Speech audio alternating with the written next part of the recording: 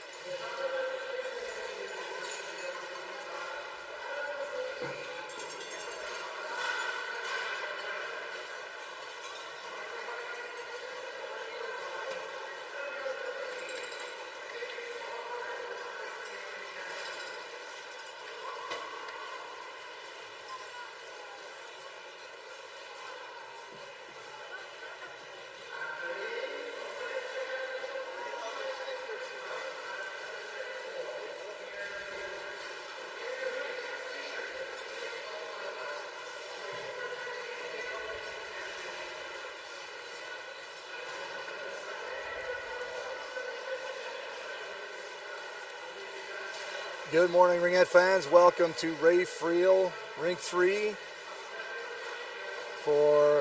at the Canadian Ringette Championships for 2025.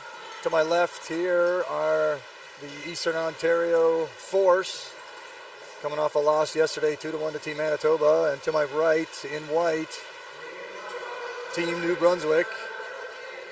Suffered two, I believe, one-goal losses yesterday. Round robin game number 3 for them and number 2 for the Force.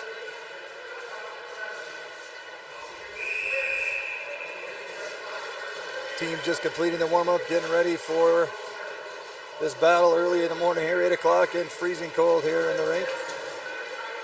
Should be a fast one.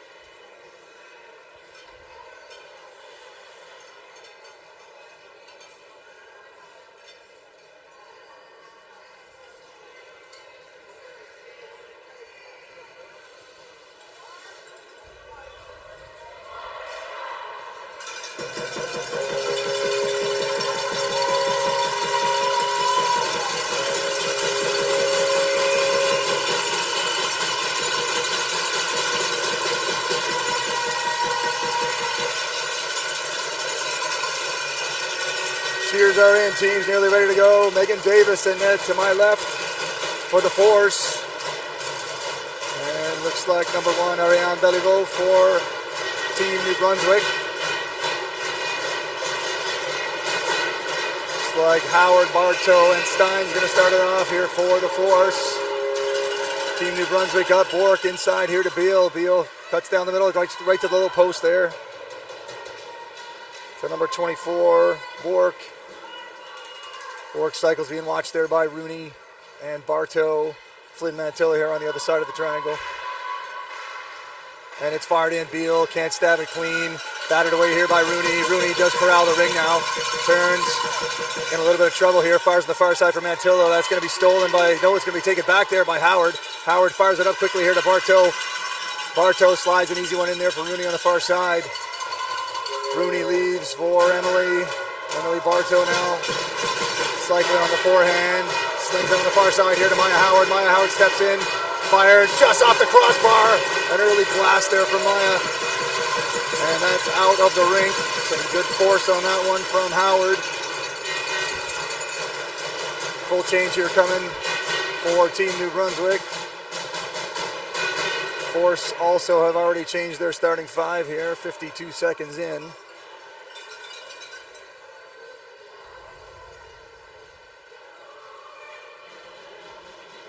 O'Neill here with the ring. She has Muller to her left. And Salmon going to dart back in here from the far side. Muller on the cycle of the backhand. Leaves it for Salmon. Salmon can't cut in there. O'Neill down in a heap. She looks okay. Salmon now cuts to the inside. Turns the forehand. Fires.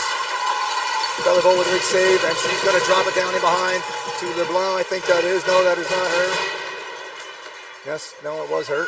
LeBlanc to Gullison. It's stolen by Scala. Scala into the middle here for Muller. Muller on the run down the middle side. Fires on the start side for O'Neill. No shot there for Maddie. O'Neill going to cut to the inside here. Back for Salmon. Salmon cycling on the backhand here. Watched here by number 27, Gautreau. And McDonald here now for the Force. They are changing. 8 to shoot here. Far side for McFarlane. Shoots and a good save there by Beliveau. Good check in there. McDonald now steals into the inside here for McFarlane.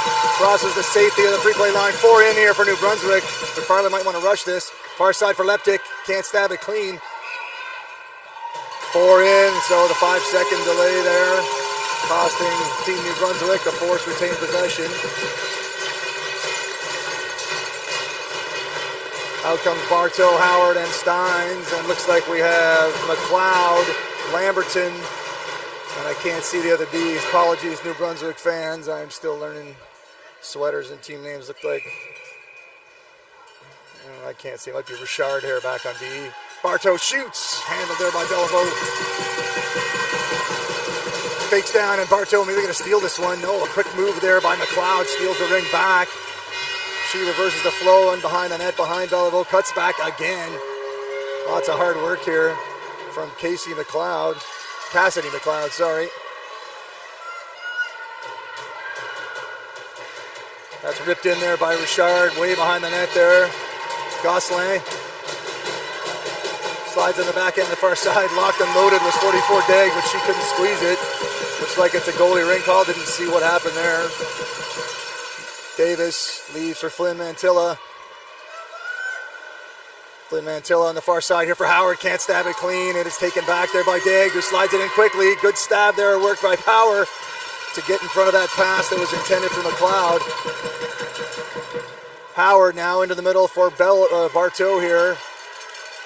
Bartow cuts back. Watch there by Lamberton, and that's going to be dropped in. Flynn Mantilla falls just over the blue line. Dag now into Lamberton. Watched here by Howard, dropping down to the low defensive spot here. Power and Bartow watching her. That's left for Bork in the corner.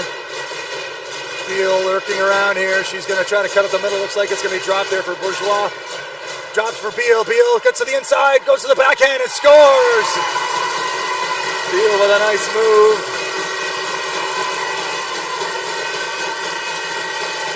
And Team New Brunswick on the board first.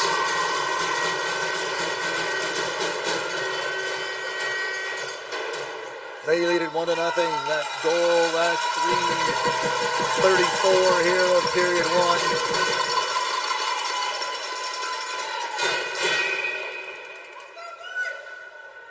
Rooney starts it off, backs it off to Muller.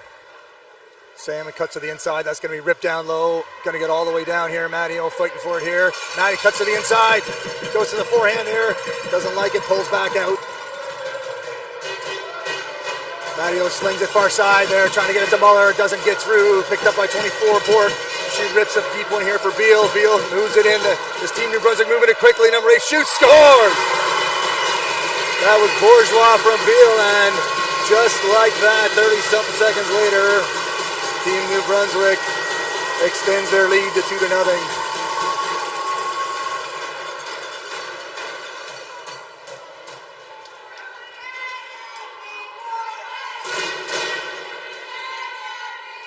So we are just 4:02 in, and it is 2-0 for Team New Brunswick. Dobson Takeoff going to start this off to Kate McDonald. Kate slings it in there for Leptic. Leptic cuts down to the middle here, puts the far side back to Kate. Backhand just wide. McFarland now into the corner. Tries to rip it far side, knocked out of the air by LeBlanc. Some hard work there, and it's going to be stolen by McFarland. McFarland going to leave it in there for McDonald. McDonald grabs it in the corner, cycling on her forehand. Watched here by number 15, Richard. She leaves for McFarland. McFarland shoots. Knocked away there by Beliveau. So 5-second call there. Good pressure there by the Force.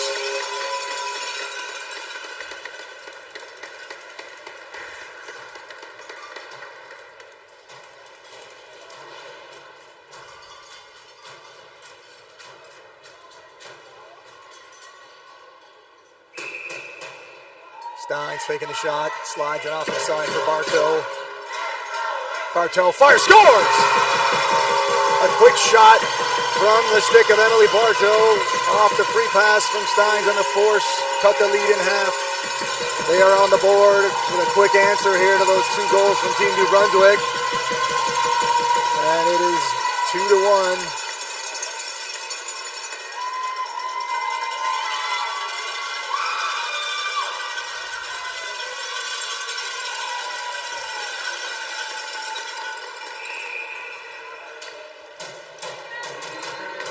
Gautreau starts this off. LeBlanc now cycling, can't find anybody. She's going to fire it far side.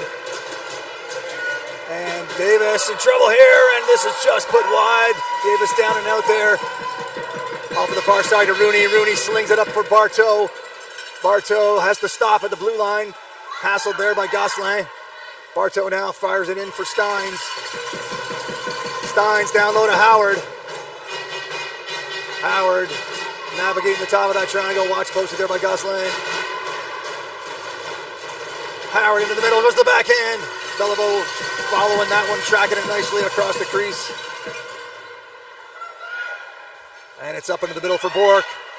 Bork in for Beal. Trouble, a 2-on-1 brewing here. And Beal goes to the far side, but Davis gets over with a good shot. Can't see who that was. That is number 8, Ashley Bourgeois, with a nice backhand. But Davis equal to the task, sliding across the crease. Bourgeois now on the forehand. Waiting in this quiet area here. Leaves for Beal. Beal backside. Bork doesn't have the shot. Pulls it away. 10 to shoot now for Team New Brunswick. Far side for Bourgeois. Just past her. Rooney here coming up to give some pressure. And does a good job here. But it's on the far side and a fired shot. Davis coming over hard there for that one. She fires it up deep. That's a Scala. Rips it into the middle for Muller, but it's past Muller. That's a tip ball ring there, O'Neill. Great job there by O'Neill. Fire it in. She's down, but not out. Muller fakes the backhand. Pass. O'Neill going to change. Out comes Leptic. Muller leaves for Leptic. Leptic trying to cut in. She can't find the opening here. Turns, gets the reset, but it's back into Beliveau. Beliveau now fires into the corner. It's going to be past her and stolen by Leptic. Leptic has McFarland inside the triangle here. She fires far side here for McDonald. She plays it off to Karam into the inside backhand. Can't find the shot. Still 15 seconds to shoot there for McDonald. She drops for Leptic. Leptic going to take a run here. Fires it far side for McDonald. 8 to shoot. Fired into the corner. Leptic still has time. Fires. Handled there by Beliveau. She's looking for help and fakes the deep throw. Leaves it on the far side. Here it's moved up on the side for Lamberton. She fires out into the middle. That is Mackenzie Gullison. She now leaves to the inside for LeBlanc. LeBlanc to Robichaud. Fires a hard one and just grabbed out of the air there by Megan Davis. Drops attack off upside here for Sasha Power. Power going to sling it in for Bartow.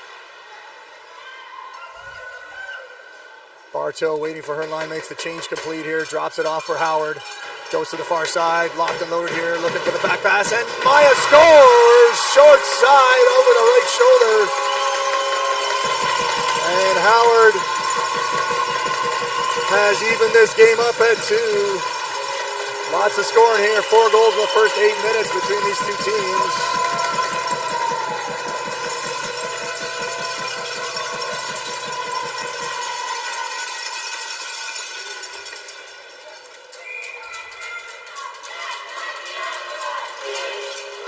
Guadon starts set up, puts it into the hands of Bork. Bork cycling, moving quickly here, trying to find an opening, can't find a player, slings it far side now into the hands of Gosselin, I believe. 12 to shoot for Team New Brunswick. 17, Cassidy McLeod. Fires, gets the reset. Looks like that'll be goalie Ring, maybe. Not sure, Gosselin doesn't like that call. Sorry, that is McLeod? Yeah, that's McLeod. Doesn't like that call. Davis fakes, bowls it down for Bartow here on the front side. Bartow slings it far side for Flynn Mantilla. Flynn Mantilla there looking for help. Going to fire it deep for Howard. Howard, a little bit of trouble here. Moves quickly, though. Fires it down low for Bartow. Bartow shoots. Can't get that one cleanly through. Howard trying to track down the rebound. It's over on the far side for Bork. Bork gets it out of the zone here into the hands of number 48. This is 17, McLeod down low. Oh, and good. Oh, going to be a penalty coming there to Bartow. I don't know about that. Maybe a little bit of a hold there, but Bork pressing the issue. Goaltender Beliveau jumped off the ice. The fourth skater now in for Team New Brunswick. They still have 18 seconds to shoot. Beal cuts to the inside, back to Bourgeois. Bourgeois slings it down low. Bork locked and loaded there, couldn't squeeze it. Back to Beal, 7 to shoot now. Bourgeois gonna have to hurry this baby. Fires, that's wide over the net, so shot clock violation there. That should mean the Ring goes to the force here, but Emily Bartow gonna sit for 2 or less on the hold, or let's see what we get here. Slash. So defensive zone free pass here with one less player here. Team New Brunswick loading up on the pressure. Abby gonna fire it deep. Matteo giving chase here on Gaudreau. And it's out into the middle to Bork. Bork deep quickly into the hands of Beal. Beal cycles, cuts to the inside with a solid move, and great stick there by Rooney to steal it. Rooney. Oh, sorry, that is the end of period 1. I wasn't not paying attention to the clock there, folks. That is the end of the first period. So, whole lot of stuff happened in that first period. 2 goals aside. Team New Brunswick jumped out to the early lead in the first 4 minutes, and the Force clawed their way back to tie it at 2.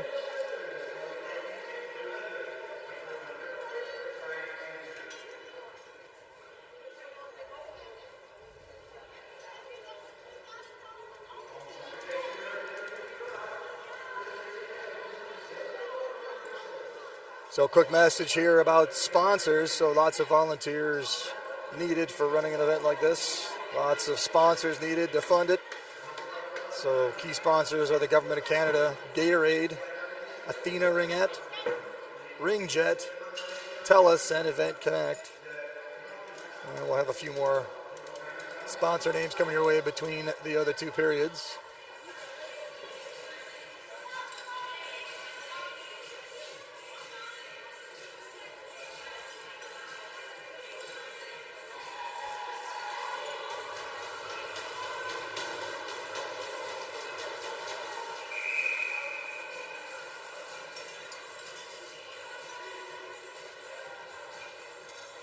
So the Force, as the home team, will start off periods 2 and 4.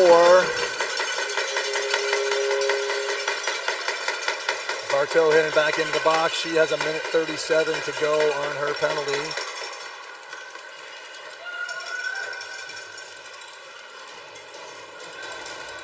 Looks like Howard and Salmon going to start this off.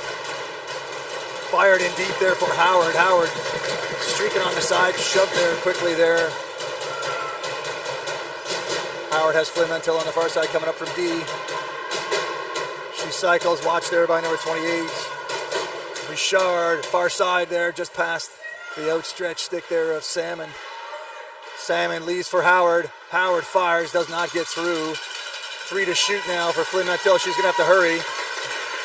Fires, misses the net, and that will be a goalie ring on the shot clock expiry.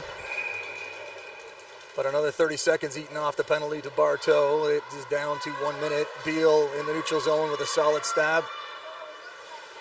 Playing that high forward spot. She nudges it in there for number 24, Bork. Bork cuts to the backhand. Watched closely there by Salmon and Flynn Mantilla. Bork drops it to the middle. Bourgeois fires, scores! A rocket over the right shoulder of Megan Davis. That'll do it for the penalty to Emily Bartow. And Team New Brunswick now leads it 3-2.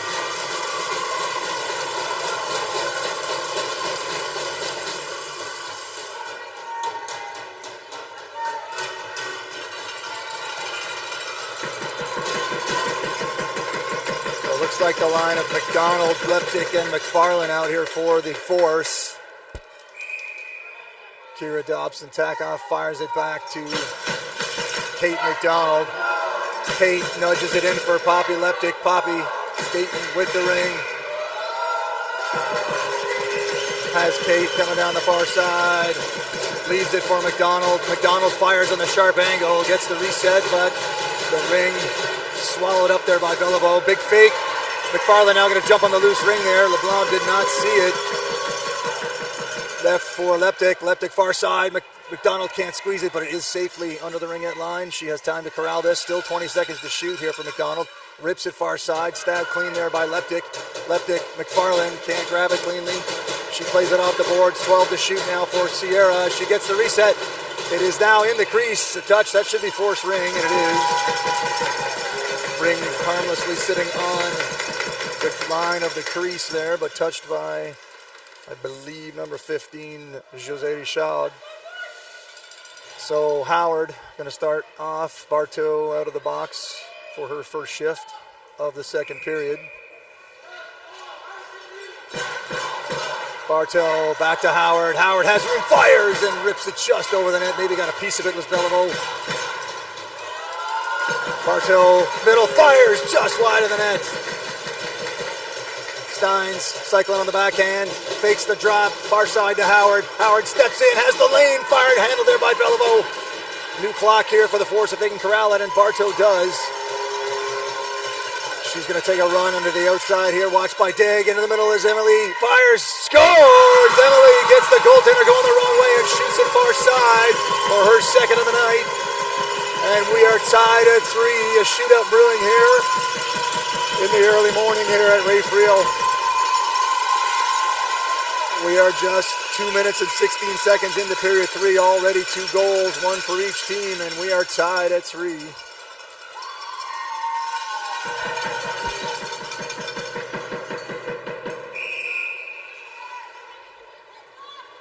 Richard over to Gautreau, inside for Beal. Beal, always dangerous, slings it back down low. And that is Bork. Bork down low for Beal. Bourgeois cycling on the outside, waiting for the pass from Beal. Beal drops. Bourgeois slides to the inside, fires on the far side for Bork, who tries to pick it out of the air, almost grabs it clean. That's going to be stolen by Rooney. Rooney's going to fling it far side here for Flynn Mantilla. Flynn Mantilla rips it up for O'Neill. O'Neill in trouble here. Fighting Gautreau for it. Down goes O'Neill, but Salmon picks up the loose ring. And it's slid in there for Muller. Muller on the forehand, protecting the ring nicely here. Salmon heading off on the change. It's down to O'Neill. Gets through her, but O'Neill grabs the rebound. Has 3 seconds. Fires it just over the net.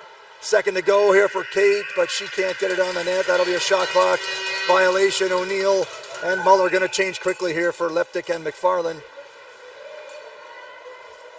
Doiron being harassed there by Leptic. Leaves it for Dag up into the middle. That is Bourgeois. Bourgeois fires it into the safety of the neutral zone here for number 28, Richard. Watch there by McFarland. Here comes McFarland and Leptic on the check.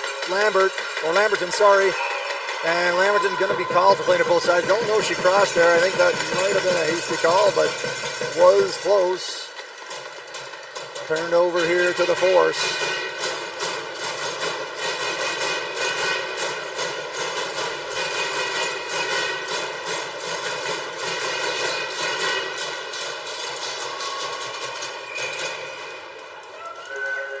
Flynn Mantilla backs it off for Howard. Howard rips it in hard for Power. Power taken down. Down again goes Power. Maybe a little trouble with the skates there, but Steins leaves it for Howard. Howard slings out for Steins. Steins just couldn't grab it clean and maybe touch the crease there, I guess. So that's turned over. Beliveau fakes the deep pass and drops underneath for Richard. Richard being watched by Howard. Gets it over the line, just into the hands of LeBlanc. LeBlanc fires it up in the front here for... Oh, and a hard shot there. Sorry, that was Mackenzie Gullison. And Flynn Mantilla slides it into the hands of Megan Davis. Tia with a quick move. She's going to nudge it up just into the hands of Emily Bartow. Bartow rips it down, looking for Steins. Steins defends nicely against Richard here, protecting the ring. Has Howard on the wing here. Fakes the drop, slides down for Bartow. Bartow fires, handled there by Beliveau. New clock here for the Force. Off goes Howard. Steins now safely into the quiet area. A little switch for the New Brunswick team there. A little bit of miscommunication. Gosselin didn't jump in quick enough there, but does get back in when needed. So quick change here. We got Salmon. On comes O'Neill and Muller. Salmon fighting through the middle. Slides it off to O'Neill. O'Neill fires. Handled there by Beliveau. Good rip shot there by O'Neill. 5 seconds. That was a pretty quick 5 seconds there, folks. I don't know. It seemed like that was pretty quick, but the Force will retain possession with a new clock. 4:49 to go here, period 2. O'Neill going to start this off. The Force leaving 3 outside the free play area. Muller cycling on the backhand. Leaves it for Salmon. Salmon cuts to the inside. And just Muller coming in there for the loose ring, but Salmon skates, clipping the crease there on the way by with a good defensive play from Team New Brunswick. I believe that's Richard with the ring. She's going to fire it out, looking for Gosselin. Gosselin with a solid stab there, and a great move ahead there to number 17, Cassidy McLeod. McLeod cycling on the forehand now, being watched by Salmon. It's dropped off for number 44. Dig into the hands of Cassidy McLeod again. McLeod fired. Davis kicks that one loose, but a new clock for Team New Brunswick. Force forwards are changing, getting the new blood on here. Here comes McDonald, going to switch with Salmon here maybe when they get an opportunity. Bork leaves it for Beal. Beal cuts in, goes to the backhand and scores! Somehow finds a way through Davis. It looked like she had the angle covered, but Beal finds a way. And that is, I believe, her second of the game. I'm not keeping track here, but she's been on the board before here for sure today. And Team New Brunswick out to a lead again. This is their third lead of the game. Led 2-0, 3-2, and now 4-3.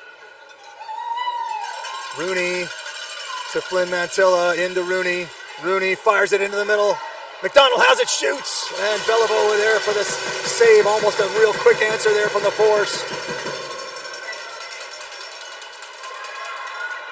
I think that was Doiron out in the middle, and this team, New Brunswick, on the quick transition. LeBlanc cuts to the inside, shoots just over the net. Rooney in the corner, fighting off her check, gets hacked in the arm there, but keeps going. Slides into the middle for Leptic. Leptic going to put it deep for McDonald. McDonald slowing it down now, has Sierra McFarland here on the side. Drop to McFarland. She steps to the inside and taken down there. And it's going to be fired out for Beal. Beal watched there by Leptic. It is into the zone here. That is Bork. Bork drops for Beal. Beal slings it far side. Believe that's actually Bourgeois. Back on the other side there for Taylor Beal. Beal stolen there by Flynn Mantilla with a good move. It's up here in the hands of Howard. Howard gonna take her time and leave it for Power. Bartow now taking her time. Down for Steins. Steins trying to slide it into Bartow. Gets the carom there off the check from LeBlanc. Steins drops for Howard. Howard shoots, doesn't get it through. 5 to shoot now for Maya. She fires again, can't get it through LeBlanc. An imposing figure there in the middle. Fired into the hands of Gullison. Gullison back over the line to Lamberton, into the middle, back to Gullison with a nice give and go. She fires it in deep there, looking for Audrey LeBlanc. She has it behind the net.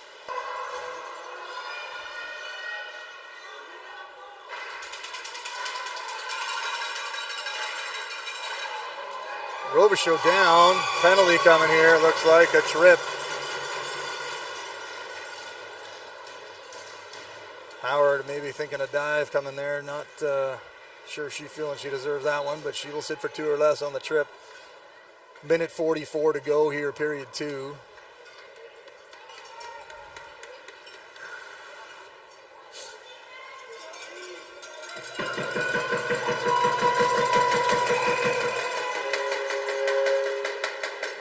That is Cassidy McLeod. She starts it off on the free pass.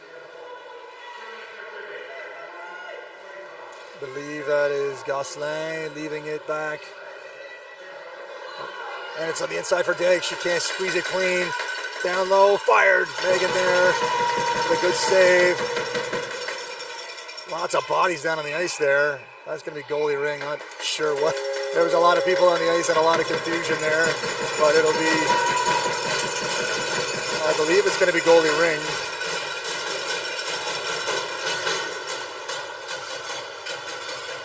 I'm not sure if there's a penalty coming here.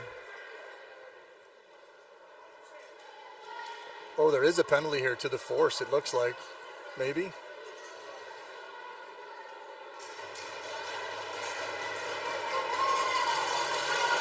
So Christina Salmon in the box here. There's a minute 35 on the penalty to Maya Howard, so a long time to go here with the 3-on-2. Flynn Mantilla and Rooney, Abby Rooney out here for the Force. Going to try to weather the storm against a dangerous Team New Brunswick here. Taylor Beal going to start the playoff here. I can't see who's in the corner. With the small numbers, that might be Bork.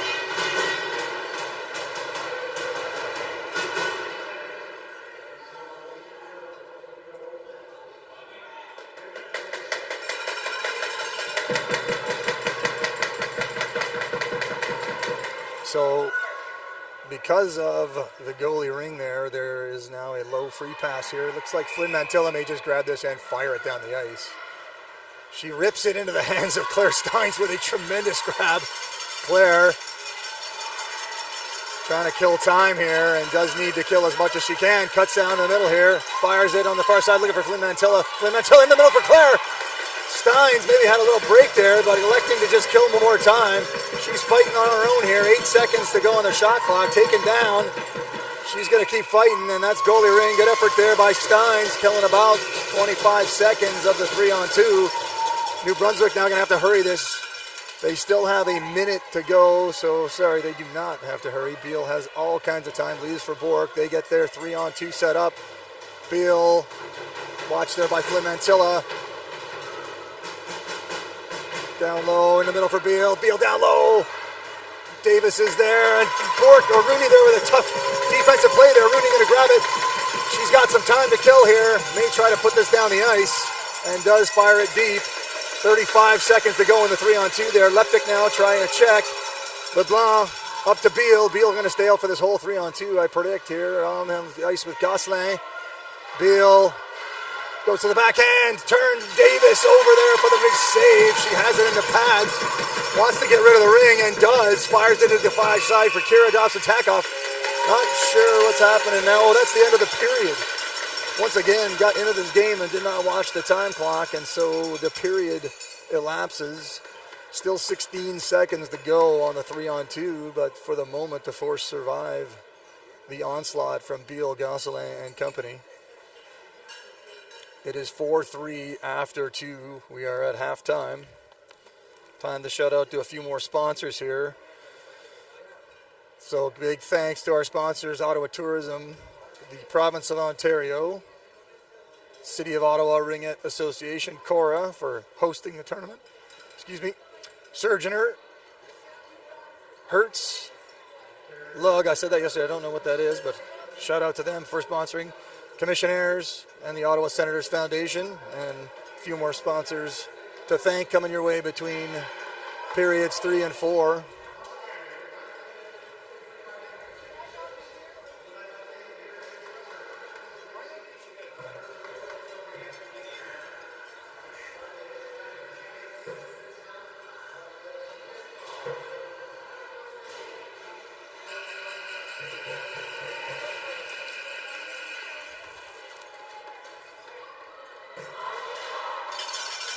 Sounds like the heat coming back on here. It is freezing here in Ray Friel Rink 3 in the dungeon here at the Ray Friel Recreation Complex. We are about to get underway for period 3. 7 goals in the first half, and that's going to be stolen by Flynn Mantilla. 12 seconds to go now in the 3-on-2. Bartow trying to corral this, does fire it deep. And that should do it for the 3-on-2 here. Maya Howard ready to jump out in 2 seconds. And that's going to be tipped forward. That's trouble. Rooney, though, grabs the ring and is going to fire it deep. Blocked down there by Gosselin. And Howard out of the box. Slashing through the neutral zone here. Has the ring, rips it far side for Abby Rooney. 11 seconds go down the penalty to Salmon. So the Force about to get back to full strength here. Have weathered the storm. Bartow leads for Howard. 10 to shoot now for Maya. She's going to fire it. And Belleville there. I believe she's still in net for Team New Brunswick. Drops it down for number 12, Cynthia LeBlanc. Into, believe that is Gosselin. Far side for LeBlanc. LeBlanc watched by Dobson-Takoff, Bartow, and Escala. Robichaud. Far side for LeBlanc. LeBlanc steps in, rips a hard one. Tons of velocity on that shot. Davis grabs it clean, leaves it for Dobson-Takoff. Fires in the middle for Howard. Howard watched there by Richard. Fired in deep here for Steins. Steins battered on the boards there by number 18, Doiron. That'd be the first time I've called her name today. Out to Richard. Richard going to fire it into the middle for Golson. That's going to be taken there by LeBlanc and stolen back there by Hill. Hill leaves it for Rooney. Rooney can't grab it clean on Robichaud. Rooney fighting with two Team New Brunswick players, and Robichaud comes out with the ring. Watched there by Bartow. LeBlanc lurking in the middle. She gets the pass on the low walk here and heads to the quiet area for a change. Leaves it for Cassidy McLeod. McLeod looking for help. It's fired into the middle. That's Degg. Fired and a shot clock reset awarded there. Degg now has 30 seconds. Thinks the shot clock has not been reset, so rips it, but she puts it into the hands of Cassidy McLeod. McLeod on the backhand has Gosselin circling. Fires it to the far side for Degg. Degg with a nice stab, but out of position to shoot. She cycles back. Watched here by Salmon. Fires, and Davis slashing the leather. And that's taken back. New clock here. This Team New Brunswick team has all kinds of weapons here and all kinds of tricks. They making it happen here. And this is number... Bork now left the ring from McLeod. This is the third group out here against the same defensive group here for the Force. And that's fired down low. 5 to shoot now for Team New Brunswick. They fire. It hits Megan in the head. And Abby wisely fires it out deep here for Denny. Muller trying to find the ring but can't grab it.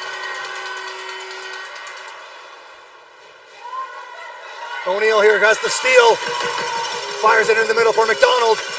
McDonald leaves for Muller. Muller has O'Neill on the far side here. Fakes the drop. O'Neill heading off on a change here. McDonald has it. Leptic and McFarland out. McDonald tries the shot. Doesn't get it through. Still 13 seconds to shoot here. Drops for McFarland. Going the wrong way though with Sierra. She slides the far side for Leptic. Leptic doesn't have it clean here. She's in trouble. Gonna have to move it quickly and can't get the shot away. So the good defense there by Team New Brunswick. Forcing the turnover. Beal heading off.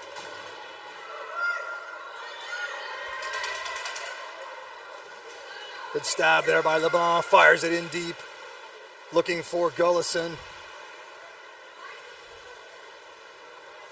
Gullison has the lane there. Fires off the shoulder of Megan Davis.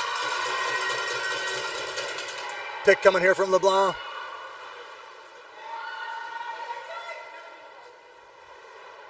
Gullison circling. Doesn't have the shot. Drops for Robichaud. Robichaud now around on the forehand, trailed here by LeBlanc. Gullison on the far side. Shot fired. Davis handles that one. It's batted back in. Megan gonna pick it down out of the crease. Gonna fire it down low for McDonald. Team New Brunswick fans calling for the 5 seconds, I believe.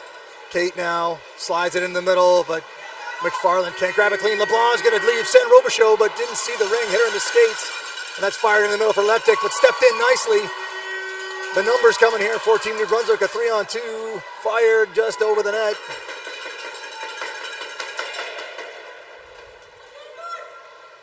LeBlanc going to leave it for Gosselin, head off. Gosselin now looking for reinforcements here, has number 17, Cassidy McLeod, streaking through the middle. Gosselin fires the found low post there to 44, Dag. Dag falls, picked up by Dobson Takoff. She's going to slide it out in the middle to Claire Steins. Steins wisely under control here, puts it on the far side for Dobson Takoff, but stolen there by Gosselin. Sorry, no, that was Dag. Gosselin here on the far side, leaves for Cassidy McLeod. Lots of pressure here from Team New Brunswick, and a great step in by Gosselin, but couldn't keep her footing. Passes it off there to Dag. Dag skating on the forehand cycle. Another change from Team New Brunswick into the hands of Bork. Bork going to try to get the reset, does, but it's stuck in the crease here for Davis. Davis fakes the drop. Going to fire it out for Bartow. Bartow can't grab it. Now does corral the ring. And is a bit in trouble here, but steps on the inside. Some great cuts there by Emily Bartow. Fires it up on the far side. Lauren Escala picks it up. Escala rips it far side for Howard. 9 to shoot now for Maya. She sees the clock, realizes she's going to have to make something happen here. She steps in, fire, scores! Howard just maybe looking for the reset, finds the lane. And the shootout continues here. It is now 4-4.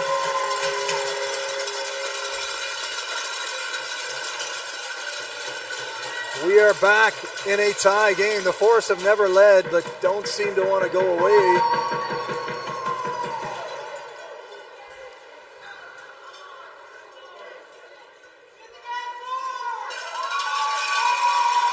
.3:35 to go here in period 3. Still plenty of ringette to go here. Good check there by O'Neill. Salmon has the ring. Watch there by LeBlanc.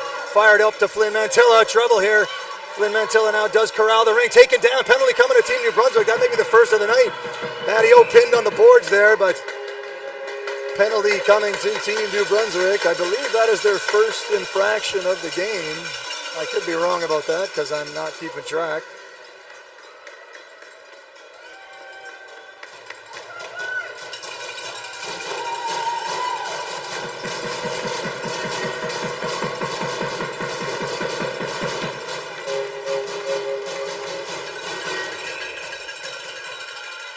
Howard Leaves for Bartow. Bartow back to Howard. Howard shoots, looking for that short side corner. Can't find it. Just puts it a little high and wide. Bartow picks up the rebound. 20 to shoot. Shot right on. Bellabo handles. Fakes the drop. Nowhere to go with it now. And does leave it down late there for LeBlanc. Watched there by Howard. Force covering well here. That's going to be stolen there by Power, but she turns it right back over to LeBlanc. Too bad. Hoping to get Claire Stein streaking there, but didn't. And going to be stolen, and that's carried over the blue line. Maybe Power should have got a call there for carrying over, but number 4, Miriam Robichaud with the ring. She leaves it for LeBlanc. LeBlanc, dangerous here. Fires the inside. Megan with the save. And Mantilla down. Flynn Mantilla tripped. Doesn't like that.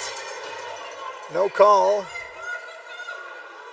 Gosselin cycling on the backhand. Beal coming on the ice now. LeBlanc on the far side. Gosselin to Beal. Beal slings it down low. Going to be taken there by Power. Power to Howard. Howard to Flynn Mantilla. Got a little 2-on-1 the numbers here for the Force. Flynn Mantilla fires the far side. Great play by Gosselin coming back. Penalty coming here. Maybe a 4-in call. 4-in and an aggressive play, I believe. So that'll be a penalty. So 42 seconds now for the 3-on-2 for the Force. So that was a tremendous back check there by Gosselin coming to break that up because she skated a good 200 feet for that play. But 4-in, I believe, is what we've got. 42 seconds now for the Force. They put out the big line of Howard, Bartow, and Steins.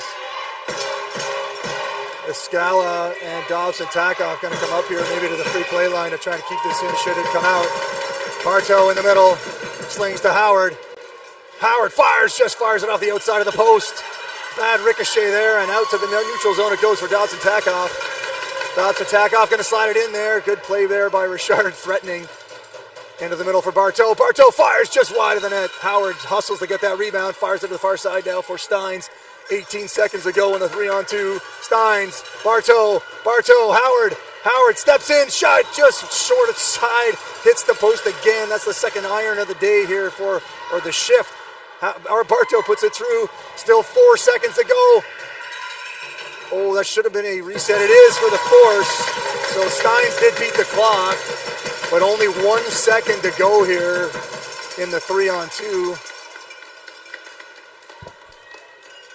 So the Force sneaking the righty in here.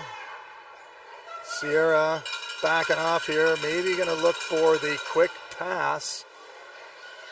Howard may shoot this. Oh, just fires it wide. Got it off a ricochet there, and now the 3-on-2 is done. McFarland into the middle to Bartow. Bartow now with time. Going to use some clock here. A minute to go in the period. 18 seconds to shoot. Bartow, Howard. Howard fires. Can't get it to go. Bellavo with a good save. And she's just going to hold this. Got to change for her tired defenders maybe. No, they're not going to change. Yes, they are.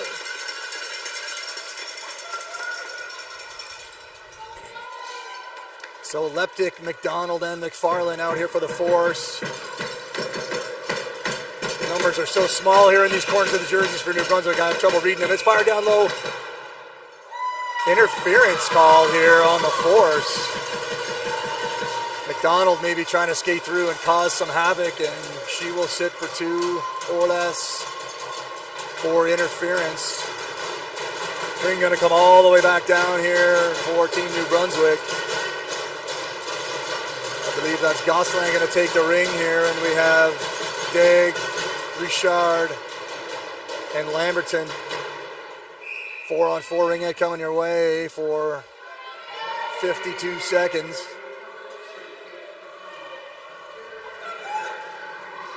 Gosselin leaves for Degg, coming in hot here. Good defense there by McDonald. Leaves for Gosselin, turns to the backhand, fires it wide. Davis out to challenge on that one. 30 seconds to go in the period. And it's going to be dropped back for Degg. Degg fires the backhand wide.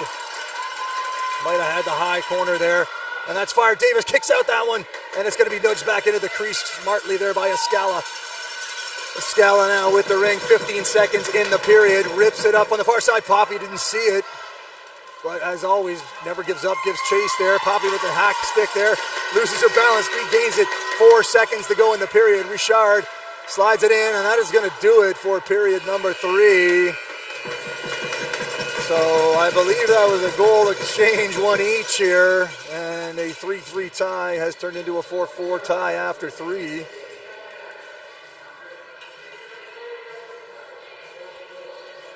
Scoring pace has slowed a little bit from the first half, but we are now tied at 4 with 10 minutes of ringette to go. So shout out to the remaining sponsors here on my list: the Heart and Stroke Foundation, Booster Juice, I'd have to stop there on my way home, Pro Physio and Sport Medicine Centers, the fantastic crew at ISI Live and Ringette Live for filming all of these games, every one of them streamed live for your enjoyment here at the Canadian Ringette Championships here for 2025. And Megan Peters Design, Melika Management Consulting, and Dom Sports. So thank you to all the sponsors. Thank you to the hundreds of volunteers supporting nearly 900 players, 200 coaches, 50 plus officials, and more at day 2 here of the Canadian Ringette Championships for 2025. So neither team here has a win. New Brunswick currently sitting at 0-2. For a powerful crew like this, they are hungry for a win. The Force losing to Team Manitoba yesterday. They need a victory here to keep their higher bracket dreams alive. So still 4-on-4, 5 seconds to go, and the penalty that's served by Beal. Not sure who was really responsible for that 4-in, but and the penalty to Beal is now done. Minute to go, and the penalty to Kate McDonald.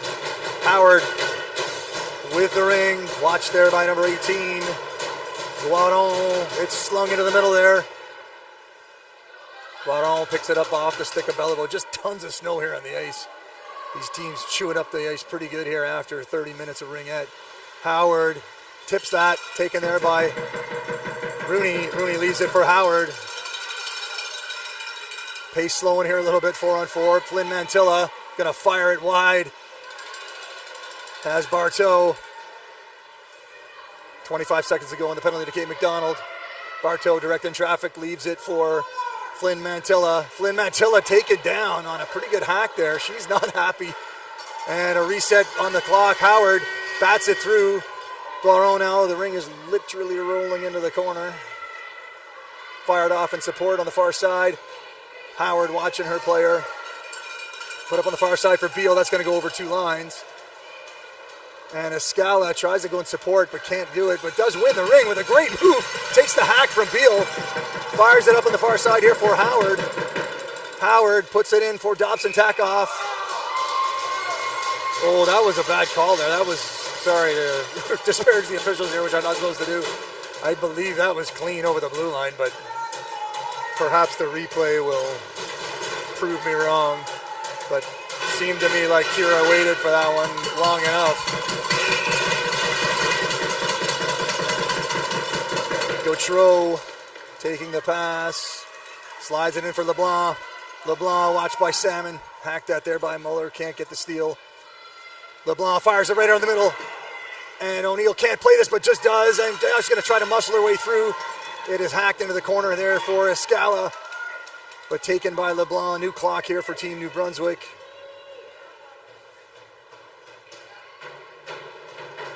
Robichaud cycling, Gullison firing down the middle here.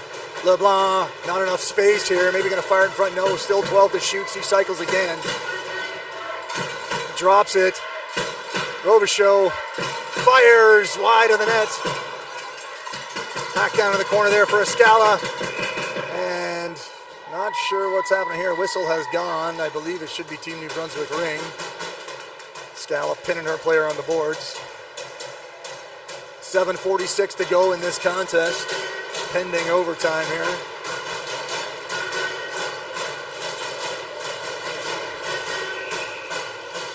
McLeod off on the side to Gosselin, who cycles on the backhand. Dig lurking here on the far side, looking for that low post, locked and loaded, can't get the trigger pulled. Pulls it back down low for McLeod. McLeod has it stolen by Flynn Mantilla. Flynn Mantilla fires it up, has Bartow. Bartow protecting the ring. Nudges it in for Flynn Mantilla. She cuts right down the middle, but hacked away. Good stick there. Gosselin loses her stick. Howard has it, fires it down low, looking for Steins. Steins gonna have to hurry. She's muscled off the ring there a little bit there. Good play by LeBlanc. LeBlanc for Dig. Dig doesn't have McLeod, has to turn back. Watch there by Howard. No, that's Steins. Steins with the steal. Steins gonna slide it in there, and it's battered away. Steins gonna pick up the loose ring. No, can't get there. First is buried on the side. Steins just hammered by LeBlanc. No call there. Down goes Bork. Getting a little dusty out here. Gautreau now in the center ice area here. Fires it. It's going to be stolen. No, it's going to be taken. Howard takes down Beal. Goalie Ring. Beal on top of it. Maybe not her fault. Buried by Maya Howard. Getting a little chippy here. 6:34 to go. Tension's high here in a 4-4 game with neither team with a victory here. We're going to have a low defensive free pass. The force all spread out. Three in the zone. Two forwards on the far side here. Leptic to my right, McFarland to my left on the far side.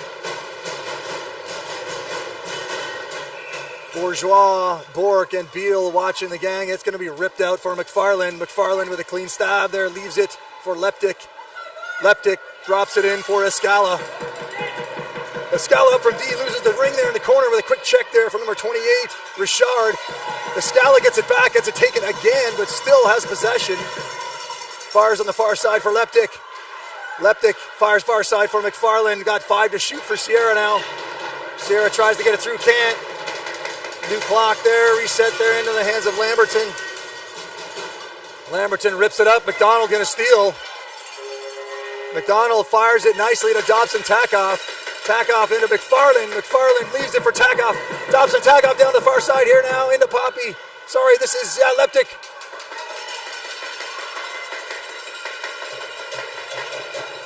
Team New Brunswick player here looking for a change. McDonald now has Bork pinned. I think Bork wants out.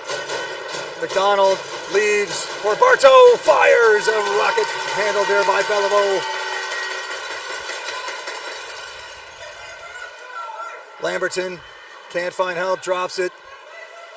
And that's going to be pounced upon there by Maya Howard, but she can't squeeze the ring out of the hands of Lamberton. Lamberton now across to Robichaud. Robichaud skating well here, just 6 seconds to shoot for Robichaud. Pick coming here from LeBlanc. Fires wide into the corner. Rooney just going to wisely let the shot clock expire here. We are inside the final 5 minutes here of period 4 in a 4-4 battle between Team New Brunswick and the Eastern Ontario Force. Bartow finds Steins. Steins skating nicely through the neutral zone, puts it into Bartow. Bartow just lets it get over the blue line, chased down there by Robichaud. Bartow into the middle, drops now for Howard. Howard down to Bartow, who fires, puts a quick shot in there. Beliveau was in good shape though, leaves it behind for LeBlanc. LeBlanc gets it out into the hands of Richard, who moves it quickly into the hands of Mackenzie Gullison. Gullison slowing it down, cycling on the backhand, now down 10 seconds to shoot. As you can hear from the stick pounding from the goaltender, Beliveau. 2 seconds to shoot now. Power going to nicely just tie this up. Very smart play there by Power. Shot clock expires. Davis fakes the drop to Power, puts it into the hands of Howard. Howard slides for Steins. Steins with a solid stab in the neutral zone, skating well. Has to go quickly, turns away. Pass Gautreau. Slides it in, but it's a wrong turn there. Unfortunately from Christina Salmon, who just thought was going the other way there. Dag now puts it into the hands of number 12, Cynthia LeBlanc. LeBlanc drops it down for McLeod. McLeod for Bork. Bork skating well, skates to the inside, fires over the net. Flynn Mantilla blocking with the body first, clears the zone, the ring, and finds the ring there. Poppy can't squeeze it. It's over 2 lines here. Christina trying to slack Richard here. Richard now rips it on the far side, trying to just close that door as the coach from Team New Brunswick. It's inside for Beal. Beal fakes the drop, fires, and puts it over the net. A bullet from Beal.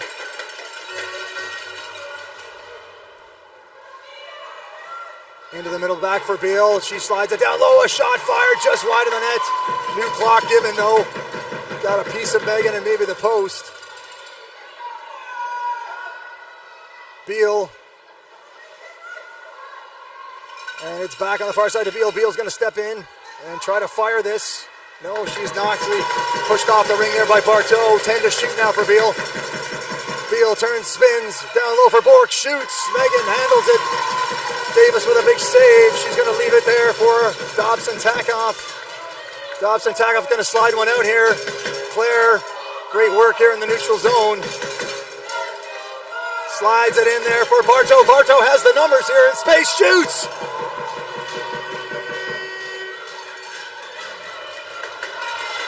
And Howard steals it back. New clock there, far side here for Steins. Under 2 minutes to play here in period 4.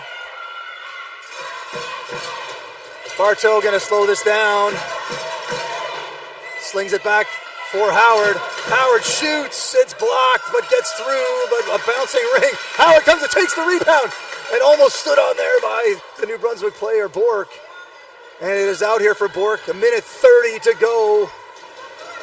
Gullison, watched here by Maya Howard. Gullison gonna just rip it in deep there. Flynn Mantilla into the corner. Nicely blocked there by Robichaud. Down goes Flynn Mantilla. She'll have to get up quickly. Robichaud back to LeBlanc. Good defense there by Flynn Mantilla, pushing her player behind the net. LeBlanc is a big player. Fire down to Robichaud back. And it's down, Megan. It's rolling in the crease. Davis with the save. And goalie ring is called. Not sure what happened there, but 5 seconds are clocked off. Fires it down low for Christina Salmon. 1 minute to play here in period 4. Out into the zone, but past O'Neill. Into the hands of Robichaud. Robichaud leaves. Can't see who that player is, but she is skating fast. It's Gosselin. Cuts to the inside of the middle. And shoots, and it's behind the net. Davis sprawling with the save. We are down to 30 seconds to go. Penalty coming here to Abby Rooney. Looked like the players got their legs tied up. Beliveau is off. Here comes the 6th Team New Brunswick player. We are down to 18 seconds to go in the game. Gosselin, Bourgeois, fire is blocked. And that will be a penalty call. So 11.8 seconds to go.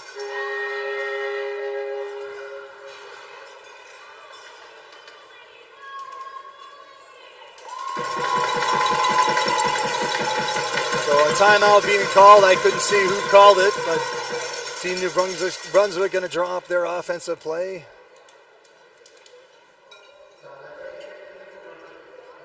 There will be, pending the last 11.8 seconds, overtime if we can get there.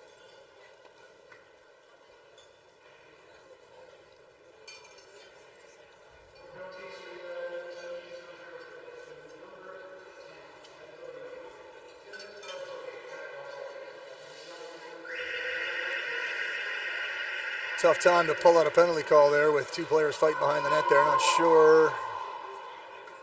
That could have gone either way maybe, but Abby Rooney will sit for 2 or less. We have 11.8 on the clock. Tied at 4.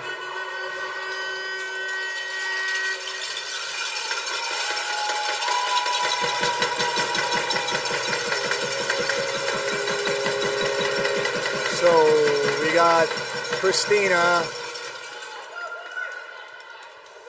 Maya. That shot is fired away. We're down to 7 seconds here. Bork tries to go far side to Bourgeois. Bourgeois into the middle. Good solid D there. From Mantilla handles that. That's backhanded wide of the net, and the clock expires. Overtime coming your way. I believe there's a 10-minute overtime, and I don't actually know what happens in that, but it is sudden death or sudden life, whichever you prefer. First goal wins the game.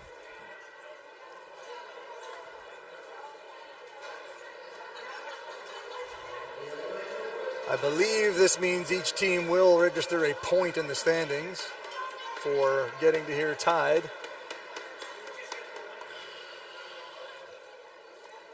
These teams have met at least once before, maybe twice this season, both wins for Team New Brunswick.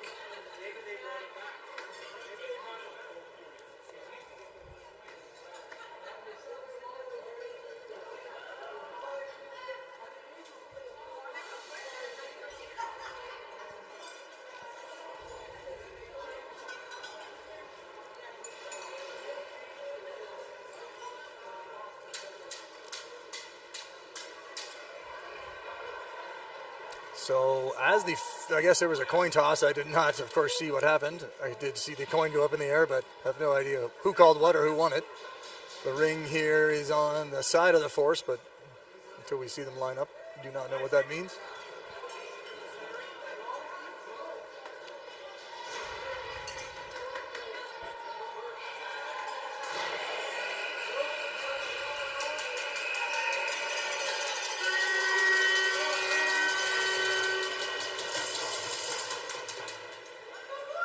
So 10 seconds on the game, 10 minutes rather on the game clock. And it looks like the Force will have possession.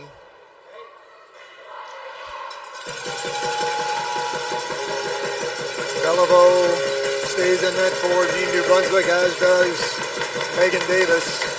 Pressure coming here from Team New Brunswick. Beal, Bourgeois, and Bork out here as the front three. Flynn Mantilla going to just toss it over to Howard. The Force are down a player. Flynn Mantilla boots out a little bit, but now leaves it for Bartow. Bartow for Howard. Howard taking her slow cycle on the backhand here. 10 seconds to shoot. Drops for Emily. Emily Bartow now has 6 seconds to shoot. Takes the run out past Bourgeois. Cuts to the inside. Drops for Howard. Howard has it in the middle, fires, and handled there by Beliveau. Didn't see it. It's rolling into the crease. So this is Richard. Richard has it almost stolen there by Bartow. Bartow does steal it from Beal. Bartow now fires on the far side to Dobson Takoff. Dobson Takoff leaves it. It's stolen there and it's a free ring. Taken there by Bourgeois. Fire, scores! Davis looked like she had the angle covered, but through the legs it went. And Team New Brunswick, after just 56 seconds of play, has won this game 5-4. So a big and a must-needed win there for Team New Brunswick after dropping their first two games yesterday. They get the win, 5-4 in a thriller. So the Force, I believe we'll get a point for that, so they are alive in this tournament again. We'll play, I believe, Saskatchewan later today. Thank you for watching this game from the Canadian Ringette Championships in 2025. Your final score here, Team New Brunswick 5, the Eastern Ontario Force 4. We'll see you later today. Thank you, folks.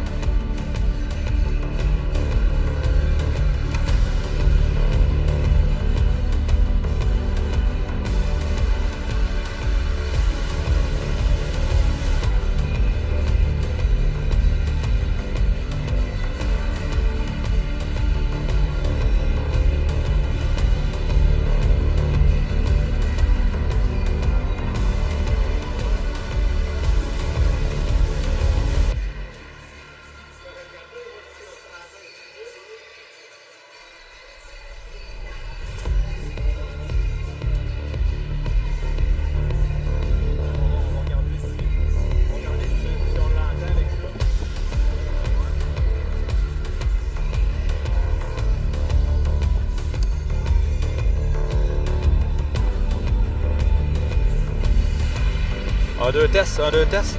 Good? Very good.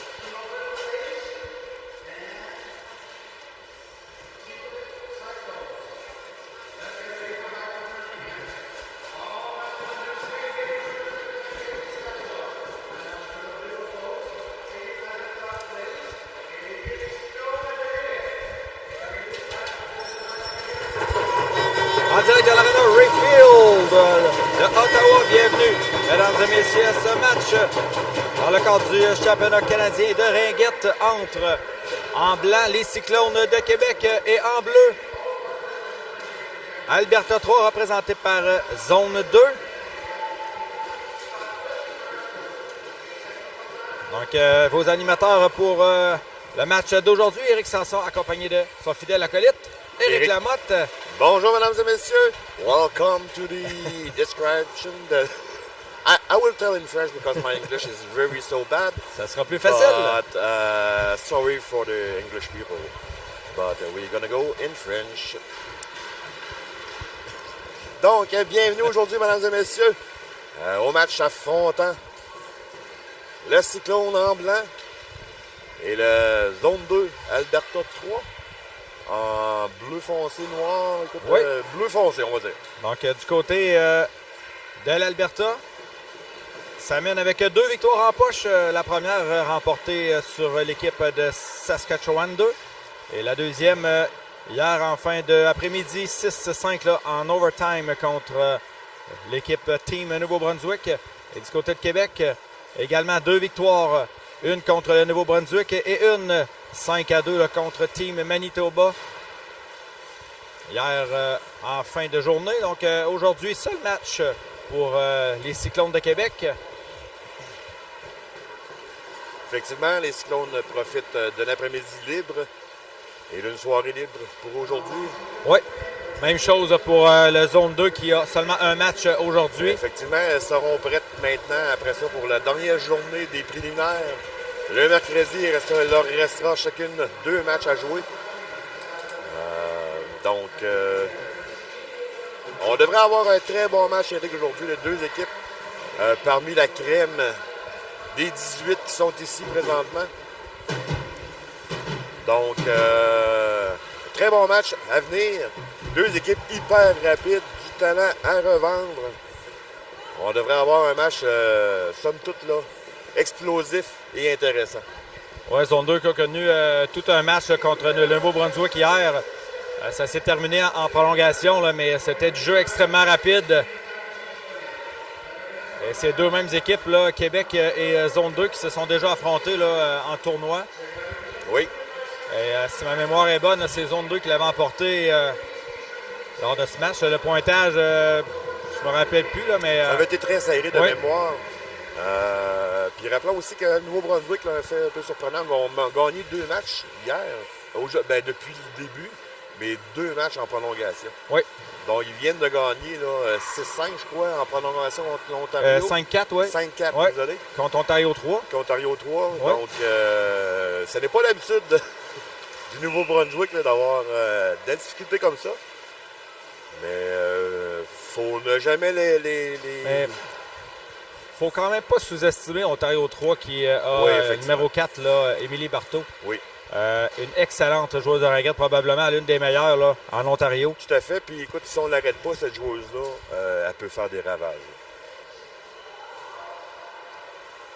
Donc, on est à quelques secondes là, de débuter la partie. Catégorie U19 2A, les Cyclones de Québec qui visitent Zone 2 Blaze de l'Alberta. On est en attente de savoir quelle gardienne sera dans le filet du côté des équipes. Du côté des Cyclones de Québec, ça sera le numéro 14, Anaïs Lamotte.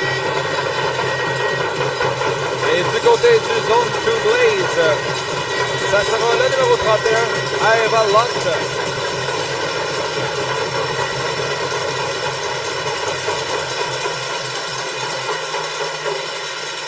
Et là-dessus, on va vous souhaiter bon match, mesdames et messieurs. Amusez-vous bien autant que nous et appréciez le spectacle. Et c'est parti. Juliane Lambert, le défenseur, là, cherche une option. On va au centre pour Tanguay. Tanguay le lancé. Arrêté par la gardienne. Remise rapide. Au centre. On s'amène en territoire de Québec. Là. De l'autre côté. On tente de rejoindre Fitzpatrick. On va l'anneau à Piggin. Piggin cherche une option de passe. Le lancer arrêté par la gardienne. On a récupéré dans la zone. Dans le demi-cercle de la gardienne. Québec mérite une infraction là-dessus. Une infraction est seulement là, une remise en jeu. Donc, pas une punition, ne pas confondre avec une punition. Lorsque je parle d'une infraction, c'est simplement une remise en jeu ou un décompte de 5 secondes qui sera fait. Madison Rice envoie l'anneau dans le coin. Une passe soulevée, Rick, là, pour atteindre sa joueuse sans se faire intercepter. Isley. Isley toujours avec l'anneau de l'autre côté pour Rice. Oui, au par poteau. derrière. Oh! Effectivement, il faudra Calé, s'attendre là, à ce jeu là, avec Madison Rice en haut des cercles. Le lancer arrêté par la motte. Et c'est récupéré derrière par Noonan. Noonan tente de se défaire là, de ses deux Beaucoup de couvreuses. pression, Eric. Là. On ne laisse pas d'espace aux cyclones et ils le font bien parce que si tu en laisses, elles vont s'envoler. Un revirement en zone centrale, là, c'est l'anneau qui est récupéré derrière par Québec. On envoie transversal à la poursuite. Pression à 3. C'est Tivierge, il y a contact, là, donc il y aura pénalité. Oh. À zone 2. On vient d'annoncer que ça va être sévère comme arbitrage là, parce qu'il n'y a pas grand-chose, Eric. C'était très soft comme contact. Mais on vient d'annoncer qu'on ne laissera pas passer rien, je pense. Mise en jeu Québec en territoire adverse. Là. Début de première période, toujours aucun but. L'arbitre a pogné une rouge en passant.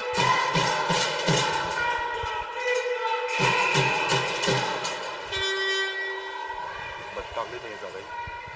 C'est parti. Mezzanero. Avec l'anneau. Nous allons avoir ça de l'autre côté. On l'a lancé qui a été bloqué en défensive. Oh, il y a eu double échec là, devant le filet. C'est repris par zone 2. On arrive au centre. Morin qui rate la rondelle.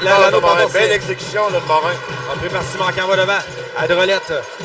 Drolette qui a connu une excellente journée hier là, avec 4 buts. Première Simard.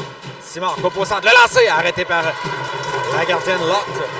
Et c'est récupéré par zone 2. Alberta arrive au centre. L'anneau qui est repris par Carrier. Carrier envoie devant pour Lambert qui... c'est un peu long. Repris au centre par Drolette. Transversal, c'est pour Gagnon.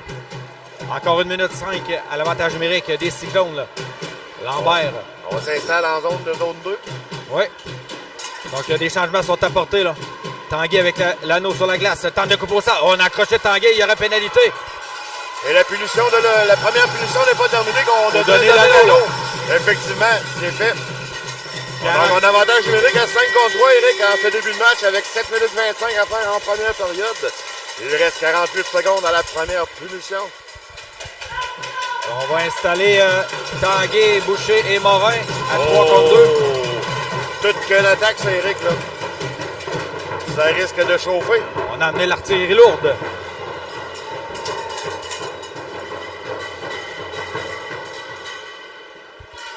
C'est parti. On s'échange l'anneau là, à Boucher. Tanguay, ça revient au centre à Boucher. Le lancer, ça a été dévié, repris dans le coin par Morin. Ça revient au centre. Morin se déplace. Permutation. Morin le lancé, arrête en défensive, repris le tir, raté de peu. C'est repris au centre par Morin, de l'autre côté. Au centre. L'anneau qui est sautillant là, repris par... C'est ça la remise. On a pénétré le demi-cercle du côté de Québec. On a attiré la joueuse, on a attiré Tivierge en dehors de la zone pour revenir rapidement, venir prendre la mise au jeu, mais ça n'a pas fonctionné. Repris par Québec, le lancer de Morin, arrêté en défensive. C'est repris par Québec encore une fois. On s'installe encore 8 secondes, le lancer vient de toucher la barre horizontale. On essaye, Eric. Là, 5 secondes. Et l'anneau qui quitte. Non, l'anneau n'a pas traversé. Tivierge a bien vu. Et était confiante là-dessus, l'arbitre. Bonne décision. Donc on s'est bien débrouillé là, du côté de l'Alberta. À 2 contre 3 en zone de Ringette. La gardienne a fait le travail. Là. Lancé voilé, retour récupéré par La Rochelle de belle façon. Là. Encore 52 secondes à l'avantage numérique, 5 contre 4 pour les Cyclones. Au centre, c'est pour La Rochelle. Le lancer, le bon but,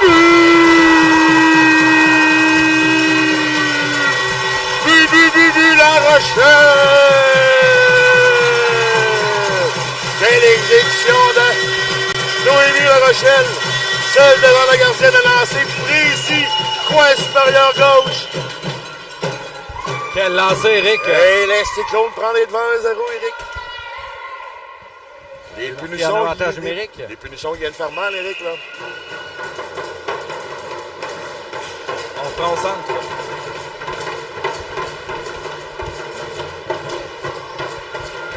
Alberta dans le territoire de Québec.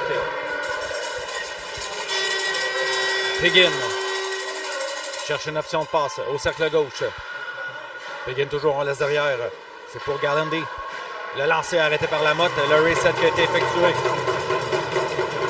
Tessa Gallendy. Le lancer, on a touché la barre horizontale. Dans le coin, Mezzanero avec deux joueuses là, sur le dos. Ah ouais. On n'a pas beaucoup de temps pour exécuter du côté de Québec. Là. La pression est très, très forte.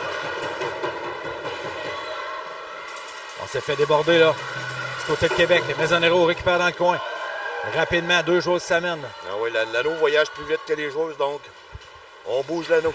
Longue passe devant, c'était pour Simard, c'est un peu long. Ça Il se récupéré par... que quelques centimètres, Eric, pour pouvoir atteindre l'anneau. Oui. Et Matt Dick dans le coin là, qui reçoit la visite des deux pression. joueurs de Québec. Anneau au centre. Deux zones. Oui. La joueuse manquait une fraction de seconde pour avoir dépassé la ligne bleue, revenir en zone centrale et ne pas commettre le deux lignes. 5 minutes exactement à la première période. Toujours 1-0 les Cyclones. Le but marqué par Noémie La Rochelle en avantage numérique. C'est précis là, dans la lucarne. 5 minutes exactement à faire en première période. 1-0 les Cyclones. Sanson qui vient de soutirer l'anneau. Là. Sanson, ça va derrière le filet. En bas au centre, Lambert qui récupère. Lambert s'amène de l'autre côté, on rejoint Sanson. Sanson avec l'anneau. Laisse derrière. À Tanguay, le lancer, blocade défensive. C'est récupéré par l'Alberta. En sortie de territoire. On s'amène avec Mullen. Mullen envoie à droite. Taniguchi.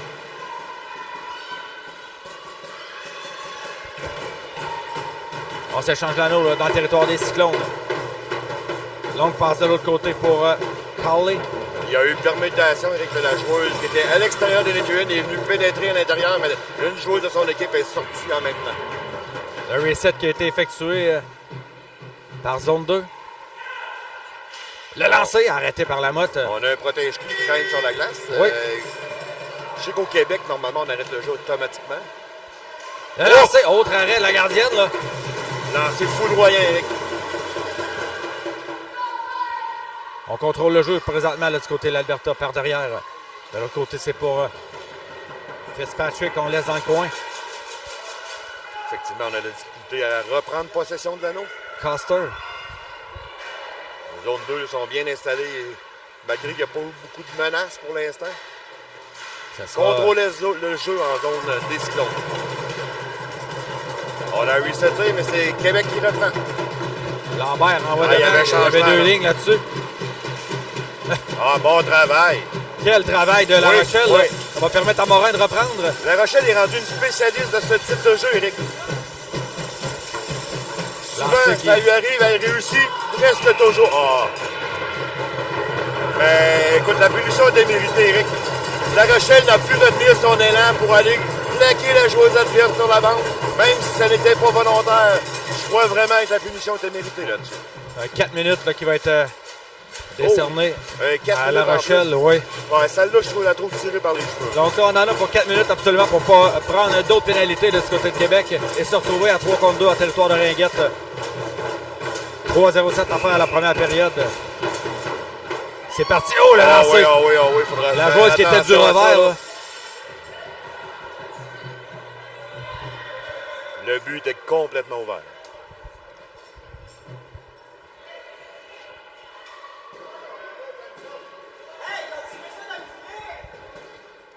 On demande des explications de la part de coach Bolduc.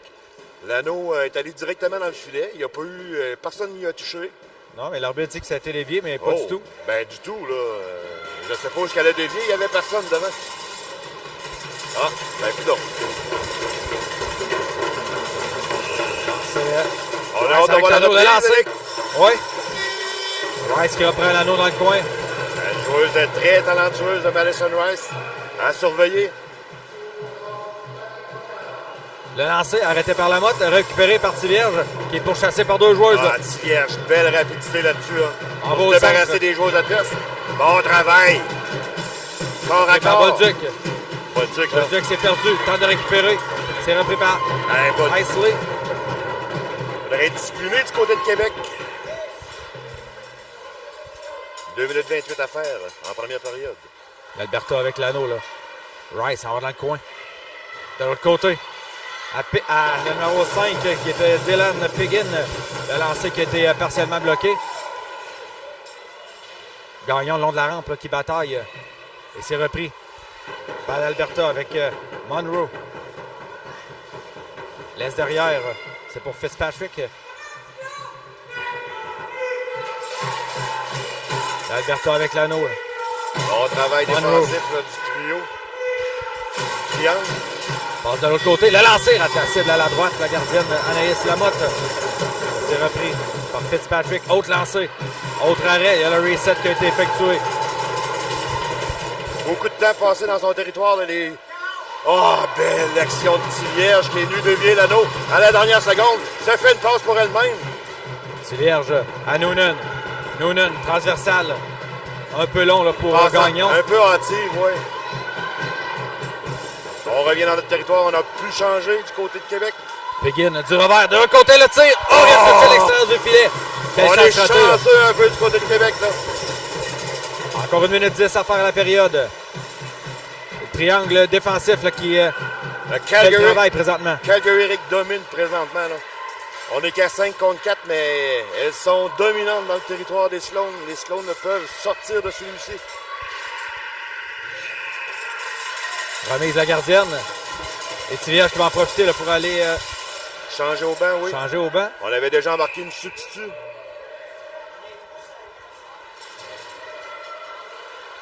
Sortie très tentée, le Bolduc passe au centre de relais, mais on avait vu le jeu là, du côté de l'Alberta. On se ramène 40 secondes à la période. Rice avec le disque. On l'a bien bloqué là, du côté du triangle défensif. Oh, quelle feinte, Eric. Elle est extraordinaire, cette joueuse. Elle pourrait déculotter n'importe qui. C'est repris par Québec. Maisonero. Une passe, ça a touché l'officiel là, devant.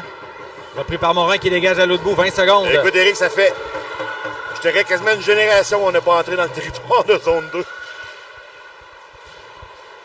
Belle pression de la part des Cyclones au centre. Ça a été raté par Morin. C'est repris par Fitzpatrick en bas devant. Quelques secondes à la période. 3 secondes. Un dégagement tenté. Réussi jusqu'au centre. Et ça va permettre aux Cyclones de respirer un peu, là. Et oui, Eric, tu le dis bien, là, de respirer, car les 5 dernières minutes, depuis que la punition de 4 minutes a été donnée, même un peu avant, là, on en a squatté complètement le territoire des Cyclones de la part de Calgary. Une première période en 2 temps, là, les Cyclones qui étaient installés, étaient confiants. Pour les 5 premières minutes, la deuxième moitié de cette période a été vraiment là, marquée. Bien, toute la période a été marquée par les punitions, mais le fait, justement, que c'est zone 2 qui a été punie dans la première moitié de période, donc les Cyclones étaient dans leur territoire et ça leur a renversé complètement la machine. Le 4 minutes qui a été donné à La Rochelle. Donc, c'était le contraire. C'était zone 2 qui était complètement dans notre territoire pour presque toute la période, le reste de la période. On va remercier les commanditaires pour Ringette Canada. C'est le gouvernement du Canada. Gatorade, Ringette Athena, Ringette, TELUS et Even Connect. Eric, pour cette deuxième période, il faudrait que le Cyclone trouve un moyen de sortir de son territoire, premièrement. Et aussi, là, faire attention vraiment à la discipline. Je pense que ça va être un mot-clé d'ici la fin du match pour les deux équipes. On s'aperçoit qu'aussitôt qu'il y a une punition, le jeu se déroule complètement à l'autre bout. Le fait d'être en désavantage numérique en sortie de zone avec deux équipes très rapides, là, c'est très, très handicapant d'être seulement une joueuse pour récupérer la passe.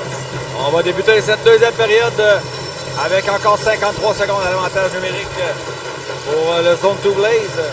Pour l'instant, le travail des deux gardiens est impeccable, Eric. Là.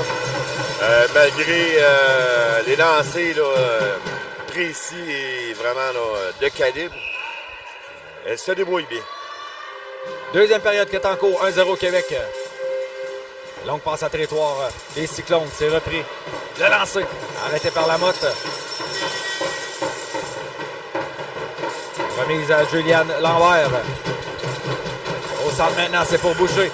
Boucher qui décide d'envoyer l'anneau jusqu'à la gardienne. Bon travail de gardien avec son bâton. Passe en zone centrale récupérée par l'Alberta. Là. On s'amène avec Tessa Gallandy. Gallandy attend le changement de son équipe. Là. Le lancer, ça a été bloqué en défensive. Récupéré et on dégage à l'autre bout. 8 on secondes. veut écouler les dernières secondes de la punition de 4 minutes qui restait. Et ça sera fait, là. On est maintenant à force égales. Excellent travail de Sivierge. Noonan en bas au centre. On y revient à 5 contre 5. On est à 2 contre 3. Envoie l'anneau dans le coin. À la poursuite, c'est La Rochelle. La Rochelle qui est bas de vitesse, la joueuse adverse. Là. La Rochelle voudrait se reprendre là, pour son 4 minutes. Bolduc au cercle gauche. Bolduc l'a lancé. C'était plus une passe là, vers Morin, mais... Une passe lancée, moi je oui. dirais. Morin tente de récupérer. Envoie dans le coin. Le reset qui a été effectué. Ça sera la remise de Iva Lott au centre. Oh, ça a été repris par La Rochelle. De l'autre côté. À Bolduc, s'amène, le lancer. Arrêté par la gardienne qui avait bien suivi le jeu. Là. Et on bagarre devant le filet. Oh, 5 secondes qui était tout près. Là. Sortie de territoire. Ah, beau jeu de La Rochelle qui vient soutirer à Rice. Envoie de l'autre côté. Oh, ça a été coupé en défensive. Il y a eu contact devant le filet. Récupérez le tir. Oh, la gardienne Eric Caisse s'est tiré tout son long pour aller faire l'arrêt. Là. Oh, quelques centimètres plus haut et c'était le but. Eric. Très bon travail honnêtement. Là. Des Cyclones, la pression, là, on leur remet la pression que le Zone 2 nous fait dans notre territoire. On leur fait et ça fonctionne, Eric. La gardienne qui est venue sauver. Là. Dès le retour de La Rochelle là, suite à sa pénalité, Québec qui a repris le contrôle. Là. Charlotte Simard avec l'anneau. 8 minutes à la deuxième période. Simard s'en va par la droite. Simard l'a lancé. Oh, ça a été... ah oui, il y avait du monde en avant. Oui. Beaucoup de circulation dans le filet. Là.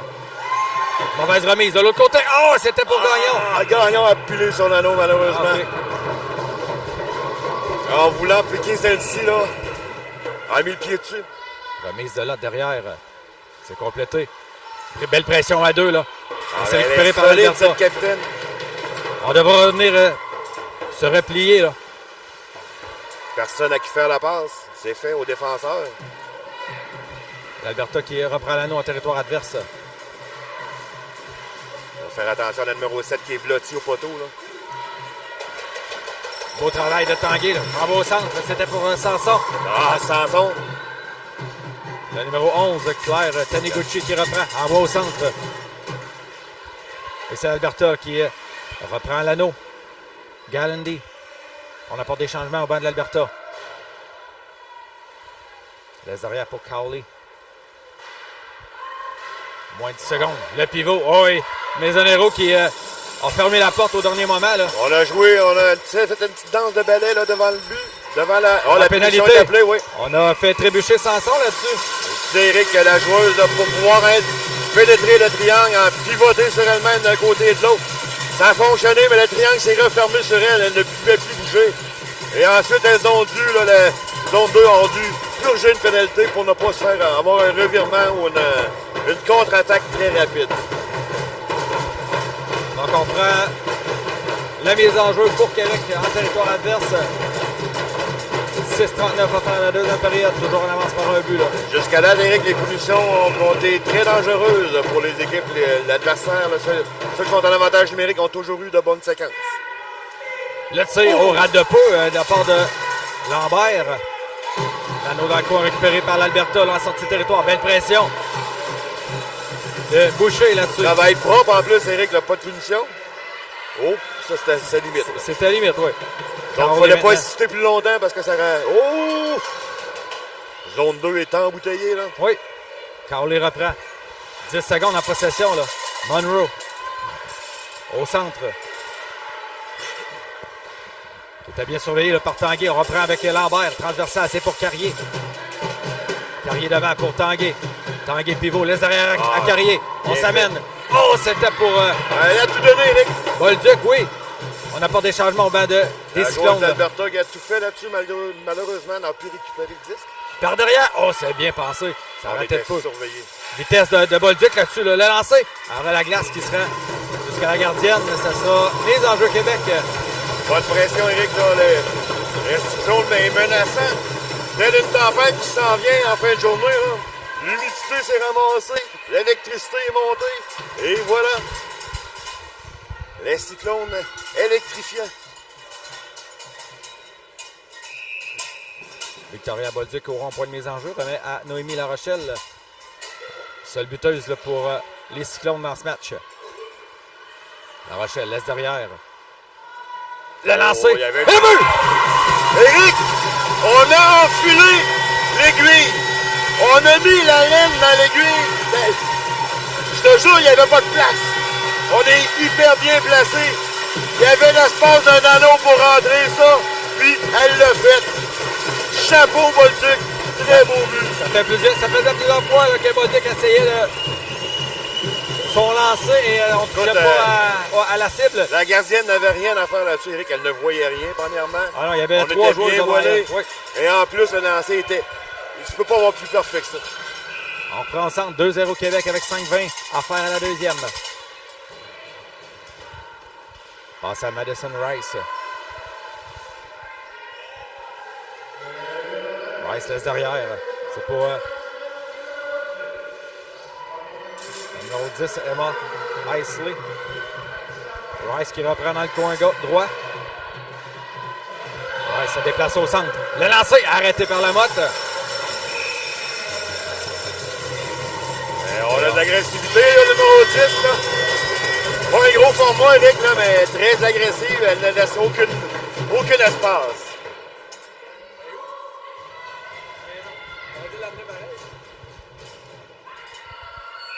Mise en jeu en territoire de Québec. La De l'autre passe côté. soulevée légèrement, Eric. Là, ça aurait pu être très dangereux. On bloque. Rice au centre. Le lancer. Bloqué en défensive par Hilary Bolduc. Ça glisse dans le coin. C'est On repris tente, par là, Bryce. ça fait 2 Mullen. fois qu'on tente le cross. Le lancer direction opposée. Remise à Gagnon. Au centre pour Tanguay. Tanguay. Oh, belle passe, malheureusement. Pas saisi par Gagnon. Et c'est la sortie de territoire là, de l'Alberta. Bon travail. Oh, on a pilé sur l'anneau. On ne signale pas l'infraction. C'est bizarre. Rice en zone centrale. Peut-être une subtilité, Eric, qui me manque là-dessus. Beau travail débouché là. Au centre qui vient bloquer encore une fois. Et il reste 5 secondes en temps de possession à l'Alberta. Et on n'a pas le choix de se débarrasser de l'anneau, Eric. Bolduc envoie de l'autre côté pour sa coéquipière Maisonero. Belle fin. Ouais, Bolduc. Tanguay qui laisse aller là, l'anneau. Bon, on a eu mésentente, là, on croyait qu'il y avait une chose là, mais elle était revenue dans le territoire. Repris par Sanson. À sa défenseur. Là, on remet la monnaie de leur pièce au Effectivement. Cyclone. Là. Oh! C'est repris par Tanguay. Avec 5 secondes de possession. Il y aura Punition. pénalité. Là. Le lanceur vient de toucher Punition le à poteau. l'Alberta, Eric. On n'a pas vu le geste. On va mettre derrière le jeu. Obstruction. Ce sera haut avantage numérique pour Québec avec 3,31 en faire la deuxième.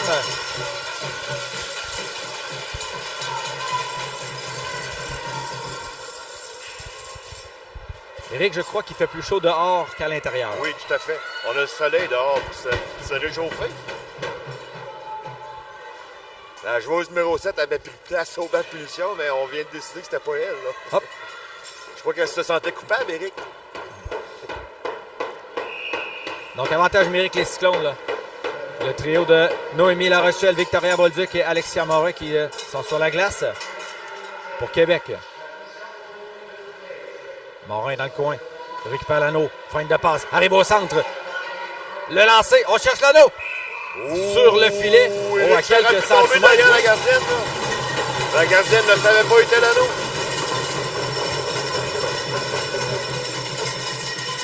Plus que 3 minutes 13 à la deuxième période.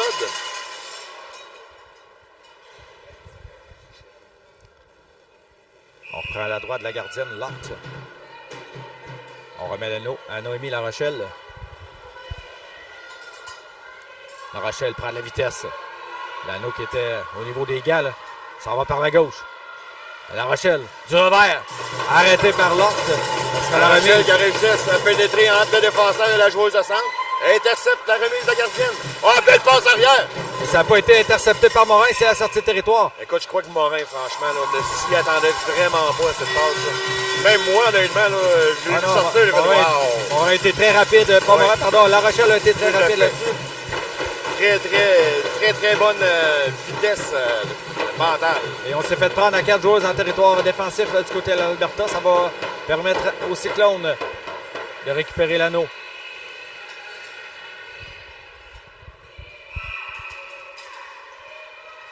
Gagnon le lancé. Non, c'était plutôt... Une passe dans le coin, oui, pour Marie-Christine Drolette. Parce qu'il n'y a pas d'option, on envoie dans le territoire libre pour qu'une de nos joueuses vienne récupérer. Drolette coupe au centre, tente un lancer. Oh, il y a beaucoup de monde, là. C'est repris par l'Alberta. Très difficile, Éric, de se faufiler dans le triangle de l'Alberta. On met beaucoup de pression de la part de Québec, là, avec 3 joueuses. Il faudra revenir, là. On s'amène devant Tivierge. C'est la numéro 10, Emma Isley. On va de l'autre côté pour Monroe. Plus que 10 secondes au cadran de décompte. En possession, oui. Oui, et pour nos téléspectateurs... En pénalité.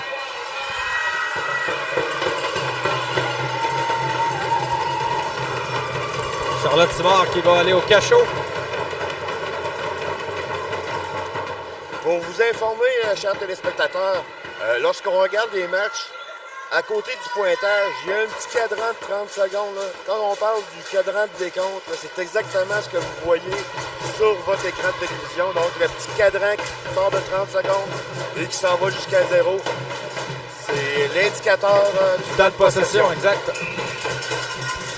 Donc, on joue à 4 contre 4. Là. Encore pour 28 secondes. Alberta en possession en territoire adverse. Gallandy au cercle gauche. On tente de faire bouger le triangle. Oui, on vient faire de Gallandy applique les freins. Transversal. Oster le lancer, il rate la cible. Encore une fois, l'arrêt de Lamotte avec l'épaule droite. Et on envoie l'anneau le long de la rampe. Très bien. Oh, on a récupéré. Oh, on tombe. Malheureusement. Il y a eu le but. L'anneau a passé entre les jambes de Lamotte. La joueuse qui a réussi à récupérer dans le coin. Brunswick a tombé malheureusement. On ne peut rien faire contre ça. Donc, la joueuse revient dans le but. Et dans le déplacement de Lamotte, il faut filer l'anneau entre les jambes. C'est maintenant 2-1. Pour les Cyclones, l'Alberta qui rétrécit l'écart. On prend l'action au centre. Lambert maintenant avec la possession du disque. On va devant pour Tanguay. Tanguay tente de déborder à gauche. Tanguay fin de tir, toujours avec l'anneau. Le lancer, arrêté par Lot. L'anneau qui est disponible. Oh, ça a été presque repris dans le demi-cercle. Ça sera la remise. C'est fait pour le numéro 4, Bryce Mullen. On en va au centre. Longue passe devant. On va rejoindre Rice. Rice il se déplace. De l'autre côté vers Carly, ça arrêtait de peu. C'est repris par Mullen. Mullen tente un tir, ça touche un bâton devant elle. 45 secondes dans la période. Rice qui récupère. On va faire attention au poteau. Rice toujours, arrive au centre. De l'autre côté, le passé va. L'anneau qui déplace rapidement. Là. Il y a eu contact. Une joueuse a perdu son bâton. C'est Morin qui s'amène dans le demi-cercle, dans le triangle défensif. 20 secondes dans la période, oui. Rice en va par derrière. Récupéré par l'arbitre qui arrête l'anneau. Éric, là, rien ne va pour les Cyclones. Et c'est repris par Morin. Là. Morin au centre pour avec 7 secondes. Oui, on est accroché. Malheureusement, l'arbitre a sifflé là-dessus. On reprenait possession. On va remettre l'anneau à l'Alberta. Non, ça devrait être à Québec. Non. Éric, la joueuse a traversé la ligne bleue avec l'anneau.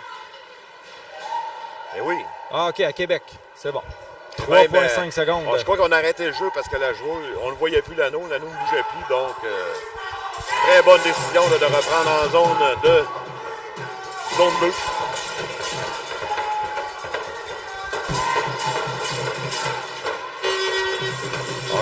on aura le temps là, pour un lancer dès la mise en jeu, probablement. On installe Bolduc devant le filet. Ou La Rochelle s'en ira au but. Oui. Bon, on l'a lancé. Oh, arrêté par la gardienne. La Rochelle se dirigeait vers le but aussi pour peut-être une passe. Fin de deuxième période. À la mi-temps, Éric, de ce match, sur la moitié jouée. 2-1 les Cyclones dans un match, là, comme on l'attendait, Éric, très serré. Chaque punition fait mal, Éric. C'est rare qu'on voit ça à la Ringette à 5 contre 4. Là, l'équipe qui a l'avantage numérique a vraiment le contrôle du match et passe son temps dans le territoire adverse. Donc, il va falloir faire vraiment attention à cette facette du jeu. On voit là, l'assistant coach qui parle avec un des arbitres pour avoir des explications peut-être sur des punitions. On est très sévère. Comme je l'avais dit au début du match, Éric, aussitôt qu'il y a une infraction, on la signale. On ne veut pas qu'il y ait escalade. Deux équipes là, qui sont très rapides, mais aussi qui peuvent être très bonnes pour piger les punitions. Des fois, l'agressivité là, vient juste de l'autre côté de la ligne et on se ramasse au cachot. Donc là, ça va être la deuxième période. Un but marqué de chaque côté. Le premier marqué par Victoria Bolduc qui a trouvé le fond du filet avec un tir de précision qui battait la gardienne Eva Lott. Et ensuite, zone 2 qui aurait dû l'écart à 2-1 là, grâce au but du numéro 6, Kyla Coster. Un but entre les jambières de la gardienne Anaïs Lamotte. Donc après 2 périodes de jeu, au Friel, c'est 2-1 pour les Cyclones de Québec contre zone 2 Blaze. On va remercier également là, les commanditaires de l'événement. Tourisme Ottawa, la province de l'Ontario, la ville d'Ottawa, l'association de Ringette, Sojourner Earths Log, Ottawa Senators Foundation, il y a Earth and Stroke Foundation également, Booster Juice, Pro Physio and Sport and Medicine Centers, EC Live, Megan Peters Design, Melika Management Consulting et Dom Sports. Hey, bonne deuxième moitié de match, mesdames et messieurs. Oui. L'anneau qui est renvoyé dans le coin, là. C'est récupéré par Simard. On est à 5 contre 5. Simard par la droite. On laisse derrière. Oh, Adrelette qui s'est fait soulever le bâton, là. Oui, puis Adrelette manquait un peu d'espace aussi, là. On a pénétré la zone de gardienne, effectivement. Adrelette manquait d'espace, donc a dû empiéter sur la zone de la gardienne. Remise rapide vers Gallandy qui reçoit la pression de Simard, là. Passe au centre. Ça a été dévié. On renvoie devant. Il faudra faire attention. Gallandy s'amène devant. Oh, il y a eu contact. Oh, il y aura pénalité là, pour Québec. On a indiqué. Une majeure, Éric, encore. C'est Kate Noonan là, du côté de Québec.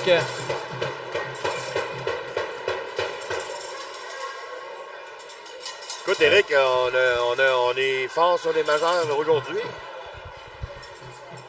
Un autre 4 minutes de pénalité.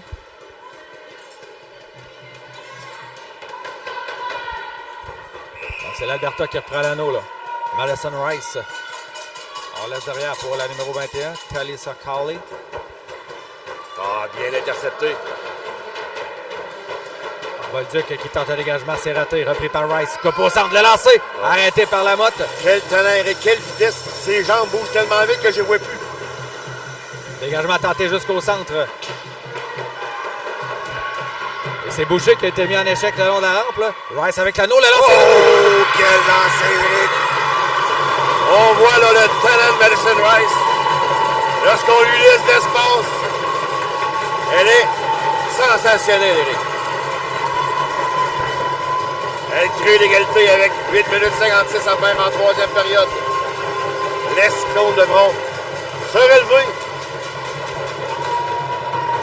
Et on rappelle que la pénalité va quand même se continuer vu que c'est une pénalité majeure. Donc, on va être encore en avantage numérique. Elles peuvent faire le nombre de buts qu'elles veulent. La joueuse devra purger sa punition jusqu'au complet. Transversal, c'est pour Carrier. Carrier, long de la rampe, c'est pour Brunswick.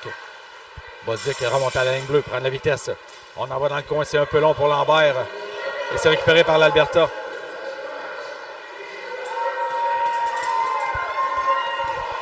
Lambert. Oh! La pénalité, là. Oui! C'est un 4 minutes également, oui. Oui, tout à fait, là. Tout à fait, Eric. Lambert a de la peine à se relever. C'est des contacts, c'est intentionnel. Ben, moi, je l'ai dit, Eric, c'était intentionnel. Elle l'attendait. Ouais. Elle l'attendait au bord de la ligne bleue. Quand Lambert a reculé, elle l'a poussé dedans. Je compte, Noonan aussi, c'était intentionnel, là. Lorsqu'elle l'a croisé, ouais, elle l'a croisé. Le contact voulait être là, mais peut-être pas aussi intense. Effectivement. Donc 4 contre 4.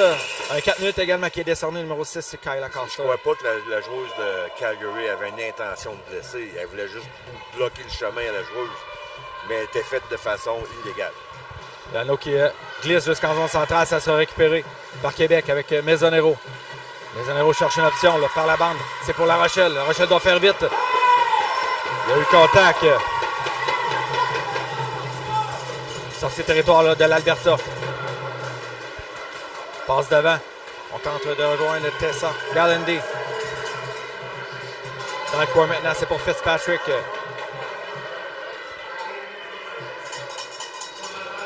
Alberta en possession. Monroe. Et l'anneau qui est dégagé jusqu'en territoire. On voulait apporter des changements, là. Ça a passé tout près qu'on puisse récupérer du côté de Québec, là. L'Alberta qui se ramène. On a réussi à apporter des changements, Eric. Sauf Tivierge qui gardait le fort. Ah, beau travail. On va le faire probablement là, sur cette séquence. Morin envoie devant, c'est pour Gagnon. On laisse à Morin. Morin coupe au centre. Eric, j'ai bien aimé la façon de Gagnon a travaillé là-dessus. A laissé du temps à la défensive de se reculer pour faire la passe facile à sa coéquipière, au lieu de faire une passe hâtive et de se faire intercepter. Gagnon dans le coin. Gagnon au centre maintenant. Le lanceur à la glace. Oh, Eric, ça a été très dangereux, là. Il y avait peut-être un peu de vigueur, sinon un excellent choix de lancer là-dessus. Carrier qui met de la pression. Le trou s'est refermé à la dernière seconde. Ça revient sur son bâton. Abigail Carrier, longue passe de l'autre côté pour Lambert. Morin n'avait pas vu qu'elle aurait pu récupérer plus tôt.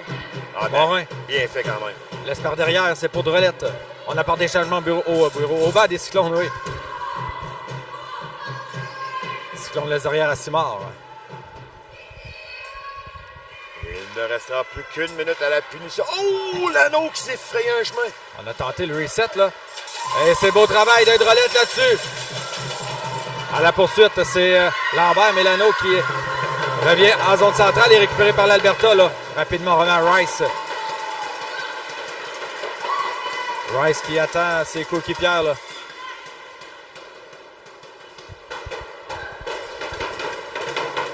Rice toujours. Le lancer, arrêté par la gardienne.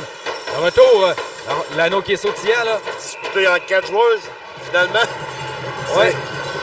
C'est Simard qui a tiré sur l'anneau. Et conserver celle-ci pour être certain que le jeu arrête.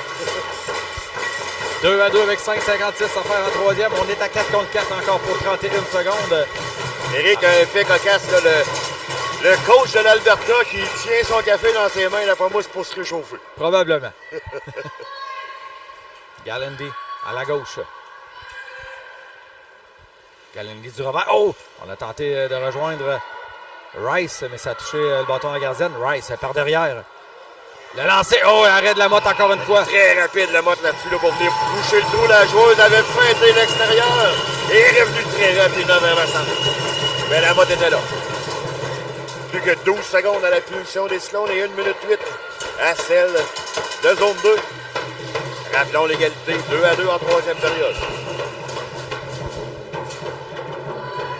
Gallendy, on remet à Rice. Longue passe de l'autre côté. Pour Piggin. Piggin par derrière à Rice. Rice également, on avait vu le jeu du côté des Cyclones. Et on dégage jusqu'au centre. Ça a passé tout près, là. Ça a été récupéré par Sanson, mais l'anneau qui a franchi deux les deux territoires. Rice, on s'amène encore une fois. On Galendi par la toucher droite. à l'anneau avec on la fait pas dévier assez là, pour qu'elle puisse revenir vers nous. Là, on passe de l'autre côté. Pour Peguin. Peguin tente une passe 60. Ça a été repris par Québec. Tanguay quitte son territoire. En va devant. C'est pour Sanson. Sanson. Devant pour Boucher. On est à la mi-chemin dans cette période, Éric. Oui. Boucher au cercle gauche. On apporte des changements, là. Boucher prend de la vitesse. De l'autre côté, à La Rochelle. Fin de tir. Oh, lancé dans la partie supérieure du filet. C'est raté. La Rochelle, Éric, a pris son temps, a feinté pour que la joueuse, sa coéquipière, puisse s'approcher du but et prendre le retour, peut-être. Morin. Coupe au centre. De l'autre côté. Oh, c'était pour Brunswick. Récupère l'anneau.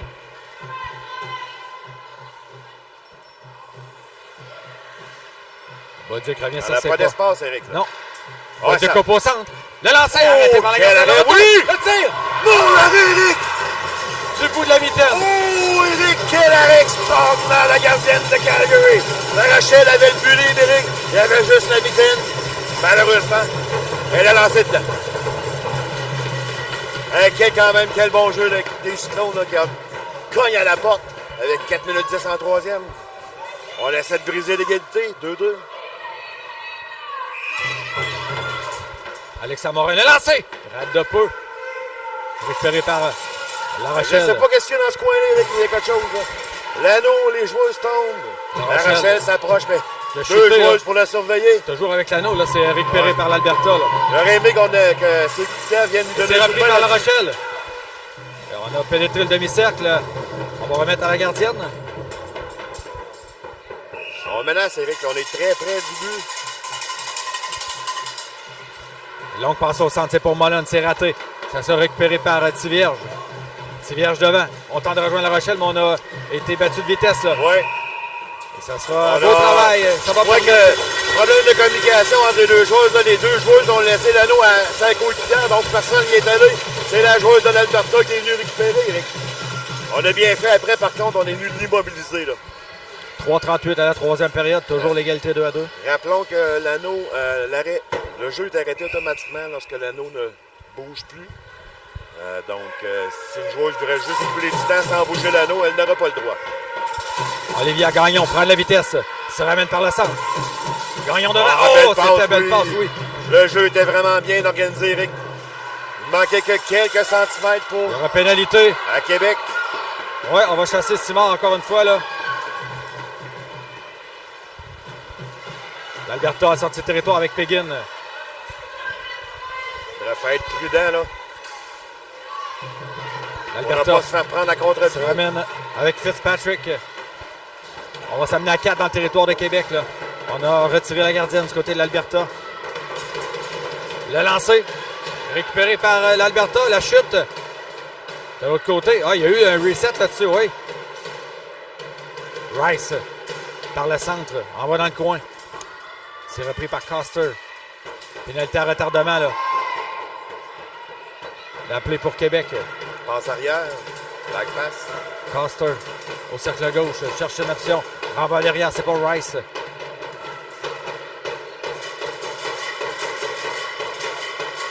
De l'autre côté, et c'est Excellent. récupéré par Carrier. Et on appelle la pénalité. C'était très important, Eric, là, d'arrêter le jeu parce que veut pas. Lorsqu'on passe beaucoup de temps de main dans son territoire, les joueurs se fatiguent. Hein.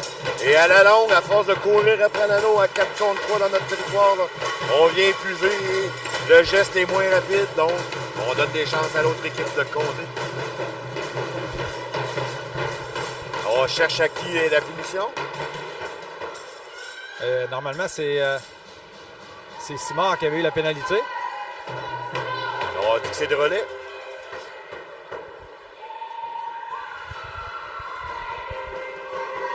Donc, on terminera la période, ou presque, avec un avantage numérique du côté de l'Alberta. On s'échange d'anneau. Le Rice qui est encore sur la glace. Là. Rice ne débarque pas souvent de la glace. Surtout un avantage numérique, ouais. Oui, tout à fait. Comme il y a eu beaucoup d'avantages numériques, elle n'a pas débarqué souvent. Autre arrêt de la motte là-dessus, là, ça va. Et l'anneau qui termine son chemin dans le filet protecteur.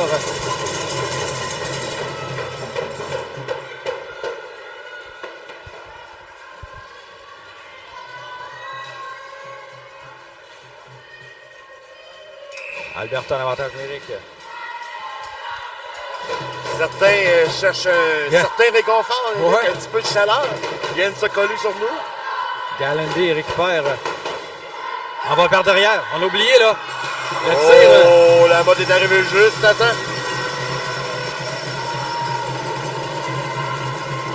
Ça fait plusieurs fois qu'elle le laissait.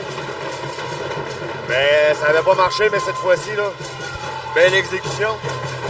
La passe à la joueuse qui arrive derrière le but, fait une passe arrière à sa coéquipière à la remorque. Et le lancer, la gardienne est en déplacement vers l'autre côté, donc très difficile d'arrêter. L'action qui reprend. Piggin. Tente une passe de l'autre côté. On va rejoindre Tessa Gallendy. À Fitzpatrick. Beaucoup de mouvement dans son patin. Ça revient. Le lancer au touche extérieur du filet. Eric, j'étais pas certain. Par Piggin. À droite. Pour Gallendy. Le lancer rate la cible. 3 secondes de possession là, pour l'Alberta. Le lancer. On a jugé que le lancer est arrivé avant la fin du décompte, donc on redonnera l'anneau à Calgary.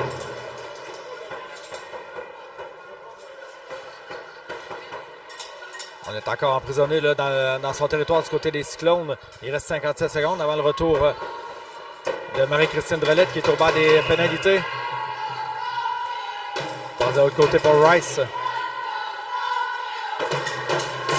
De l'autre côté. Au centre maintenant, Rice par derrière. Oh! Lancé! OK. La motte était prête, Eric. Elle La l'avait motte qui vu. suit l'anneau, là.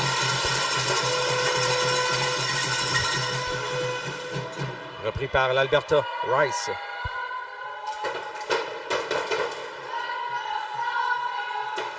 Bon Ça travail, sera bon pris, là. travail. Gagnon qui est venu mettre de la pression. Ça l'a obligé la joueuse de Par l'Alberta. Noonan.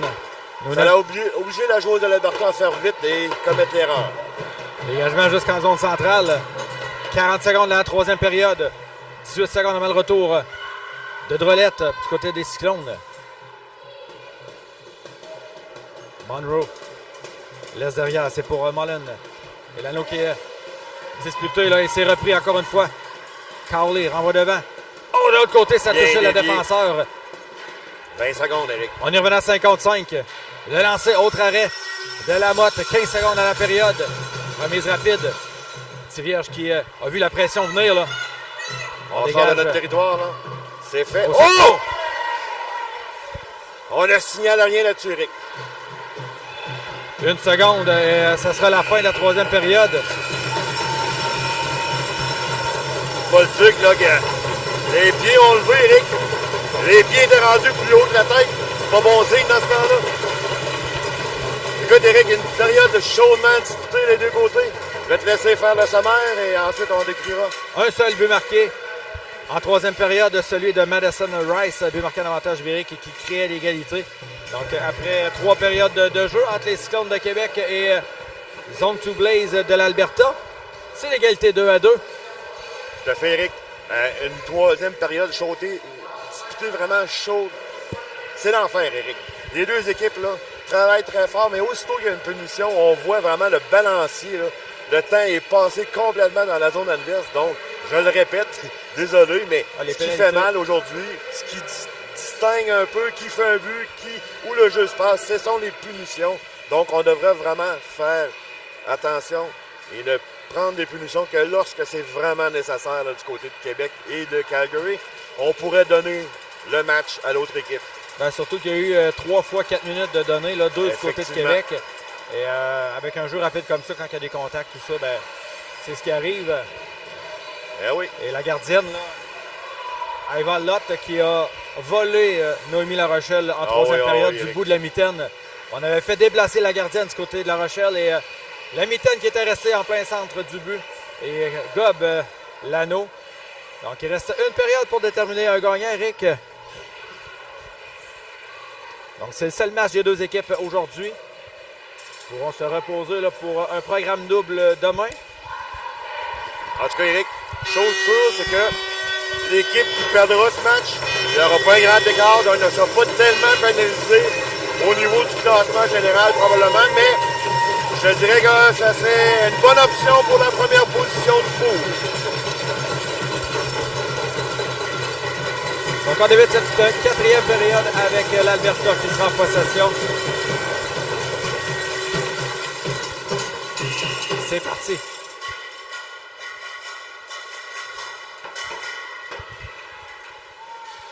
L'eau qui glisse jusqu'à Lambert.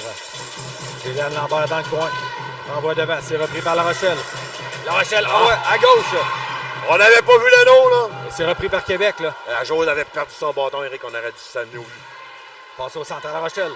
Belle passe. Bolduc, et l'anneau qui a glissé jusque dans le demi-cercle. Et c'est repris par Québec au centre. Le lancer bloqué en défensif. On voulait prendre de vitesse la gardienne, là, qui avait perdu son bâton. Repris par l'Alberta, là. Avec Madison Fitzpatrick. Transversal, c'est pour Dick. Au centre maintenant. Elle a touché l'anneau du côté, dans la zone centrale, elle ne peut récupérer. Oh, la Rachel qui pile son anneau. Oui. Rice maintenant. Ça déplace le lancer, bloqué par bloqué. Lambert. Repris par Talisa Cowley. Le lancer, arrêté par Lamotte. Le lancer était bien placé, là, la meilleure que j'ai vue. On n'a pas bien vu, mais Lamotte a dû vraiment exceller là-dessus. Il y a eu un coup de bâton là, d'Assonné sur Belle Carrier. passe arrière. Bel échange d'anneaux, Eric, pour pouvoir quitter notre territoire. Là. Drolette, ça mène à territoire adverse là, avec Gagnon et Simard. Drolette, laisse derrière à Gagnon. Gagnon le lancer. Arrêté par la gardienne, c'est récupéré par Québec. Excellent. Gagnon, coupe au centre. Oh, il y aura pénalité. Et pourquoi qu'on siffle? Oui, effectivement, pourquoi on a sifflé? On était en possession. Donc la pénalité, c'est à Québec ou? Non. OK. Madison Rice est puni pour double échec. Mais on était en possession de l'anneau. Donc avantage numérique Québec pour les 2 prochaines minutes. Drolette, Gagnon et Simard qui sont là en attaque pour les Cyclones.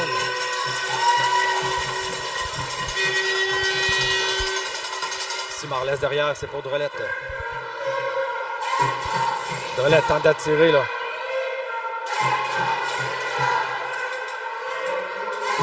Laisse derrière à Gagnon. Gagnon de l'autre côté, c'était pour Simard, c'est raté. Repris par Gagnon qui reçoit des coups d'Athéna. Là, au centre de tir. Oh oui, il est plus de Gagnon! Gagnon! Gagnon! Gagnon! On avait tiré les joueurs. Gagnon s'est débarrassé du défenseur pour se retrouver seul devant la gardienne et redonne les devants à son équipe, les Cyclones de Québec. Un autre but en avantage numérique, Eric. Tout à fait. Écoute, depuis le début du match, je le dis, mais les punitions sont vraiment importantes. 8-0-2. On vient de faire mal.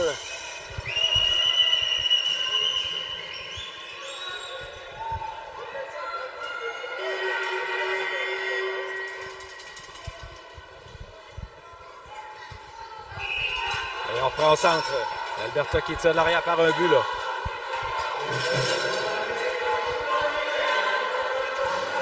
En territoire de Québec avec Oster. On envoie au cercle gauche pour Fitzpatrick. Gallindy maintenant. Le lancer, c'était bloqué en défensive.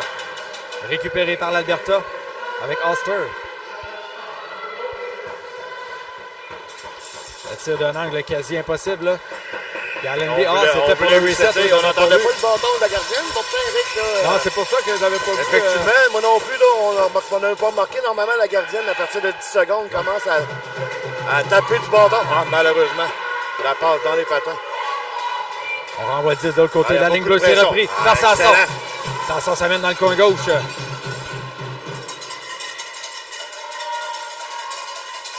Sanson, on laisse derrière à Boucher.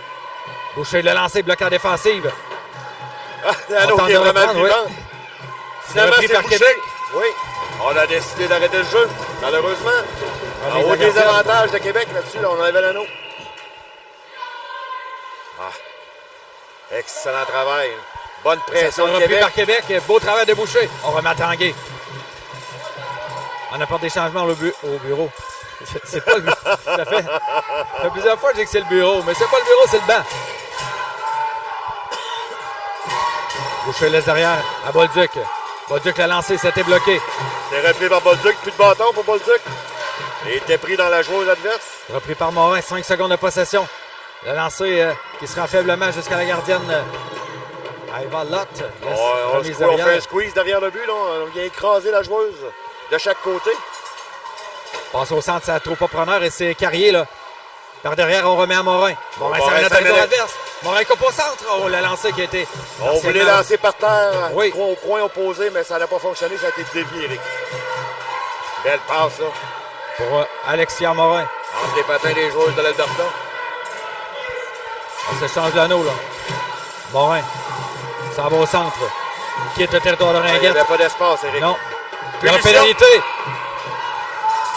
Pour obstruction. Non, slashing. Slashing. Cinglé, avoir cinglé.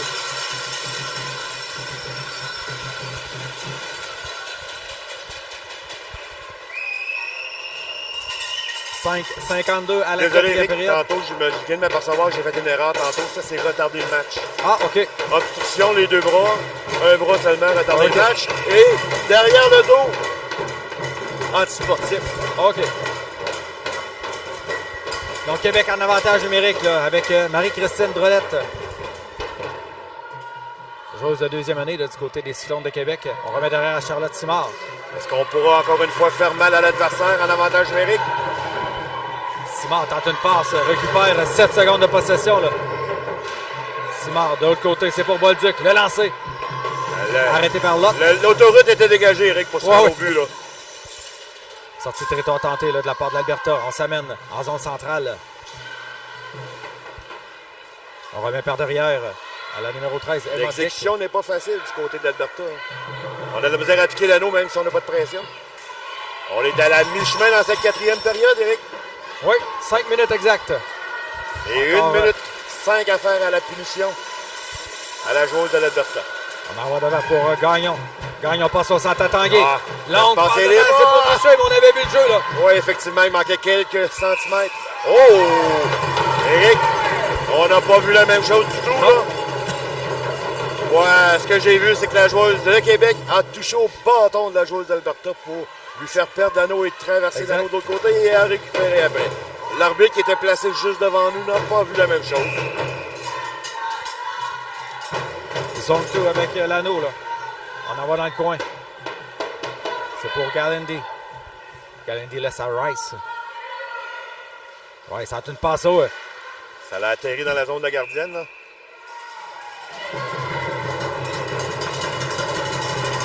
Mise en jeu. L'anneau avait monté dans le bâton. On s'assure d'avoir la chaleur, Eric. Je me demandais ce que tu regardais. Ouais. Il n'y a pas de bouche ici, c'est certain. Non, parce qu'il faut absolument peser sur un petit bouton pour que les lampes nous réchauffent un peu. Rappelons qu'en Ontario, les arénas ne sont pas chauffés. Ils ne payent pas beaucoup d'électricité, ça c'est certain. Rice va lancer, là. Arrêté par la motte. Madison Rice est toujours dangereuse près du but, Rick, là. Passe au centre à Rice, de l'autre côté. Le lancer, encore une fois. On essaie d'un bord, on essaie de l'autre. Ça a été arrêté du bout du bâton là, par la gardienne. Plus que 4 minutes 6 à faire dans ce match. Un match, Eric. On peut déjà parler de crucial pour les deux équipes. Là. Ils peuvent déterminer, comme j'ai dit tantôt, la première position du pôle de la conférence, si on peut. Là. Il y a 3 sections. ABC. Ouais. Au groupe de 6. Et rappelons que les premières de chaque passent directement en quart de finale. N'ont pas besoin d'aller se battre pour une place dans le haut du classement. Tanguay qui dégage jusqu'à la territoire sur la glace. C'est joueuse, joueuse sur la glace, Eric. Bien vu, l'arbitre derrière a pu constater. Exactement. Il y avait un surnombre, la joueuse est retournée rapidement au banc, mais il était trop tard. L'arbitre avait tout vu. Mauvaise pénalité là, pour l'Alberta.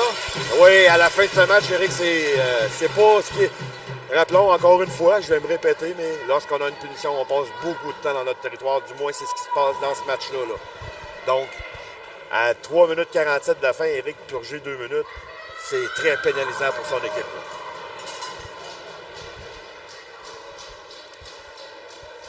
Là, j'ai l'impression, moi, qu'on a... Oh non, c'est quand même... On a joué un peu avec la joueuse qui devait aller au banc.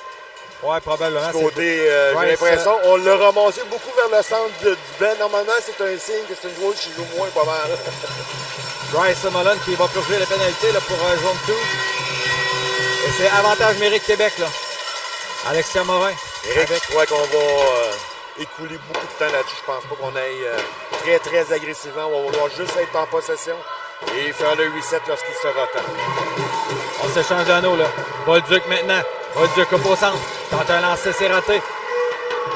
La joueuse d'Alberta a été très rapide là-dessus, Eric, pour récupérer l'anneau parce que Bolduc était là avant, mais elle est arrivée avec beaucoup de vitesse pour venir prendre des devants sur Bolduc. Remise la gardienne derrière. Ah. Bon travail. Oui, bon travail. De La Rochelle. On a tenté de... Et c'est pris par Québec. Échappé. Bolduc la lancé. Arrêté par la gardienne. OK, chance ratée oui. là. Mais la gardienne était très bien sortie, Eric. Très bon travail, la gardienne. Le lancer était précis.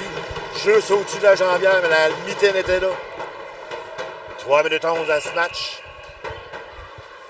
Remise la gardienne Lotte. Beau travail de La Rochelle. 5 secondes. Oh, oui, Eric. Écoute, Eric, on est vraiment à l'attaque. Là. Excellent travail défensif de La Rochelle. Empêche l'autre équipe de prendre possession de l'anneau. Redonne l'anneau à son équipe. Avec 3 minutes cette affaire, là. C'est un travail colossal. Là. On parle pas souvent de ces petits gestes-là, Eric, mais ils font la différence d'un match. 3 minutes 5 à faire. Simon maintenant avec l'anneau. Simon passe derrière le filet. On va laisser à Marie-Christine Drolette. Tel que bien mentionné sortir plus tôt, là, on va écouler beaucoup de temps. On s'échange le 10, on reste près l'une de l'autre pour être certain d'avoir un coup de main. Si on est en difficulté, l'anneau qui bouge presque plus, on a pilé du côté-dessus, du côté. L'anneau qui est sautillant là, devant le filet. Eh oui. Encore une fois, on va On donne à la gardienne. Moi, il y a un arbitre qui me dit, Eric, dans le cas de doute, tu donnes à la gardienne. Je pense qu'il s'est fondé. Il y avait 4 bâtons dans la... Ouais, c'est un bon doute. Oh, oui, c'est un bon doute. Je n'aurais pas pu le dire qui avait piqué en premier. Au travail. Ah, excellent. De Gagnon dans le Le coin long de là, la bande, qui oui. permet au Cyclone de reprendre l'anneau. Il y a eu contact là. Il n'y aura pas de pénalité là-dessus. C'est Non, l'Alberta qui va reprendre. Oh! On va chasser Charlotte Simard là. Sa 3e pénalité dans le match.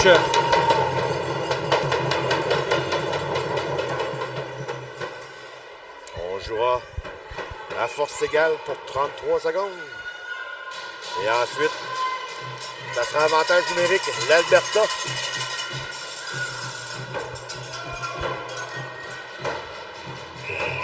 Donc on est dans le territoire de Québec là maintenant. Higgin. Avec la possession. On remet à gauche pour Galendy. Galendy s'avance. On crée de l'obstruction au niveau du défenseur. Oui. La capitaine qui était blottie. Le lancer bloqué par Mesonero. C'est repris par Péguin. 2 minutes à faire à la 4e période. 3-2 Québec. Péguin, le lancer. Oh! Oh, c'est repris. On a pénétré le demi-cercle du côté de Québec. Bel arrêt de la motte, c'est la dernière séquence. Plus que 9 secondes à la punition. À l'Alberta et 1:36 à Charlotte Simard. Fin de match très serré. Galendy à Rice. Rice l'a lancé. Oh! Le but. La mode avait arrêté l'anneau, malheureusement. Elle a bondi derrière et s'est faufilée dans le but. Ah, cette Madison Rice.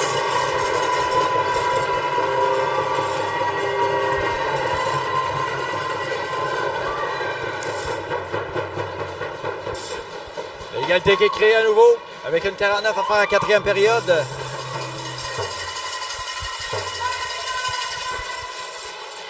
Le match n'est pas fini. Le match n'est pas fini. Là, 1 minute 49 encore à faire. Et là, c'est avantage numérique, zone 2. Bien, rappelons qu'on est quand même à 3 contre 3 en territoire. Oui. Donc, vu qu'on s'installe dans le territoire de zone 2, il y a la possibilité là, de... Lancé de loin qui a été arrêté par la gardienne et c'est la contre-attaque. L'Alberta se ramène. Longue passe devant. Au beau jeu de Nolan là-dessus. On remet à Boucher. Boucher par la bande, c'est pour Tanguay. Tanguay jongle avec l'anneau. Le récupère. Le lancer, arrêté par la gardienne. C'est récupéré par Boucher. Boucher va vouloir installer le jeu, là. 1 minute 15 à faire.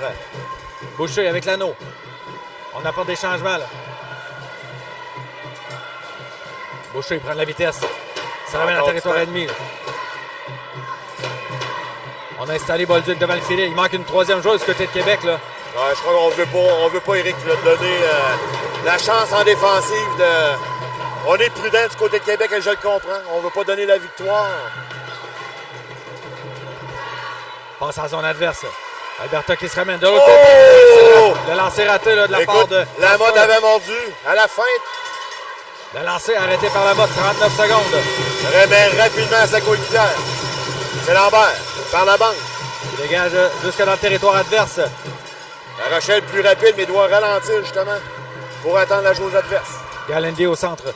Renvoi devant, c'est pour Piggin. Piggin laisse derrière à Galendy. Fin de tir. Au centre de lancer. Oh, le poteau! Et c'est gagné avec Rick Friel.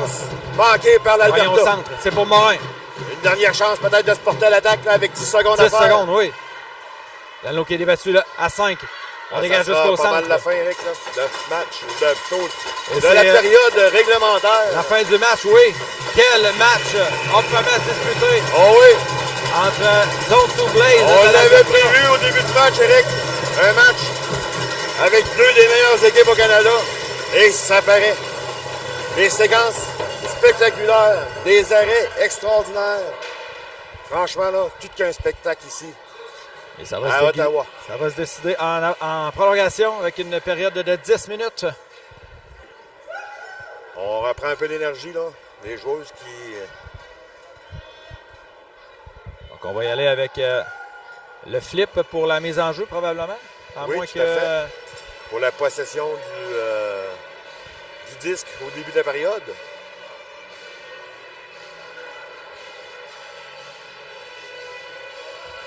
Quel spectacle ici aujourd'hui, Eric? On s'est échangé chacun un but là, en quatrième période. Du côté de Québec, c'est Olivia Gagnon qui a marqué en avantage numérique. Et du côté du Zone 2 Blaze, c'est Madison Rice, a but marqué là, à 4 contre 4, son deuxième du match. Donc 3-3 après 40 minutes de temps réglementaire.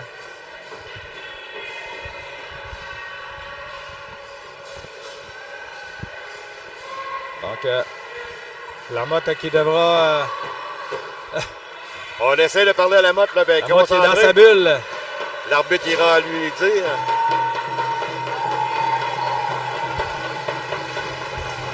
Donc, c'est Québec qui va prendre possession, mais Alberta qui a choisi le côté probablement. Oui.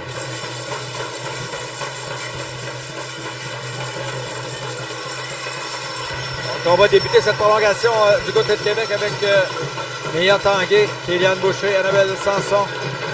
Du côté de l'Alberta, ça sera Fitzpatrick. On amène les shotguns tout de suite du côté de Québec. Coster et Galendy. C'est parti. Prolongation entre les Cyclones de Québec et Zone 2 Blaze de l'Alberta. Rappelons qu'il n'y a plus de punition présentement. On en va au centre. On s'amène à 2 contre 1. On se ramène. Galendy le lancé, arrêté par la motte avec le bâton. Là. Lancé voilé entre les jambières du défenseur. On est en attaque du côté de l'Alberta. Les arrières, c'est pour Galendy. On va à droite. Le lancer, le but. Le lancer que la mode aimerait revoir, je pense. Là. Le lancer qui aurait pu être arrêté. Mais on va mettre ça dans notre pack-sac, Eric. On va travailler plus fort pour les prochains matchs. Victoire de Zone 2 qui demeure invaincue depuis le début de ce tournoi. Avec deux victoires en prolongation. Oui, tout à fait. Donc, je ne sais pas qu'est-ce qu'il y a côté classement, dans le fond. C'est 7 points pour les deux équipes au total après 3 parties. Donc, je ne sais pas, peut-être vu que c'est peut-être les points. Peut-être les rues cette partie-là.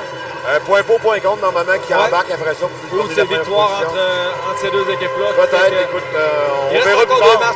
On laissera les officiels discuter de ça et de mettre le classement à jour. Pour nous, mesdames et messieurs, on va se quitter là-dessus. Un très bon match, âprement disputé entre les deux équipes. Là, un beau match, propre. Et de la belle ringuette comme on aime. On vous dit à demain. Excellente journée. Merci beaucoup.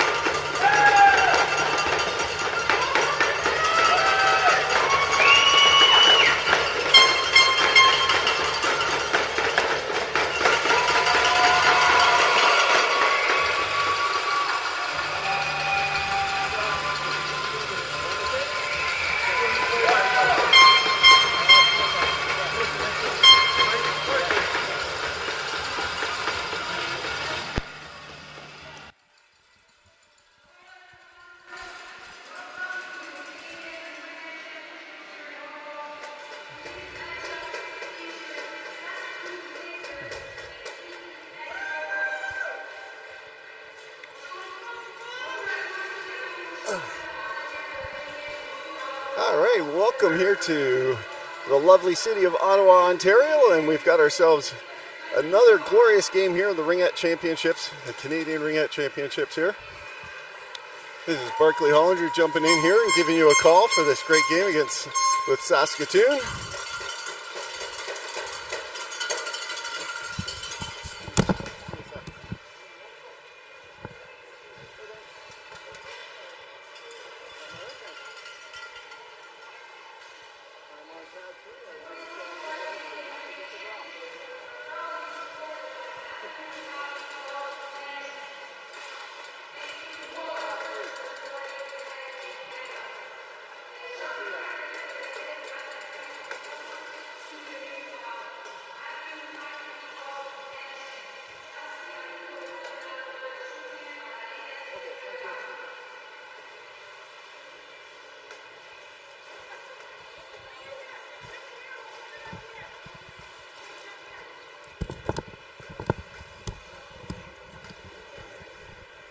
All right, welcome back. Sorry about that. Just had a quick call from the top dog there, and we're going to have ourselves a wonderful game here. 19AA Saskatoon and Manitoba. Manitoba wearing yellow there to my right. Saskatoon wearing the dark blue and red to my left. This is a 19AA game, and for those jumping in for the first time, there'll be 4 periods of ringette here. I believe there'll be 10-minute periods.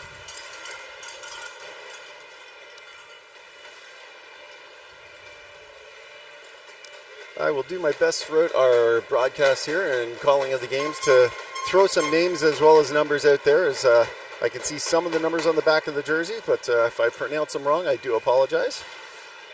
They did give me a cheat sheet with some names, but it's really small print, so it's going to be tricky for me to do that. I'll just run it on the fly here as we're going. Just dropping into Ottawa today, just came in from Toronto, so I don't have a heads up on how they did yesterday, but I'm sure they both had some great games. I know when my daughter competed here a couple years ago, she had a tremendous effort and a tremendous time up in Saskatoon, as she had an opportunity to be at Nationals there. And recalling from the competition then, it was amazing.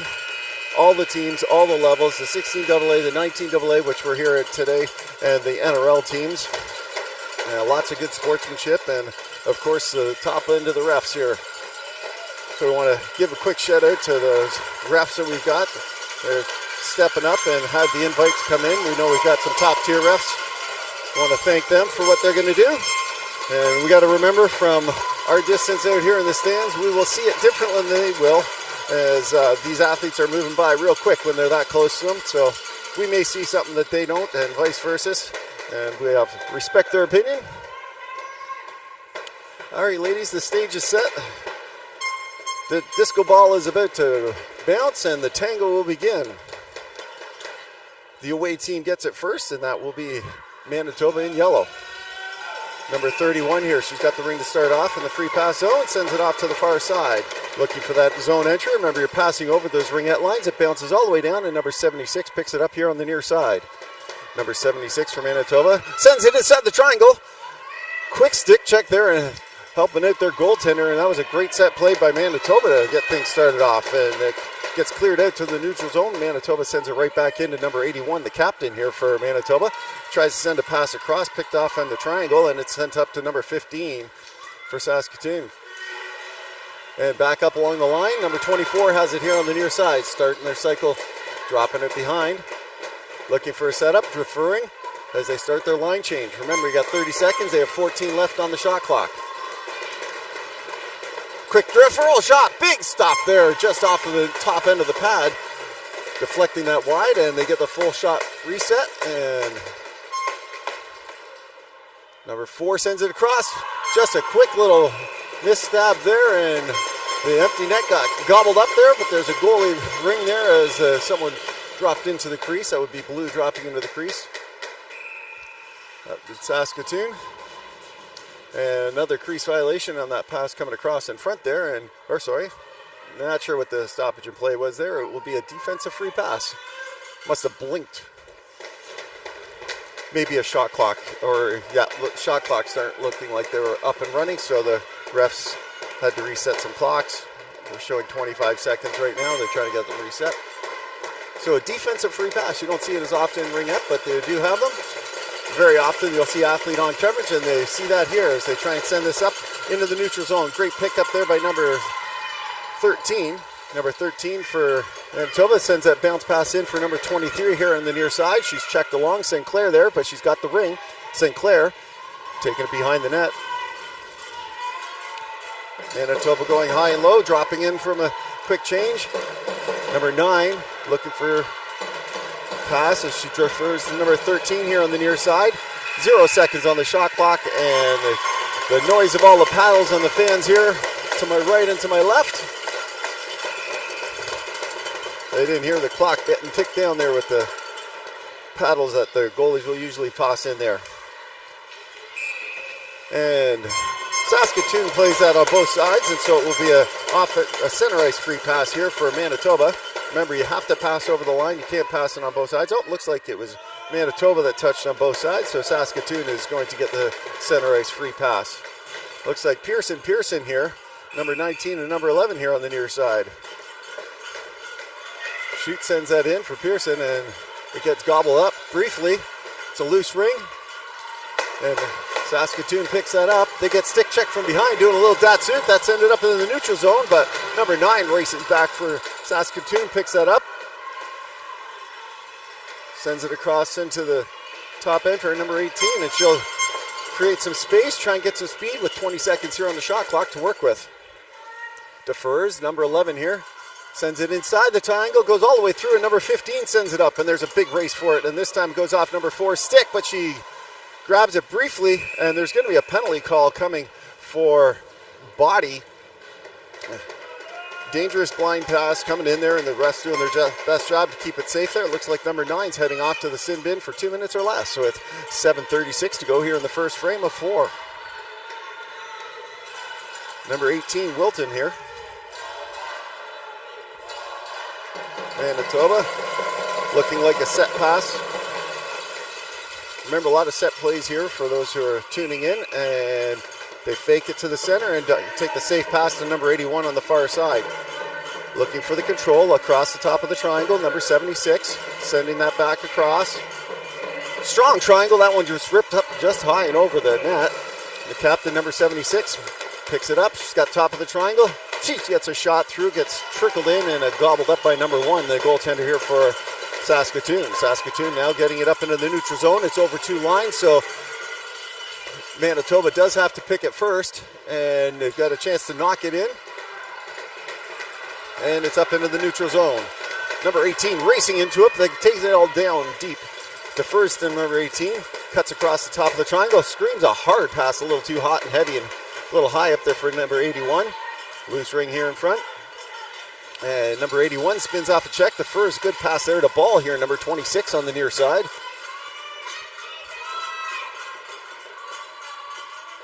Ball deferring to St. Clair, number 23, off to number 13. And she's going to look like she's going to grab her own rebound back there. St. Clair defers, number 13, she got the shot off the knob end of the stick, and a great stop there for Saskatoon. The reset's picked up behind the net by Manitoba. And the Manitoba team, number 13 here, looking for that pass coming across. Spins in, defers along the line, stays inside the Ringette line, and number 8 gobbles that up with no problem. Back up to number 13.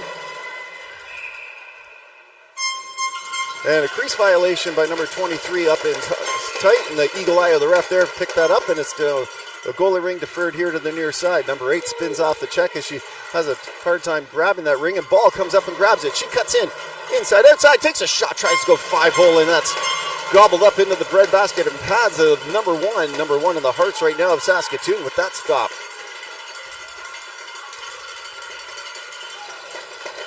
Number 72 spins off her check, and they get it back inside the offensive zone. That pass goes all the way across, but number 4 jumps into the rough and picks that off, and a nice easy pass in the neutral zone for number 10.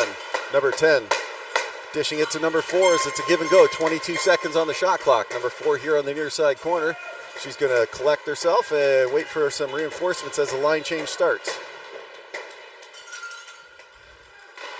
Saskatoon now cycling behind. dropping. Number 2 takes a shot.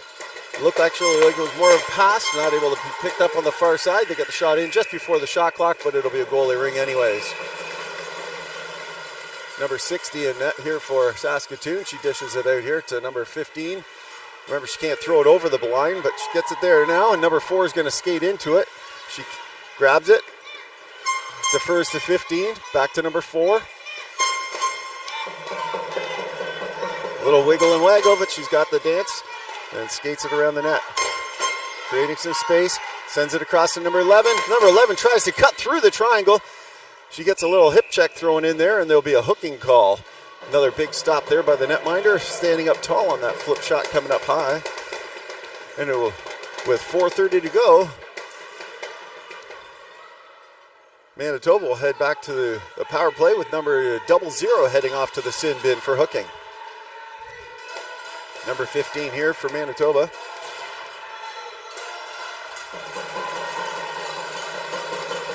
They look to get themselves squared away.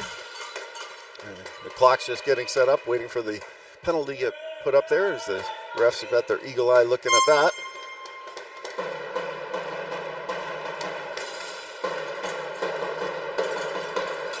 Lots of volunteers to help keep these games running. And so sometimes you get some newer people in the box trying to get things worked up. The ref will come over and give them a quick little hand. And I want to thank Ottawa for hosting this year. It's been a tremendous opportunity. If you haven't been to Ottawa before, they do a great job hosting Ringette tournaments. And so it's fitting for them to have a national event here.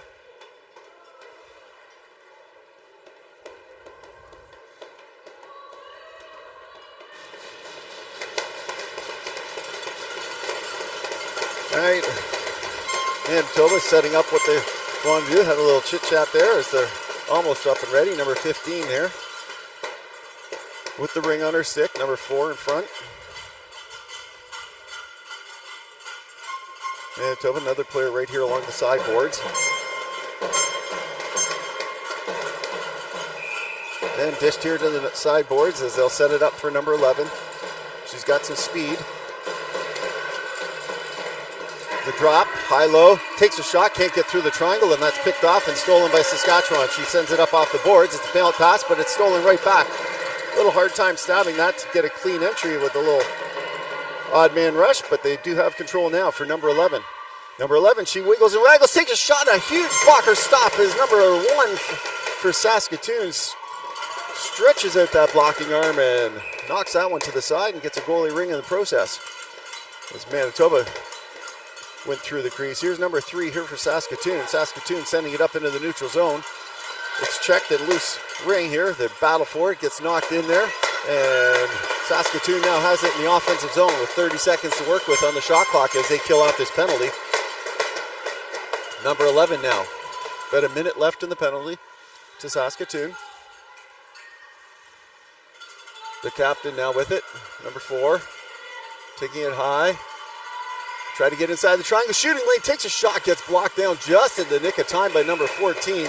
And number 60 pulls it into the crease. Remember, you can't do it outside, so it looks like there will be a penalty going to Manitoba. The eagle eye of the refs determined that she pulled it into the crease, so there will be a penalty for delay of game coming into that. And they're going to explain to the coach what's going on here and tell him to send one player into the box. Courtesy of the goalie with 3:23 to go and 53 seconds. We'll have 4-on-4 action. Goalie penalty, but it will be served by number 14, Holmes.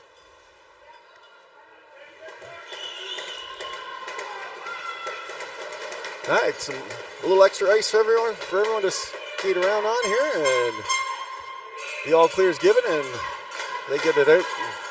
Not taking very long whatsoever, and deferring it back. Inside the triangle, it bounces around. It's a loose ring, and Manitoba picks that up. Bounce pass off the boards.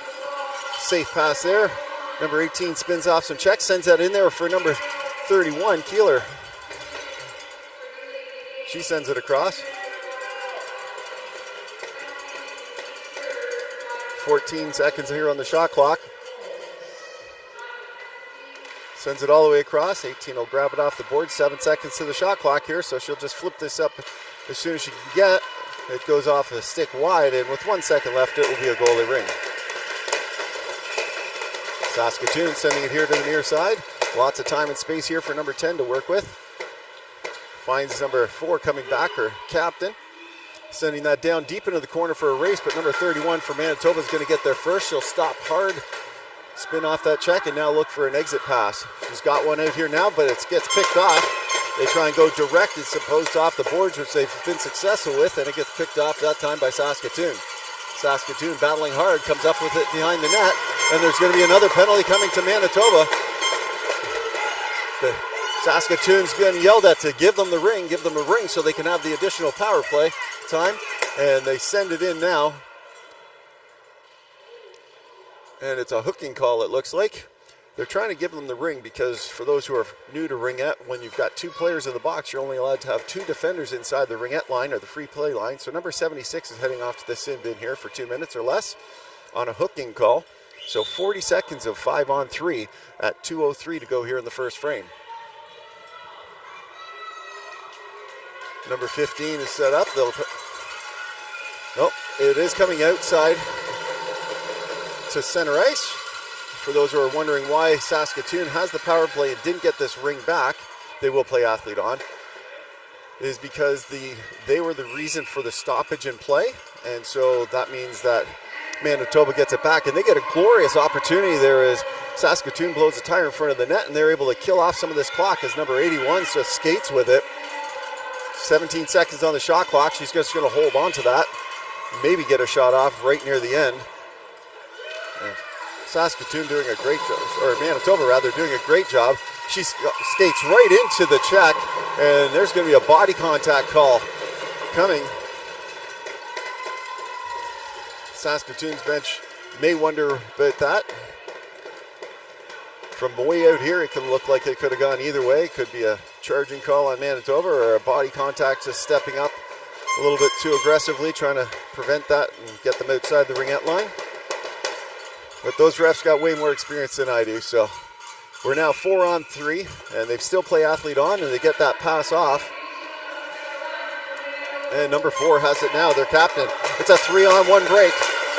They send it off to the near side, cutting it across. It's a bounce pass just a little up over number 4's sticks, and she's going to set this up inside. They kill off enough of it. We're back to 4-on-4, and it's a loose ring for Manitoba, and Manitoba defers. Eagle eye of number 4, their captain, steals that right back and sends it inside. Saskatoon now controlling, number 8 on the far side. 20 seconds to work with on the shot clock. They're 4-on-4 for the next 56 seconds. Number 8 down near side, takes a low walk, tries to go far side, gets just enough for the pad for number 60 and net for Manitoba. And another big stop. That one's a little bit easier one. Defers behind the net, and she's got to wiggle herself around. She gets stick checked just in time. Number 2 has a chance, breaks in and sends it right into the breadbasket. She does grab up her own rebound, and they'll have another full 30 seconds to work with. They'll calm it down as they set some line changes up. Number 11 now with some speed, fresh off the bench. 23 seconds to work with here in the period. They take a shot from way out wide, and there's a big stop. Defers behind the net. Double clutch on it. She bats it away, but number 72 will race into it and grab it. 10 seconds to go here in the period, and it's up into the neutral zone. Sends it all the way up there, but they can't get that pass to work, and here in the neutral zone, it will die. And just like that, we're tied at 1. We're not at 1. It was a close, even match here for both these teams, and when we come back, there will be a power play opportunity for the away team. And so Manitoba will have 22 seconds to work with on the power play when we come back. After this short moment where the coaches will instill some wisdom to their teams. And I could take a quick look through. As I said, I just came in, so I wasn't sure all of what's going on, so we can see if there's any sponsors I should know about out there.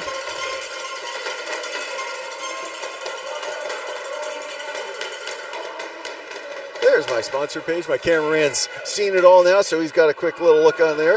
Of course, Ringette Canada sponsors are the Government of Canada, Gatorade, Athena Ringette, Ringette, TELUS.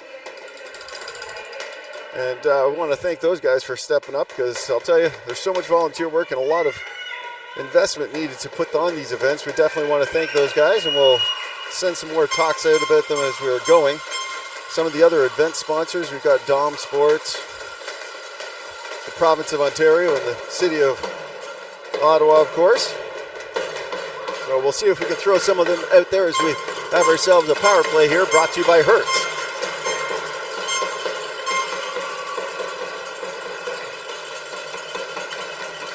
All right, the home team has the ring. They're playing full athlete on because they do have a power play. So Manitoba's on the power play, seeing if they can keep the coverage. They get it bounced up, and Manitoba's able to steal as it bounces off the stick.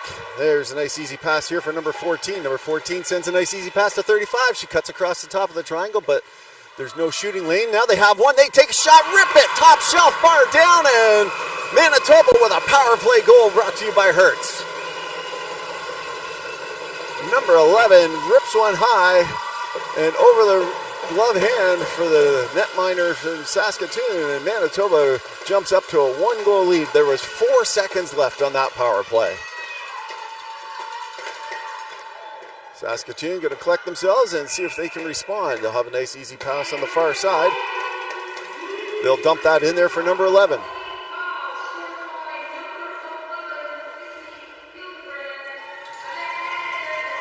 Number 11 here on the near side. Sends it across. That was Pearson. Pearson rips it. Shot! Oh, off the crossbar! And the rebound.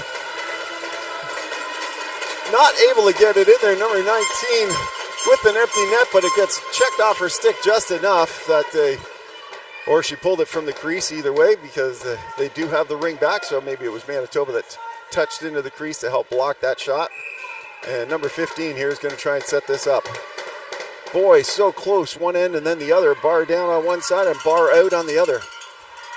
Saskatoon now rips one across. Number 24, she takes a shot off the knob end of the stick as she tries to go short side.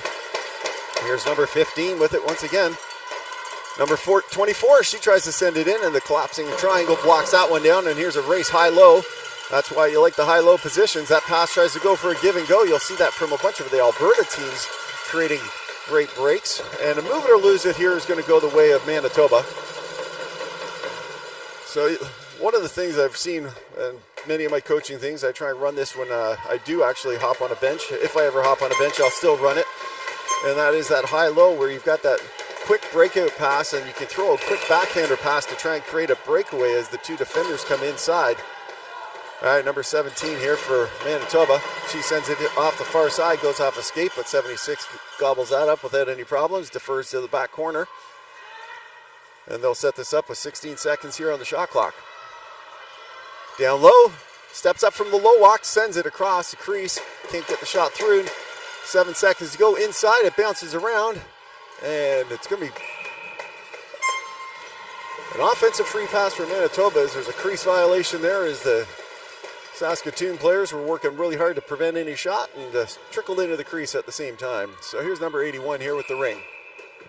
Number 81, no shot, so she defers to number 18 here on the near side, controlling and protecting that ring.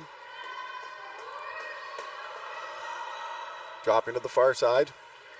Sending it across here for number 81. She takes a shot, scores! Number 81 with a quick release, grabbing it off her backhand, pulling it right forehand, sliding it through the screen just above the pad and below the glove. And there's a 2-goal lead here for the guests here in yellow.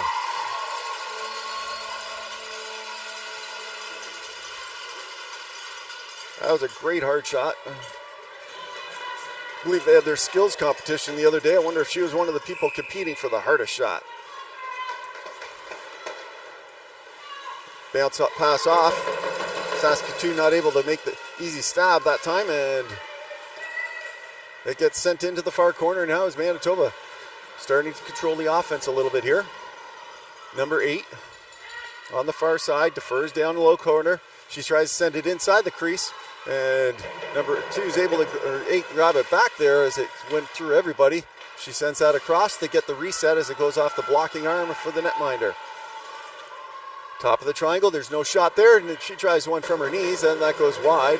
Saskatoon picks up the rebound, 20 seconds on the shot clock to work with, 7:24 to go here in the second frame. Another shot there, and that one goes wide, 14 seconds to work with. Number 23 gobbles that up. She tries to get inside. That one's stopped up by the pads and the breadbasket there.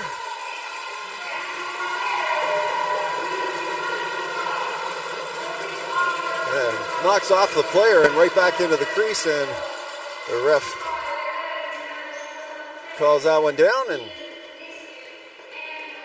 number 11, one of the goal scorers here for Manitoba, has got the ring on her stick once again. She sends it across the far side, tries to make a quick pass, but a little hot and heavy for 18 to grab, but she has it back on her ring now. Top of the triangle. Inside the triangle, number 4, she's taken down, and number 15 picks up the ring. Number 11's got it. Back down low, she's good. On her backhander, she flips that one just off the knob end of the stick, and that was so close to the crossbar once again for Manitoba. They are on fire right now, driving it hard. And a penalty coming here. And as Saskatoon grabs it, there's going to be a high sticking call. For those who are not as familiar with the Ringette rules, they have made modifications to the high sticking rules this year. Or it was this year or last year. My daughter also refs, so I get caught up into it. Manitoba number 4 is going to go to the box. Used to be anytime just putting their stick up in the air could give you a high sticking call. Now it has to get a little closer to the contacts or into the ring, and it must have there. Saskatoon now looking to respond. Down by 2. Defers on the backside. Inside the triangle. Takes a shot. And a big stop there, but it was inside and outside the crease as she tried to go to her backhand. Number 2 there. For Saskatoon. Number 14 spins off a check. Blows a tire, but gets it up into the neutral zone. Number 15 races to it. She tries to bat it through, and she does, but she bats it on both sides of the line, so they have a 5-second delay before they can grab it. Saskatoon controlled it anyways, and they're hurried back into the zone here. Number 4 for Saskatoon. Top of the triangle, out into the contested area. Backdoor pass, good chance, and a shot just over the crossbar. Number 12, controlling and protecting, sending it down low. Can't get inside there. Number 14 does a great job at protecting that. Holmes there, and creates even a move it or lose it on that pass. And goalie Ring will send it back up to Holmes, number 14. Holmes spins off one check, spins off another check. She's like a ballerina in there with all those spins. And number 35 can't quite do the same thing. Spins. Number 2 stole it there in front of the net, but that spinning backhander went off and wide. Saskatoon, 23 seconds to work with here. And number 11 jumps in off the rush with some speed, drives right through the triangle, rips one up high, and number 60 for the net stuffs that one down for Manitoba. Manitoba now coming in here, up into the neutral zone. Number 76 defers, looking for that pass back. She's got it there, but had to slow down as number 18 cut across, and a little misplay there. And number 11 here for Saskatoon. Saskatoon deferring to the backside. She's got a shooting lane, another one straight up high in the center of the net, and Manitoba sends that up here, and she'll just send it all the way down. 4 seconds left on the penalty they were killing there. And that penalty kill was brought to you by Lung.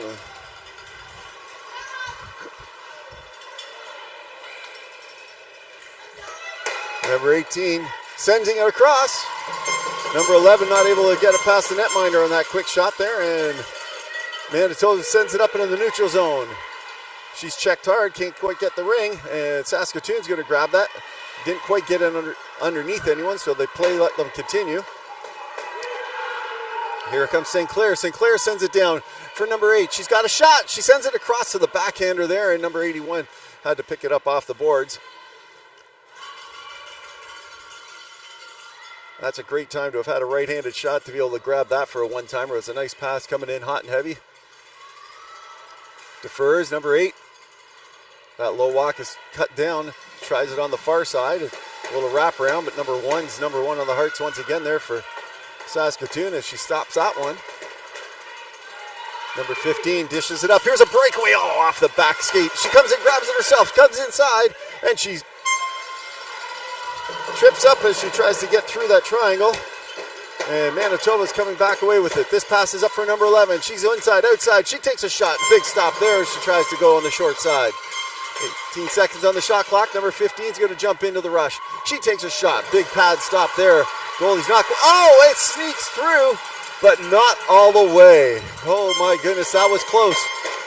Goalie had it, and just as she moved, it started to sneak through the pads, but stopped before the goal line, and the fast 5-second count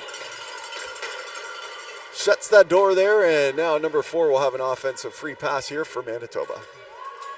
3:08 to go here in the first half. Got it just outside the line. Remember, they have to pass outside that circle.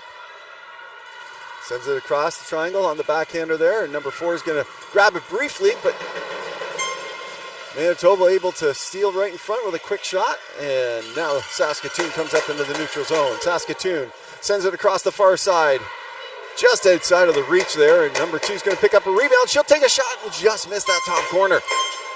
Manitoba getting it up here in the neutral zone. Number 15, she's got herself number 4 here on the near side. They're getting their set breakouts working very well for Manitoba now.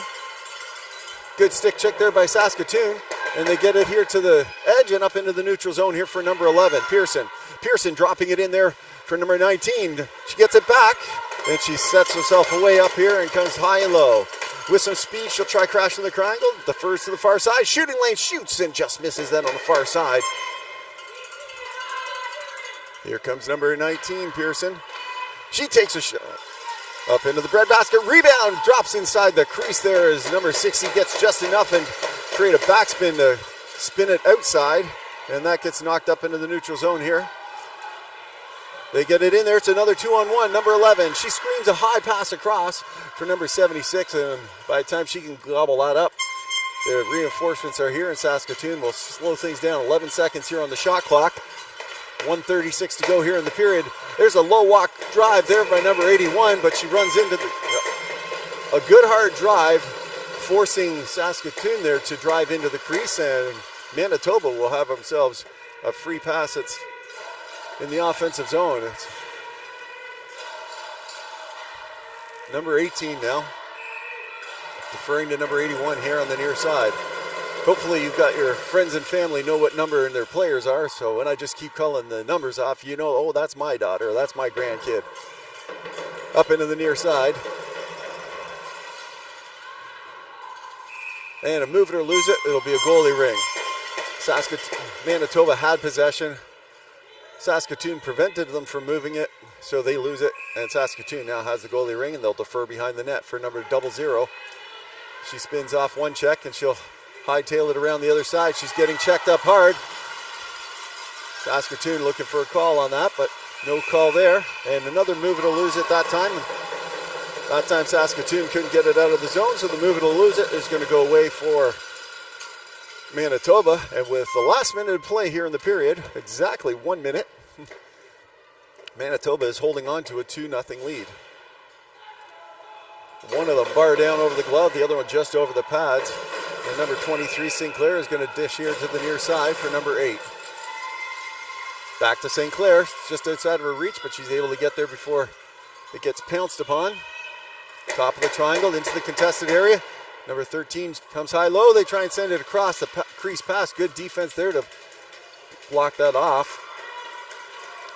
Here on the near side once again. Number 13 loses it. Good check along the lines, and Saskatoon sends it up. It's up to the edge and inside the zone here. Number 12, 23 seconds to work with or so. Top of the triangle, defers. There's a shooting lane.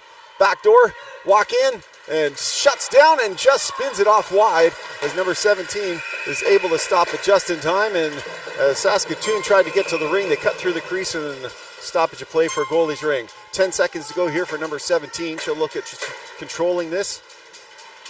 And looks like she'll stay in her zone here.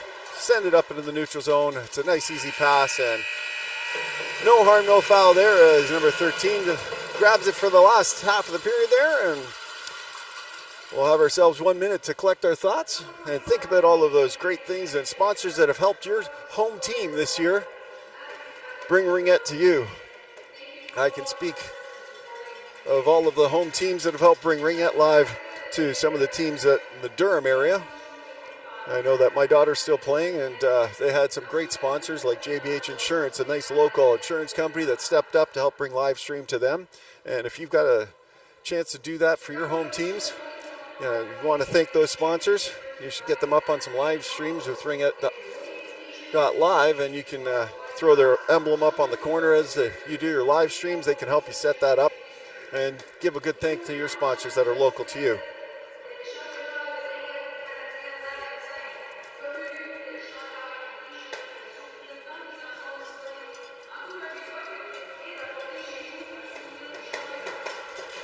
In case you couldn't hear what the announcers were saying, I couldn't either, so we'll just continue along with our own thoughts. Some of the other event sponsors out here we've got is Heart and Stroke Foundation. We've got Booster Juice, so we'll probably throw them out there at some point. Pro Physio and Medical Services, and of course ISI Live, who's helping do all this streaming here for us.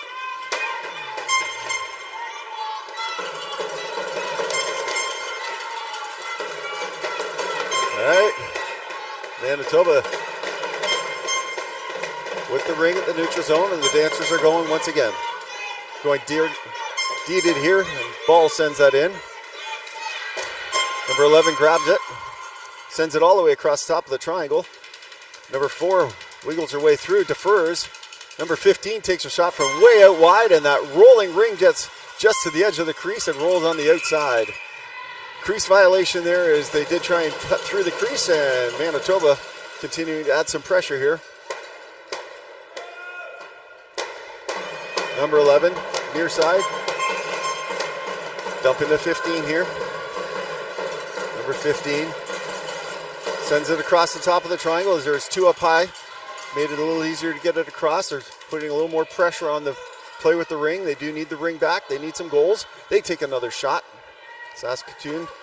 Manitoba. Down low, tries to get one down on the low post. 6 seconds to go with for number 4. She spins off a check. She's got a flip shot and rips that one into the breadbasket.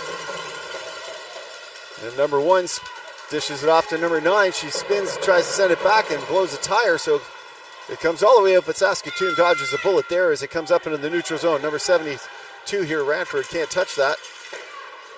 But her teammates come to help briefly, and it gets dumped all the way in. It's a race for it. Number 11 is going to get there first for Saskatoon, and Saskatoon now cycling it behind. 13 seconds on the shot clock. Coming up lots of space as there's no extra defenders there for Saskatoon, or Manitoba rather, as they were in a line change. 3 seconds to go. They'll send it in, but it's not going to get to the net in time this time, and it'll be a goalie ring.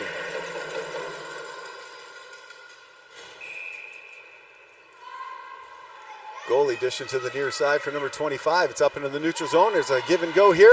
We were just talking about it, but not over. Here's a breakaway shot and rips it just wide on the far side as they had a nice tic-tac-toe going all the way across. And number 76 for Manitoba had a glorious opportunity. Now number 18 is going to pick it up here on the near corner. Number 76 gets it right back to her. Cuts inside, back pass, shot, blocked down, and it trickles into the net. Dangerous play. Goalie had to be on ball there, and she was up to the task. Saskatoon now sends it up into the offensive zone. Number 7, she has to clutch it out wide as number 14 blocks that shooting lane down, and they defer and switch sides, going back the other way on the far side to the far corner. Ripping it across, number 7, she's got a shot. She defers. Out here, it takes a shot, rips it just wide. 8 seconds to go on the shot clock. They got to get it through here. And there's number 24. She gets a shot and scores! With 9 seconds on the shot clock, she takes a hard shot, goes just off the blocking pad and over the blocking side. And they cut the lead in half. And it's 2-1 now here.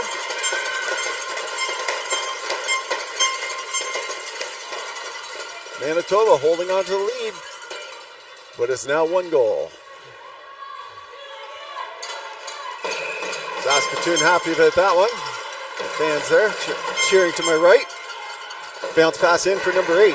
She defers to the corner, And that pass is almost picked off, but number 13 takes a walk through, tries to send it back door, and a shot, but 0-0 helps knock that down there, and she's going to spin with it behind the net. Around some checks, and there's a hooking call coming to Manitoba. They're going to call it tripping. Tripping, hooking. It's 2 minutes to the sin bin for number 8. And Saskatoon now will have a chance to jump on a power play brought to you by ISI, the parent company for Ringette.live, helping with all these broadcasting services.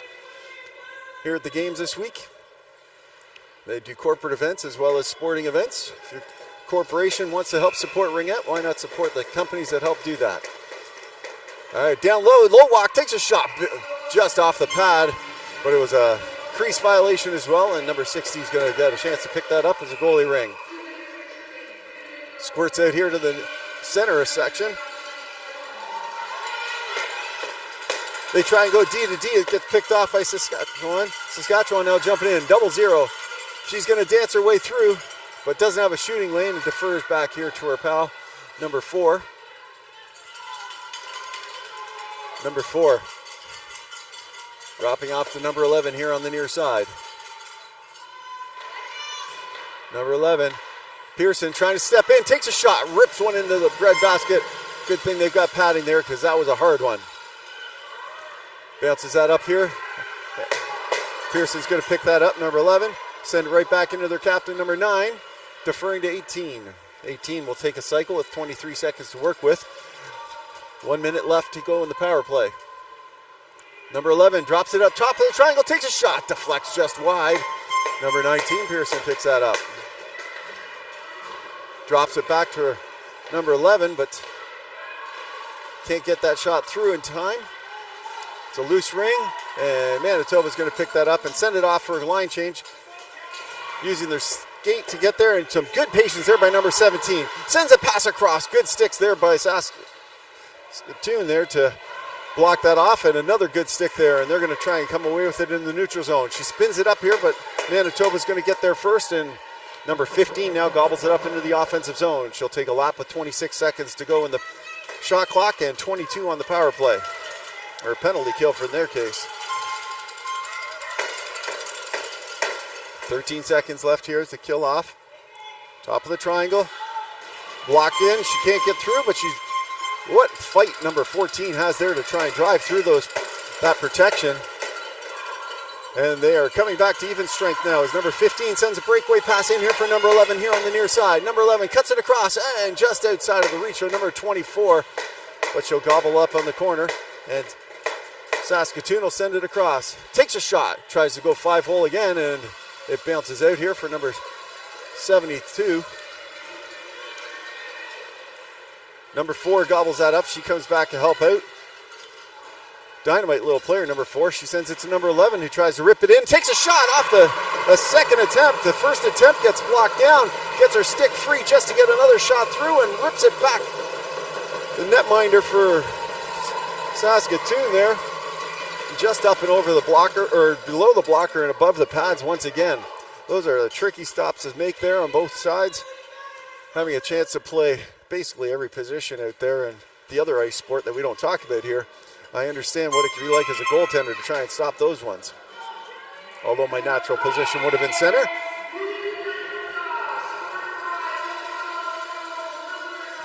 Number 11, the second one I believe of this game. And the pass comes up here. It's batted around, it's loose. Who's going to pick that up? Saskatoon will grab that, as they had to grab it first over the blue line. And number 12 steps back in and gets tripped up as she tries to step back behind Manitoba. And they're going to pull their goalie so they can put 4 players inside the zone. Remember, only 3 usually can come in, and now they've got their 4th player inside the zone. 4 on 3 inside the zone. 17 seconds on the shot clock to work with. Triangle pressing it out hard, taking the shot, gets dropped off inside. 9 seconds to work with here. The number 2 sends it up high. They get the reset. Everybody comes crashing down onto the net, and there'll be a move it or lose it here. And a hooking call coming. As Manitoba will head to the sin bin at 3:28 here to go in the third. And it looks like number 81 for hooking is the official call by their refs. And this power play brought to you by Heart and Stroke Foundation. Number 18, dishing to the near side. For number 11, gets it back, takes a shot. Up high in the bread basket, and she grabs that. Contested quickly there, and another quick shot comes in there as Saskatoon does a great job at doing some coverage and stealing that ring back. This time it's going to get up to the neutral zone and flipped up as a rolling ring comes through for 0-0 to pick up. Her teammate gets it. Lucky there, being able to play it just on either side of the line. The perspective of standing right over the blue line here on that one. Spinning into the check that time, and they'll have a breakaway 3-on-2. They send it up to number 11. She's got a speed, takes a shot, scores! Fakes the forehand, drives it backhand, and buries one just above the pads and below the catching arm once again. And a power play goal brought to you by Booster Juice. And the lead is back to 1, and it's a 3-2 game here. The visiting team by Manitoba holding on to the 1-goal lead once again. They've answered before, they will try and do it again.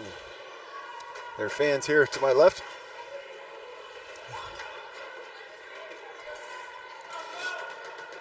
And there's someone going right back to the box here.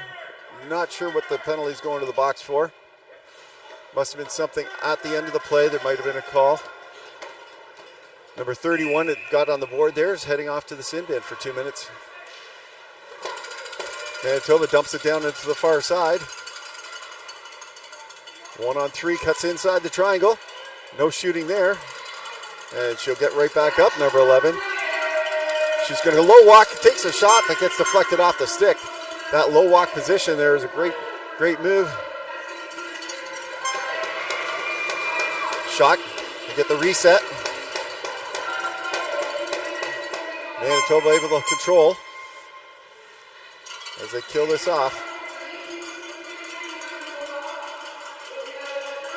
Number 11, she's going to walk through, takes a shot, flips that one just high and over the net. Number 23 picks it up in front, sends a pass in front, picked off by number 7, the center for the line, and sends it up into the neutral zone. But number 11, she's got eyes in the back of her head and saw that pass coming and sends the pass back in there for her pal, number 72. Radford. And she'll start for a line change there. Number 76 sends it across. Number 4 jumping back into the rush. She tries to send it inside. That gets knocked off some sticks and goes to the near side. And Saskatoon sends it up into the neutral zone. Saskatoon sends it to the near side. Spinning off a check, trying to control it. It's a loose ring here on the near side. Hard to see, but move it or lose it is going to go Saskatoon's way there. 1:17 to go here in the third period. Remember, 3 of 4. And number 4 with the ring. Number 4 right behind her. Dishing to the near side and getting it right back. Number 4. Top of the triangle, takes a shot, scores! A bobbler handcuffing the netminder for Manitoba, and they're knotted at 3s, and there's a power play goal once again brought to you by Booster Juice.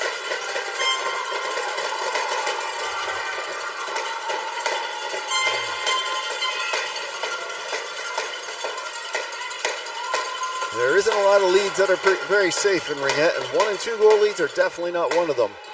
I've seen a lot of 4-goal leads get gobbled up in a period of Ringette with the shot clock and the opportunities they create. Manitoba sends it now into the zone. The fans for Saskatoon super excited about that one.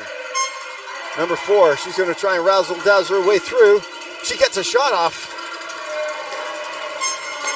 And Saskatoon comes up with the loose ring in front of the netminder, just sends it up on the neutral zone. Number 18 comes back and grabs it. Number 18 sidesteps one check, and she'll flip it up high, and it's to the line, and stays inside. Smart play there to keep it inside the line, because that's where she batted it down from. It must be a veteran move there. Spinning off some checks, looking for a pass in, finds number 11. Number 11's got some speed, top of the triangle, rips one on the far side, and number 4 is going to gobble that up. Gets her feet moving here on the near side, steps away, back pass, top of the triangle, rides up the stick, they get the shot. Big glove save there as the netminder had a hard time tracking that, but stays with it and sends it now here to number 10. Number 10 here on the near side. Looking for that pass, gets an easy pass to 18. Number 18 getting the shot through as their time is running out. Their fans were calling for it, shoot, shoot, shoot. And they do get a shot off, but it's blocked down there. And after 3, we are tied at 3.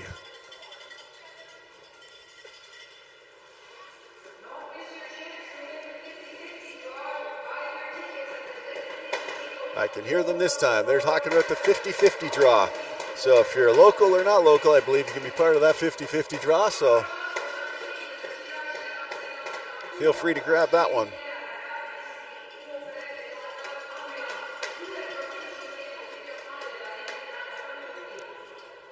Well, it's been a pretty close game right now. We've had it back and forth. It's a seesaw. A little advantage here, a little advantage there. The refs have been on the ball. They're doing the thing I like seeing most, and that's keep that game safe out there. It's been a pretty clean game so far. At 19 seconds, the home team will start with the ring for the last time here.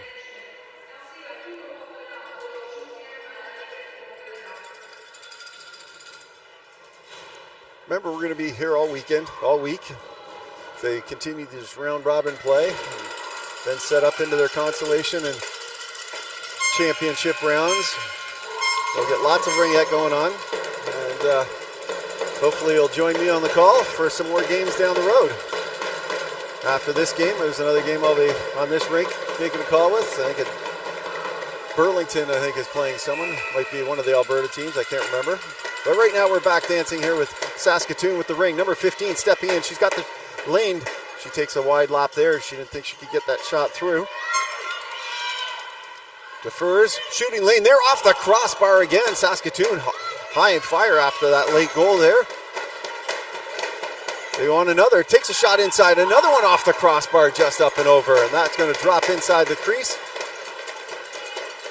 And Manitoba now looking to try and get it outside the zone. Number 81 comes back and grabs that pass on a high-low. Spinning off a check, sending it in there. Good job there by number 17 to snag that one. She takes a shot inside the triangle. Oh, and just a little bit of a bobble there. Number 18 there has got a great opportunity camped out in front. Number 2 now coming right back as this racetrack out here right now, going back and forth. Number 2 cuts around, tries to shoot it through the screen. Number 17 defers it inside as they try and set a goalie ring pass up there. Number 76 sends it here on the near side boards for number 13. It's tight along those boards. Number 31 drips it down far into the corner. Is it hard enough? And it is briefly hard enough, and they're going to have to contest for it. It's a loose ring, and Manitoba comes up with it.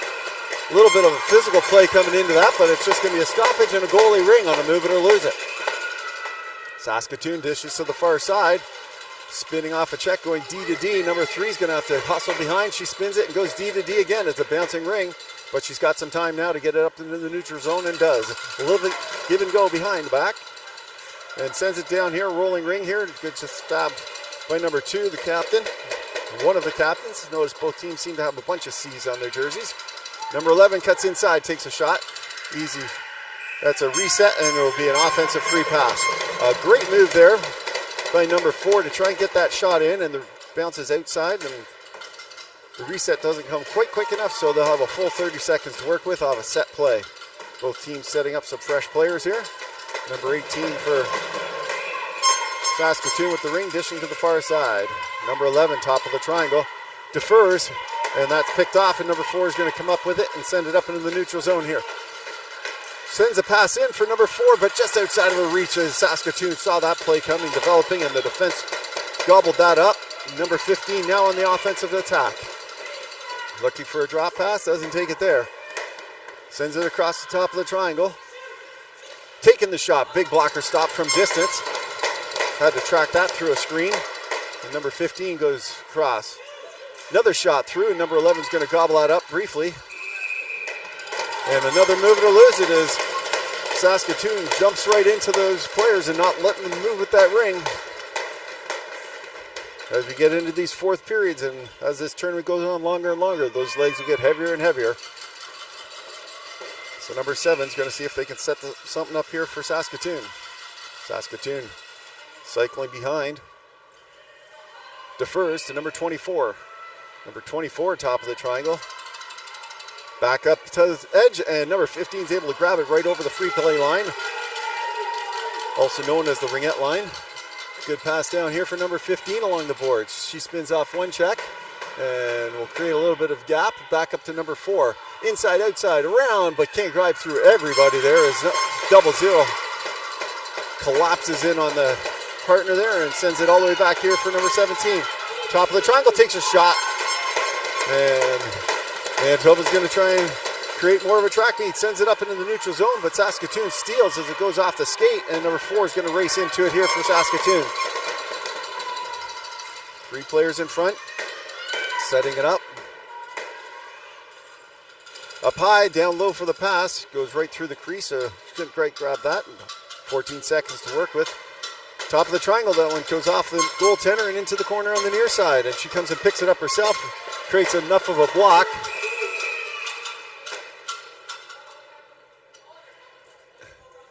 I think the players got stuck up there, their helmets or their arms, and so there'll be an offensive free pass here for Saskatoon.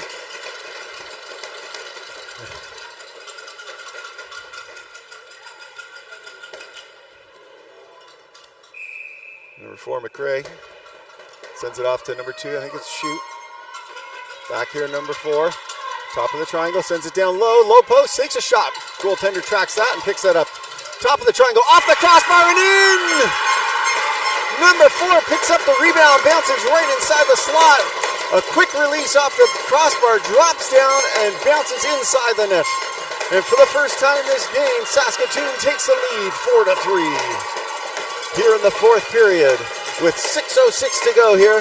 And Saskatoon's got their flag chasing down in front. You can see it at the bottom of your screen there. Looks like a little number 15 younger sister maybe, or a niece or a cousin, cheering them on. That was fun. Number 31 bouncing it off the boards. Spinning off a check here, and Manitoba looking to try and get back on it. They've controlled a lot of this game, but finding themselves behind now. Halfway through the 4th. Top of the triangle, defers back. Top of the triangle again, can't get that through. 6 seconds on the shot clock. 4 seconds to work with, and she's got to get that in there. Number 81 tries to drive it through, but it gets gobbled up there by the triangle there. And some good, strong defense there by Saskatoon here. Easy pass, and they'll step back and come on this way. Here on the near side, sending it up to the edge. Being pressured along the boards here is number 11, Pearson. She gets it in to 18. Number 18 has it checked off her stick, and it'll be a move it or lose it here, but number 81's wondering why it's going to move it or lose it that way, but they stole the ring and they just couldn't get it out, so it's a right call by the refs. I'm sure she'll get an explanation, something similar to that.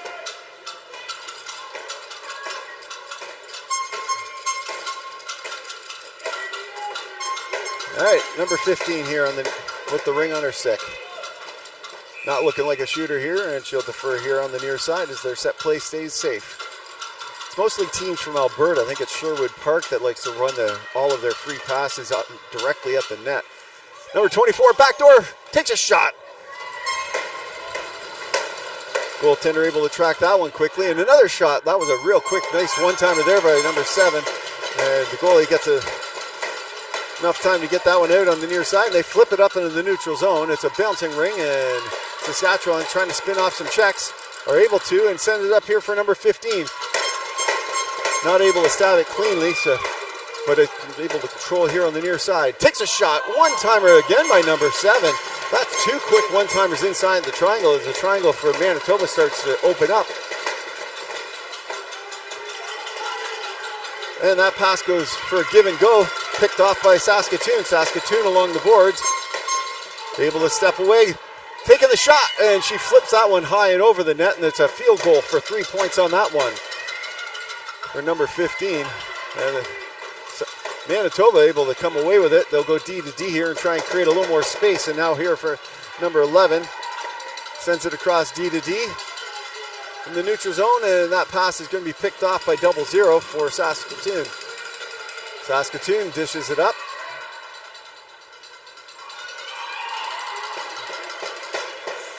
And good patience there by number 4 to wait for it to cross that line. And top of the triangle, she's got a shot. Big stop there from out distance. They can't get through the triangle again, and they cause another turnover. Saskatoon's doing great. They're just passing themselves off there. Calming themselves down. 15 seconds to go on the shot clock, and no one's chasing them, so they're just holding it on. They've got the lead with 3:22 to go. Manitoba fans are starting to call for it. And there's a shot. They can't get the reset. Well, they get it briefly, but Manitoba's able to skate with it for now, and they flip it up into the neutral zone. A nice little delay play there by Saskatoon. If there's no one chasing, why not stop and wait? Rest your legs. There's a long tournament here. I know that coach from my daughter's team tried to get her to do that a few times. It was confusing to everyone when they just stood still, almost like deer in a headlight. And here comes number 4. She takes a shot, goes off some skates wide, and number 12 is going to pick it up behind. 5 seconds on the shot clock. They get the reset, and they dump it inside the crease here for a better set goalie ring, and Manitoba gets it up here to the neutral zone. A little give and go along the neutral zone. Here's number 11. She's got 2 now. Can she get her hat trick? Takes a shot to flex off wide on the far corner, and Saskatoon gobbles it up, spins off her own check. Creates some space. Goes off a stick here for number 19.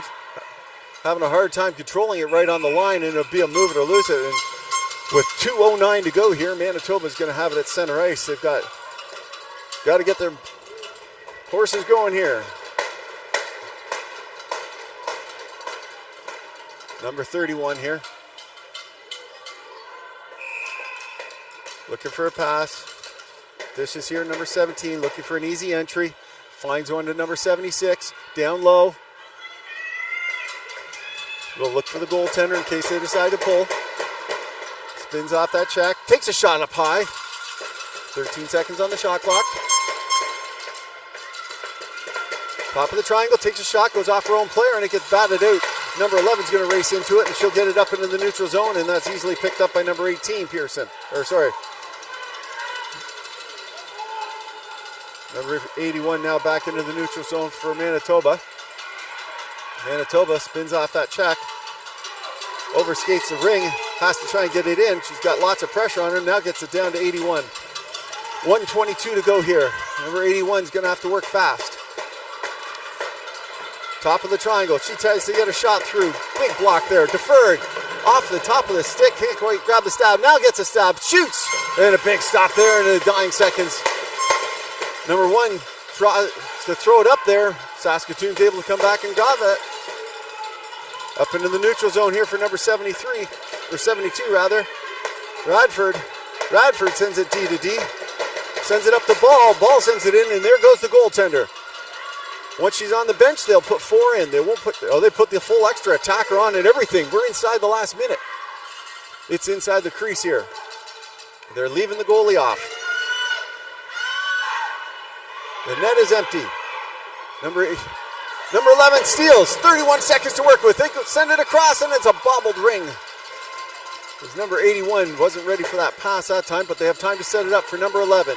Number 11 sends it to 15. Down low to low post. High post. Top of the triangle. Down low, but behind them. 15 seconds to work with. Last 15 seconds in the period. In the game, number 11. She gets a shot down low. It's squeezed wide. 7 seconds to work with. Up high. Inside the triangle, takes a shot, big kick stand, rebound, shoots, it's going, goes wide, it gets kicked off wide. Oh my goodness, I thought that was in. And oh my goodness, what a narrow finish there. And Saskatoon, a come from behind victory. And what a great effort here by everybody involved. A well-rounded game. Manitoba's probably got feeling a little bit of heartbreak, but they'll shake it off. They got lots more ringette to play. And Saskatoon with a big victory coming from behind there. Until next time, this is Barkley Hollinger, the Barkman, with the howl, howling off.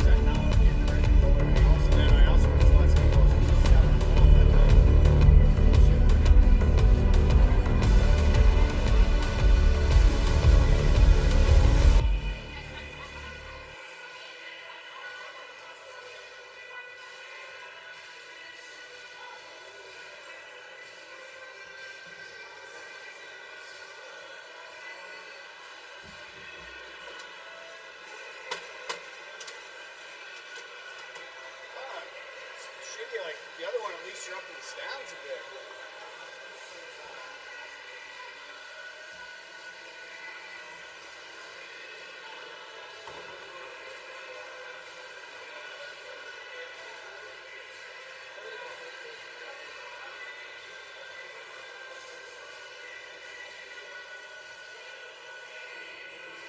You got a heat here at least.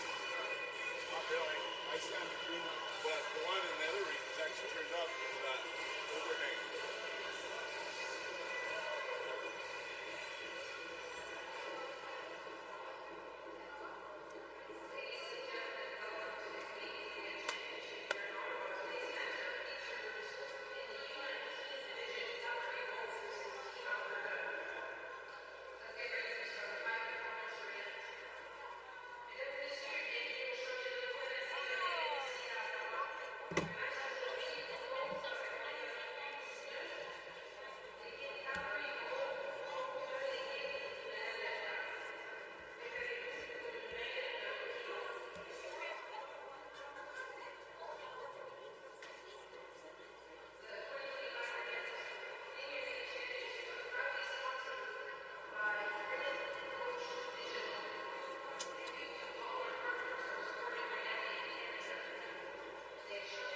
It's really nice that they announce it. You can't hear the flick.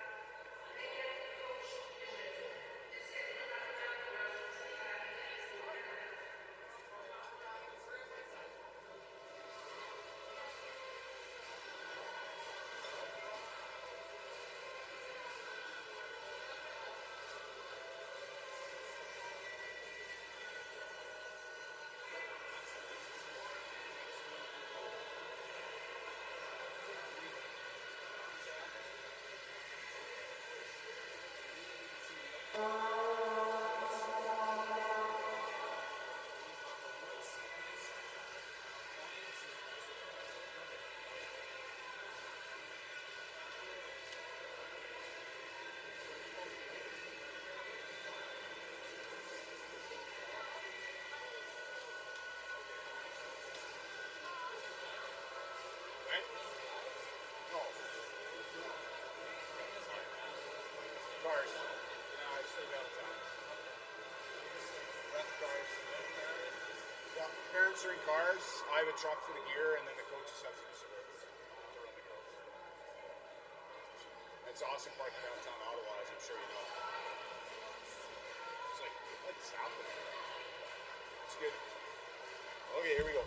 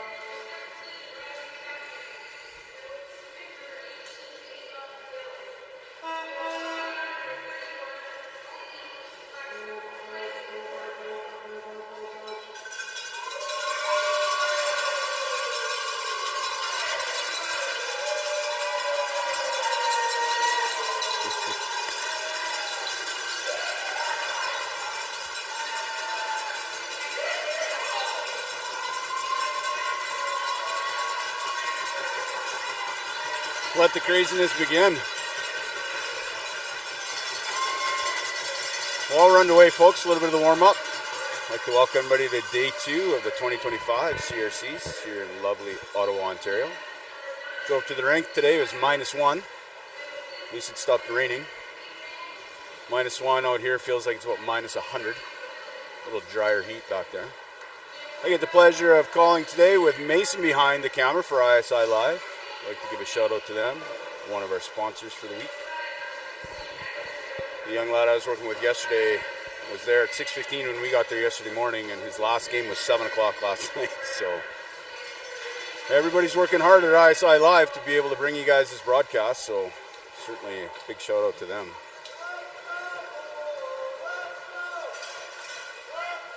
As I'm sure everybody is aware, we have the 2 Calgary sister teams, but I've been told sisters are off for the next 90 minutes, and they'll be battling hard against one another. So Calgary Bold in red, and Team Alberta flashed in the blues.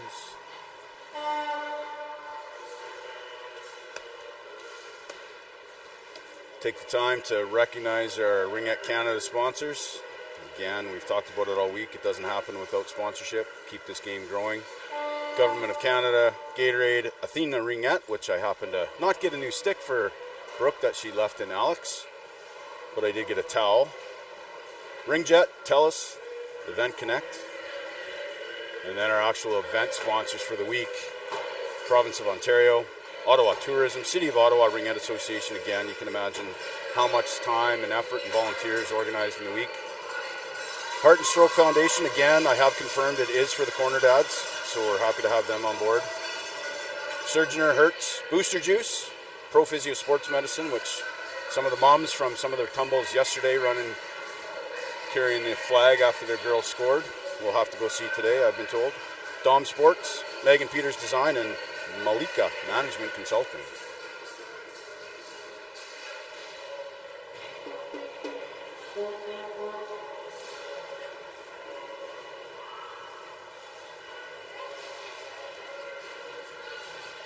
Only one game scheduled for Team Alberta today. And we'll try to quickly find Calgary Bold if they are playing another game today. Does not look like it, so this is it. Oh, sorry, no, that's Monday.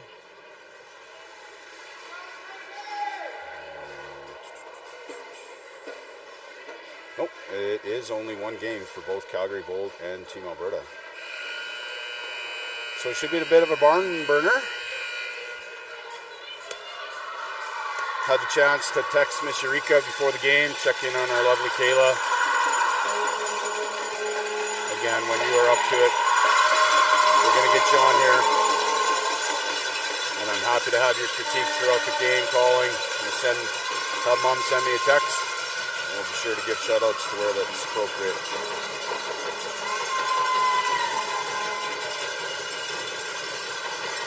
Okay, folks, enjoy the game. We're going to do our best here to call a good one. Team AB to start, free ring. Avery back over to Ella. Team AB serving the scene. Calgary Bold stacked up against the blue line. Ella drops down there. Good stab by Klisnik. Driving the top of the triangle. Ari down low. Draper picks it up. Circling at the half boards. Yoja on the far side. Trying to get it through. Yoja does able to pick it up. Quick toss down low. Just out of the reach of Avery. Leah Marble is there to put a stick on it. And it's a free ring. Harvey to start. Big pass up to Landers along the half boards. Yoja battling away. Avery Kay comes up with it. Going to slow it down on the half boards. Oh, we got a high stick. It was blown down. We have a high stick. And it looks like it is Adi Yoja, number 16 for Team Alberta, at 9:24. Yoja at 9:24 for a high stick. The Chapman sisters, Katie and Riley coming out. We got Walter on D, Sturchy on D. And I believe that's Haley Dunn on the half boards. Tessa Brown at the top of the triangle. Lindsay and Tasha playing deep. First shot on net for Calgary Bolts. Good save by Gwen. Riley surveying the scene on the far side. Drop for Dunn. Again, good save by Team Alberta goalie Gwen Walker. Walter back in the neutral zone, picks it up. Calgary Bold driving just over the blue line, just out of the reach. Haley Dunn does recover. Going to loop back along half boards. Drop it for Chapman. Lindsay Byers get the stick on Chapman going around the net. Over to Chapman. Chapman drops.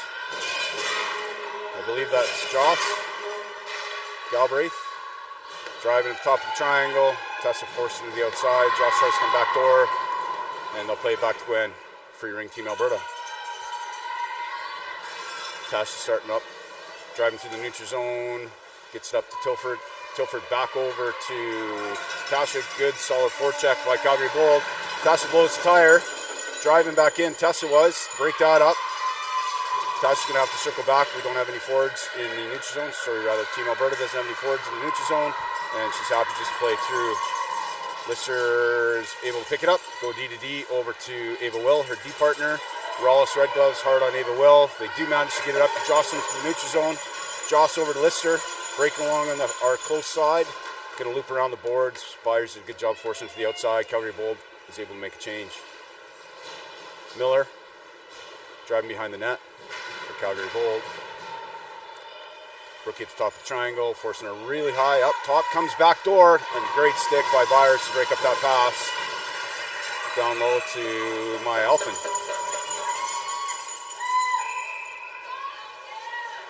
Free ring for Team Alberta. Gwen's able to get over to Ella Granberg, one of her seniors on Team Alberta. Ella driving up the middle. Over to Susie. Oh, and just about contact with Addie, who was just coming out of the penalty box. Obviously, penalty's over. Ella's driving top circle, and a quick shot just over the net of Harvey. Susie's able to pick it up. Ella's still out there supporting as forwards make a change. Tessa Brown out with Georgia, drops for Georgia. Georgia looking for both Tessa and Susie in front of the net. Elfin is top of the triangle for Calgary Bold. Landers and Marlborough playing D for Calgary Bold. Quick shot by Susie, doesn't get through. There was a bit of a rebound. G plays it over to Tess. Tessa, oh, quick backhand. Great save by Harvey.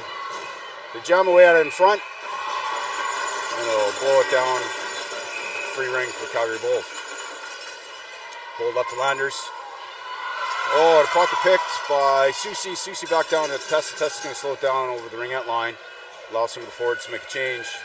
Yoshi's coming out. More set on D. Tessa drops it. It's the AAA line with Addie, Ari, and Avery K. Addie on the half board too, driving to the top of the triangle. Chapman does a great job, gets her 6 on it. Over the ringette line again, knocks it away.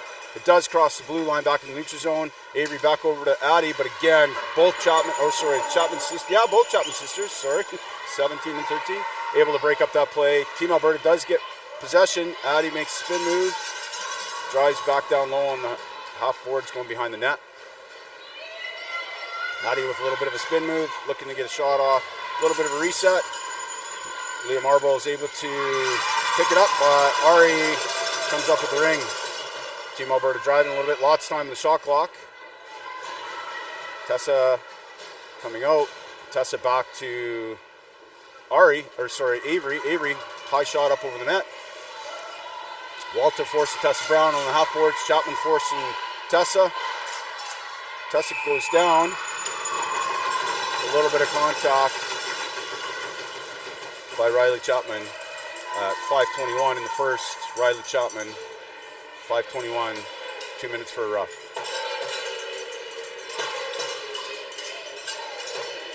Tilford, Susie, and Brown out for Team AB. Byers and Emily Liao on D. Tilford drops into the corner for Susie. Susie slowing it down, surveying the scene. Jocelyn Galbraith at the top of the triangle. Susie all the way over. A quick shot on that by Tilford. Harvey makes a good save. Forcing it in the corner. Walter. Jocelyn's coming back to support. Susie comes up with a ring. 1:35 left on Calgary Bold's penalty. Susie driving top of the triangle. Drops it off to Tilford. Tilford driving. Gets a shot in. Goes through the crease. Does get whistled down. It'll be a free ring for Calgary Bold. Rollis out now at the top of the triangle. Calgary Bold up through the neutral zone. Able to drop it all the way down in the corner. Ella's there. Brookie at the top of the triangle. Forcing Danny Faulkner to come high. Pushing her to the outside. Danny does get a shot off. Gwen's able to make the save. tied up in her equipment a little bit, but she does get it out. Ella's there, quick up to her D partner, Morissette. Kelly up to the neutral zone, quick drop pass from Anna, back to Callie, a little contact down low on G, she's able to recover. Got tied up with Lister a little bit, battling away in the corner. 2 Calgary Bold players on G, Anna comes in to support, Lister still in this corner, battling away, great battle in the corner, folks. Lister's doing a great job avoiding contact, but Team Alberta forces the turnover to be free ring in the offensive zone. ABG, Anna, Brooke, and G out for Team Alberta. McKnight now on forward for Calgary Bold. 43 seconds left, folks, in the penalty to Riley Chapman. G over to Anna. Anna drops it over in the corner for Brookie. Brookie surveying the scene. No lane there. Driving along the side of the net. Quick shot into Harvey. Harvey's going to eat up some of that time on the clock. Oh, passes it right back out to Anna out front. She's got a chance. Oh, and a great stick by Ava Will to take that opportunity away. Anna again, relentless. Able to get a shot off. Brookie loses a tire. She stays on the ring. And drops it back below the ringette line as Mighty McKnight was all over trying to take possession of that ring. Team Alberta gets a change. 5 seconds left in the Chapman penalty. She'll be coming out. Addie along the half boards, looking for a lane. Drops it over for Avery K. Avery does get a shot up, but again, Harvey's in a great position. Looks like Lister to get her stick into the crease. Let's maintain possession in the offensive zone for Team Alberta. Calgary Bold able to make some changes. Marlborough Landers on D with Joss at the top of the circle. Ballistic back over to Draper along the half boards. Addie circling the top of the triangle. Draper's dropping around along the half boards. Little truck and trailer with Avery K. Avery K picks it up. Addie's coming over as well on this side. Trying to put a pick on. Avery K gets a shot off for a reset. Leah Marlborough able to pick up the ring. Oh, it just goes off the back of the net, and Team Alberta's able to come up with it. Ari again drops for Addie in the corner. Avery K going for a change. Addie coming high up top. Miller's able to get a stick on it. Addie's driving, turns. Looking for Tessa coming in late. Ari's driving again at the top of the triangle. It's a little contact. Good D by Jocelyn, top of the triangle. Calgary Bold able to take possession. Landers makes a smart play. Let's go into the neutral zone, picks it up and drives it all the way down into Team Alberta zone. Ella's able to pick up the ring along the boards. Quick through the neutral zone. Ella over to Addie. Addie gets it back to Ella. And a great stick by Dunn. Come up with it. Harvey's able to slow it down. 2:05 left. Throws it to the corner. Team Alberta picks it up. Susie driving, finds Tessa on the far side. Kylie coming over to support Tessa in the corner. Susie posted up in front of Harvey, trying to take away that shot. Gets a great shot and a great save by Harvey again from Tilford. Calgary Bold dumps it up into the neutral zone. Chapman's there to pick it up. Chapman down to Dunn. 1-on-1 with Callie. Dunn back to Chapman along the far boards. Chapman's behind the back pass, comes over the ringette line. Susie's there. He's going to slow it down. Drop back to Tasha Bear. Ooh, a little contact. Tasha gets stood up a bit. Tessa is able to pick it up. Comes all the way over to Callie, just out of her reach, but it comes off the boards. Callie drops it down low to Susie. Susie makes a great stab to maintain possession below the ringette line. Over to Kylie. And some are going to change. 10 seconds to the shot clock. Kylie's looking for a reset. Sticks everywhere. Gets a shot off and a reset. Brookie's there to come in and support. Wallace is able to take possession along the half boards. Driving, looking for a pass. Nobody there. Changing our forwards. G's coming out. Anna supports down low. Wallace over to G. Good stick by Walter. Does get through. G's able to pick it up. Battle a little bit. It'll be a goalie ring as both Walter and Bright went down. 49 seconds left in the first quarter, folks.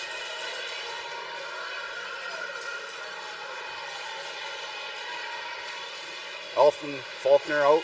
Calgary Bold.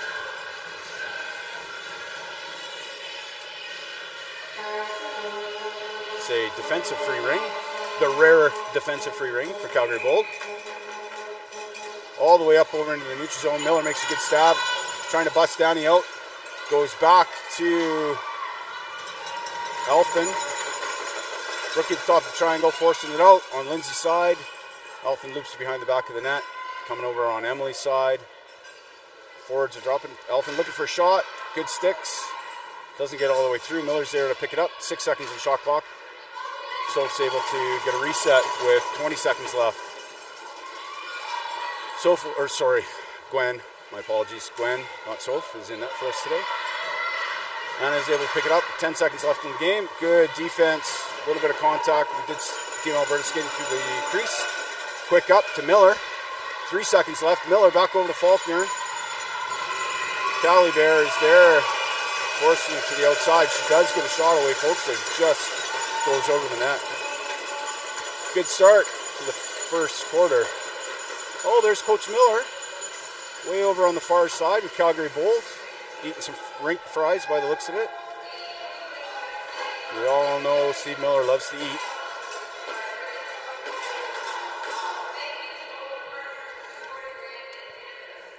Again, folks, big shout out to our 200 coaches that are here. 150 games this week. Hundreds of volunteers to make this happen. There's 1,000 athletes competing this week at the 2025 CRCs. And a big shout out to the 50 officials from across Canada that give up their week, come out here, and call these games for us. What'd you think, Mason? Pretty good start? Excellent. Mason's digging it. We like it.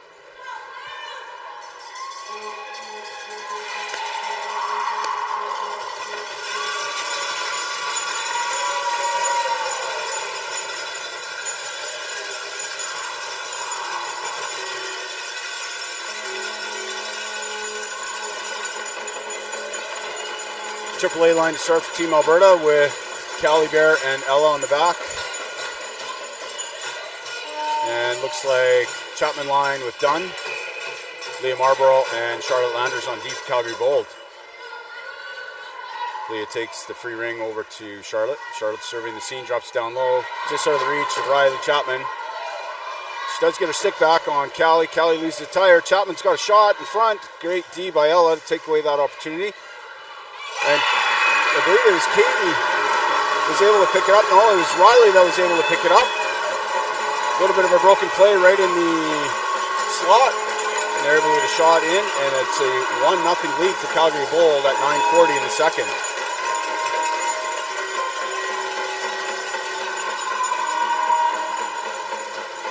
Tilford for Team Alberta to take the free ring. Seuss down low with Tessa Brown at center. Tasha and Lindsay out for D. Lindsay surveying the scene, drops it all the way down to quiet ice in the corner for Tessa. Tessa loops behind the net along the far half boards. Drops it back over to Susie, just sort of a reach. Harvey's able to make that. Over to Leah Marlborough. Leah driving just off the skates of Susie. Calgary Bold drops it over to Chapman. Chapman back to Chapman, just sort of a reach. Tessa up to Kylie. Kylie's going to go back. She gets a stick on it. Great forecheck by Chapman's. Haley gets shot off. Tasha touches it behind the Team Alberta net. And at 8:55, we've got Tilford for Team Alberta, number 8. 8:55, Tilford for roughing. 8:55 left in the second. Searching Walter on D for Calgary. Mighty Marin McKnight with Chuckles Rudnicki over on the far side. McKnight back to Chuckles. Marin picks it up, looking to drive. Rookie blows the tire, top triangle. They're battling away at the end boards. And it'll come up as a free ring for Team Alberta. Emily and Ella out on D. Gwen over to Emily. Emily looking for somebody in the neutral zone. Great forecheck by Calgary. They are able to come on. They jam away at it. And it will be a free ring for Calgary Bold. 1:28 left in the Tilford penalty.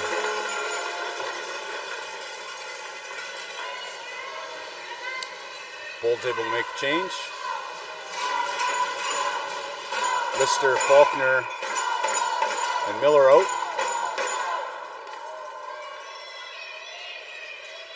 Lister brings it down below the ringette line from Ava Wilt.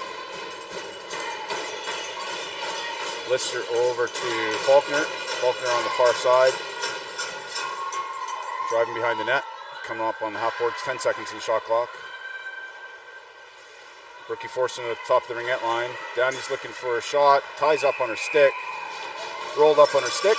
And it'll be a free ring for Team Alberta.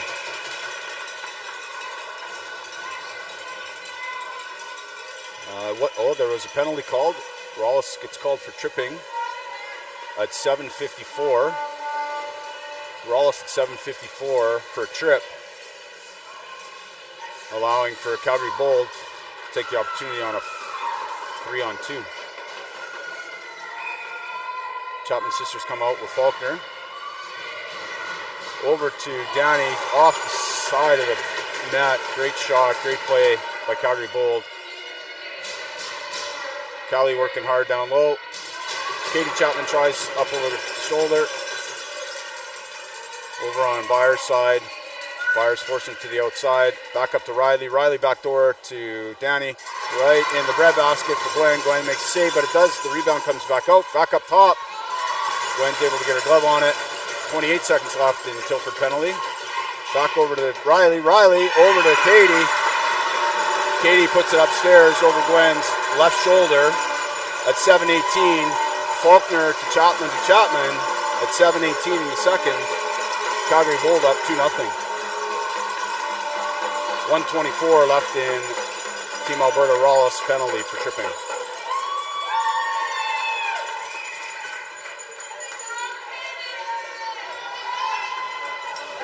Bright and Yoja out for Team Alberta with Granberg and Liao.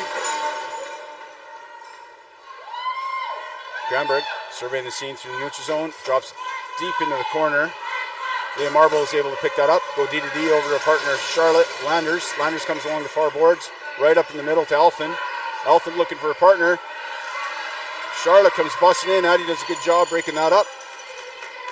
Katie Chapman's able to pick it up, drops it down low. I believe that's Haley Dunn.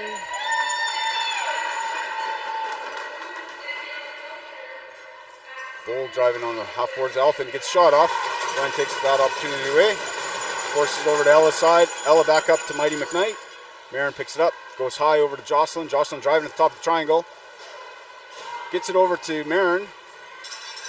Marin was looking for a shot. Emily was able to take that lane away. Marin again looking for some help. Driving on the half boards. Drops just out of the reach of Jocelyn. Ella's able to scoop it up. Tessa, Addie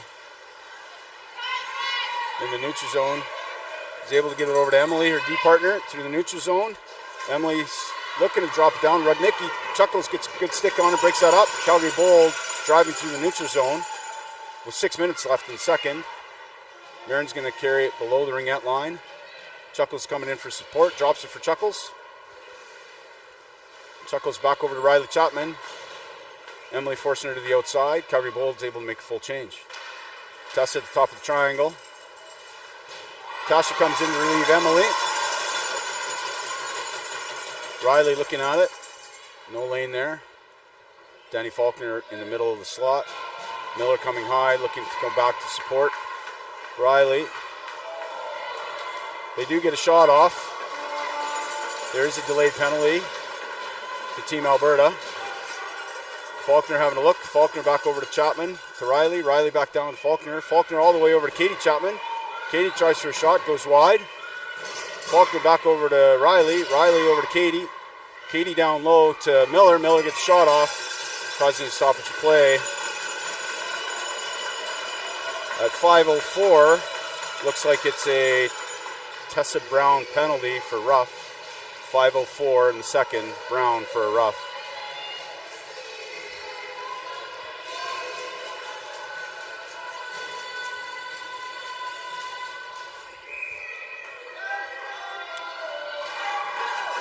Elfin over to Katie Chapman on Tasha's side. Callie Bear on this side. Addie at the top of the triangle. Haley Dunn busts in, gets shot off. Gwen's able to take that opportunity away. Just goes wide. Tasha up over to her D partner, Callie. Relentless forecheck by Calgary Bold in the offensive zone. Addie's able to pick up the ring, back over to Tasha. Tasha busting through the neutral zone, eating up some time. Calgary Bold comes up with it. Addie's getting her stick on Haley Dunn, slowing it down in the neutral zone right at center ice. Haley's able to get it over to Ava Will. Will below the blue line over to Elfin. Addie battling away. They're jamming away at it. 2 Calgary Bold, 3 Calgary Bold players all over Addie. Addie forces over the blue line, and Team Alberta is able to take possession. 1:06 left in Tessa Brown's penalty in the second with 4:10 left. Rollis and Susie out for Team Alberta with Liao and Byers on the back end. Galbraith chuckles, who just gave me a smile, and McKnight for Calgary Bold. Lindsay's happy to just dump it all the way in the corner, allow Brookie to go in to get it. She's battling away with Leah Marlborough. Brookie driving, doesn't like what she sees. Surveying the scene along the half boards. Again, eating up some clock as she looks at the scoreboard. 49 seconds left. Brookie gets a pass over to Byers. Brookie is able to come back just out of the reach of Byers, pick up her own rebound. Looking for a reset.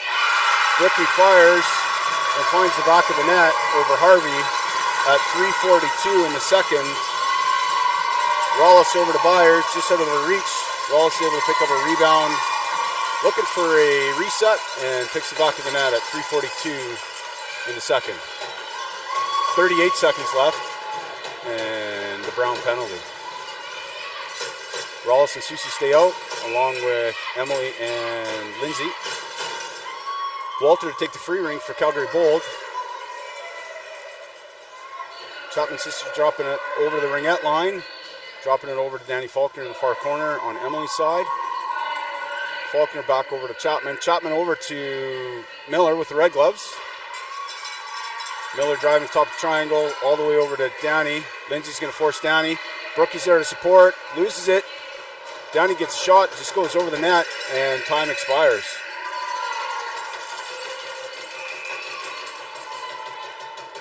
Gwen's able to play it back over to Lindsay. Beast mode activated. Avery doing a great job coming through just over the reach. It's a 2-line pass. Hess can't touch it. Skates over it. Walter's there. Pick it up. Quick little dish over into the neutral zone. Chapman's able to pick it up over to Elfin. Elfin looks to drop it back for Walter. Good stick by Addie to break up that pass. Addie maintains possession. Spins off Elfin and Ella and gets her pocket picked a little bit by Elfin. Dunn comes up with it. Ella forcing Dunn on the half boards, allowing Calgary Bold to make a change. Here comes Chapman. Avery Kay at top of the Ringette line, able to force it a little bit. Calgary Bold maintains possession. 15 seconds left in the shot clock. Comes up to Elfin, at the top of the Ringette line. Working against Addie at the top of the triangle on Lindsay's side. Elfin all the way over far side. Quick shot on Gwen. Gwen's able to eat that up. Quick pass over to Ella. It's bouncing ring. Calgary Bold comes up with it. All the way over. Calgary Bold. Katie Chapman does get a shot off. Gwen's able to push back, goes under, and she's happy to take the 5 seconds. It'll be a free ring for Calgary Bold. Great individual effort for Calgary Bold. Back to 5-on-5 full strength, folks. Rollis, Anna, and Gio for Team Alberta. Galbraith, Chuckles, and Marin up for Calgary Bold. Chuckles surveying the seam behind the net along the half boards. Trying to run a pick at the top of the triangle, just out of the reach of Marin. Marin picks it up, drops it back over to Chuckles. 1:40 left, folks. Rudnicki driving, drops it back over for Galbraith. Galbraith looking to turn and shoot. Brookie's able to push her over to the Ringette line. They're battling away at it. Brookie's going to get her stick tied up. And down goes Galbraith with 1:27 left. McKnight all the way down in the corner. Back to Chuckles, waiting for the 4-in. Rudnicki over to McKnight. Riley Chapman comes out. McKnight back over to Chuckles. Trying to bust it through the middle, and they jam away at it. And Team Alberta will serve another 2-minute penalty for tripping at 1:13 in the second. Rollis tripping at 1:13.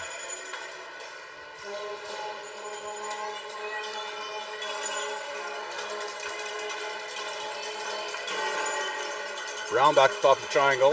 With Lindsay, I can see Anna's out there. Marlborough and Landers on D. Chapman done.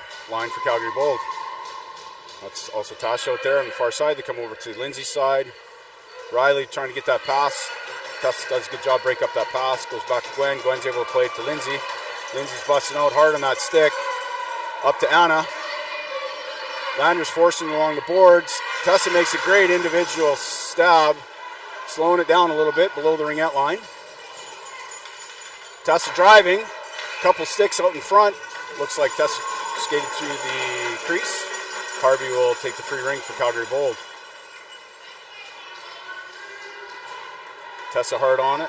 Up into the neutral zone. It's a good individual stab by Ella Granberg to take that pass away. Ella drops it down to Tessa. Tessa driving the net. Gets a shot off, goes far side. Just out of the reach of Harvey. With 27 seconds left in the second.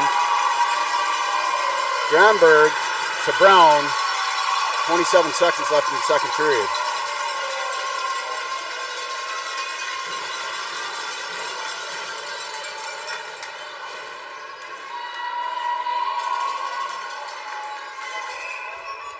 Walter to take the free ring. Walter over to Searchy. Searchy surveying the scene. Drops it all the way down to Downey in the far corner. 19 seconds left. Drops it down low to Miller. Miller comes back up to Chapman. Great play by Calgary Bull. Or sorry, that's Faulkner. Apologies. Miller again setting the pick for Faulkner to come up around the top of the triangle and puts that bar down with 8.3 seconds left in the second. Miller to Faulkner with 8 seconds left in the second. Calgary Bull takes a 3-2 lead.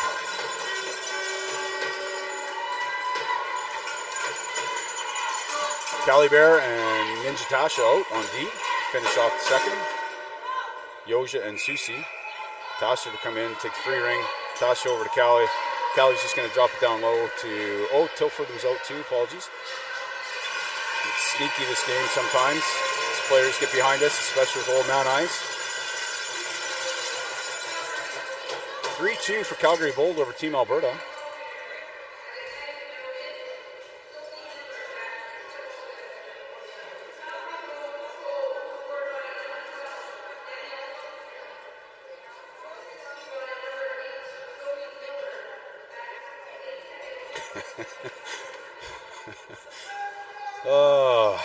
Getting some texts from some of the boys back home watching.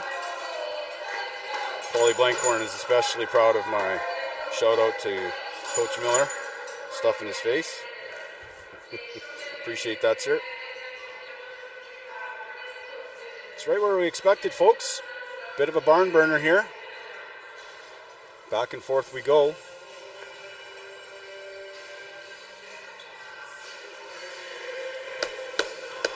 Good tunes, good tunes, good tunes, good tunes.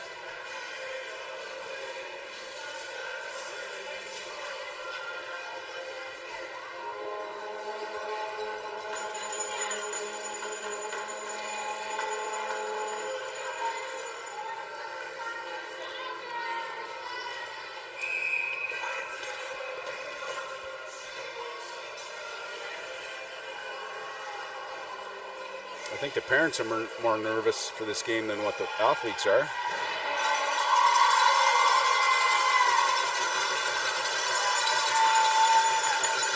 Well, folks, like the first half, we're going to go all over again. Brown, Tilford, and Seuss to start. Looks like Ninja and Beast Motors out for Team Alberta. Marlborough for Calgary Bold with Mighty Mare McKnight, Galbraith, and Chuckles up front. Team Alberta for the free ring. Tilford over to Beast. Beast drops it down. Good stick by Chuckles. Tess is able to keep her feet moving along the half boards. Truck and trailer with Susie behind Tessa. Tessa comes along, challenging the top of the triangle. Joss forces that pass over to Tilford. Tilford, a hard shot on Harvey. Harvey's able to make the pad save. Tied up in her pad a little bit. And took the 5 seconds on that, so it will be a free ring for Team Alberta in the offensive zone. Sturchy and Walter on D. Tilford takes free ring, drops it back down to Tessa Brown. Tessa back over to Tilford. Sorry, clock had not started, so they whistled it down. Sometimes these things happen, folks.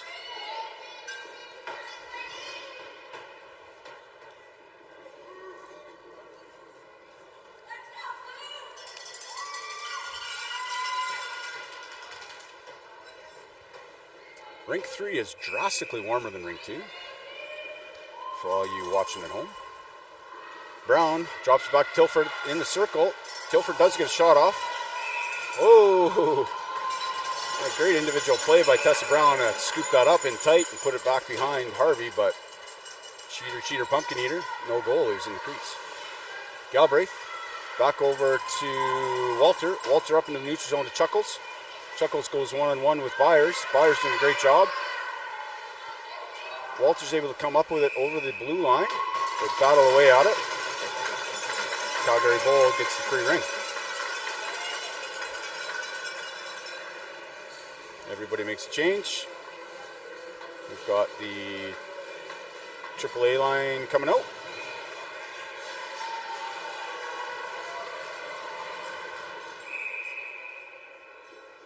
Haley Dunn takes the free ring over to Chapman.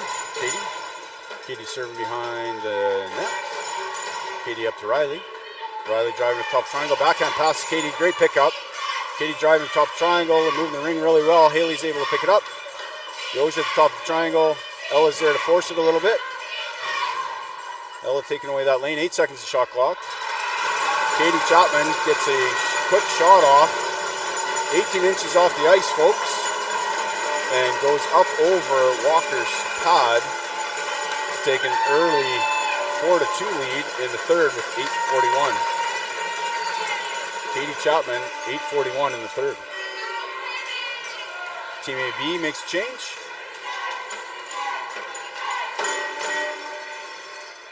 Anna Hausmanis starts. Back over to Tasha. Tasha back to Anna. Anna driving, gets a quick shot off. Harvey's able to knock that down.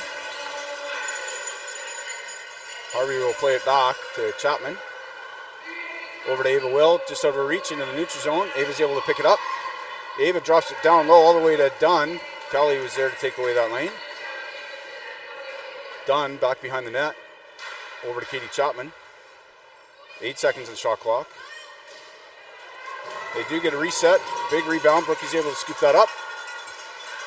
Brookie's going to slow it down a little bit there. Turn back into it. And a quick whistle, and it is a free ring for Calgary Gold.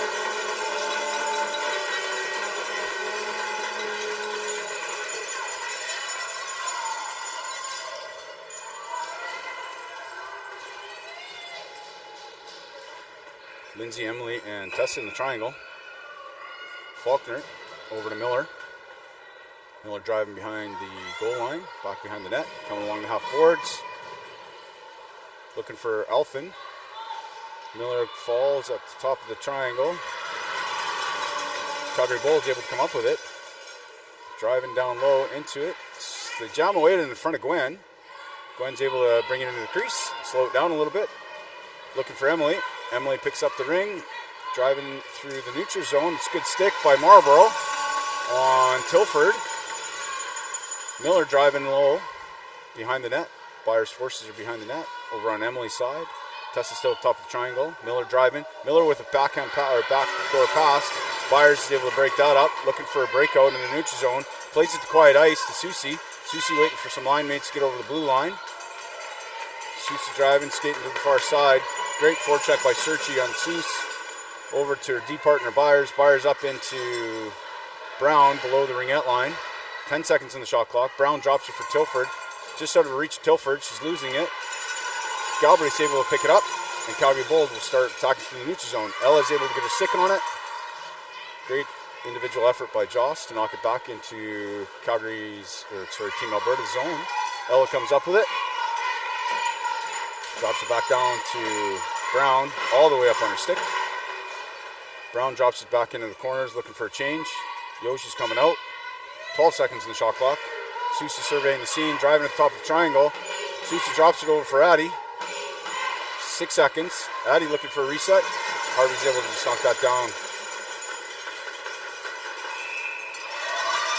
Holds on to it for 5 seconds as Calgary Bold is making a change as well.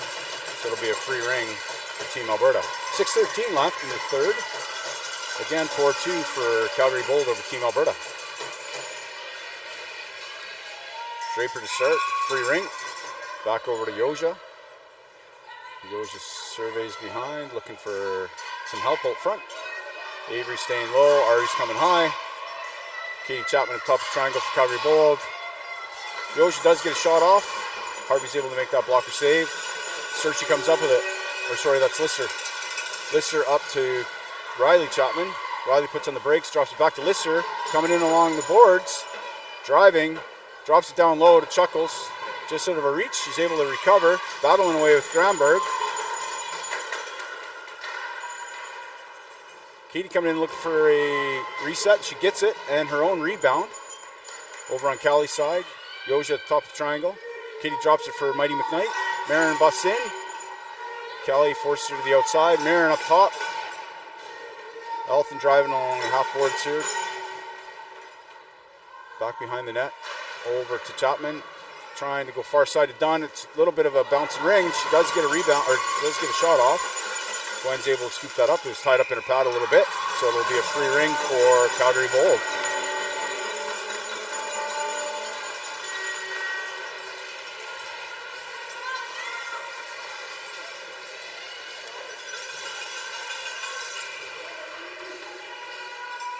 Tasha and Lynn's out on D. Brookie at the top of the triangle. Calgary Bold start. Along the half boards over to Riley Chapman. Or sorry, Katie. I'm just going to say Chapman. Chapman down low, just out of Dunn's reach, I believe. Back over to Chapman, just out of her reach. 12 seconds of shot clock. Elfin driving at the top of the triangle. Looking for a reset. Goes a little wide of the net. Comes up with the rebound. 2 seconds left. Brookie takes that away, and Tasha is able to pick it up. Drives up into the neutral zone. Anna driving it all the way down for G. Easy G, and Leah Marble get tangled up. Leah bounces up. That's good to see. Georgia trying to force that all the way over the other side. Good stick by Brookie. Anna comes up with it. And looks like a penalty is called on 15. Again, Rawlis at 4:19 in the third. Rawlis at 4:19 in the third for a rough. Miller to start for Calgary Bold. The free ring in the offensive zone.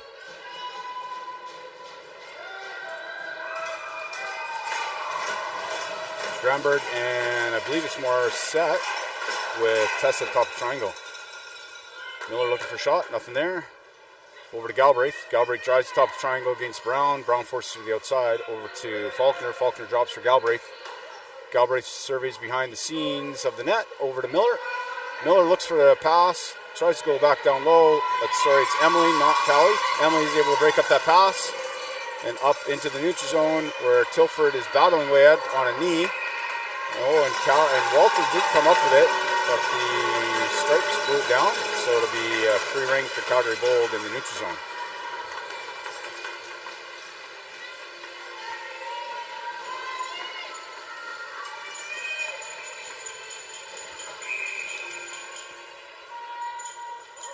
Walter, over to Searchy. Searchy looking to drop it in. Over to Chapman. Good hard stick by Emily. Ella's able to pick it up, moving her feet. Ella up the boards to Tilford, just out of her reach. They jam away at it. Calgary Bold comes up with it. Dunn over to Chapman. Chapman one-on-one. Emily does a good job to force her to the outside. Calgary Bold still maintains possession. Chapman over to Dunn. Dunn back down low to Chapman. Chapman over on the far side. Team Alberta, some sticks on it. 8 seconds left on the 30-second shot clock. Shot attempt was blocked. Does come through. Gwen does get her glove on it. A little bit of a rolling ring. Ella's able to pick it up. 38 seconds left in penalty team Alberta. Yoji's able to pick that up to the neutral zone. A little bit of a bouncing ring, trying to get it down low to Susie. Lister's able to come up with it. Quick up for Calgary Bold into the neutral zone. Chuckles down low, just out of the reach of Marin. They jam away at it, loose ring. And Emily will play it back for Gwen, slow it down, we'll start again. Emily and Callie out there. Up into the neutral zone for Yoja. Yoja back over to Callie, M. Number 2, number 3. Both the same size. Marin is able to come up with that. Quick up again by Calgary, both in the neutral zone with Chuckles. Chuckles looking for somebody open over the blue line. Team Alberta's penalty is over. Back to full strength. Will drops it down low for Marin. Marin along the half boards, waiting for players to change. Miller's out. Elfin over to Miller. Miller tries for a shot with 6 seconds left on the shot clock. Callie takes away that attempt, and Brooke comes up with it. Team Alberta is going to survey all the way back. Get some speed coming up through the neutral zone on Miller. And Faulkner gets stripped, but Brooke is able to come up with it. Brookie up to Susie. They battle away at it. Susie and Marlborough comes over 12 seconds. Callie back over to Brookie. Quick up for Brookie. Brookie with a sharp angled shot on Harvey with time winding down on the 30-second shot clock. 1:20 left in the third, folks. Calgary Bulls start again up in the neutral zone for Landers. Landers looking for Miller. Miller's able to pick it up. Emily forcing it to the outside. Brown at the top of the triangle. Byers on this side. Miller with 10 seconds left in the shot clock. Waiting for Riley Chapman to come in. Riley's going to look for that reset. Again, good defense by Team Alberta to take away that lane. And time expires. It'll be free ring for Gwen.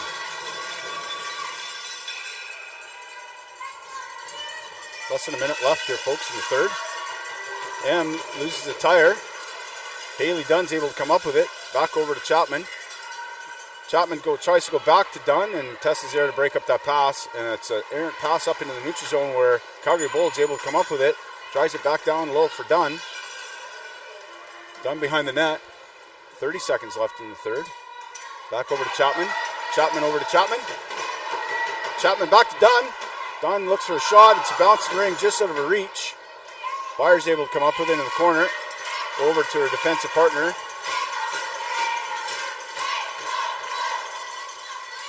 Listen able to pick that up. Looking for Draper over the blue line. Draper one-on-one with Lister. Draper spins out of it. Will knocks it down. Sticks in with Draper. No call on the play, folks. Avery Kay's able to get a shot off. It's a rolling ring. Comes right to Katie Chapman, who will just flip it into the neutral zone as time expires in the third. 4-2 Calgary Bold over Team Alberta with a quarter to go.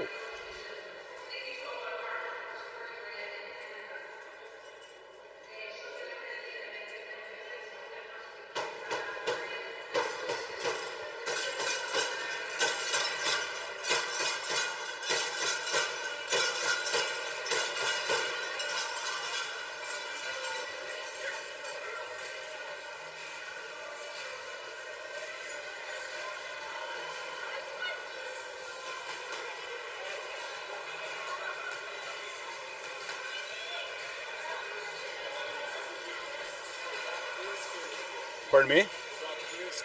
Oh yes, oh yes. Not my first time out east. It's a little chilly.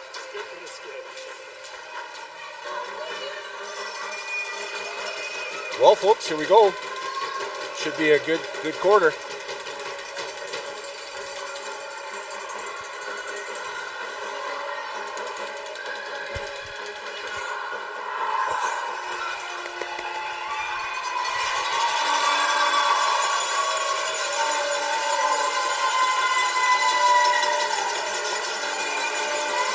Here we go, folks. Should be a great next 10 or 15 minutes as the two Calgary teams battle away here. ABG line to start for Team Alberta. Landers and Marlborough on D for Calgary Bold. Chapman down out. Marlborough surveying the scene, looking for somebody. Gets it down low, just out of the reach of Riley. Callie Bear is able to scoop it up. and start the breakout for Team Alberta.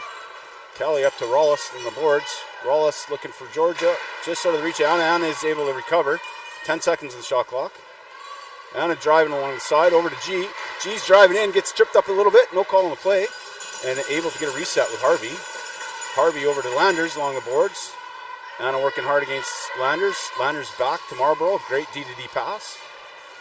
G working hard on that forecheck. Just out of the reach of Riley. G comes up with it off the boards to Brookie. Rollis driving in on the boards. Makes one move, looking for the backhand. Nothing there. Marble does a good job forcing her to the outside.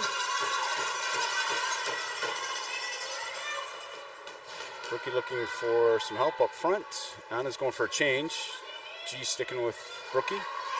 Brookie again looking to drive. Brookie tries that quick shot. Harvey's able to make that blocker pad. It's their blocker save. Marlborough comes up with it. G again working relentlessly on that forecheck. Marlborough looking for Galbraith. Oh, and G gets her stick on it to break up that pass. Here comes Tessa. G's over to Tasha. Just out of the reach of Tasha. Oh, Marlborough loses an edge a little bit. But she's okay. Team Alberta comes up with it. Tilford slowing it down. Allowing everybody to change. Tilford over to Brown. Brown driving on the far side. Tries to go backhand.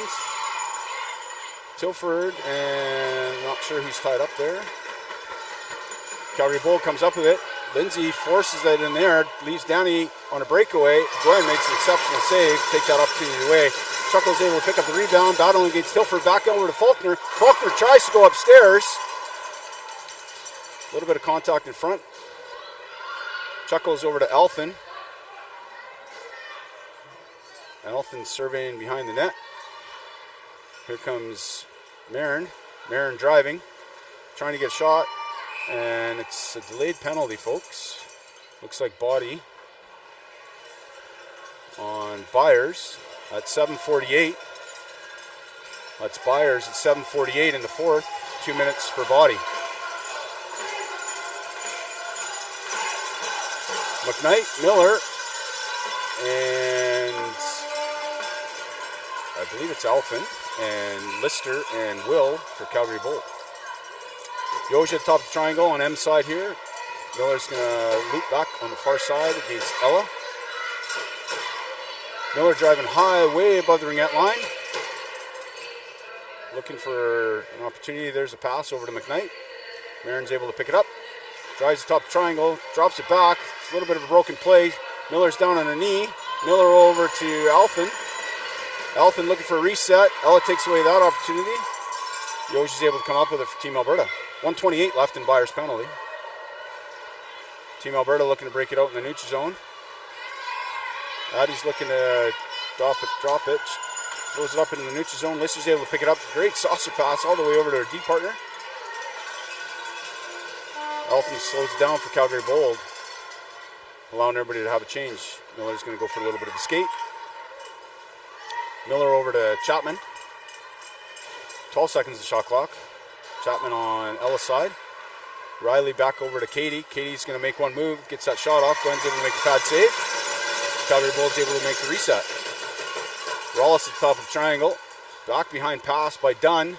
Chapman and Chapman trying to come across. It's a little tied up. And Calgary Bold comes up with it.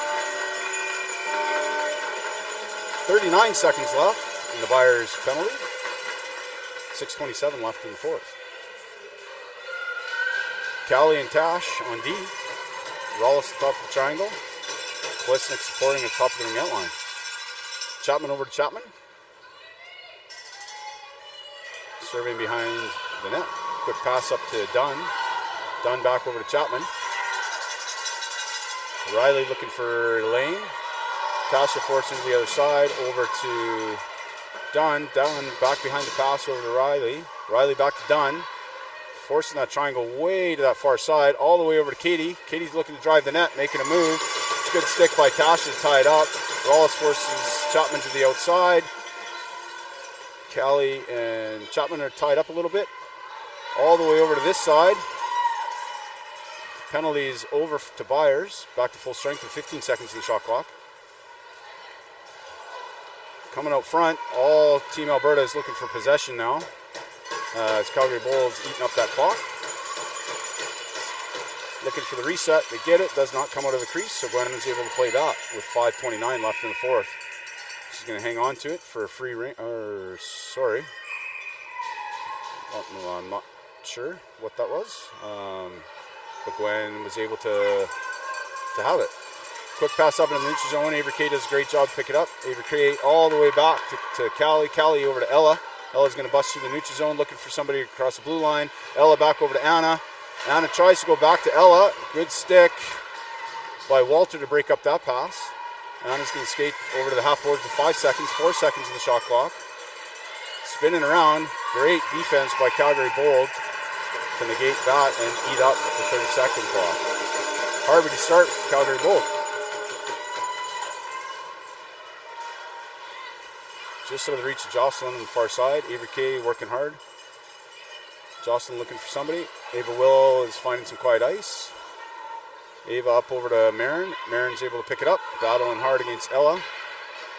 Marin up over to Lister. Lister along the half boards here. Drops it down low to Galbraith. Emily's chasing a little bit. Tess is standing on the top of the triangle. And that was the 30 seconds. With 4:24 left, folks. Still 4-2 Calgary Bold over Team Alberta. Emily to start for Team Alberta. Faulkner working hard on Emily. Emily drops it over to Tilford. Tilford able to battle away with Will. Tilford drops it all the way down low for G. G over to Yoja with 10 seconds left. Yoja looking for the reset. Harvey's able to beat that up. Harvey over to Lister. Lister up through the neutral zone. Byers playing hard in the neutral zone. Takes that away from Alphin. Yoja picks it up. Tasha drops it down low for Susie. Susie's looking for a pass. Good D by Calgary Bold again. Take that away. Susie does get a shot off the top of the crease. Harvey's able to make that save. Oh, Tilford knocks it down. And looks like she skated through the crease first. Therefore, it will be a goalie ring for Calgary Bold. Harvey to start. Harvey again throws it right at Tilford, knocks it down. Tessa Brown's able to pick it up. Tessa at the top of the triangle, back over to Tilford. Tilford drives low. Good solid D again by Lister. Forcing to the outside. Tilford back down to Brown. Brown having a look to see what's there. Susie trying to post up in front of Harvey. Brown back over to Tilford. Tilford over to Byers now. Looks like we've got the goalie pulled, so it's 4 in. And they force the 5 seconds. There'll be a free ring in the offensive zone for Team Alberta. With exactly 3 minutes left in the game, folks. And it looks like Coach Bill Blackwell has called a timeout.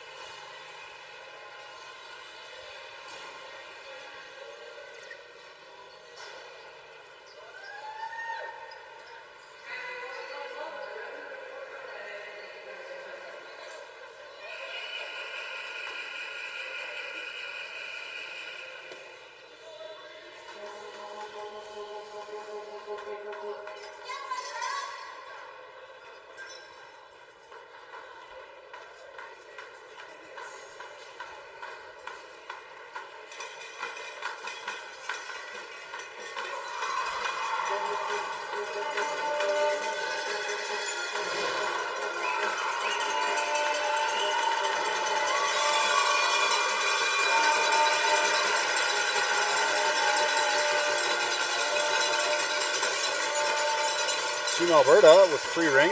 Looks like they're throwing out Yoja, Anna, and Brookie with Callie and Ella. Gwen is still on the bench, so we're gonna. Looks like Team Alberta is gonna try for the 4 in.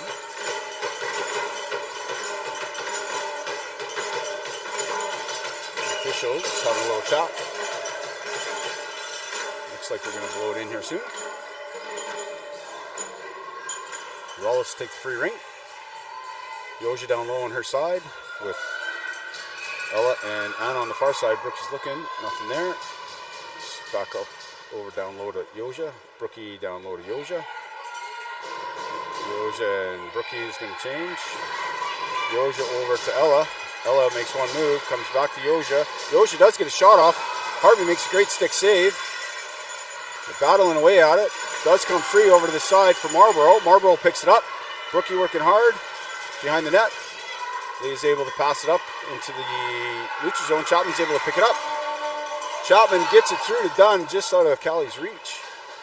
And Calgary Bowl will take possession. Callie working hard against Chapman. Forces that turnover. And they come up with it. Calgary Bowl comes up with it. And right out in front to Dunn. And Dunn puts it upstairs over Glenn. With 2:12 left in the game, it looks like it was Chapman to Dunn at 2:12 in the fourth.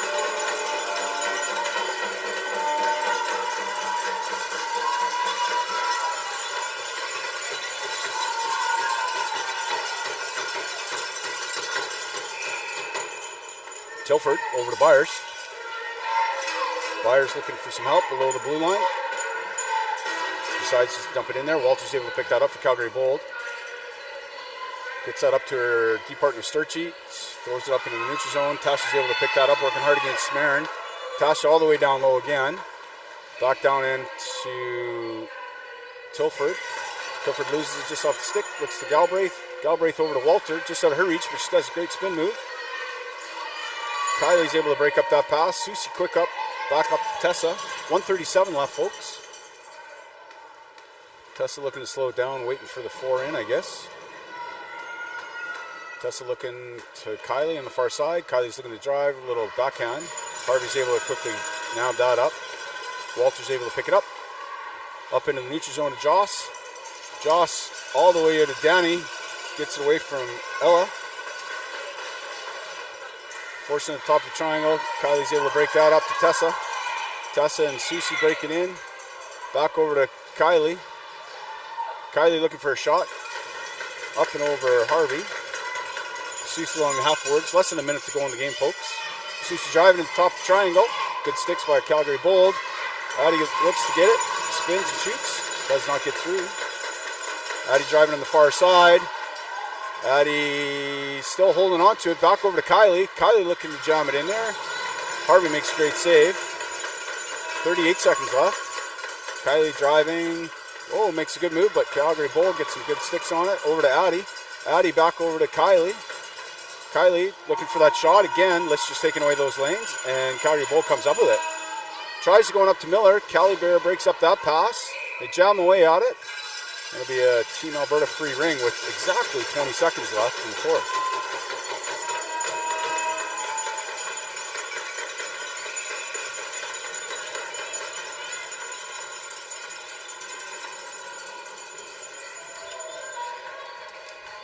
Avery Kay to take the free ring.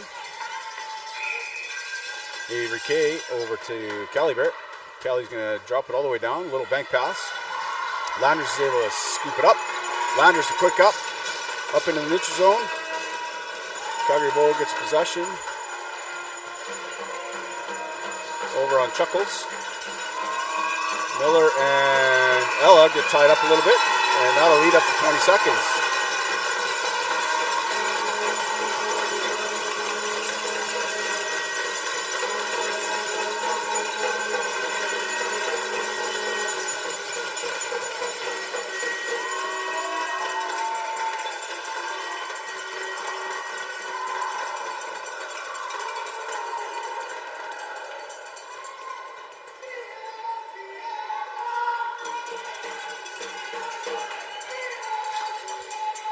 Well, thanks, folks, for tuning in. Again, like I said, Team Alberta and Calgary Bowl have the afternoon off. And they'll have 2 games tomorrow, and they'll pick it all up again. So thanks for tuning in from wherever you're able to enjoy the game. Hoping you can catch some more games later in the week. Take care, stay warm.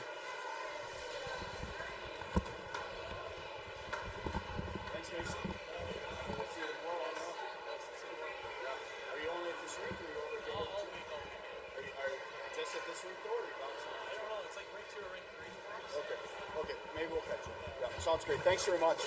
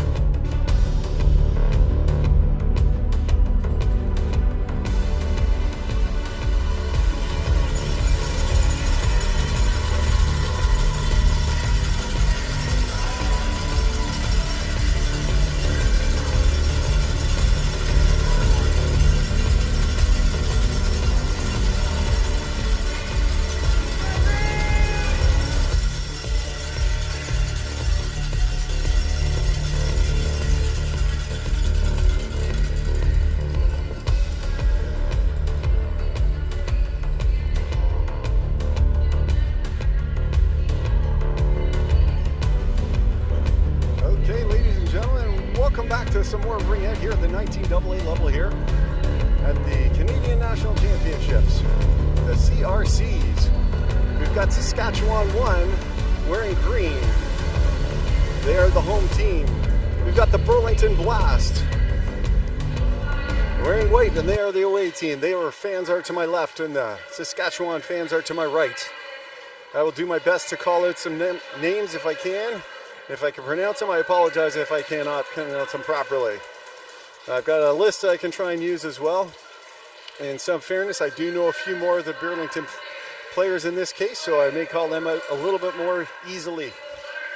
But I can tell you that a couple years ago when my daughter had an opportunity to go to Nationals and we were in Regina, Regina was an amazing host, and just like Ottawa has been a great host here for this year, I want to thank Regina again for being an awesome host when we were up there a couple years ago. Saskatchewan's been a good, strong supporter of Ringette, and they're doing well here in the provincials, or nationals rather, as far as I could tell. For those who don't know the voice already, this is Barkley Hollinger, the Barkman with the Howl, giving you the call today. I want to thank ourselves, some of the sponsors like Gatorade, the City of Ottawa, obviously the Province of Ottawa, and Ringette Canada for bringing these games out here. For those of you who are taking a look at the refs out there, remember, we see it from a much further distance. These athletes are fast, they're quick, and to try and keep up with them at that level, they're doing a great job. And the games I've watched and called so far this weekend, or this week, or today really, because I came in today, have been fabulously reffed. The games have been safe. They've been keeping them safe out there. So we'll expect nothing less from these high-end refs that get invited out to do these games here at Nationals. Same with the shot clock operators. They're also people that come in and highly recommended. So they'll be doing their job. If Reese is watching the game instead of at school studying because her sister's playing in this game, I want to send a little shout out to Reese Barton there, because I can. She's a hot fire and an amazing player herself.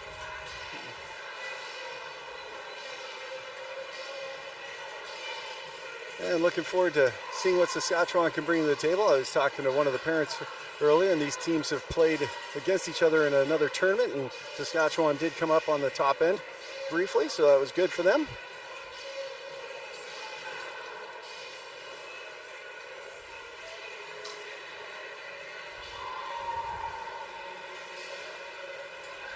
About 40 seconds left here for them to finish off some warm-ups, and then the disco ball will set, the lights will go on, the stage is set, and the dance will begin.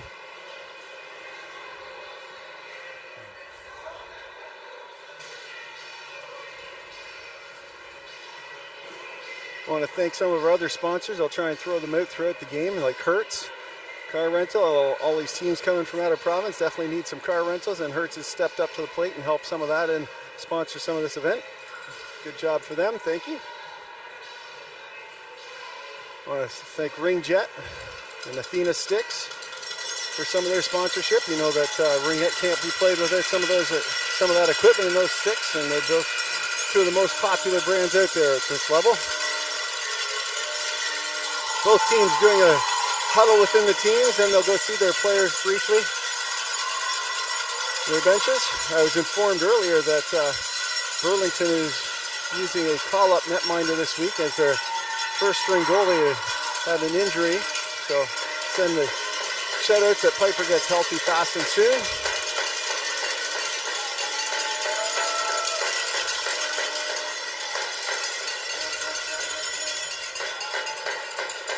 And the refs are in place and they're ready to go. The team's having one more quick little chat with their coaches.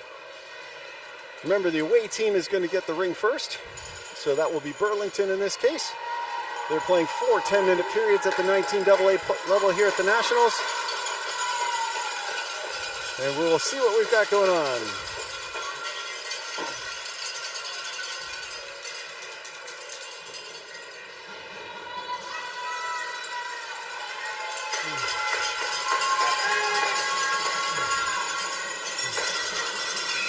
And the dance has begun. Hales dumps it off there to number 8. That's Carey dishing it in back into Hales. Hales does bounce off her stick and contested here on the near side. Burlington comes up with it, and they start to walk, taking it along on the far side. That'd be Corey. Corey with it. Number 3 dishes it back. So number 18. Number 18 taking a long dance around.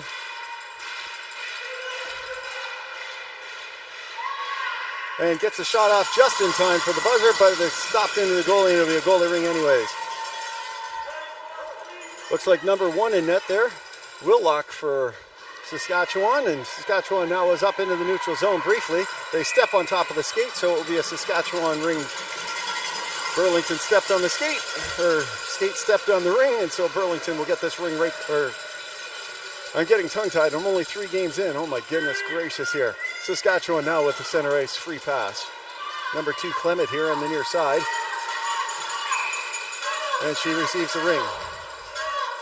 Little dance out there and sends it down deep. A nice easy pass to soft zone, and Saskatchewan now with it. Across the top of the triangle. It's down low. Takes a shot. Big stop. There is number 8. Rips a quick one off on the low side. Battling behind. It's a loose ring. Saskatchewan almost has it, but Burlington's able to skate away from some trouble. He gets it up over the line. Here's a breakaway pass here for number 12.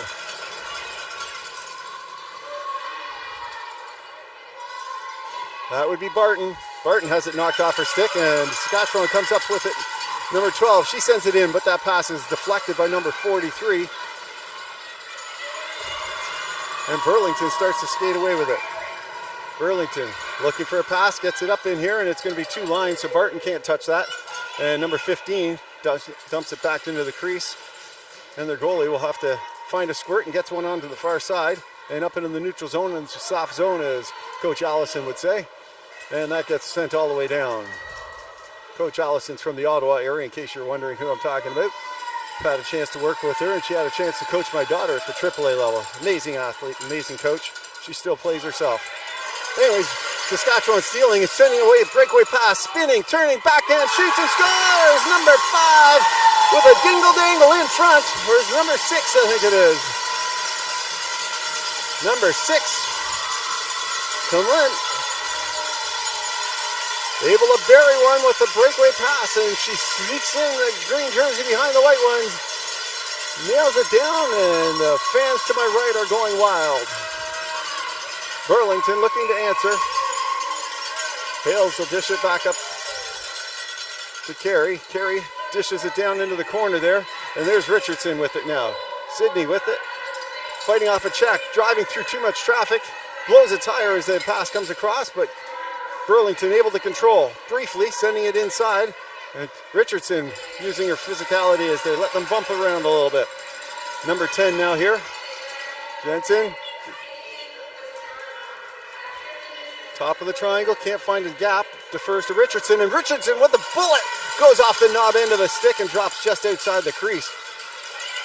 Saskatchewan dumping to the far side. Number 19 cuts and turns the backside and turns it around. Now goes back up on the same side there. Number 6 comes back to pick that up. A little dingle-dangle out in front, and we'll try and get that inside the zone. That's Carter.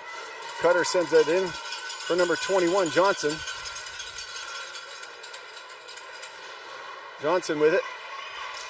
Tries to send a pass in, and that's stolen by the Blast. The Blast have it knocked off their stick there, and they're contested into the near side, and who's going to come up with it? It's a loose ring. They try and spin around to get it out, and it gets knocked off the stick, and the pass in front, and a ripping bullet just up high. The Saskatchewan's got a lot of pressure here on Burlington so far. Carey dancing away from a couple checks, has it blown off her stick there, but gets the ring right back. 21 seconds to work with to get it all the way down the ice, and a shot on net. Cuts across a few more, and now here it comes all the way down there for Corey to pick up. Outside of the reach, and Saskatchewan comes right back with it, coming in the near side. All the way down there. It was 2 lines, so the player couldn't grab it, had to wait. Did a good job checking it, losing it off the stick, and Burlington's now coming up with it. It's a loose ring, and number 17 is going to grab that and start her dance around. It's Norris. Norris with a bounce pass off the boards here. for number 18. Number 18 spins off that check, goes D to D, looks for a pass, gets it inside for Norris, and Norris is going to get inside the contested free pass area, go for a low walk, and is turned around with 14 seconds on the shot clock. It's deferred once again as their captain comes out. Number 7. Lenover takes a ripping shot. She had a great provincials tournament. And it's a goalie ring as the shot clock sounds. Dishing to the far side, and Saskatchewan looking for a zone pass up in the neutral zone. Goes off a stick, and Lenover picks it up. Sends it in for number 14. Number 14, cycling around, that's Abel.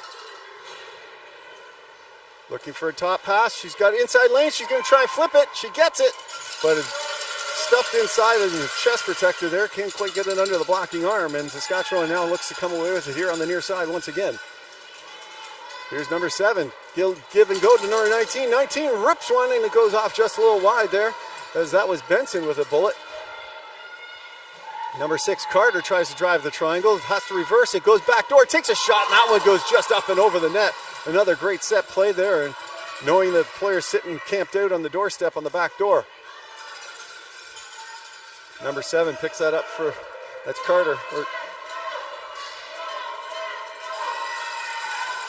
And here comes Burlington once again.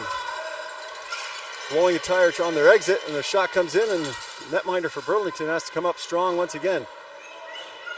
Here comes number 7, spins off another check, that's Lenover. And it's up into the neutral zone. Up here for Sydney. Sydney 1-on-2, she cuts herself through. Blows a tire as she's trying to drive through the double triangle. And Saskatchewan, number 21, comes up with it and sends it up. That Johnson sending it in there, now number 10. Mucklet Laundry.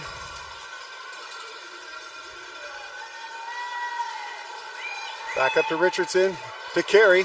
Carey cuts around, takes a shot off the glove and the crossbar. Oh my goodness, what an opportunity for the blast. And Carey with a good job of speeding it in. They're going to draw a penalty on that as Carey was checked in a little too high. They take a shot, it comes up high, and they'll drop it in the crease, and the penalty will come down. Carey checking out, making sure she's all right. She's been bumped around before, and she's okay this time.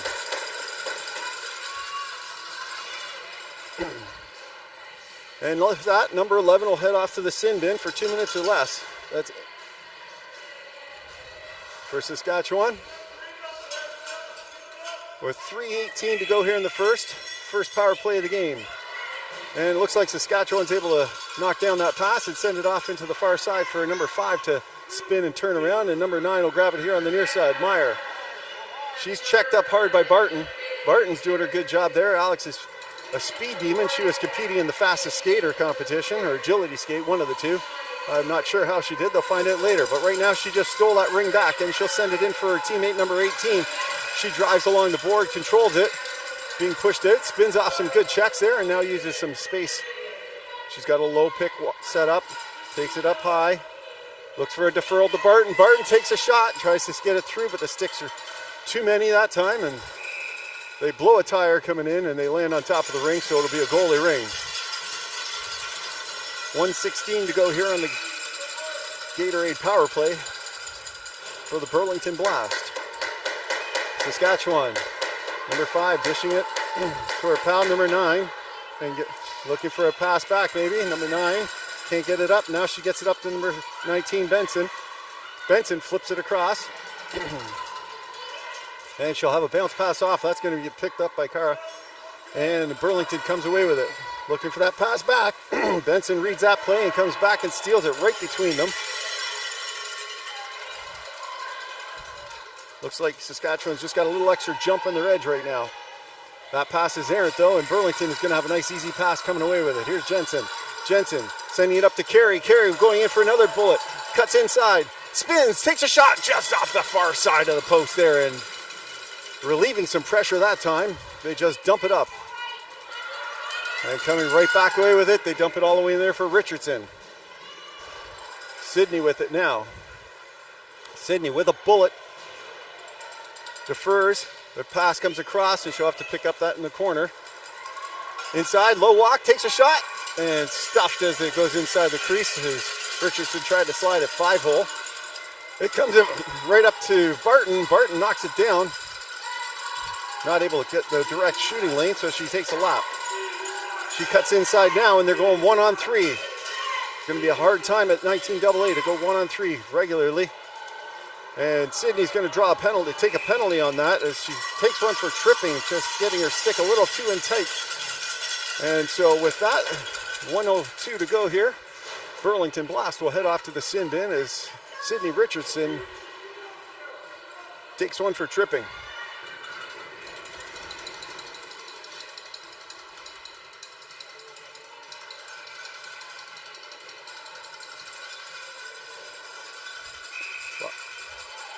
This power play brought to you by Hertz.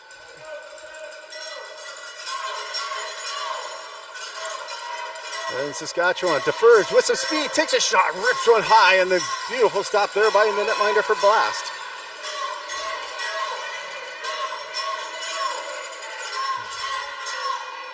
Now taking another lap. Now taking it up high. Backdoor, takes a shot, scores! Enough of a gap and takes it out from the far side. She rips one top down, and it's a power play goal brought to you by Hertz for number 7. Nice job, Peyton, as she rips that one bar down. And Saskatchewan jumps up into a 2-goal lead with 34.9 seconds to go here in the frame. Burlington trying to send it in. It's checked off a stick, and number 10 comes back to pick it up for him. She'll dance away from some pressure she's getting. She's checked off. She stays on the ring. Looks for a fact. Defers. Shoots. Score! Right into the breadbasket there. Was looking for a beautiful one, and she's drawing a penalty on that one. As their captain Lenover drives through the triangle and tries to get that shooting lane and pulls out a penalty.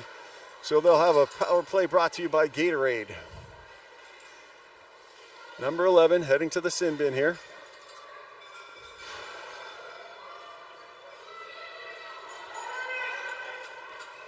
See what kind of setup they have. They pulled their goalie.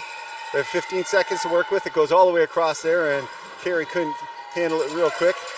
Deferring to Sydney. Sydney with the bullet. She sends it across to Carey, or Lenover. And another shot. Tried to bat it down, and with no time on the clock, a nice try on that set play. And sorry about that, Kyle. We mispronounced your name and get you mixed up with Terry out there. But at the end of one, the home team wearing green, Saskatchewan, is up to a 2-0 lead.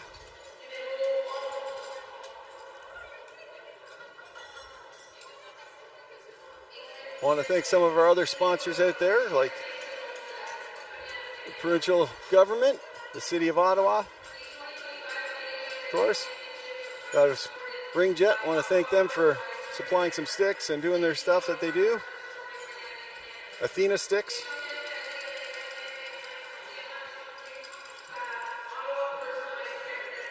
For those of you who've been watching at home and you guys have yourselves some live streaming, you know, live streaming is a great way to thank some of your local sponsors. I know ourselves out in the Durham area. I want to thank Amco Auto Care because they've been doing a lot for us down in our local area. And, you know, when I do a live stream out there for them, they get their logo put up on the scoreboard. And, you know, you guys should think about doing that with your home teams. And Ringette.live and ISI Live are great people to reach out to find out how to do that. And create a wonderful tool at Ringette.live where everything Canadian Ringette can be found on Ringette.live. How amazing would it be if we can continue to build that as a platform for people to know where to go. On the Roku TV app as well. But we've got a lot of great sponsors bringing this to you. We got CBC that are bringing it up to you live. And they're going to go full athlete on as they do have a power play, so they know what to do here. And they dump it down to the far side. They're able to get there first, and Saskatchewan controls. Coming up behind the net here on the near side. Deferring to number 10, back up to number 8. Number 8 will take a lap. She'll just burn off some clock. They've got a couple goals Not that it's a lot in Ringette, especially this early in the game, but they spin off his check and try and get it inside, and number 17, Moore, is going to grab that. She dumps it off the far side, and number 9 is able to jump on that real quick. And they get the full 30 seconds reset to work with. Saskatchewan starting a line change. Using their clock wisely here. Number 19, Benson sends it inside the triangle. Not able to stab it this time, and Richardson sends it back into her netminder. And we'll send a pass right back to her. But it was just behind, and looks like Benson might have been able to steal that. Sends it up inside the triangle, and it'll come to the Ringette line, and no harm, no foul. And here comes a blast coming up. Norris sends it across. That pass is picked off by Benson. Benson with a breakaway pass. Number 16, inside, outside, dingle, dangle, and takes a shot and drops inside the crease off the knob into the stick. Holy moly, number 31's holding on for dear life that time, and she'll look for reinforcements. That was almost a short-handed goal, as Saskatchewan able to seal and make a great transition into the neutral zone and offer that quick breakaway. Number 21 now, Johnson rather. She'll fake that, and Johnson will send that off to the far side. Number 12 skating behind, Thorson. Back to Johnson. Johnson takes another lap. They're just quite happy to skate and control.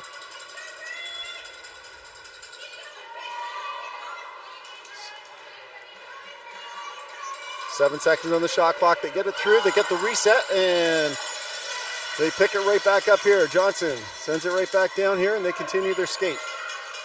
Number 12, Thorson. Back to Johnson. Johnson, now they got the reinforcements here as number 7 jumps into the rush. That pass goes across, and it's picked off here by the blast. And it's going to be a turnover here, and Saskatchewan's going to get the offensive free pass. Must have touched it across the line on both sides as they were trying to play the line tightly. Peyton with the ring now. Dishing to the far side. Number 6. It's Carter. Carter dropping to Benson again. Benson with a bullet. That one just goes off the pad, and she's going to come back and pick up the rebound that got knocked all the way up. Benson's on fire today. She dances back into the zone. She tries to cut through the triangle, and she's pushed out, but sends a pass inside and tries to knock it off some players. Maybe it was a pass high up for Carter, but either way, number 7, captain, Lenover's going to pick that up, and she's going to look for an easy pass out. She flips it up high off the boards for Norris. Norris has got to spend it back. Goes all the way back inside the Ringette line here for Moore, I think, and now Corey's got it. Cord drops it off for Moore.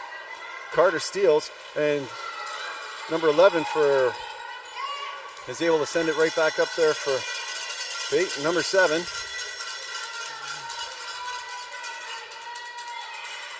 Number 21, Benson again. She drives in there, close to a charging call, but no call there.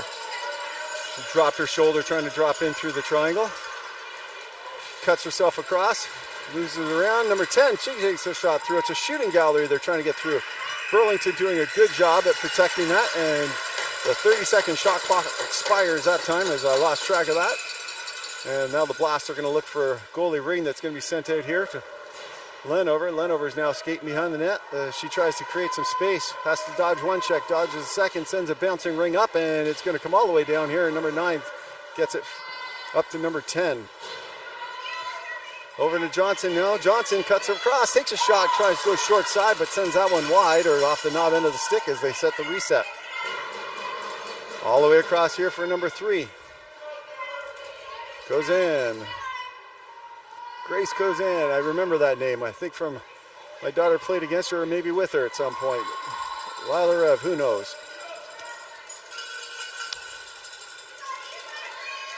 And that dish comes out just in time as 5 seconds was getting close there. And Richardson now skating up here near the neutral zone. Sends it up here to Barton. Barton's got it. She sends it in there, but just behind her, pal number 14. And number 9 sends it up here, back here for Sharp. Shoop to Thorson. And Thorson spins around and will dance behind the net and look for some space on the far side. Cutting it across. Too far for a one-timer, but they'll pick it up, control it here. Number 16, she takes a shot, scores! Number 16 rips one from outside. That's Park. Bridget Parks rips one home, and they jump up to a 3-0 lead.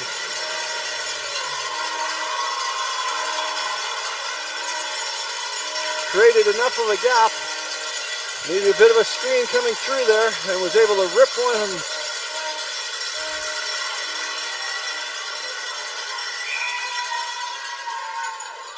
Burlington, Carey getting it up now with a little bit of urgency to number 18.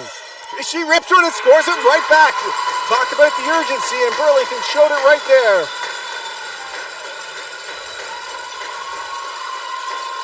A great bullet there for Abigail as she rips one just under the glove and over the pad.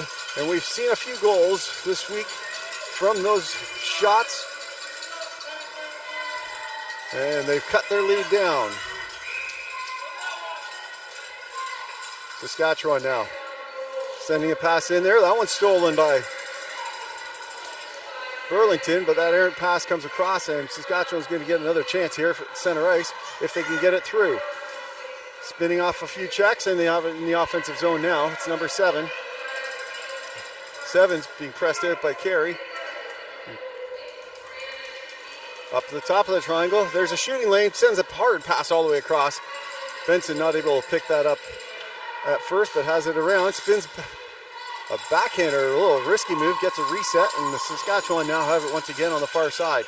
Tries to spin inside. Number 7 tries to go back door, and that's picked up by Carey as it goes off her skate, and it's up into the neutral zone here for Lenover. Lenover sending it in here for number 3.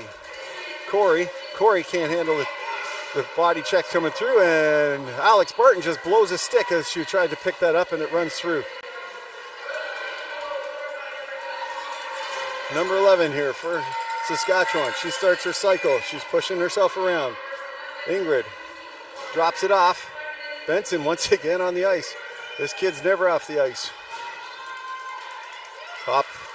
Good pass across to number 10. Not able to quite grab it that time, but she's got control of it now. Sending it back to Benson. Goes straight through her legs, and she spins one, deflected, and a great positional stop there. The goaltender for Burlington. And she'll hold on to it, and there'll be a defensive free pass. They're stopping the play instead to pick up the broken stick, which is why it's a defensive pass from the goaltender.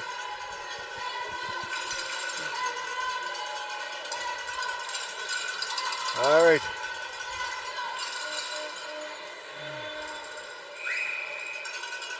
Burlington looking for that pass. They get a hard ripper all the way up there, but it goes right past Richardson. And then Johnson grabs it briefly. Gets knocked off her stick, and Burlington steals briefly, but pass goes right up into the space zone, and they're going to get it back here as Saskatchewan got there first, but they couldn't move it. So the move it or lose it goes Burlington blasts away here with 3:35 to go here in the second of 4 periods. They play 4-10s at 19AA, just a reminder.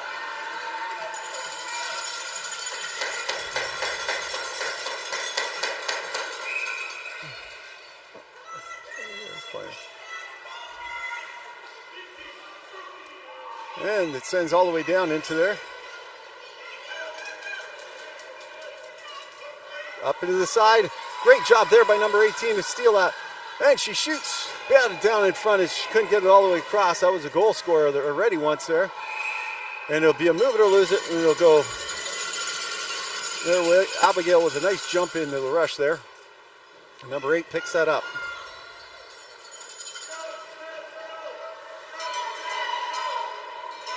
Number 8, shoot, cycling back, sends a nice easy pass up, good give and go, it's a 2-on-1. Big stop there as they try to shove it up on the short side there on the far side. Saskatchewan with some speed behind the net. Defers, Benson as she jumps in on the rush again after a small pause for the cause.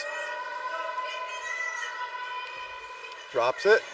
Number 7 not able to grab that bouncing ring and at first, but controls behind the net, sends a pass inside, tries to get a nice reset and inside the slot there, but Burlington able to control.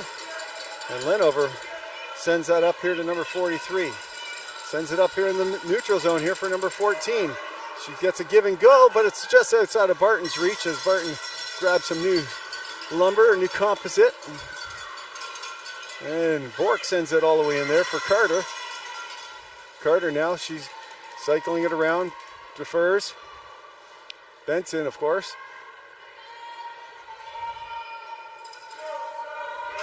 Benson looking to try to wind up a bullet. Spin move and a little saucer pass in. A rebound comes out there to number 7. And Burlington able to block that first shot out, but Saskatchewan steals, sends it across to Benson. Benson with a bullet, but that's knocked down there by number 16. And she'll send a D-to-D pass up here, and they'll send this up here off the stick first, and number 14 dishes. Back to Richardson. Richardson looking for a pass, but it's just outside of the reach there for Carey as she tried to jump into the rush, and Saskatchewan comes away with it down the near far side boards. Overskating that pass, and now they'll come up with some speed. And they'll take a pass in front, takes a shot. Oh, a huge stop there by the Burlington netminder. She slides out and protects that netminder on that open opportunity. Number 14. Not able to get that out quick enough for Burlington as Saskatchewan stick checks them real quick here. Saskatchewan players on them very quickly. They get the reset as that dropped into the crease. Backdoor, just outside of the reach, and 39 seconds to go here in the period. 22 on the shot clock, spins off a check. Takes a shot, inside, batted down. It's loose in front, and Richardson's going to come help it, and it's going to be a bottom 2/3 call by the ref as Johnson slid her hand too low on the stick trying to stab that ring, and that's the bottom 2/3 call for those who are watching from home and around the world for the first time. Burlington trying to hold on to it, sends it out to Richardson, and Richardson does a great job dancing away from a check. She sends it to her pal Carey. Carey spins off a check, but blows a tire in the process, no call. Goes in, sends it in for number 5. Number 5 spins around. She'll have to push that all the way out. Takes a shot, goes into the corner. 3 seconds to go as number 8 races into it. And she gets a shot off with that great speed. There's a competitive spirit that you see here at Nationals there by number 8. Brianna, and I'll tell you, that was a great period for both teams. And we'll be back with you in just a brief moment as you have a chance to think about your sponsors. And speaking of sponsors, I'm going to thank Gatorade for the Gatorade I'm drinking.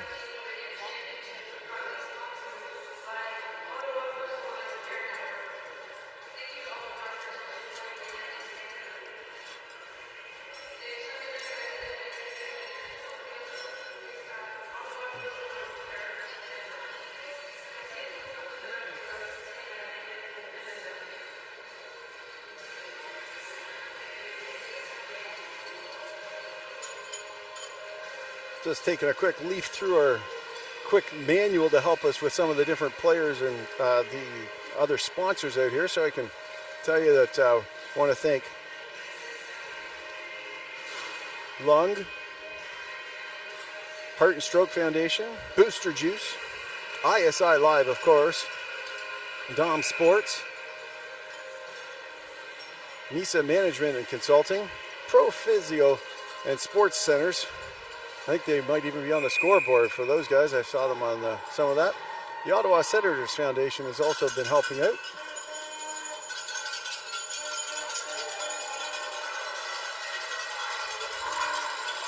And with that, we're going to be back at it. Remember, we're in period 3, so the visiting team, Burlington, will get the ring back here to start off this 3rd period as they run their 3 of 4 periods. We're still at even strength. We're back to even strength. Goalies are ready. The all clear is here, and the dance is back. Looking for a pass. She sends one in here, but gets to Barton. Barton's able to dance away from the check, and with some grit and determination that athlete has, she's going to go across the top. Deferring. Takes a shot. It gets deflected off the goaltender up and over the net. Corey picks that up with some help from Barton, and Corey starts the lap. Corey with it, top of the triangle, drops it off. Shot, big shot from the bread basket, drops inside the creases. Barton's right there. And Barton races back for it, and she steals briefly, blows a tire on it, and it stays inside the line for Norris. And Norris can't move her feet far enough to get a move it or lose it, and it will be a goalie ring as the play stopped inside the zone. Number 15 here now for Saskatchewan. Kurtz loses it. Bounce pass up here for Saskatchewan, and it sends right back there to number 15. She sends it down into the far corner for number 16 to race into. Parks. Parks is in a battle. Who's going to come up with it? But Saskatchewan, as her teammate comes in, and she blows right in through the net, but looks like number 7 a little too aggressive there. Lenover is trying to help protect that from getting through and pressed her into the crease a little too hard as she fell down. And good call by the ref there, trying to keep these ladies safe. We've got lots of games to play. With 8:54 to go, this power play brought to you by Booster Juice.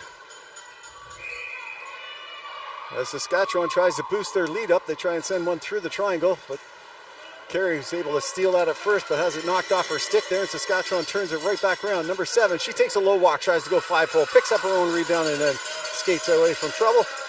Up in the top of the triangle for Benson. Benson looking to try and step up into a bullet, can't get that one this time. And they're Saskatchewan fans looking for a call. And it'll be a move it or lose it call that they'll get. The players are skating over the sticks. Saskatchewan fans looking for a tripping call. And sometimes you do see that, where they skate over a stick and get a tripping call, or skate over a leg. Goes in, sending it back door again, and that's picked off once again by Richardson. Richardson looking for a pass. She's got to get it up there, and she gets it out there for number 10. Number 10's brought down hard, and there will be a penalty for interference coming to Saskatchewan, not allowing the player to try and stab or build that ring through, and they'll be all right with that. And we'll have 4-on-4 action for the next 1, 2, 3. That's a 123. We'll have 4-on-4. As Jensen gets up after that collision, Richardson is going to put the ring on her stick. She's got a bullet. We'll see if she takes a shot here. They look like they're going to block up all of that. Number 14 heads to the sin bin for interference. Jensen picks it up, number 10. She's going to defer it. Sends it all the way out. She's using some speed. Richardson tries to sneak inside the triangle, but she's checked. Defers, but it's just outside Norris's reach as it was back door. And here's a breakaway pass here for number 10. Taking this backdoor pass shot and over the net. What a great selfless move. And it's a beautiful pass across and a great idea there. And Saskatchewan come right back in after Burlington tried a little dingle-dangle try and go out, and they just zig-ding-zag the wrong way. And the goaltender's going to hold on to that as we've got 4-on-4 action continue with 7:39 to go here in the frame. What a great opportunity for Saskatchewan there. So unselfish and a great team play to try and send that pass across. Just got caught a little bit high and flipped it over the net, but wow, exciting action there. Saskatchewan now looking for some set. Defers to number 8. Brianna taking that large lap, nice and high. She's got lots of time. For pound number 3, dropping down there, Grace. Shot goes wide, and Burlington comes up with it, and they're trying to skate it out of. Hales picks it up. She sends it up here, but to the line, but not all the way in. They get it all the way in now, but number 15 versus 15, and it's 15 for Saskatchewan that's going to look to get it up here back into the neutral zone. Brianna with it, sending it in. Number 2, Clement. Back to Brianna. Back to Benson. Benson with a bullet off the post as she tries to rip one 5-hole and gets it almost through, but not quite enough. It goes off the goalie stick and the post and stays on the outside. Here comes number 12. She's been skating around. Thorson deferring back to Benson. Benson taking some time to try and set up a bullet.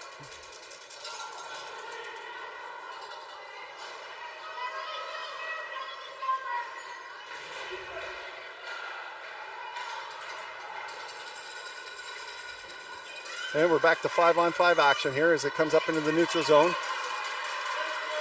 And a move it or lose it is going to go the way for Burlington. Saskatchewan raced to that ring first, but couldn't keep their feet moving with it.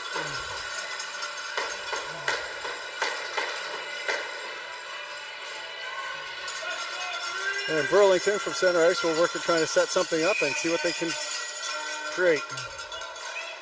Carey has it now. Carey looking for a pass. She jumps it in off the far side. It's a nice soft zone pass to her pal. Down low to number 14.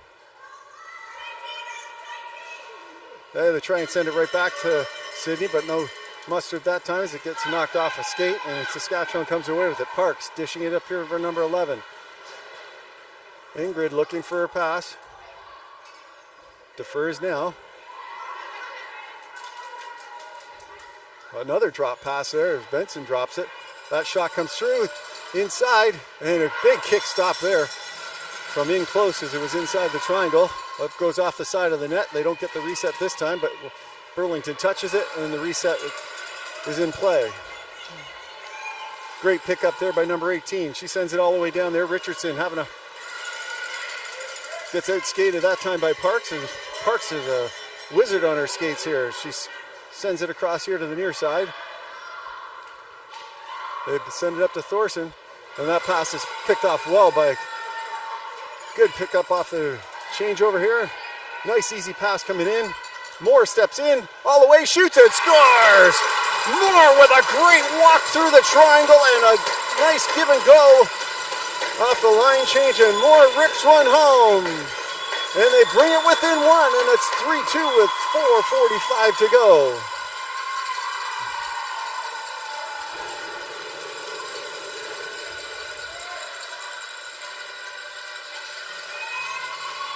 This game's far from over, ladies and gentlemen. Period and a half to go, and only a one-goal game, and Clement is going to look to see what they can do to answer.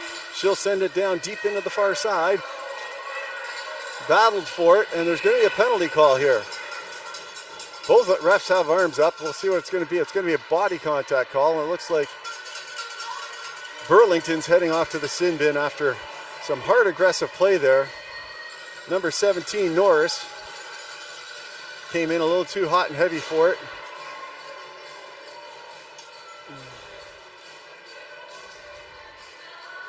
And this power play brought to you by Gatorade.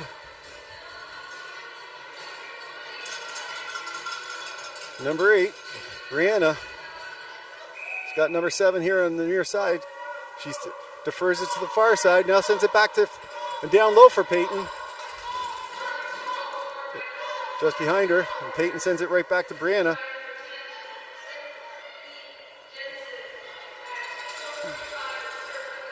Pass all the way across there for Peyton once again.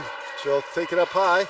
Gets it knocked off her stick. It's up into the neutral zone. Number 27, Jocelyn. She's going to hold on to that for a little bit. Defers.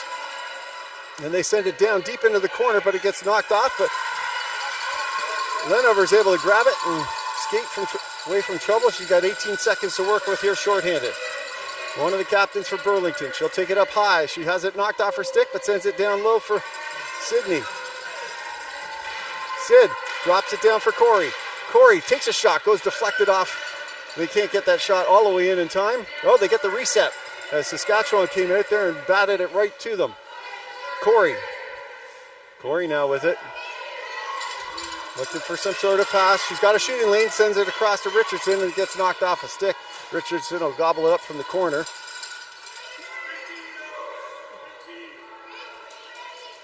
Now it's back all the way to Corey. Corey taking 5 seconds to go. She takes a shot now, sees the top end, and it drops on the goal line. It goes off the blocker, falls down behind the goalie.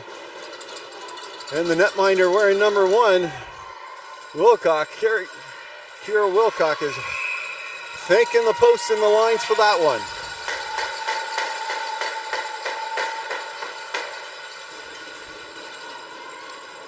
And with 21 seconds left and the penalty to Burlington, they're shorthanded now. This penalty kill brought to you by Booster Juice, where they're trying to boost up their penalty kill with another goal. Carey sends it up here. Up to Moore, but it can't control. And Thorson sends it across to Park. Park spins off a check and blows a tire coming in, and she's going to draw a call on that one. They're going to let them come out off the box. They're going to put their 4 in, so they won't have a 5-on-3, as they have 4 players in the zone now. Top of the triangle, sends it across back here to number 8. Brianna down low. Back up to Brianna.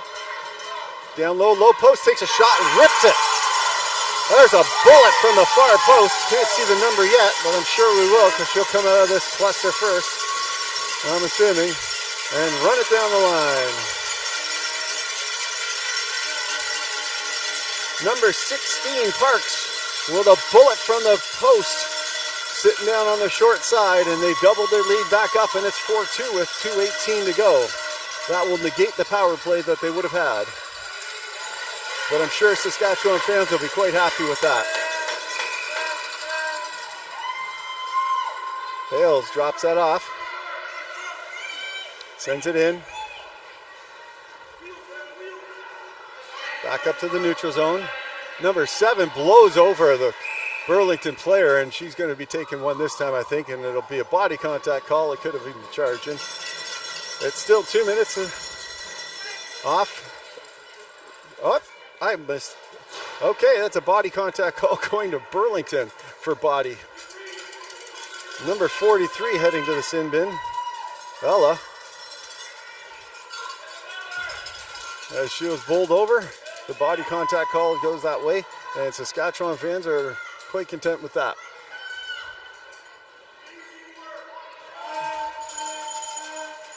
Richardson going to come out. Try and cover the top of the triangle. Saskatchewan fans wanting this right back. This power play will take you till basically the end of the period.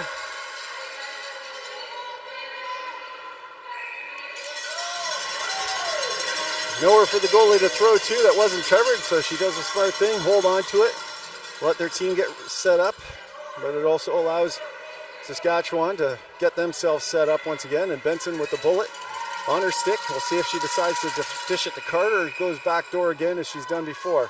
She sends it across to the far side for number 7, Peyton, and Peyton will pick that up and take a lap. Carter dropping into the neutral zone, looking for that pick, and sends it all the way across to Benson. Benson with it. Top of the triangle, drops it off. Back door, good stop there as Burlington steals.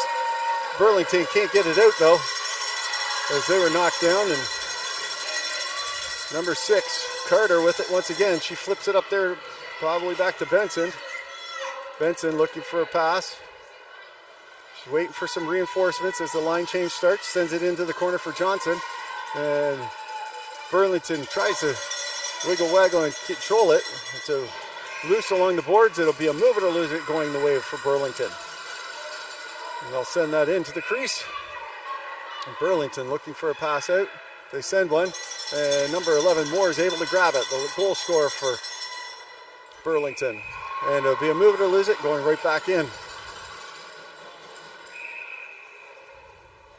There's a nice easier pass coming out, but they'll send it up to the far side. Stolen right in front, and they shoot.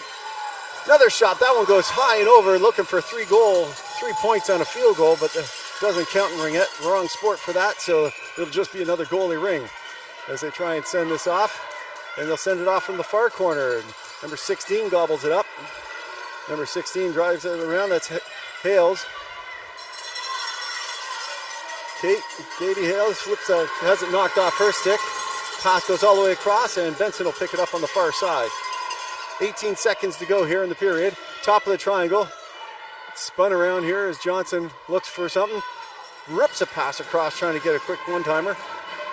Top of the triangle. No time left. 4 seconds here. Top of the shot. Getting blocked down there by Moore a couple times, and that'll end the period here. And Saskatchewan able to hold on to a 2-goal lead after Burlington brought it back in close. Just sitting there thinking about all the times I keep seeing Hales out there, and reflect about the time when her older sister had a chance to play in a roster that I was on the bench of, and tell you, her sister's an amazing athlete and a great young lady herself. She's here in the stands watching. I'm trying to convince her that she should come join me on the mic, but I don't know if I convince her to do that.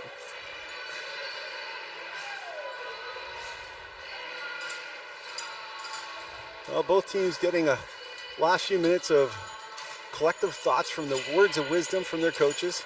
Refs chit-chatting, making sure they're on the same page. And we'll be back with you for the last 10 minutes of this game. It's been a good game so far, back and forth.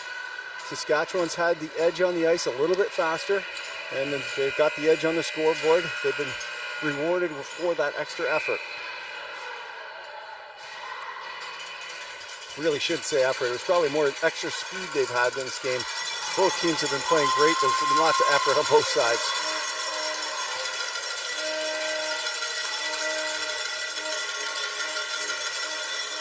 Saskatchewan, the home team, will get the ring to take this fourth period into action for us.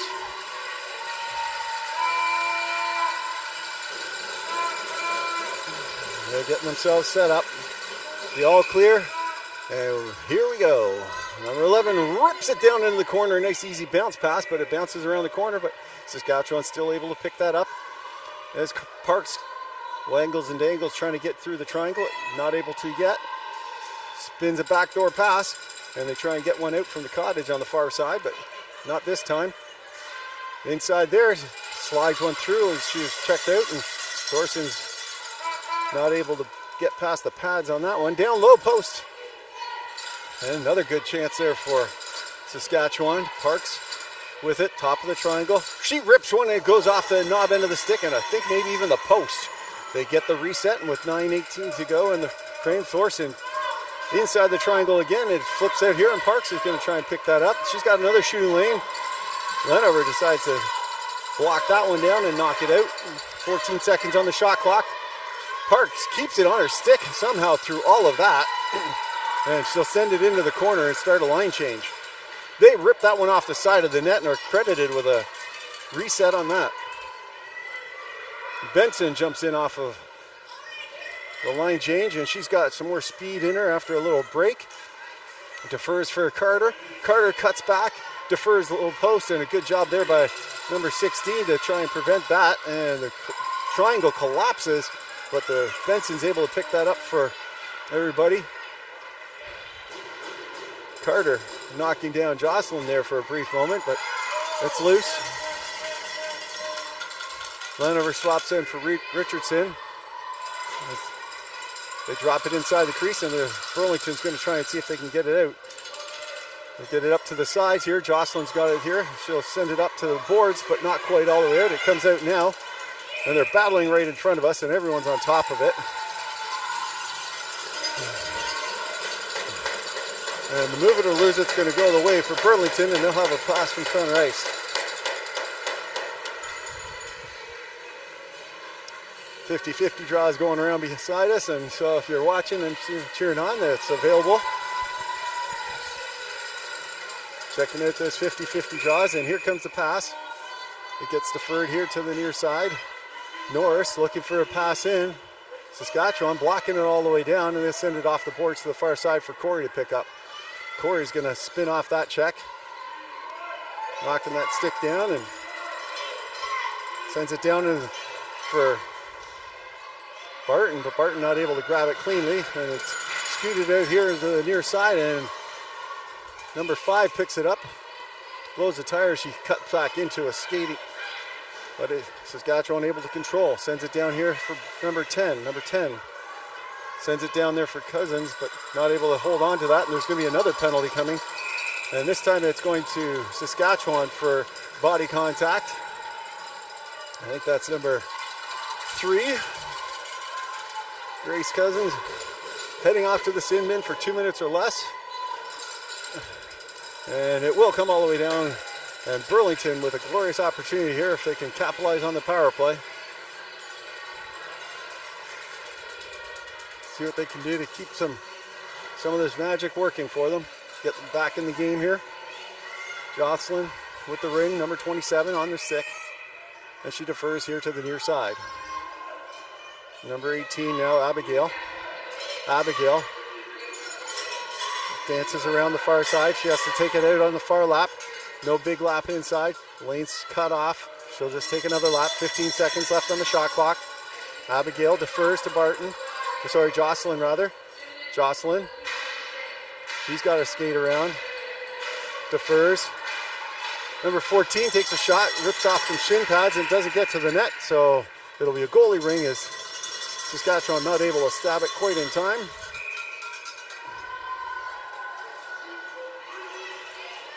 And nice easy pass off the boards, and Parks comes back to pick that up for Saskatchewan.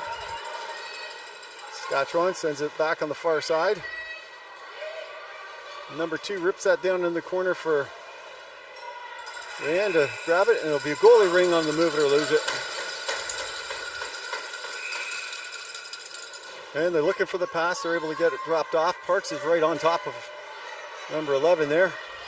Moore sends it up here for Lenover. Lenover looking for that pass. Didn't like the first pass option, so sends it back in and sends it all the way up here for... Takes a shot, rips it on the short side there, and that was a good opportunity there for Abigail. Bounce pass off to the soft zone here, and Benson's got the ring on her stick again. Benson rips it up high, right onto the stick. How did Thorson stab that bouncing high flyer? But it did there. And Burlington cut through the crease, so they can't touch it for 5 seconds, but they can still check, and they do. They check it off the stick briefly, but Thorson gets it, knocks it in there, and Carey's going to pick that up. And they send it up here for Corey. Corey tries to send it back, but number 5 steals. And she's going to skate it up and look for some safe zones in. Sends it down deep there for number 12. Number 12, she'll settle it down here on the near side as we come into the last 5 minutes of the period. Lenover getting a little physical. Saskatchewan starts the line change, defers. Number 7 cuts inside. And a crease violation there for Benson as she tried to, or Johnson rather. Now Burlington working their way up the near side. Hales can't get it out. Blows the tires. Number 7 grabs it and keeps it. Goes for a low walk, tries to flip it through, but that's crease violation for number 7 as Peyton was jumping all the way through that. A little speed demon she is.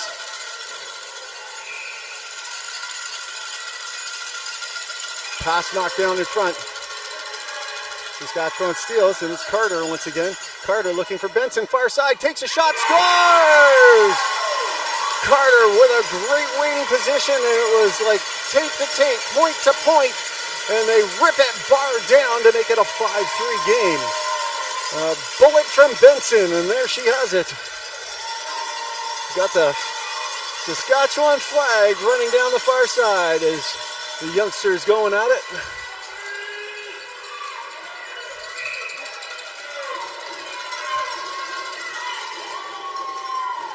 Norris gets it in this time, but Richardson spins off one check, spins off a second as she tries to shoot, and there's a goalie ring as someone stepped up on the ring or move it or lose it. Looking for a pass to get the furl behind the net.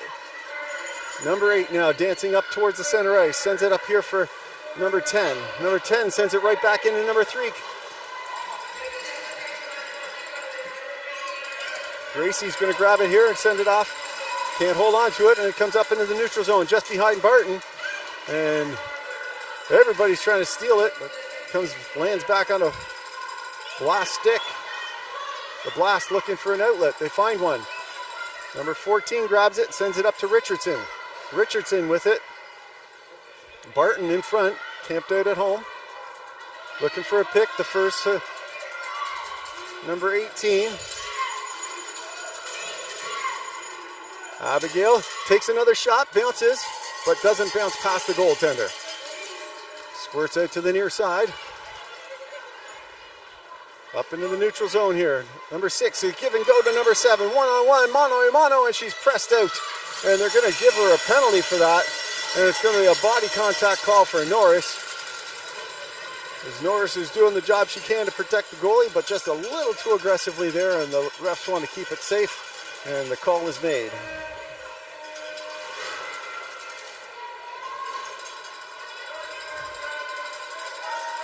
And with 3:23 to go and a 3-goal lead, Benson looks for winding up on a bullet, but she defers off to Peyton, and Peyton takes a lap. Peyton, top of the triangle, down low, takes a shot, big save. Goalie had lots of time to get there that time as the Blast do a good job protecting it. Hales sends it across D to D to Carey, back to Hales. Hales looks for a spin pass, sends it down low for Wilma, and not able to get it that time. Goes off a few skates and sticks, and Carter's going to grab it on the far side.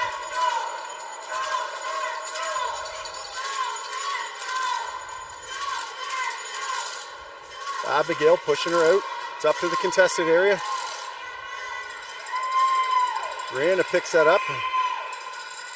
She's quite happy to skate around with it, but she skates through the crease with that brilliant speed and not quite fast enough because the ref still saw it. Abigail spinning off a check, but now goes D to D here so she can get it outside the zone. Looking for that pass back, goes off her skate, and Brianna picks that up and sends it across. Looking for that pass back, Brianna's got it back on her stick. Deferring to Parks, back to Brianna. Brianna takes it up high, looking for a lane, sends a pass down low, takes a shot and makes no mistake as number 12 steps in on Carey and rips one past number 31. And Thorson with a great step up and bullet up there. And it's a power play goal brought to you by Booster Juice. A 6-2 lead here with 1:58 to go as we slide inside our last 2 minutes of this game. And a timeout called by Burlington. So they look to try and set something up, finish the game strong. Goals for and against are important in these, so we'll see what they have in mind. It's been a good game so far. Both teams should be happy with their efforts.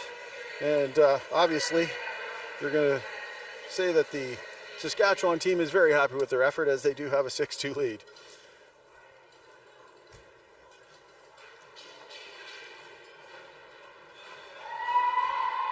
Saskatchewan fans to my right being a little quiet, being very respectful of the game.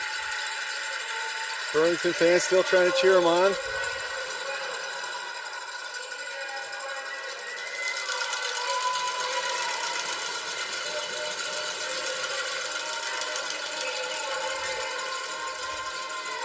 They're going with full athlete on coverage here, and there's a pass. They send it up to Barton, but Grace steals it. Grace sends it up here to number 10, looking for that pass back, and it's stolen back there as Carr grabs that back. A nice idea, but on the slow ice, it was just not quite hard enough. It's kicked in here, so it's a 2-on-1. Nice pass blocked there by number 7 for Burlington.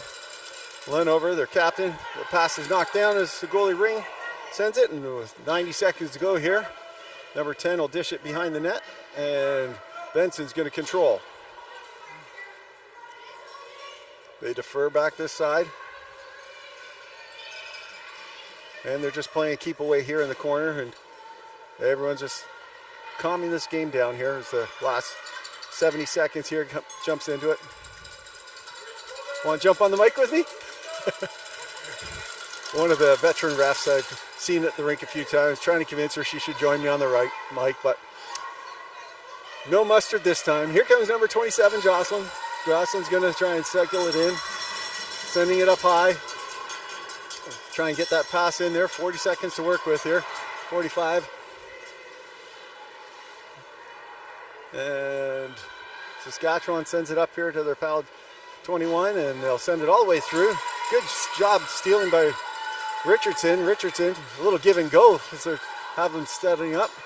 And Jocelyn now with it. She steps inside, takes a shot, but it's knocked off into the far corner. Number 2 will pick that up. Cutting themselves around from her knees, rips it up into the neutral zone. 13 seconds to go in the game here. Moore contesting the ring well. Good effort here for Burlington to finish the game strong. Another shot attempt coming through, gets blocked down. And with 1 second to go here, Benson's going to hold on to it. And there you have it. Saskatchewan, the home team here, comes up with a home win, 6-2 over the Burlington Basque. There'll be lots more games to play. And we'll look forward to seeing and listening to you guys later. Remember, there's been over 5 countries and over 100 different cities that have been tuning into these games so far. So thank you for watching from your home around the world. And until next time, this is Barkley Honger, the Bark Band, howling off.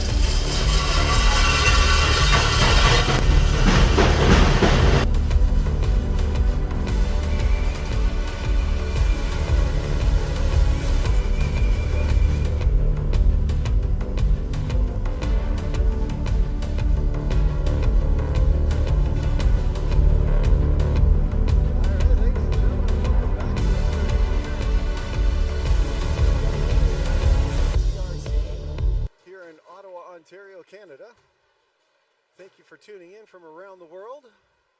Notice there's at least 5 different countries and over 100 cities that have tuned into games so far this week. And I want to thank you guys for watching from your living rooms, your hot tubs, and your pools. It's great to have you all tuning in. For those who don't know, I'm Barkley Hollinger. I'll be doing your call for you today, the Barkman with you on the Howl. We've got ourselves a great game coming up here. We've got Team New Brunswick. They're wearing their black jerseys. They'll be the home team, or their away team, I'm guessing, because their fans are to my left. And Manitoba will be the team that they're competing against once again. And I watched some of the Manitoba game earlier. It was a great game. So we'll see what's in store for them in this one coming up. Should be another close game. A lot of the games have been pretty close. Even if the score has been a little bit lopsided, the games have actually been pretty close. And just a little bounce here, a little bounce there to make things work. Just waiting for the away team to come in. Here comes the Manitoba team in their yellow jerseys. They're coming out now.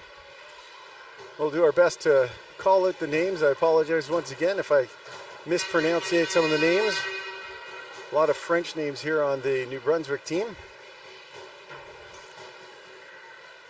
And they also have their names on the top of their jerseys, which makes it sometimes a little trickier because of the long hair and the ponytails that cover those off. So I apologize about that. But we'll get some names and numbers, and you can hear the background going wild and crazy, and that would be the New Brunswick fans, and they've got lots of big drums here, so I expect this to be a noisy and ruckus affair.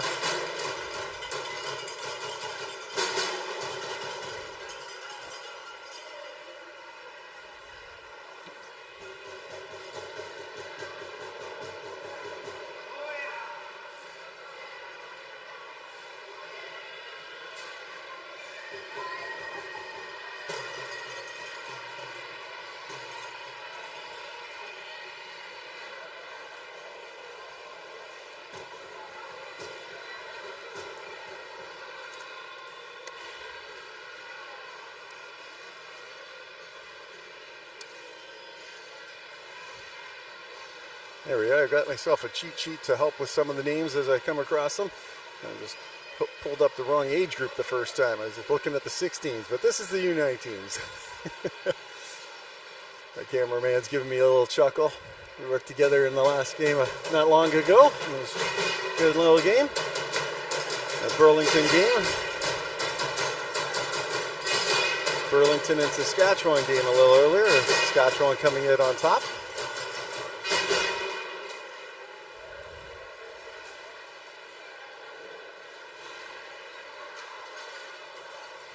As we get ourselves warmed up and loosened up out there, I want to give a shout out to some of our sponsors.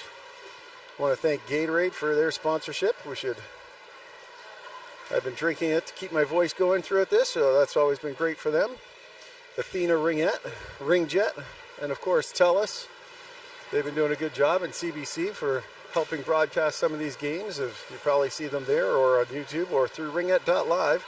Parent company ISI Live, so they're doing a good job helping bring some of this to us. Ringette.live also has their Roku app that you can watch games on.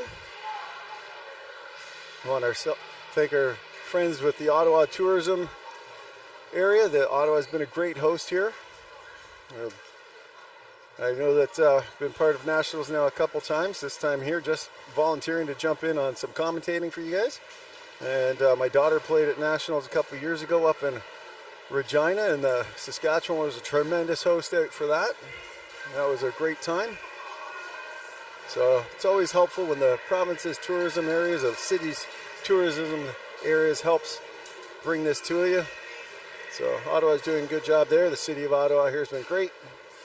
I want to thank our friends at Hertz for helping bring out some of the cars and help get us all these athletes and their families to and from.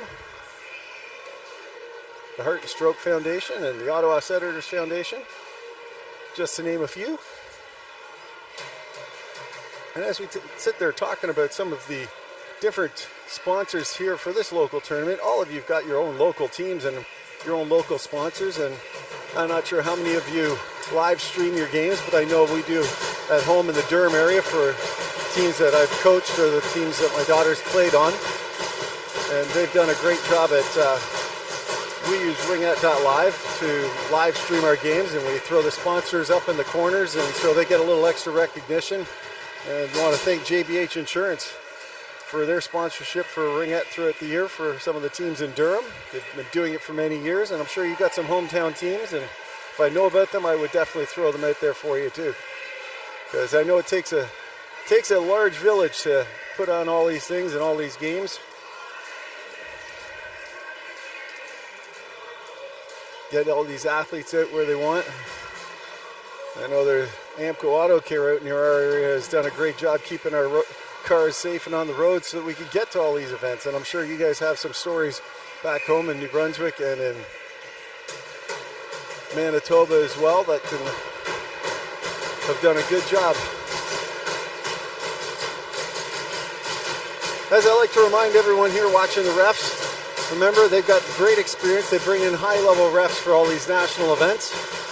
And the perspective that we have from out here, even in the stands or up high, is definitely different than trying to keep up with the high-powered and high-flying skating athletes that are on there. So they do a tremendous job keeping it safe out there. So when we see something different than they do, it's probably because we really do from this far out. It's a lot different of a game than it is sitting there right up there close. I had to put stripes on once, and I'll tell you, gives you an additional recognition of them. And it doesn't help that my daughter also refs, so I don't want to be too hard on them. And you need those refs to have the games to get them going on. And they're going to be doing a great job again today. Hey, there's my friend Talia coming by. I keep trying to get her to come up on the microphone for me. Had a great opportunity to coach her at AAA here in Ontario a few years ago, and fabulous young lady. She's doing pictures here at the event. Keep trying to get her to jump on my things.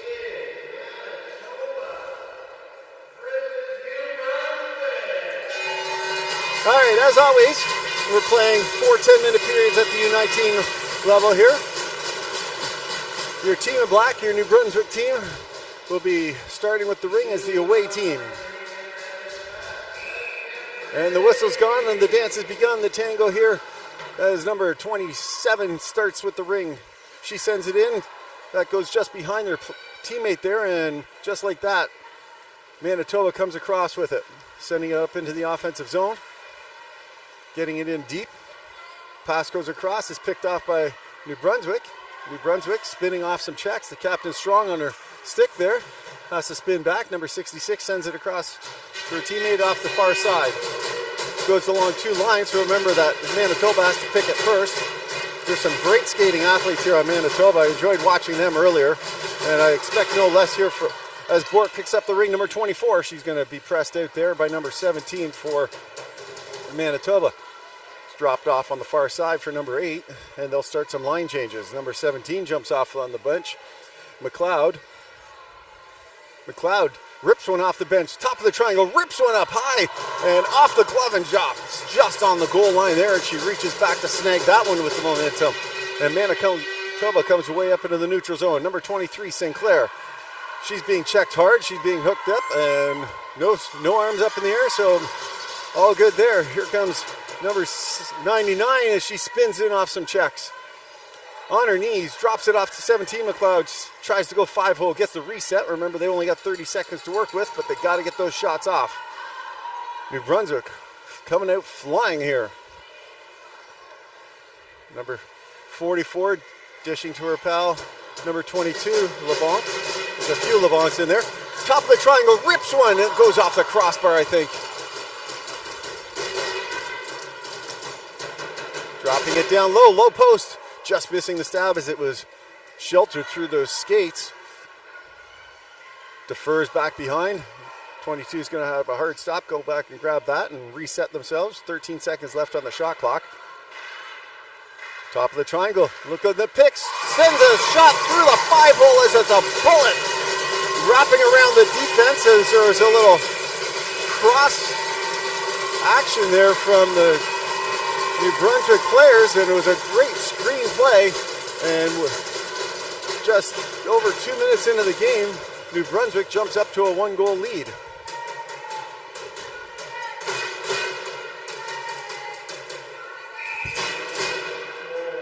Manitoba, lots of time and space to get this set up, and Radford sends it up in. Number 76 picks it up on the far side.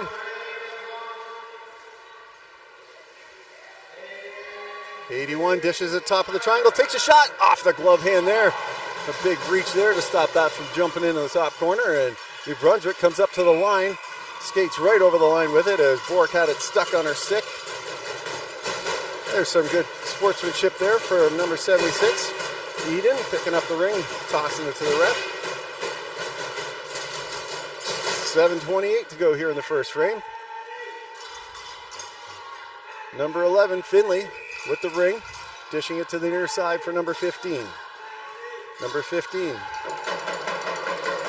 Back to 11. She had dripped that one up and over. Manitoba being quick on there. Number 4 helps jumping in there and steals that ring.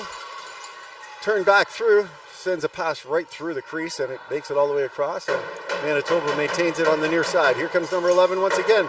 Top of the triangle. Inside the triangle. Backhander and another big blocking glove save there on the mighty number 11. I tell you, Finley's on fire. She's got some great skating. Seen her doing that in the game earlier. And I expect to see lots more of that in this one. Number 66 drops it back into her zone here. And here comes New Brunswick up into the neutral zone. Dumping it in for a breakaway pass for Bork. And she'll have to battle in for it. She maintains possession, sends it up here for... But it's a bottling ring off that deflection, and they couldn't make a clean stab as number 24 of Bork grabs that. And the 30 seconds expire. There'll be a goalie ring here.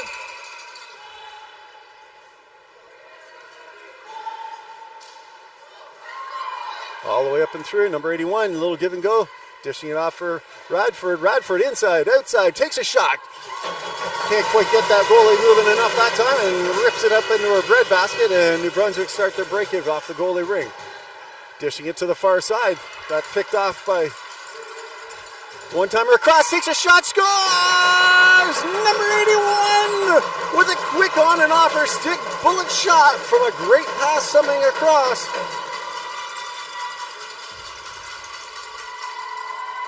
And just like that, Team Manitoba's back on the board, and we're knotted up at ones.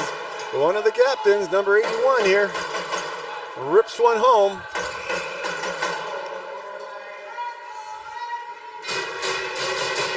Bork sends it in. Number 17 cuts across, takes a shot, scores! High flying and quick moving, and rips that one past number 27, the net for Team Manitoba on this game.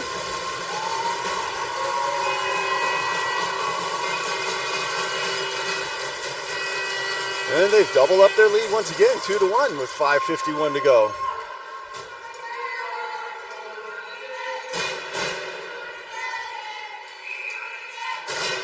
Manitoba, lots of time to make this work. The clock didn't get going here, so they're going to reboot this and start this back at center ice. A little stoppage there for that.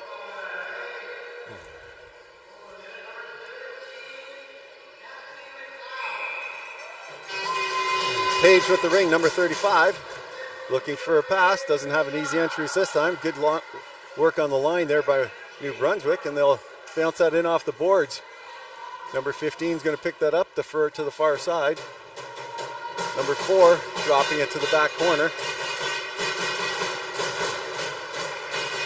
Number 11, top of the triangle, trying to send it through.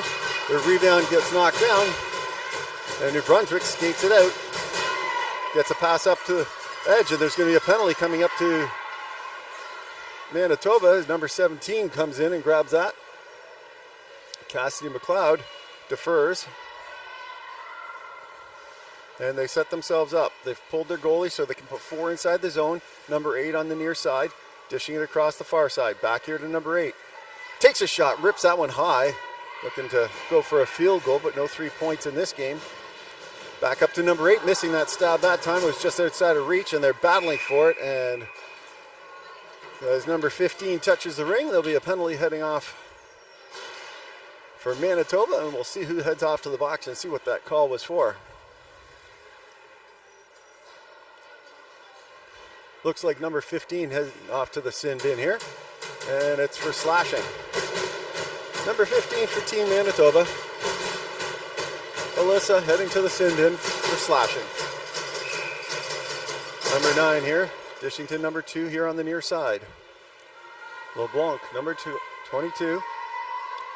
Sending it across, top of the triangle as number 4 jumps into that. And Manitoba gobbles up the rebound, sends it up the boards here for number 81, the goal scorer for Manitoba. She's being checked hard, has it knocked off her stick.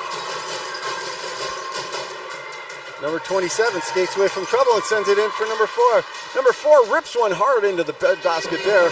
And a quick release to the far side, and Manitoba trying to get it out quickly. They send it off all the way down the ice as number 81 was contested very quickly. Manitoba getting a jump back on, working hard to get that ring back and control this as they're killing off the penalty. 1:11 to go here on the power play, brought to you by Gatorade. Number 24 takes a step aside as she gets cycled back here. Bork drops off from number 66 inside the triangle, backdoor, takes a backdoor again. Oh my goodness, Bork had a backhander. I thought she was going to flip it in. Giving the time, enough time for the goalie to get to that. And from her knees just flips that up and over. New Brunswick's picking this up. Spinning off some checks, taking a shot, trying to send it through. Number 24, Bork once again picking this up. Backdoor pass, stolen by Manitoba, and Manitoba's looking to try and get something out of the zone. They get it now here to pound number 76, and she'll just dump it all the way down the ice, and number 66 is going to pick this up. That's Beal. Number 18 contested briefly, but she gets a nice easy pass up here to Bork once again. Bork cuts inside, takes it outside, and can't get a shot up there as the goalie's got that short side covered up. A low walk attempt, trying to open up the 5-hole, almost got that 5-hole, and it's just behind the goalie on the goal line, but not enough time to get it out. And an offensive free pass here for New Brunswick.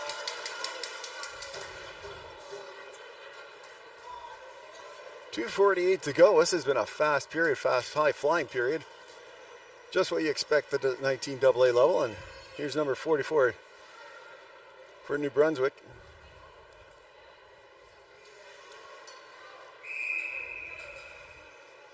Dropping off to number 99, Gabrielle Gosselin. Sending it back to her pal number 44 on a little give and go.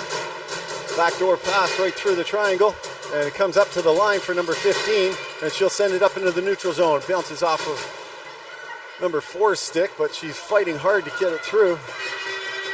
It's a loose ring. And they get it up into the offensive zone for number 11. Number 11, Finley, top of the triangle. Drops it off. Backdoor for number 4. Number 4 shooting lane. Gets it through the 5-hole of her defender, but not through the goaltender for New Brunswick. And she was up to the task there. Good positioning save there. Number 99, Gosselin, drops that in there for Dig. They battle hard for it. Comes up with it.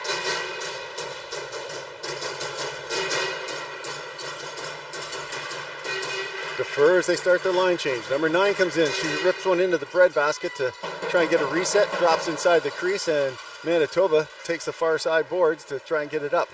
Number 4 able to steal quickly. They steal it back. Radford makes a big step there. She's trying to prevent that shot from coming all the way in. Sending it up to Finley. She can make this out that time. And number 22 dishes top of the triangle with a bullet and a big knockdown there on the glove side. Brunswick just skating hard and fast here. Backdoor shoots, scores! Number 9 screams it across on the back door to Merriam. Mackenzie and Merriam there, and they're able to bury that one as they slide it through the defensive cracks for Manitoba, and it's a 3-1 lead. They're going to have to watch that back door. It looks like they're having someone camp out there. That was a tight one, and they were able to capitalize with a quick stab and a quick shot up into the top shelf. Page tries to drop it off the boards. He gets picked up by New Brunswick. New Brunswick comes right back in. Bork. Number 24, Cami Bork. Sends that all the way across there for Beal. Beal misses the stab. She's able to fight off the check and cuts inside the triangle. Up top for Bork, and Bork rips one. It goes off of the goaltender and up and out of play. So it'll be an offensive free pass for New Brunswick. So 41.9 seconds to go here in the first frame. Beal with the ring on her stick. Beal dishing to the far side.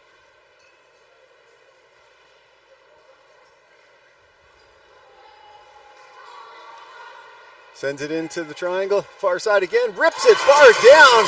There was like no room whatsoever. The goalie read it just about perfectly.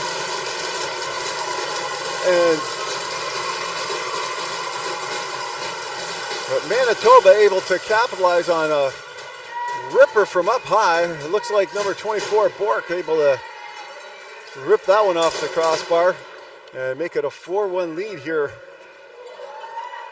late in the first period. Number 31 here, dishing it off to her pal, number 17. 17 gets it down deeper this time.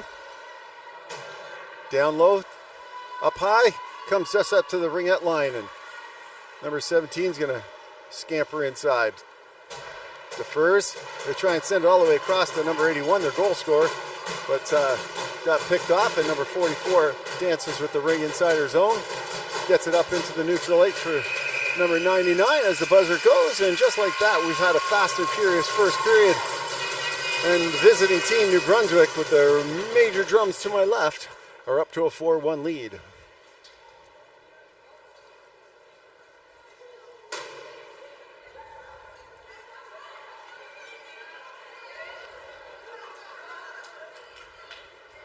Goaltenders are chit-chatting to see what they see if they can help each other out for Manitoba. Looks like they're going to make a goalie swap. The goalies are talking to each other, and number 60 is going to pop in the net for Manitoba. McPeak. I believe she played in the last game I watched, but maybe they had both splitting last game and I just missed it. I just remember the number 60. I want to thank our friends at ISI Live and Ringette Live for helping create some of these broadcasts here today, but also for all the amateur broadcasts all regular season. I want to thank our friends at CBC for stepping up and getting some games national, along with TELUS on the East Coast and West Coast, and I guess we're all over now. All right, here we go once again. The home team with the ring, number 31.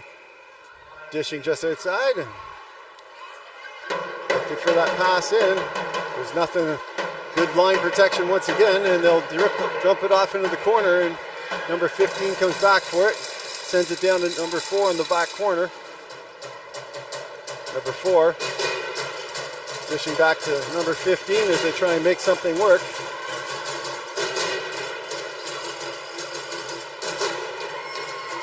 And number 15 for New Brunswick defers.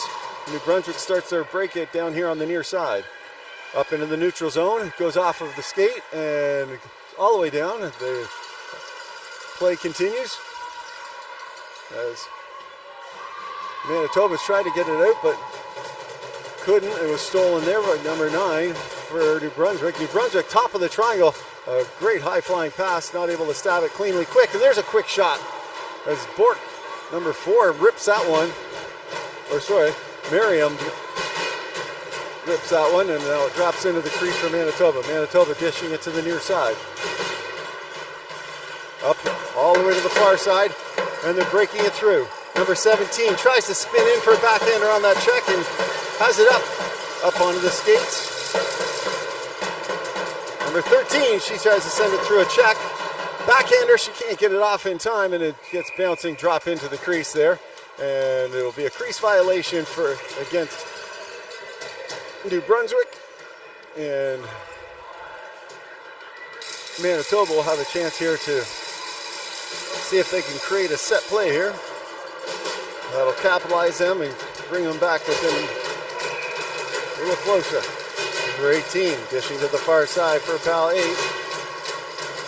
Number 8 Prested, not much to work with.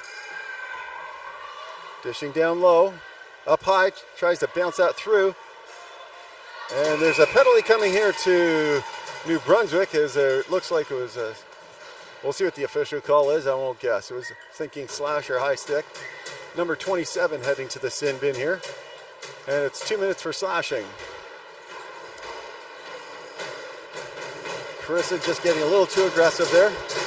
Knocking it off, and a power play opportunity here now for Manitoba. Sinclair dishes it to her pal number 81 on the far side. Number 76 camping out, following in behind, goes down to the low post, dish back to the corner. Sending it into the triangle, spins around that check as she was able to get position and try and get that shot off, but no mustard in the net this time, and Radford jumps into the play. Radford, one of the defense, has it knocked off her stick and drops into the goalie crease. Throwing hard into the skates of her teammate here, number 28. She dances with herself in the corner and then sends it D to D on the far side. Number 3 dishing it off the boards. It goes up and down and around everyone's stick. That was a tricky play there for number 81. As it rolled all the way up in her stick and down and around, they let the play continue. And this is thrown in right on the line here for Sinclair. Sinclair looking for something, drops it off to her pal number 76. She goes across crease, but her number 81 stick was checked, and they'll just try setting it up again with 9 seconds to go. Number 81, low post. Backhander, big stop inside there. What a good set play there, and Sinclair was able to find a little bit of space to get that shot off. And a tripping call definitely coming here to number 76. Cross-checking call. Her stick's inside the ring, but they'll call it a cross-checking call. As I say, the angles from way out here are a little easier, but either way, it's still 2 minutes to the sin binner for number 76. And it's going to be a major cross-checking call. Okay, major call there for cross-checking.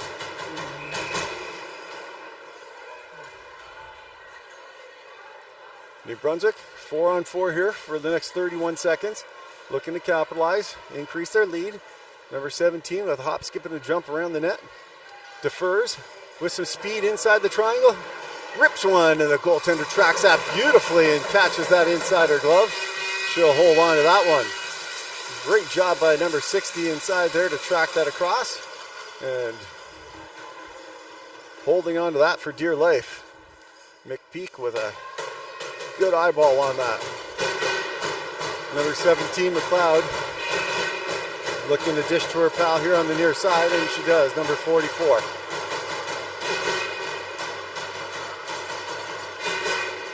Tried to send that pass through, and it was picked off by Manitoba. Manitoba now skating away with it. Finley looking for a pass up into the neutral zone. Looking for a little give and go. She gets it back. Cuts into the center. Cuts it wide. Takes a shot off the side of the post. What a glorious opportunity there for Finley. Nice give and go coming down the line. And just like that, though, coming down the line, you've got New Brunswick coming right back at it. It's number 22, LeBlanc. Top of the triangle. 12 seconds left on the shot clock. They start their line change, and she just controls the ring. Dishing to number 9, she'll come in with some speed. Top of the triangle, rips one through the gap there, and number 4 picks it up for New Brunswick behind the net. They get the full reset there as number 9 tries this again. McKenzie. Top of the triangle. She blows the tire trying to lean into that one too much. And it's picked up by number 17 from Manitoba briefly, but she's checked hard. A little give and go back and forth, and number 17 is going to send this up here for number 4. And a give and go as number 17 jumps into the rush. Backhander, just up and over the net. Nice little flick play there by number 17 from Manitoba. Emma, she did a good job with a nice give and go all the way down the line there with Bree.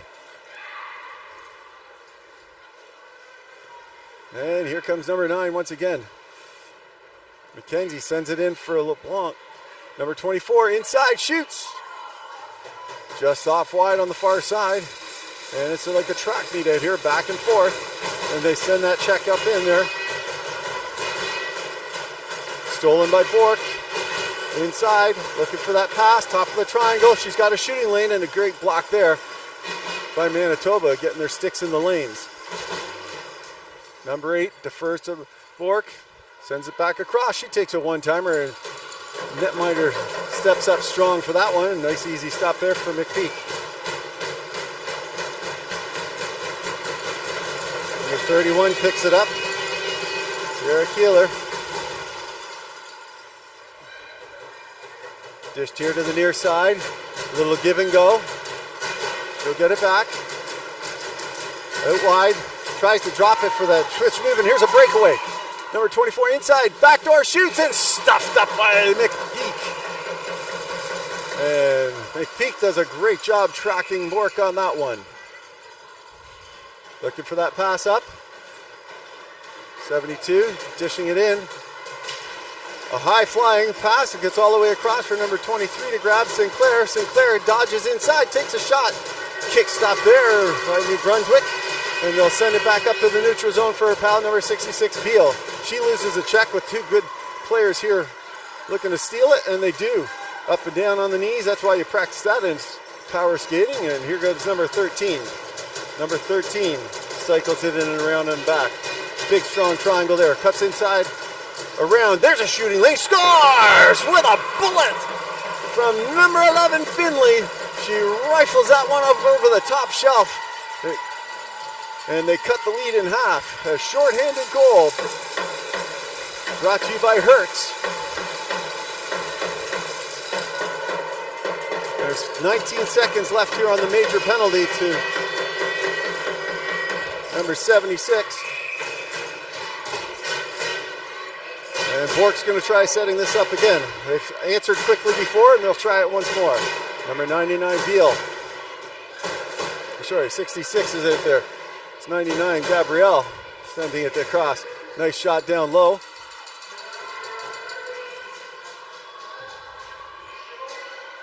Number 17, jogging around, takes a shot. Good reaction save through the traffic there, and she'll dish behind. Looking for a pass coming up, goes off of number 81's skates. And it'll be a loose ring here. Gag picks that up and sends it all the way down for her pal number 17, Cassidy McLeod.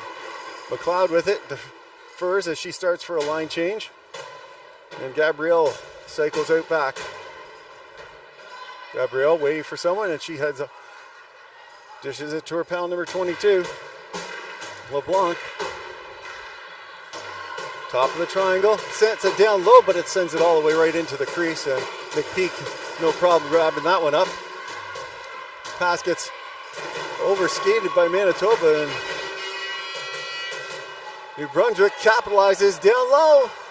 And nice there by McPeak to kick that one out. Slow down the play a little bit here as number 9 tries this setup once more. McKenzie with some speed out along the far side. Inside the triangle, whizzes right past everyone, but New Brunswick controls. Manitoba on their heels a little here, 9 seconds left on the shot clock. Top of the triangle, it's dropped off, and Manitoba's able to grab it, and they'll just flip it up and out to the neutral zone, and number 15 picks it up. Some loose rings, looking for a pass. She's got no one to pass to. Everyone's covered very closely here. And now they get some space here for St. Clair. Last minute of play in the period. Last minute of play. And it's rolling pass back here from number 15. Sends it up high, top of the triangle. She'll rip one, but it gets knocked down in front. Loose ring there. It's batted around, and who's going to come up with it? Manitoba has it now.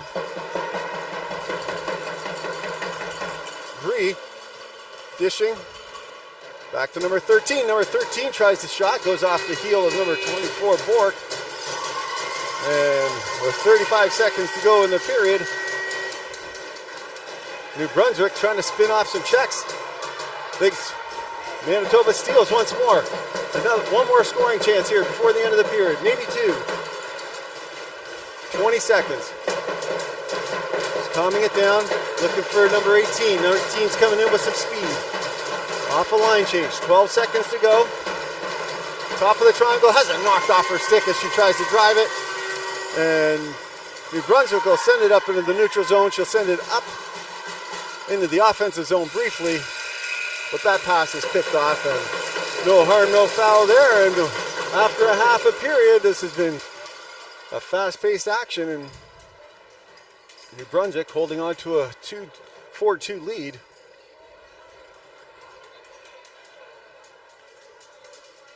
Been a great game so far. Lots of fast skating. You wonder how some of these athletes can keep up with it all game long. And not just one game, but multiple games. They've just got to go, go, go, go, go. 7-8 games in these tournaments. Got their round robin plays, and then they'll get divided up.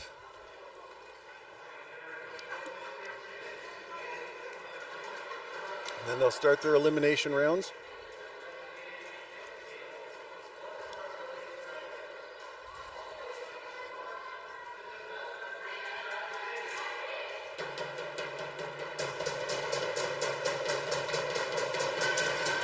Some other young athletes hanging out here, probably New Brunswick fans or New Brunswick athletes, maybe the U16, walking by, waving to their fans, both sides.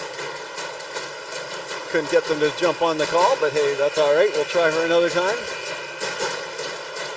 All right, New Brunswick with the ring on their stick once again as they start this third period. Manitoba watching the line, so it's an easy out of the circle. And Bork sends that in for number 17. She's got speed. She rips one, and it goes just up high and wide on that one there. And it'll be a move it or lose it, and it'll be an offensive free pass here for New Brunswick as they're able to close the door and not let Manitoba skate that out. Number 99 dishing it here to the near side for a pal, number 17, McLeod. McLeod looking to drop it back. Gabrielle drops down the little corner. She gets his pass and skates out of trouble as she couldn't get the shot off as she was trying. There was some good defense there by Manitoba. And now she takes a ripper, goes off, gets a reset. She'll pick that up herself. McLeod sends it off on the line change there to LeBlanc.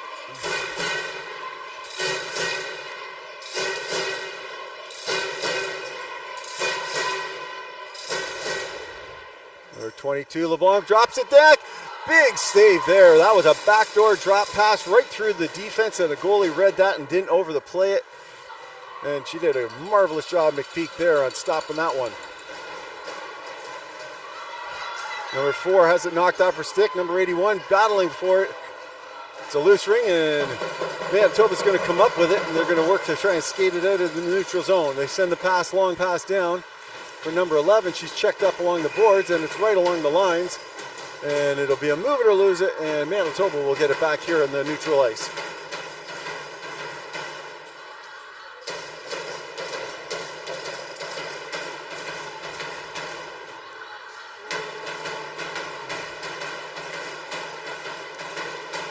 Guessing these two are sisters, number 11 and number 4, but I could be wrong. Bree and Finley here.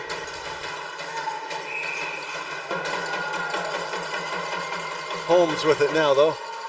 Looking for a D-to-D pass for another zone entry, but still having a hard time getting that zone entry. Get it down here to Bree. Bree sends it all the way across. Finley takes a shot, flips it up and over the net. Well, Bree grabs it now. Bree cuts across the top. Finley rifles it, and somehow the goaltender saw that through the crowd and got their blocker just on that one. And New Brunswick starts to win the neutral zone once again. They flip it all the way up into the corner, and there'll be a race for it.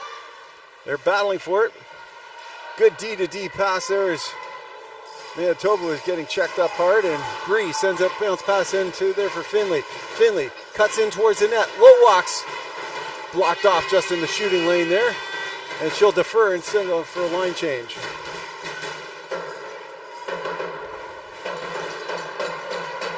Defers, number 13 cuts in, drops it inside, takes a shot, and it stops again just on the side of the net. And it'll be a goal. New Brunswick blocking that shot, slides into the crease and gives the opportunity for an offensive free pass and another set play here for New Brunswick. Manitoba, rather. Team Manitoba. Team 1 versus Team 1 here for both these provinces.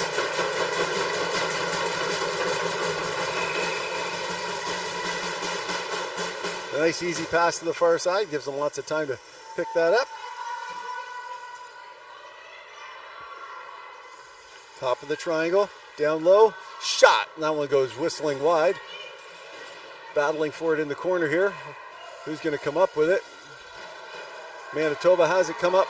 Manitoba gets it. Top of the triangle, takes a shot, shoots. Just a little bit long to try and knock that bouncing ring down, and the goaltender was able to get just enough on to keep that one on the outside. So they battle up here on the near side. Number 8 picks that up, and it looks like there's going to be a penalty call for number 31 heading off to the sin bin as she was battling up along the boards here.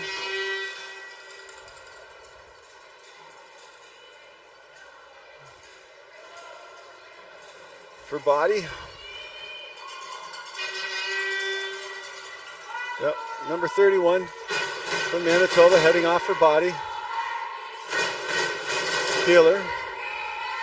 McLeod dishing here the near side for Gabrielle. Gabrielle back to McLeod. Sends it across the top of the triangle. Rare misstab there for Team New Brunswick. Top of the triangle. They spin it back. Top of the triangle, try and send it down low. They get it back to McLeod. McLeod, top of the triangle. She sends a shot into the bread basket. One of the easier opposite teams from a peak. And she'll dish it to the far side as they try and get an exit out. She sends it all the way down the ice, a little hard. And New Brunswick is going to go D to D and create some space to get this back up into the neutral zone with some nice easing passes. And just like that, McLeod skates with it and sends it back in.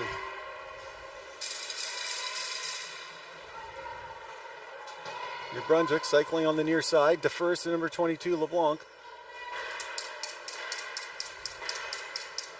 LeBlanc up high, 7 seconds on the shot clock. Down low, takes a shot, knocked down, rebound drops into the crease. McPeak looking for a place. She finds someone, finds a place. Teammate picks that up and sends it back down. I think that was Radford. Radford sends it up, but LeBlanc sending it right back in there. Just on the line, allowing that to play through. Number 9, McKenzie.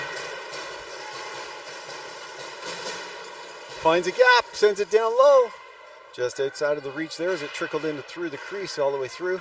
Able to control it up here for McKenzie. McKenzie takes a shot, rips that one far and wide. 4 seconds on the shot clock. And they send that one in and nothing going to get to the net. So it'll be a goalie ring and they'll allow themselves a chance to set up a goalie ring pass. They send that out. Stacking in 2 on the side. Ball circling back. She's being pressured by Manitoba. Now looking for a gap. She gets it D to D here to Page. Page gets it to her pal number 81 who comes back for it, and that pass comes all the way across. Gets it down deep into the corner there. They get the shot off just before the shot clock would expire, and New Brunswick trying to work it through on the far side. Skating it through, stolen by number 81. Number 81 sends a pass in front. It's a bobbling ring. Who's going to come up with it? And it looks like there's going to be a penalty on the play. And it's going to be a slashing call. And with 4:14 to go, high-flying second period here. Not a lot of whistles. There will be one here for slashing as number 12, LeBlanc, heads off to the sin bin for 2 minutes or less. Cynthia LeBlanc this time. There's a couple LeBlancs, so I'll highlight that. But I'm sure if you know your favorite players, you know their numbers and know which LeBlanc I'm talking about.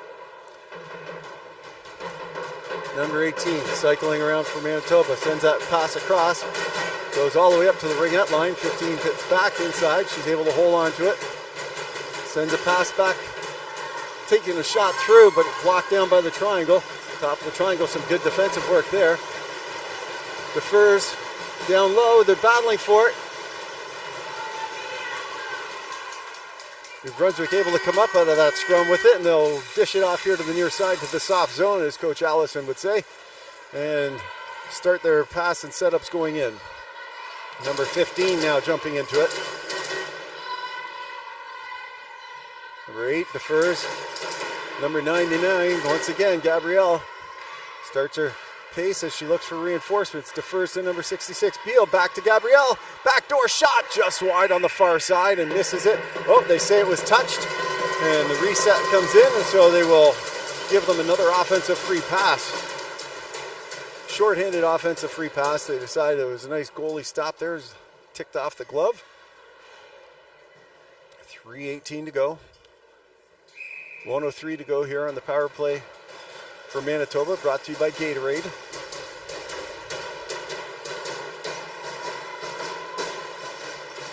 Beal dishes. Gabrielle back to Beal. One-timer, and Nick Peak sees that one right through and grabs that up. Sends it here for St. Clair. St. Clair sends it up on the far side. Looking for a pass. She finds one now to number 13. Number 13 being contested. Can't find an opening. She'll back check a little bit here and now has it open down low. Inside shoots and scores! What a tremendous play! A little behind the back pass. Fully all empty down low there. And is able to create some space and spin around and find a backhander up and over the netminder. That was a great offensive play by Tiana there to score that goal.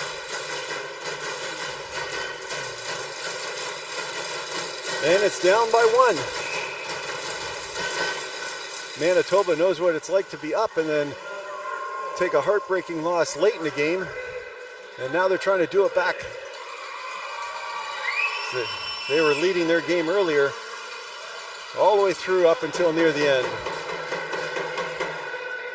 Here comes LeBlanc. Side steps, backdoor shot. That one goes up and over as the goaltender slides across in time. Here come Manitoba once again. Nice little pass up and over. And there's a check that sends it all the way down. It's a loose ring. It's tapped. A very physical play going here. Number 9 takes one shot, rips it off on the short side. She'll pick up her own rebound and get the full reset here.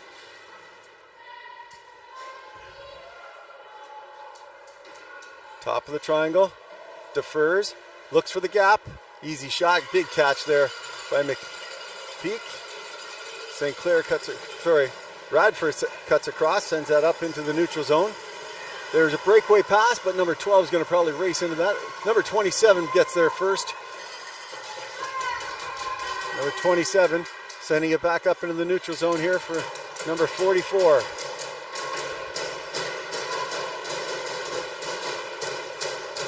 New Brunswick on the near side. There's a 4-in call here as people got a little crossed. New Brunswick getting a little crossed on their numbers. Offensively trying to drive real hard and strong. And Manitoba with 1:15 to go in the period is going to try and get the tying goal here off a center ice free pass. They've had some quick entries before as Holmes looks for one now. Sends it all the way across, a dangerous pass. And that's jumped in and easily picked off by New Brunswick. And New Brunswick is counterattacking here. McLeod steps up and away. Number 99 dishes that around. Gabrielle, 14 seconds on the shot clock to work with. Sends it down low, low walk, takes a shot off the crossbar, but it's a crease violation anyways. Woo, if you're a Manitoba fan, you're breathing a little heavier there. St. Clair dishing it up into her goaltender, McPeak. Dishes. Looking for an outlet pass. Number 15 comes back to help out. Contested hard. New Brunswick comes away with 15 seconds. Number 15 has the ring. Dishes to number 24. Number 24.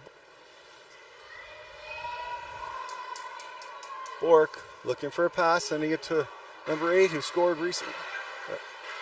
Backdoor shot and rips one off the water bottle and pops it hard. With 9.4 seconds to go, New Brunswick reclaims their 2-goal lead with a bullet off the back door camped out in Matty Greco's camp house. As the cottage, I used to say, with Matty Greco making those ones. And my daughter's team, they love handing out sitting in that low spot. There's a few teams that do it really well. Looks like New Brunswick is one of them. There's a steal. 1 second to go. Shot. And it gets blocked down just in time. And no harm foul, no foul there. And we'll have ourselves in the last intermission of this game. Although I do understand that they actually don't go into ties. There will be overtime. Should it get that way. I thought they went into a tie, but they don't. A couple games went into some ties earlier. Found that out.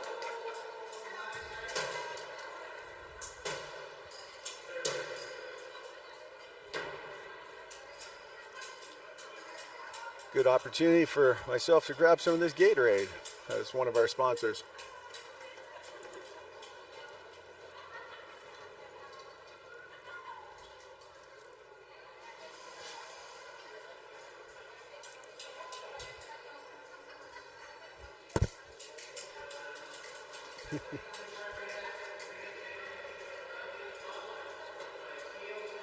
Just looking at some of the young ones cheering on Manitoba there, seeing if I could convince any of them to pop over here and jump up on the microphone and say hi.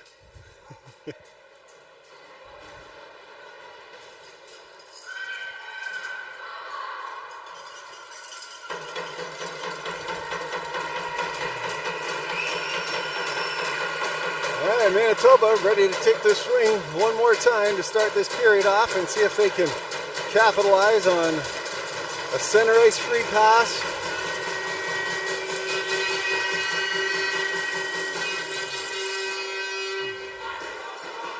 They've got their setup. New Brunswick looking to run the line. They've done a great job at slowing down the entry on the line here. See if they can do it again here. Dishing back here to number 17. She rips it down deep into the corner. And Manitoba was able to grab that, rip it across on the far side. Inside the triangle, top of the triangle. Down low, gets checked just as they were trying to make a nice set play inside the triangle, and New Brunswick comes away with it. They reverse. Number 12 now looking for a pass out on the far side. She's got her pal, and she finds one as she cycles back. And they send it all the way down in deep now for number 66, Beal. Beal tries to send a pass down low. She's checked up, and it'll be a loose ring at the top of the triangle, but able to pick that up, get a flip shot in towards the net for the reset right at the last minute, or last seconds there, and they keep trying 2 or 3 of those resets. New Brunswick settling things down as they start a line change. Manitoba allowing them to get their line change in. Now they're moving in with some speed. LeBlanc, drop pass, top of the triangle, and that shot is stopped and picked off, and it's sent up into the neutral zone, and number 81 races back hard to pick that one up. Cuts, give and go here for number 17. Inside the triangle, takes a shot and just has her stick checked as she was trying to release the ring. A great defensive play there by New Brunswick. And here comes New Brunswick cycling around here. It's number 4, Merriam. Merriam looks for it. Top of the triangle, sends it up. Off the skate as they try to get it pass cutting inside, and they'll flip it all the way down 2 lines, and New Brunswick sends it up, and it gives 1.5 lines, and it comes all the way back down. It's a loose ring. Number 81's able to steal that one back as it was contested by number 15 for New Brunswick. Defers here to number 11. Inside the triangle, she's checked off, and she'll land on top of the ring, and it'll be a goalie ring. A nice try there by Finley to try and drive the triangle, but not quite enough speed in that close distance that time. New Brunswick with a high fly turn, and McLeod, hard stop, dishes a pass across. It's stolen there, and a chance for New Brunswick or Manitoba to come back in. Manitoba takes a shot, trickles into the legs, and stops underneath the goaltender right there. That was another tight one there. A 5-second count, and with that quick shot in the hard-to-find spot, Manitoba will have an offensive free pass with 7:22 to go, trailing by 2.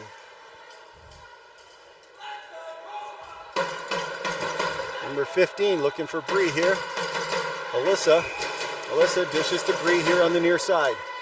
Bree starting to skate around. Head fake, body fake, stick fake.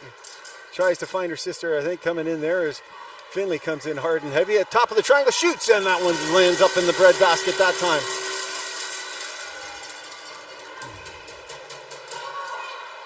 Number 15 steals again. Back to Bree.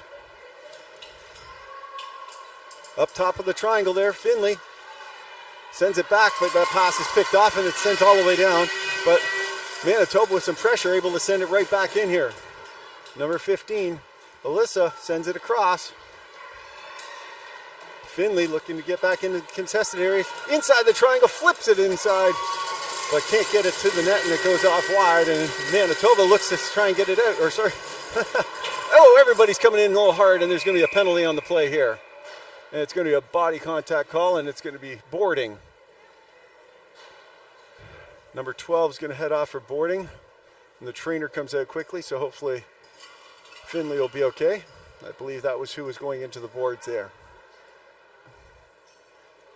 Number 12, Cynthia LeBlanc, heading off to the sin bin for 2 minutes or less.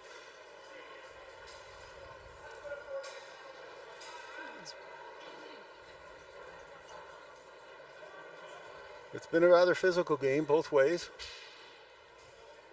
It's just dangerous when it gets up close to those boards, and not wearing shoulder pads just helps add that extra impact, and I think that's what we're looking at here, but I didn't see exactly how she landed her hard, just how it looked going in.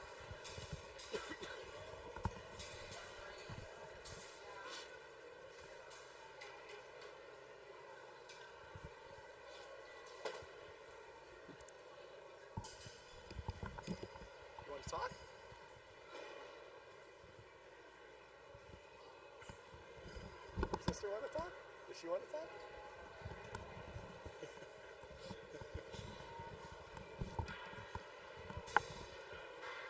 Want to talk?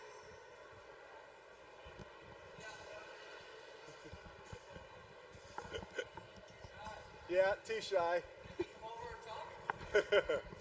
Sure.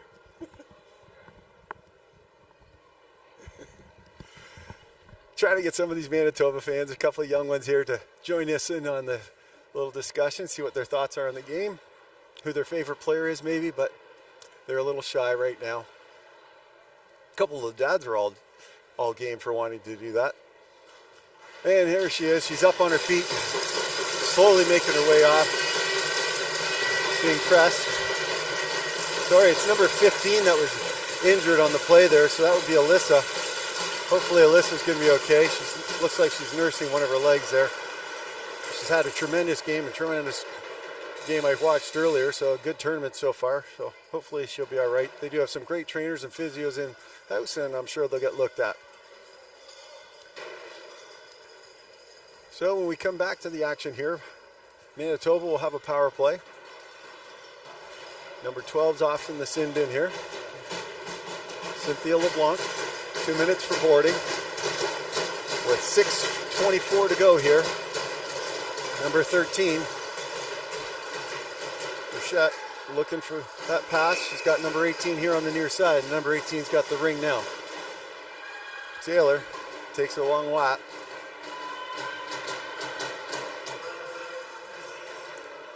Top of the triangle again, sends it across. Looking for that pass. There's a backhander pass. Can't get that shooting lane through. Good job there by New Brunswick.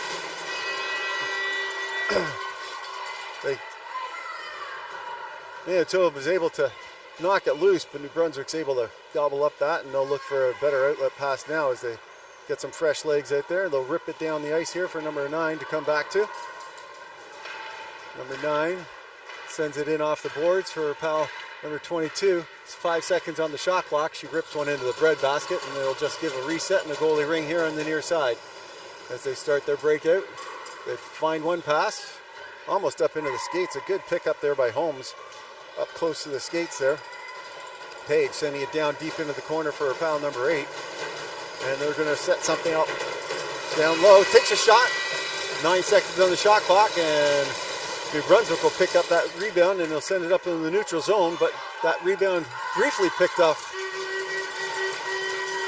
And now with some high speed here, number 3 jumps into the rush.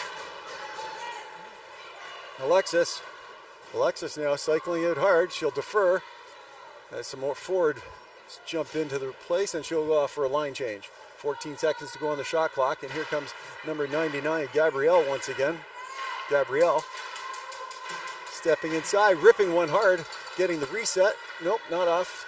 Went off wide, and it drops into the corner, and it'll be a goalie ring. Drop it off in there for McPeak. Looking for a pass. Sends one right up the center. And that pass gets knocked off, and number 81's able to get it into the offensive zone. As she's powering herself around the far side, inside the triangle, tries to rip one, scores! I'm pretty sure that got deflected because I couldn't see how it got through. And the goalie was just as confused as it went up and down and inside and out. And I think that went bouncing through the 5-hole. Well, you'll have to check the replay, ladies and gentlemen. But just like that, it's a power play marker, I believe. And it's now back to a 1-goal game. New Brunswick holding on to a 5-4 lead with 4:20 to go. Number 27 dishing to the far side. Number 12 dishing it down low there for Beal. Beal dropping. Top of the triangle, back to Beal. Beal spins inside, spins again, and defers. Takes a shot. Big stop there. Timely stop there by McPeak there. New Brunswick trying again, gets it up to the line, gets it lost briefly, and it's a loose ring. Manitoba gets it and just flips it up into the neutral zone for number 81. Number 81 dishing to the far side. Pass, and the shot. Oh, just a little slow transformation there. As Sinclair tried to find her pound number 76 here for a one-timer. The goalie picked that up and slid across and reached out that big blocking arm to the done. I don't know. 3-3-3 here in the period. 3:33. Number 11, Finley with the ring once again. She's got her pal, number 81. Tries to go for a back pass, and that's picked off. And it's back up into the neutral zone here. Gabrielle grabs it, and she'll rip it down into the corner here for her pal, number 44, to skate into. And they send it, control it up in deep. Number 17 now. Number 17 cycles it back. McLeod, Cassidy McLeod. Up in there, bounces off a pass. Cassidy will pick up her own pass. They send that in. They get the reset, but it drops inside the crease. Looking for a pass. They get it out just in time.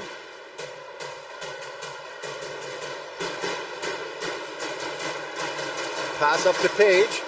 Page sending it down deep, but number 81 waggled instead of wiggled, and that ring was picked off here. Up into the neutral zone, stolen by Finley, I believe. She's checked real quickly there, and number 9 is going to come up with the ring once again. Number 9, McKenzie, sends that in there for number 19. Janie Bark dishes off to number 22. LeBlanc. And back to McKenzie. 9 seconds on the shot clock for number 9 to get in there. She'll send it in. She'll get the reset, but it'll be a goalie ring. So try to steal it out of the crease there. Sending it up. Quickly getting it up into the neutral zone. It's a rolling ring, so it's hard to grab. And as it settles down, New Brunswick has it now. Gabrielle grabs it once again. Or sorry, McKenzie rather. Number 9, McKenzie. She's got the ring. 1:50 to go here in the game.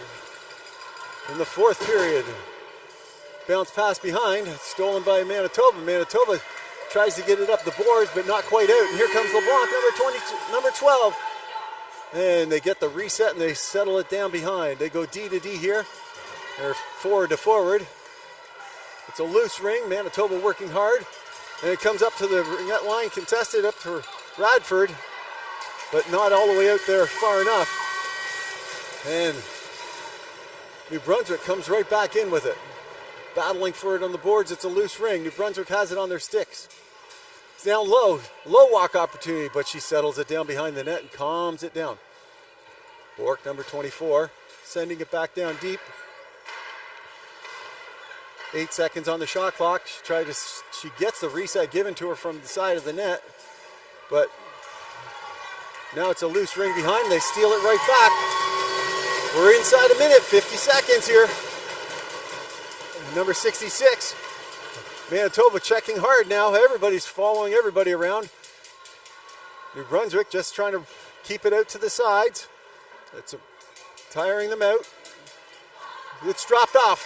Radford picks that up. Radford sends it up into the neutral zone. It's a low pass down with all the slow ice. It's a loose ring. It's coming around. Pass is picked off. 20 seconds to work with just as they try and get it out. It gets ripped out. New Brunswick steals and keeps it inside, number 24. Cycling it hard, the fans are going crazy here. Number 8 dumps it back in there for number 24. 3 seconds to go, and they're going to hold on to the 1-goal lead here as they rip one into the breadbasket to finish it off. What a tremendous game, a hard-fought battle here, and the fans go wild to my left.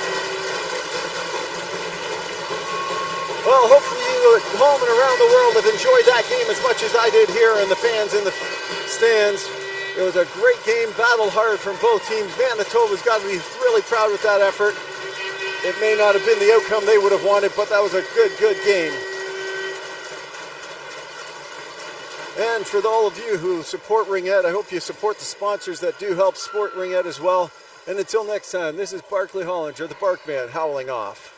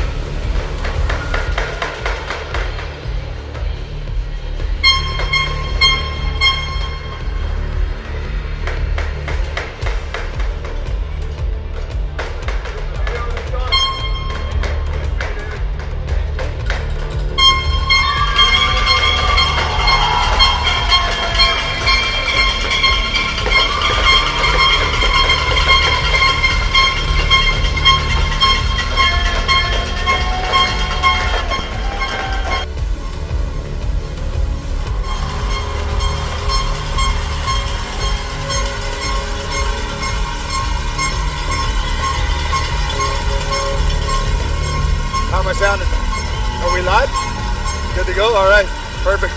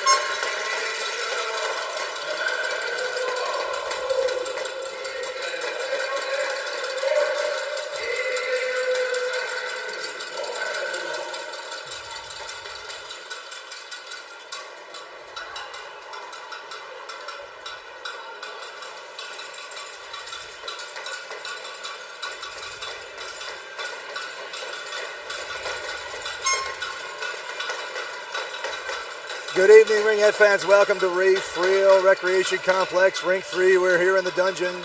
We have the Eastern Ontario Force and the Saskatoon Blazers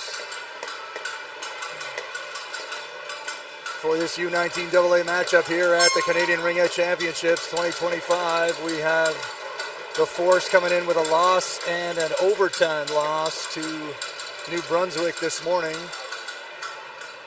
They are on my left in the dark blue and light blue and the red trim. Finishing their warm-up to my right are the Saskatoon Blazers. They have a win against Team Manitoba.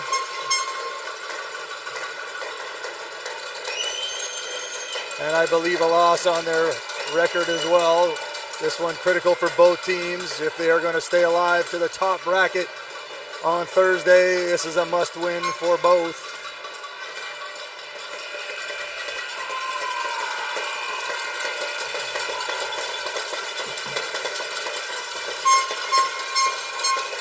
Warm-up clock has buzzed. Both teams at their nets with the final cheer. Looks like the Force drawing the home side again. So the Saskatoon Blazers should start here with the ring off the free pass.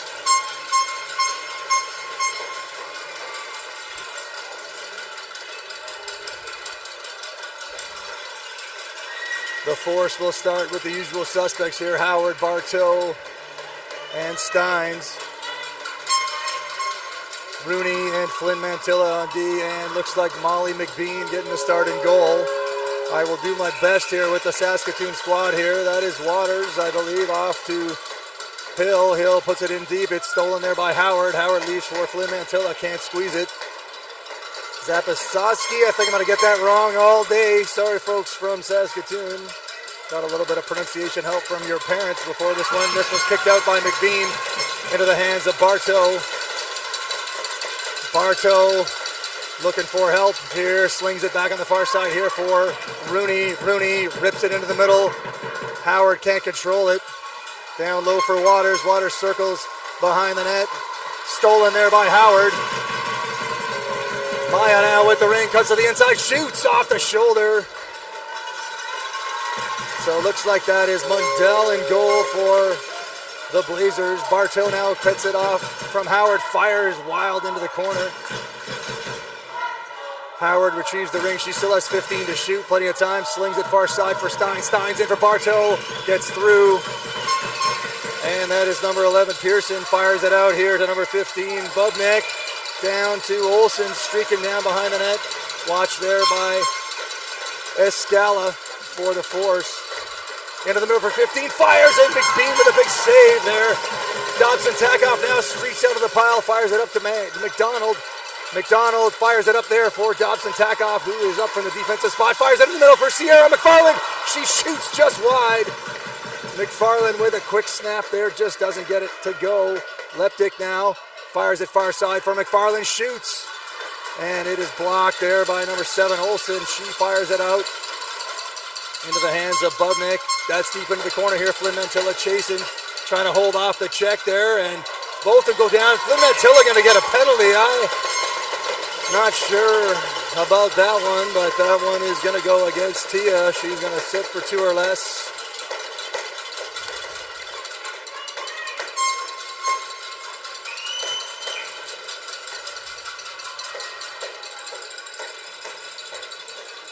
Onto the ice comes Muller and Salmon for the Force.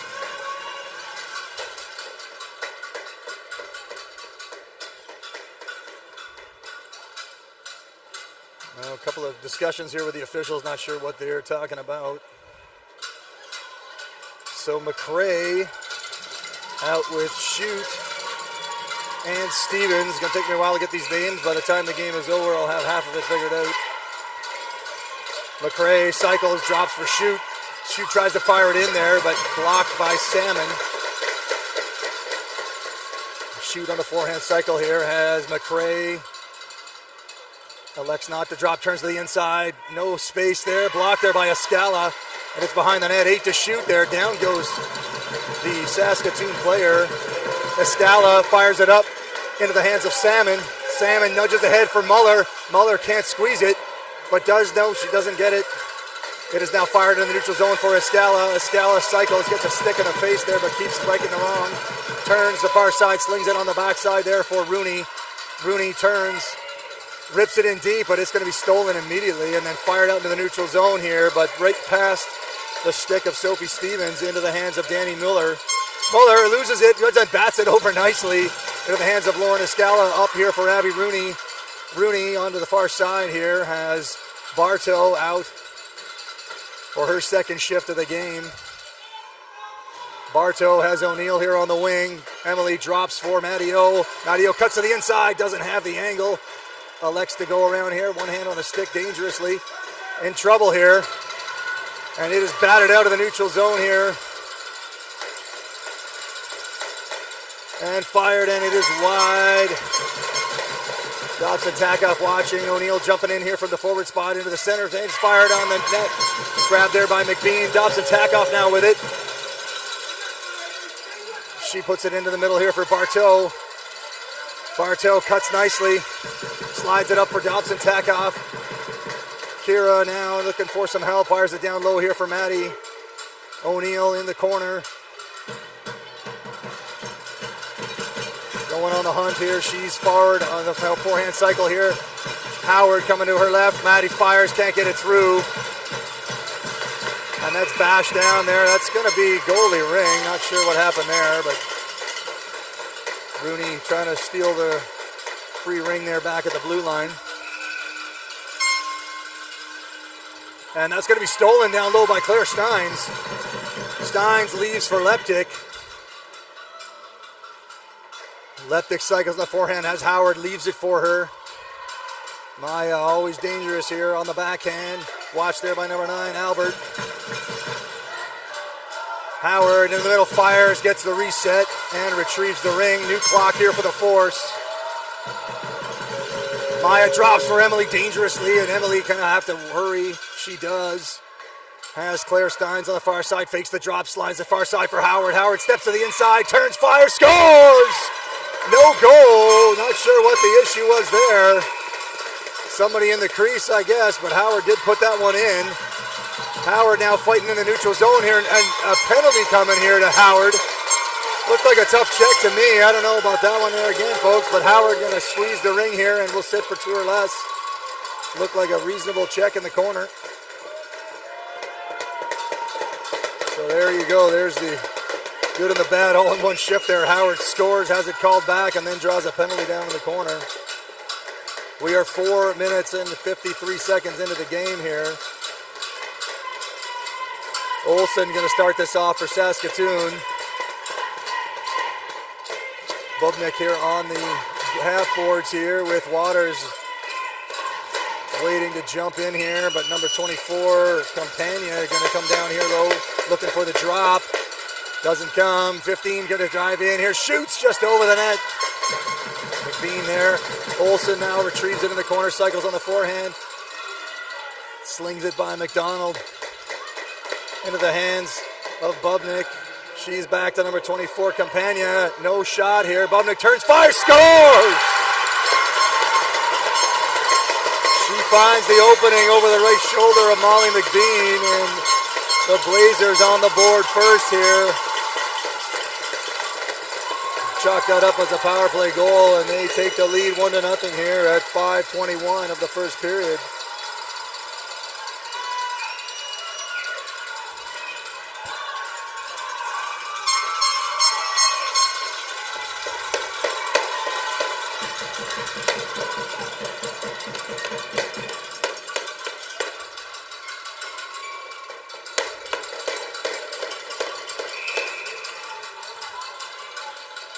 Dobson Tagoff starts it off, leaves it for Flynn Mantilla.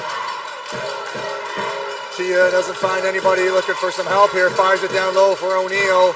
O'Neill loses the ring there quickly, but picked up there by Flynn Mantilla.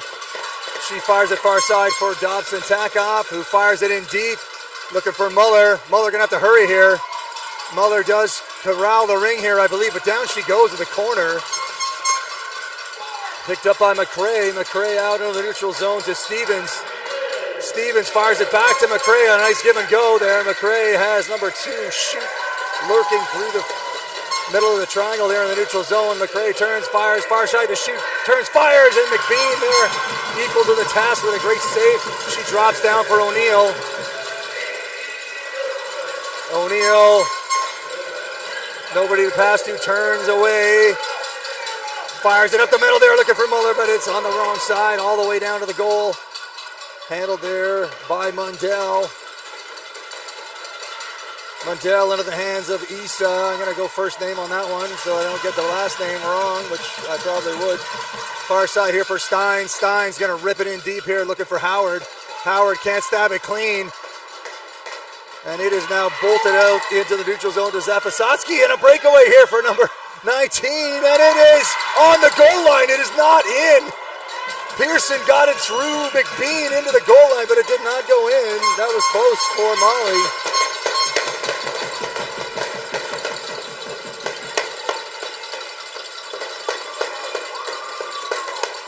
Inches away from a 2-0 lead. Pearson going to reload here, has the ring.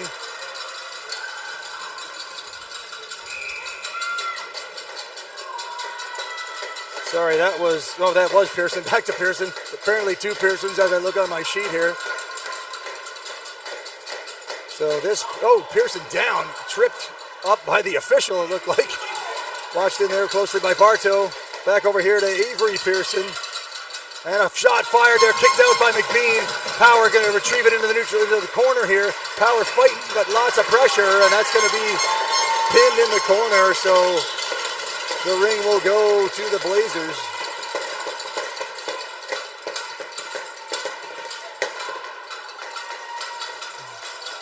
We got pretty much a full house here in Rink 3, down at the Ray Friel Community Complex here. Olsen cycles on the forehand. Watched there by Bartow and Rooney. It slings far side here to Campagna, but gets all the way past her under the board. Picked up there by Bubnik. Bubnik cuts to the inside, handled easily there by Emily.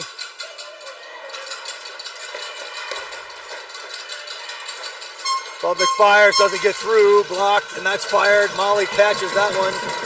McBean going to drop it down there for Abby Rooney.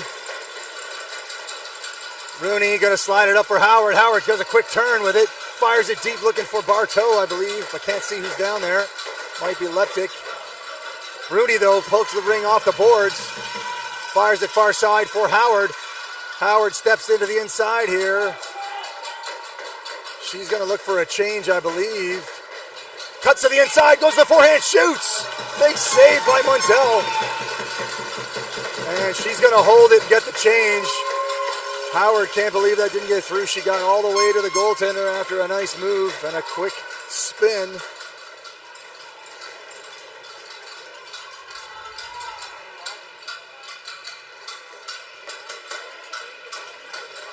So McCray and Waters out here on the defensive position here with Olsen, I believe, and Mundell.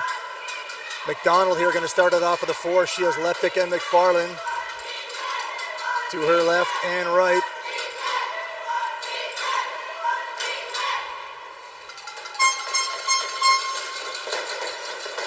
So as often happens, I missed the penalty call. Looks like a penalty has been awarded or given to Saskatoon Blazers.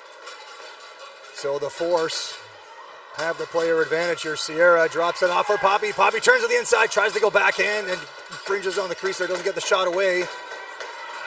Good pin there by McFarland, and that should be Force ring though. I don't know, that might be with the 5-second advantage here. Now McFarland's going to retain that ring for her team. Great job there by Sierra.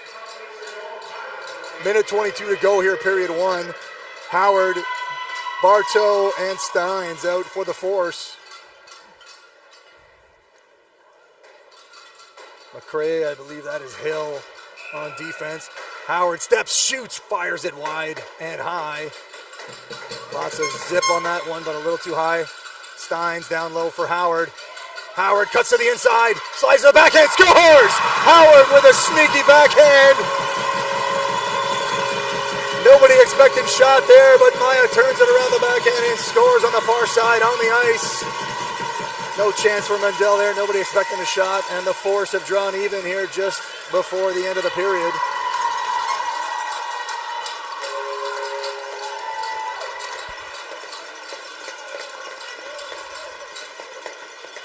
Force changing the lines here. Out comes Salmon, O'Neill, and Muller with Flynn, Mantilla, and Rooney.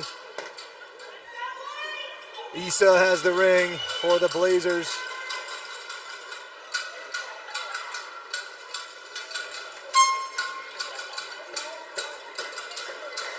A little bit of pressure here coming from the Force, or light pressure, not too much.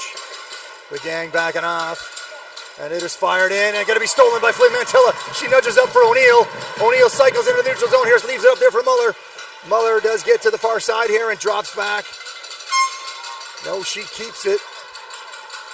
Cycles far side for Salmon. Salmon turns, fires, rips a hard one off the crossbar. No chance for Mundell on that one, but off the crossbar it goes. Picked up there by Power. Power tries to put it through. Muller now got to pick up the loose ring, rips it down low, looking for O'Neill, but finds Salmon. Salmon inside to O'Neill. O'Neill cuts to the inside here. Fighting here. She has some room. Fires. Doesn't get it through. And that's going to be dodged through, but easily stolen there by Salmon, who can't grab it clean, and it's picked up there by Pearson. Pearson around on the backhand. Watch there by O'Neill. Jumping into the defensive spot here. Power frozen outside into the ring free play line here. Olsen slides through, looking for number 15, Bubnik. Backhand handled there by McBean. She's going to hold it, and the period will end. Furious action here at Ray Friel, and we are knotted up at one after one.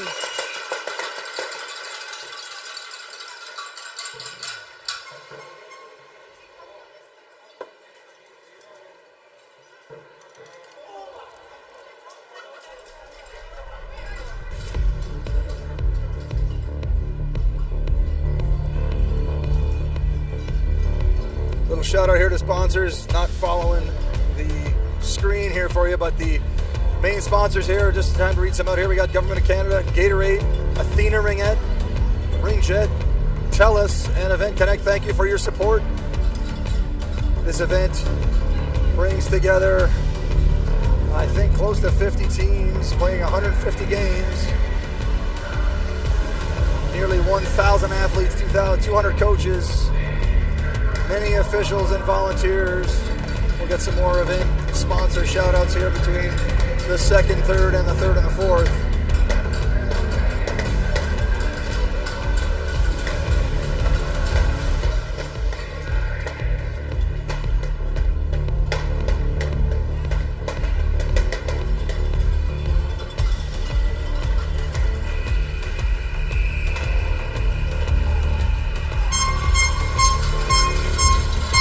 The buzzer has gone. The Force, as the home team, will start this period off with possession.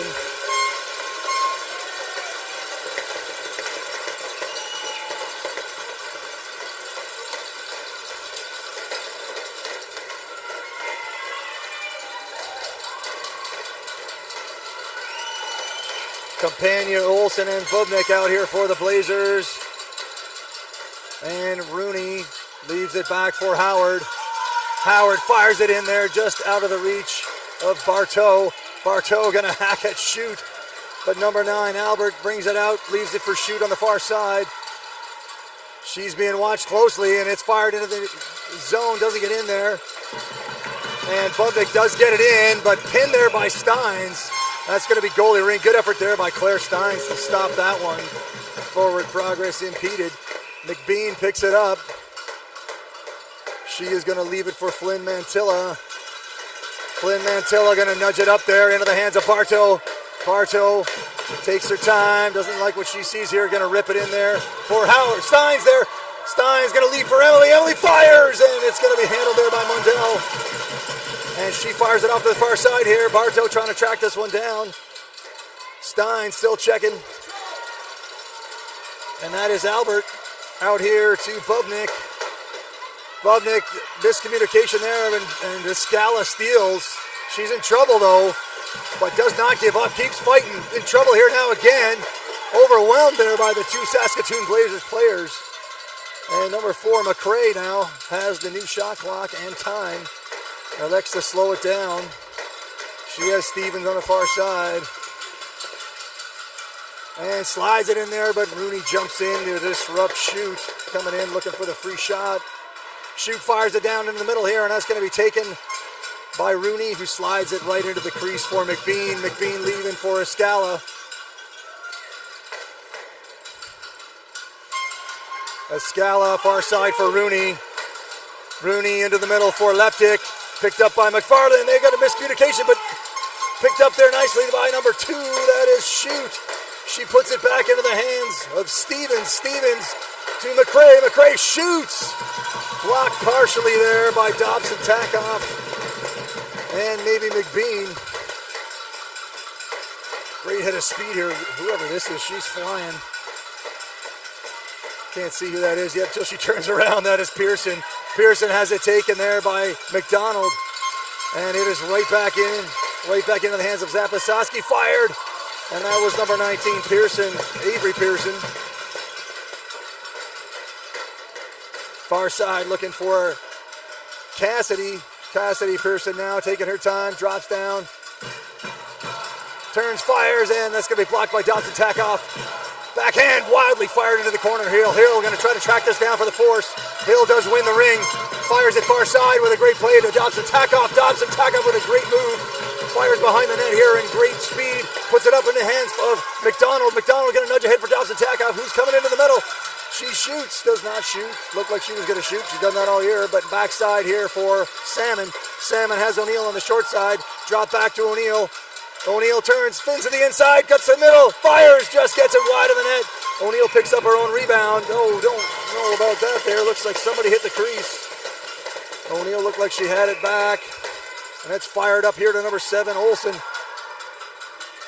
Olsen into the hands of Bubnik. Bubnik fires it down low. Gets the pass, nice give and go, and fired into number 7, who turns and fires. That was Olsen with a quick shot. Flynn Mantilla has it from McBean. Flynn Mantilla going to have to cycle back. She's going to go behind the net there. Watch closely there. Oh, it's going to be stolen there by Bubnik from Flynn Mantilla.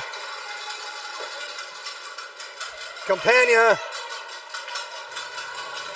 Can't see who that is. That is number 7, Olsen. Leaves it for Bubnik. Bubnik watched here closely by Bartow. And McRae now with the ring. Seeing a lot of speed out of McRae here in my short 1 period and a half of calling this team. And Bartow with a great stop and a hack there from Steins. Steins to Howard. Howard just busts by the official and fires it, but it's going to be stolen right away there by McRae. And that one's going to be now into the hands of, is that number 10? That's Issa. Issa taken there by Howard. Howard's going to fling it in the middle of nowhere here. That's into the hands of Correa. Correa now looking for help. She fires it over to Issa. Issa inside here to McRae. McRae drops down for shoot. Shoot back to shoot, but it's now going to be stolen there by Bartow. Bartow fires it out, finds Steins. Steins gets it into Howard. Oh, Howard just overskates it. Stevens into the hands of number 2. Shoot gets it across to McRae. The Force are all back here. Steins with a good pin, and that'll be goalie ring there. Huge play there by Claire Steins. And that's going to be dropped down into the hands of Abby Rooney. Rooney inside to Leptic, taken there by McDonald. McDonald just nudges it ahead for Leptic. Furious action here. Leptic leaves for McFarland. McFarland shoots, just escaped. Mundell rather, sorry, did not, I don't think expect that one. Stolen here by Dobson Takoff. Dobson Takoff here. Fires it in for McFarland. McFarland corrals the ring here, cuts to the inside. She's free. In trouble here, but leaves it for McDonald. Good play there by Sierra to find her open player while on her butt. She leaves it there for Leptic. Leptic cuts to the inside. Does not get all the way. Pulls back. And Leptic shoots, and McFarland puts it off the crossbar, but that's going to be inside the crease. Mundell has the ring. She's going to fire it onto the far side here. Looking for shoot. Shoot up here to Bubnik. Bubnik fires it in deep. Believe that is Olsen. Olsen watched there by Rooney. Out to the far side here, it's out to Campagna. Campagna loses the ring here, and Rooney picks up the loose change. She fires down past McBean. Slides it up here for O'Neill. O'Neill gonna nudge it ahead for Salmon. Salmon on the run here, she's got some room. Cuts to the inside, far side. Looking there for Muller, but Muller couldn't corral it. It was a tough pass to handle. Muller fakes the drop. In the middle over to O'Neill. O'Neill shoots, doesn't get it through. And down goes O'Neill. That was a tough one. Muller watching her check. It's over on the far side to McRae. McRae into Waters. Waters has shoot in the middle.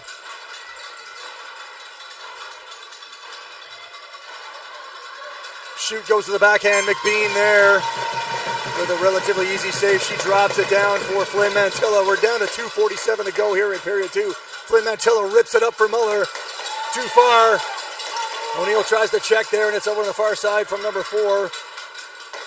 McRae down low, and that's going to be taken there by Escala. Escala with a quick move. Fires it up in the middle, but too far. A little bit too hot there for Howard to handle there. Oh no, Steins with a great check there. Going to sit for 2. That is a very, very questionable call there, but good effort there by Steins. And yes, I'm not supposed to criticize the officials, so I'm going to stop there. Let's just say, don't agree with it. 2:22 to go, period number 2. Still in the first half of this battle here between the Saskatoon Blazers and the Eastern Ontario Force. Must wins for both teams. Zapasowski, I think I'm getting that right. Close enough. Pearson cuts to the middle. Back to Zapasowski, fires. It's going to be blocked there by Rooney. Rooney steps up, grabs the rebound, fires it upside. Hammered there is Flynn Mantilla. She's going to put it up here for Rooney. Rooney still got 2 minutes to go here. Fires the backhand all the way on the far side to Howard. Howard has Bartow lurking out here by the blue line. Bartow going to start her run now. In she goes. Maya, no angle. Flynn Mantilla on the far side here. Howard slings the back pass down to Bartow. Bartow shoots a rocket. Handled there by Mundell. Mundell gets it past the outstretched stick of Howard here into the middle for number 18. Sorry, that's 19, Avery Pearson into the corner for Korea.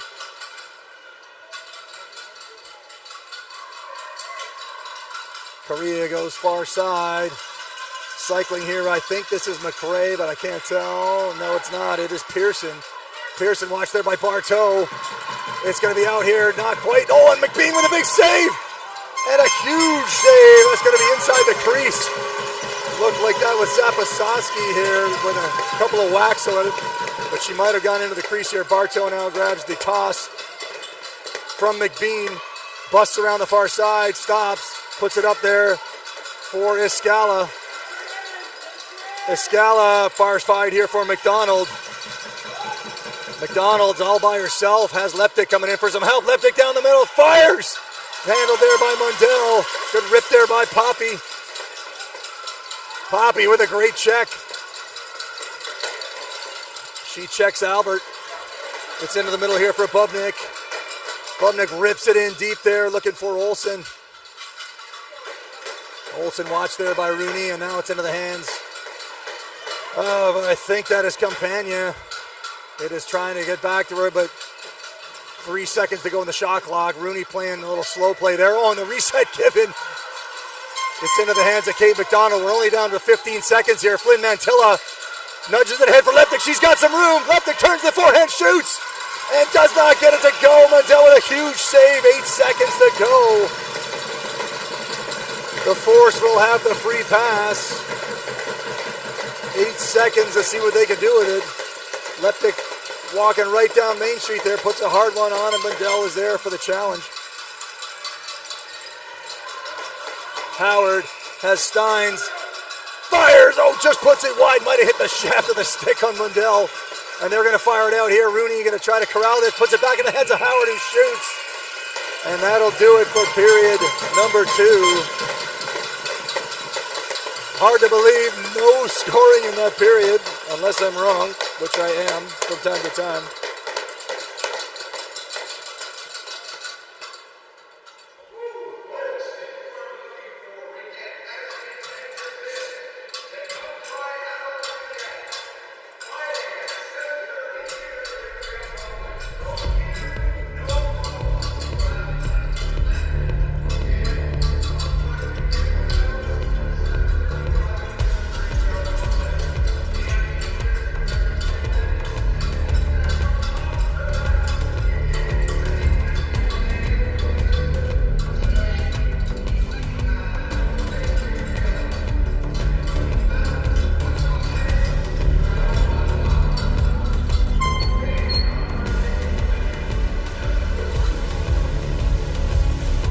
Shout out to some other event sponsors here.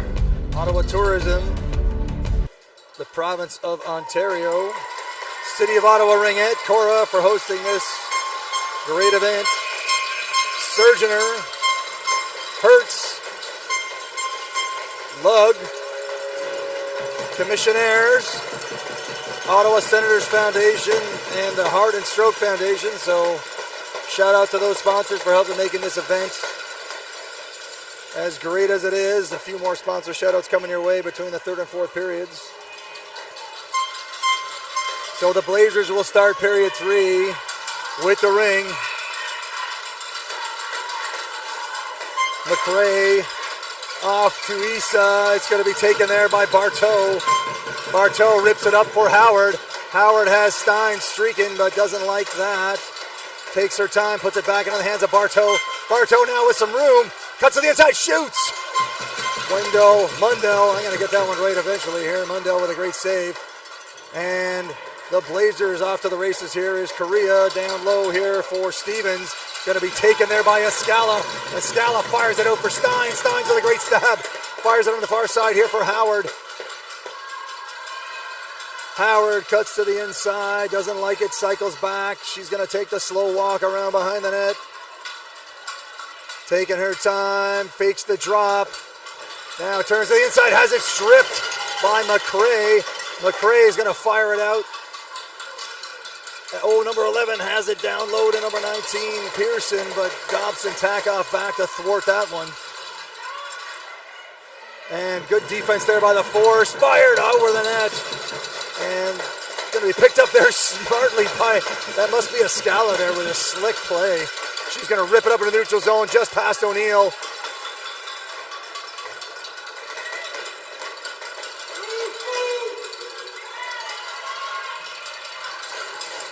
Albert finally gets it in. 18, that is Zapasowski, fires it over the net. No reset, down to 12 to shoot here for the Blazers. This is Pearson, Cassidy Pearson. Cuts to the inside, gets it through to McBean, but handles it easily. She's going to fire it on the far side here, looking for Dobson Takoff. Dobson Takoff now being watched by Zapasowski. And it's up in the middle here for Salmon. Salmon being harassed there by Olsen. Salmon fires it deep for Muller. Muller picks it up in the corner.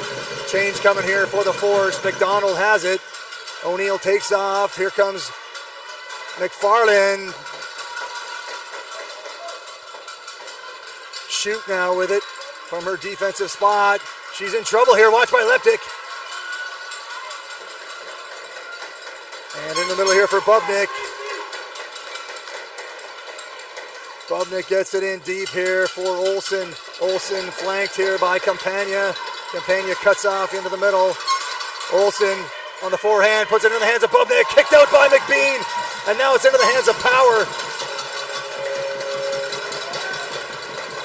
Power fires it up here for McDonald. McDonald leaves it nicely there for McFarland. McFarland doesn't like the angle, drops for McDonald. McDonald fights through the back check there. She's going to drop for Leptic. Not clean though, but Leptic has it, fires it far side, looking for McDonald. McDonald still has 3 to shoot here. He's going to have to get it away quickly. Is pinned. Great play there by Shoot. Mundell. And this is up in the neutral zone for Shoot. She does it just before the blue line and leaves it in there for number 4, McRae. Watched there by Howard.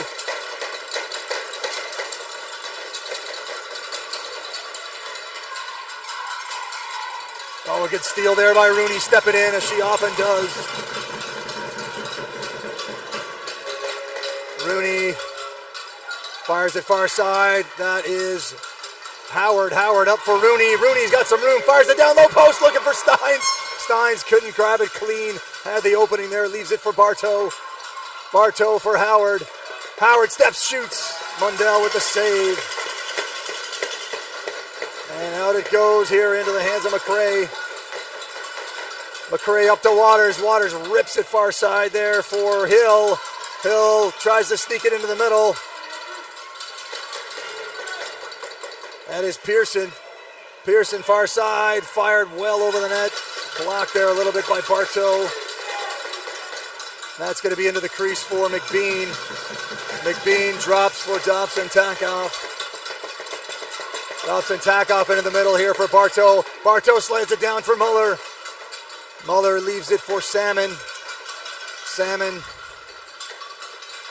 sneaks around to the far side. Has O'Neill down low there. Gets it taken, but picked up there by Muller. Muller can't squeeze it, but it is squeezed by us. No, it is Muller. Muller, there should be a new clock there. There is. She leaves it for Escala. New clock here for the Force. 19 seconds to go here in the shot clock. O'Neill has it. O'Neill has got to move quickly. Steps to the inside. Fires. Breaks the stick. And it's underneath Mundell, but she somehow stops it. O'Neill busted through there, and Muller tried to finish the job. Campagna now on the hunt backwards. Finds the ring, rips it in deep there, but Power going to track this down. Power with a quick turn. And Power going to nudge it up for O'Neill. O'Neill going to rip it in deep. It's into the hands of McDonald. 18 seconds to shoot for McDonald. 4:30 to go in period 3. McDonald cuts to the inside, shoots. Mundell with the save. And she rips it out deep here for Olsen. Olsen tries to slide it, but it's going to be stolen by Flynn Mantilla, but now taken back by Olsen or Oh, that's just saved over the blue line there by Bubnik. Bubnik now has the ring. Watch there by Leptic. McRae cycles on the forehand. She has Shoot coming in. Leaves down there for Shoot. Shoot tries to step in. Ricochets off of the outside of McBean. Picked up here by that's Leptic. Leptic into the inside. There and a miscommunication there. Trouble, but picked up, saved there by Rooney. Looked like the Blazers were off to the races there. Into the corner here. Handled there by Howard. No, that is Bartow. Sorry, Bartow cycles on the forehand. Bartow just pivots back to the far side, gets it taken there. Here comes McRae. McRae with no one to pass to, fires it in deep there, but Bartow gonna maybe track this down. And Bartow can't corral it, but does get the stick in there. And that's gonna be whistled. Blazers ring there. Bartow stick maybe just in there, a hair ahead of the Saskatoon Blazers player. Here comes Pearson now. 3:12 to go here in period 3.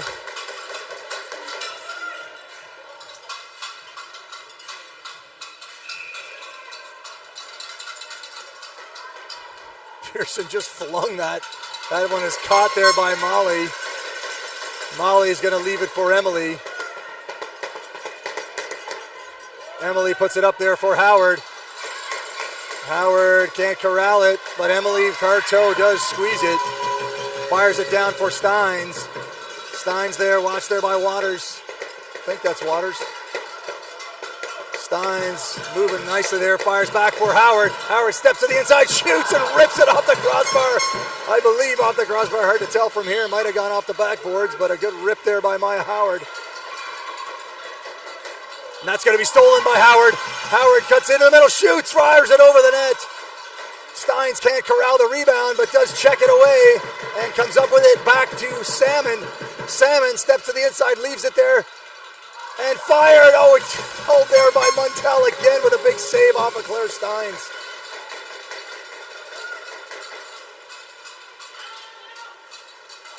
Pearson into the hands of Hill. Hill firing it deep. It's going to be stolen there by Salmon. Salmon to O'Neill. No, sir, this is Howard. Howard steps in, fires it back for Salmon. Howard going to go off on a change here. Salmon steps, shoots, and Muntel with another big save. The Force throwing everything they can here at Mundell, but she is answering every call here. Dobson Takoff now with it. She's going to fire it back, looking for O'Neill. O'Neill now skates to the inside there strongly and puts it in there for Dobson Takoff, but now it's stolen. McRae into the hands of Bubnik. Bubnik being watched there by Muller. It is into the zone. Minute 18 to go here, period 3. Issa puts it back for McRae. McRae tries to cut in, nothing there. It's down to the far side there to Stevens.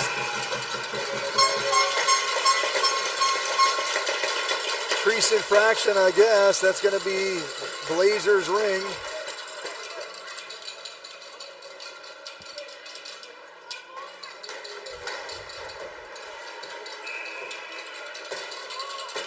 Shoot, puts it on the side for Stevens. Stevens cuts to the inside, fires a hard one, and it is just over the net. McBean had the angle covered. Goalie ring. Stevens with a bullet. That had a lot of mustard on it, folks. Flynn Mantilla now has the ring. It's slid in there for Leptic. Leptic fights through a check. Good move there by Leptic. Strong on the ring here. Slides it in deep there. That is Power. Power leaves it for Leptic.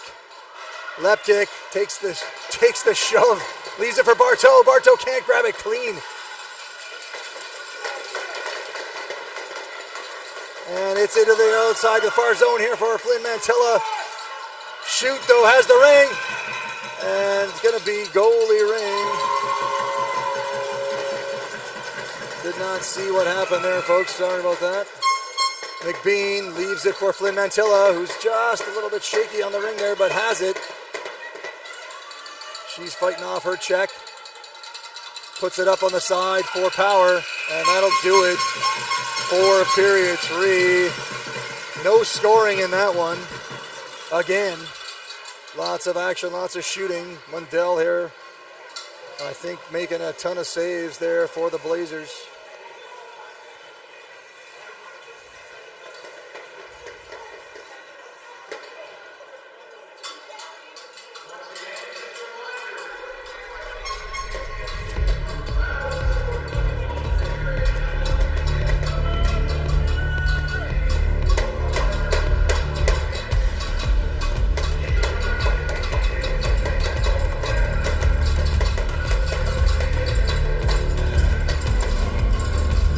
All right, time for another sponsor shout out here between periods 3 and 4. Those I haven't mentioned include Booster Juice, Pro Physio and Sport Medicine Centers, the gang at ISI Live and Ringette Live for streaming every single one of these 150 games and cast to several other YouTube channels. Megan Peters Design, Melika Management Consulting, and Dom Sports. We thank all the sponsors for contributing to this event. The Force will start with the ring. Here comes Howard, Bartow, and Steins, along with Rooney and Flynn Mantilla. McBean remains in the goal crease here. We have for the Blazers, Zapasoski, Pearson, and Bubnik, with Waters and Hill on defense. Fired in the middle here. Here's Howard. Scores! Howard rips it home on the short side. And the Force in 10 short seconds have opened up a 2-1 lead here on the Blazers.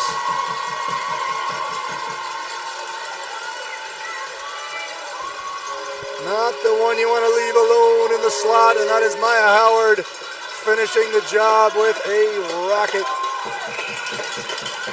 Waters starts it off now into Hill. Hill has it stolen there by Rooney. Rooney looking for some help, has to give it away here. It's a given away there to Zapasoski, and it's going to be batted out there by Howard. Waters now cycling in the neutral zone, looking for help, puts it in the middle. That's going to be stolen there. Bartow up for Steins. Here comes Bartow. Bartow into the middle now, has some room. Fire, scores! Bartow fires a quick one to the top shelf on the glove side. And just like that, 37 seconds into period 4, the Force score their second of the period, and it is a 3-1 lead now.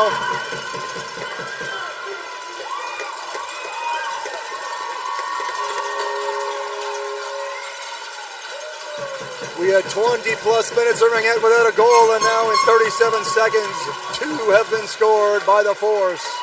They lead it 3-1.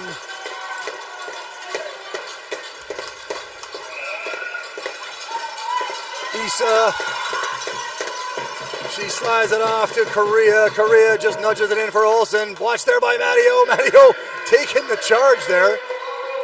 Counting the 4 seconds. I'm not sure she willingly went in there. And it's going to be stolen there by Salmon. Salmon for Muller. Muller leaves. Doesn't leave it. Turns. She's got O'Neill in the far side in the corner here. O'Neill's going to grab it off the side boards here. O'Neill carves it in looking for Muller. Muller can't grab it clean. Muller leaves for O'Neill. O'Neill cuts to the inside. Doesn't like it. Goes around on the backhand here. Cycles, fakes the drop for Muller. Turns, fires, and puts it off the pads. Salmon going to run this down. That should have been a reset, I think, folks. Pretty sure that was a shot on goal, but maybe not. Mundell fakes the drop, puts it all the way out here for Correa. Correa into the hands of Campagna. Campagna watched there by O'Neill. Campagna puts it in, and a great step up there by Escala for the steal. Salmon fires it far side for Dobson-Takoff. Dobson-Takoff into the middle for McDonald. McDonald absorbs the contact there, but goes down. Taken there by Issa. Down goes Kate again there. Look a little awkward there. Hopefully she's okay, but Leptic drops in, and there's going to be a shot fired, and they score! The Blazers take advantage. The goal parade keeps coming here. They have now cut the deficit from 3-1 to 3-2. Just 2 minutes, 4 seconds in. We have 3 goals. 2 from the Force, 1 from the Blazers, and it is a 3-2 lead for the Force.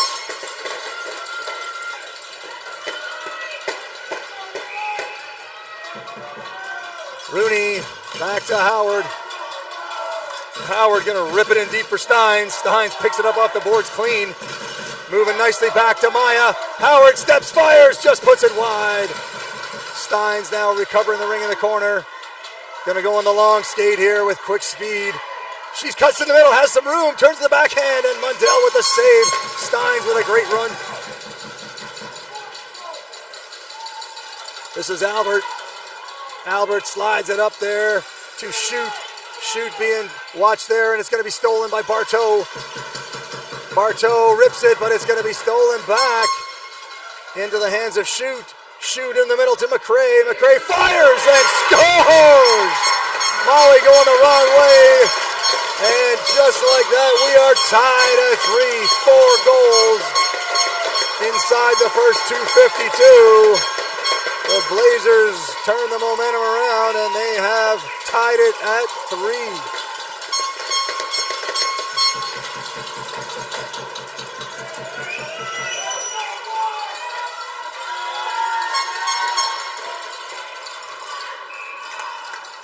Sasha, she puts it back for Flynn Mantilla. Flynn Mantilla gonna rip it in deep for Muller. Muller leads for Matteo, fakes the drop. She's in trouble here. Puts it down to Flynn Mantilla. Flynn Mantilla nudges it off to Maddie. O'Neal, no room there, has 10 to shoot here. O'Neal cuts to the inside, fires it through the legs back to Salmon. Salmon gonna have to be quick here. She has it. Maybe should be a reset there. Oh, a penalty coming now. Come on now, not sure how you call that. Oh, I gotta stop that one again. Looks like 2 players just fighting for the ring, and Christina gonna go for 2.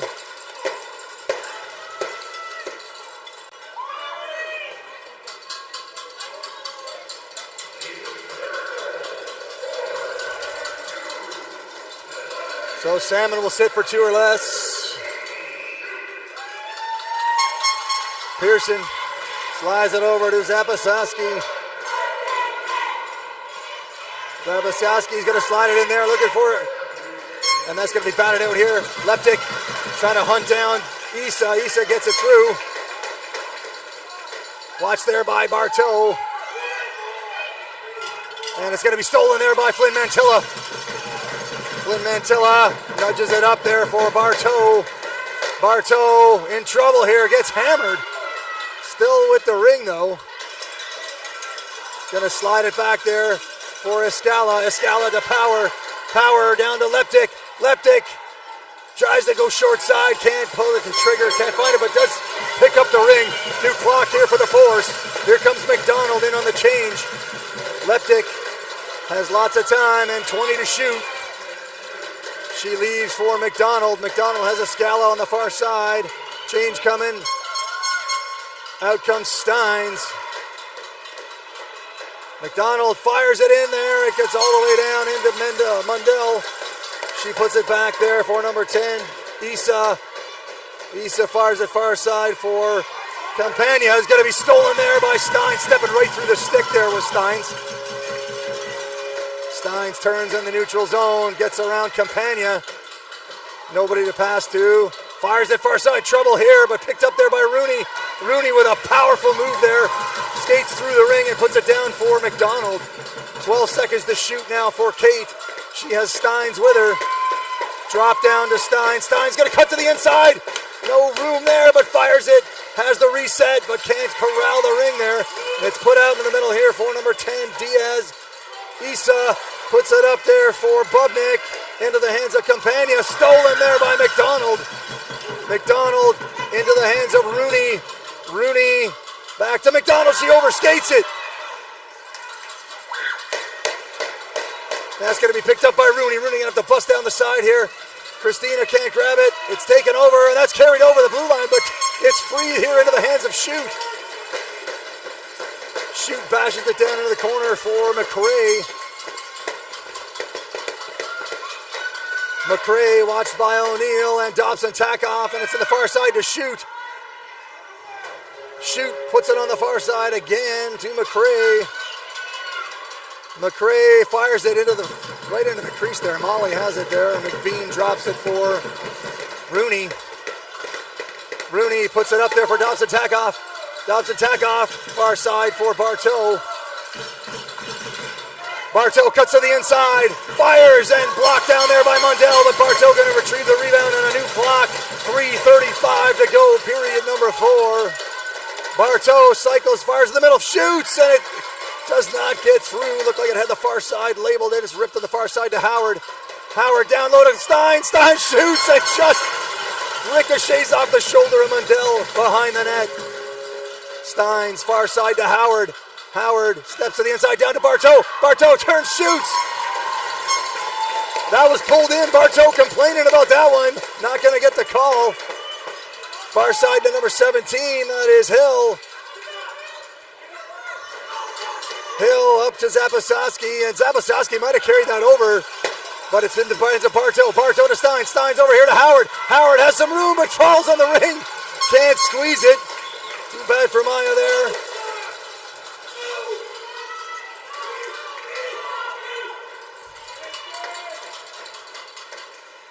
That's down low. Sasha trying to fight for it, and she's going to have Christina come through the crease here and has the ring. Christina in trouble, fires it up looking for McFarland with a great stab. McFarland leaves, and that might have been carried over at Leptic, but Leptic just keeps going. Commits the crime, but just does it forcefully. I love it. Fires it back on the far side here. Here is Salmon. Salmon down low for McFarland. McFarland shoots. Mundell with the save. And that's going to be goalie ring. Why we have a whistle, I don't know.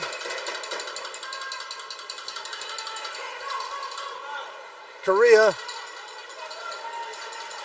Far side for Bubnik. Bubnik going through, fights through McFarland and Leptic. Now it's going to be stolen by Escala. Escala retreats. Fires it out in the middle here for Leptic. Leptic in trouble here, but navigates, fired nicely. Fires on the far side for Escala. Escala. That is Bartow. Bartow shoots and just hits the iron. Fires it off the crossbar. Had Mundell beat. Stolen there by Howard. Minute 30 to go here for the Force. Steins drops for Howard. Howard, far side for Steins.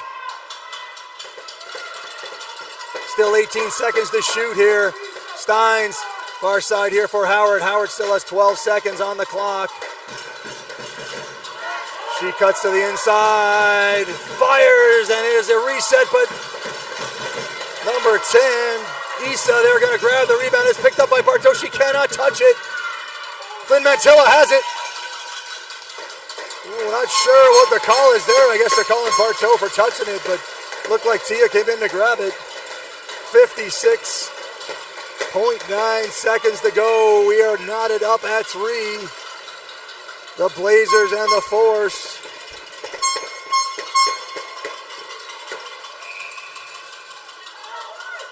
McRae leaves it for Albert. Albert into shoot.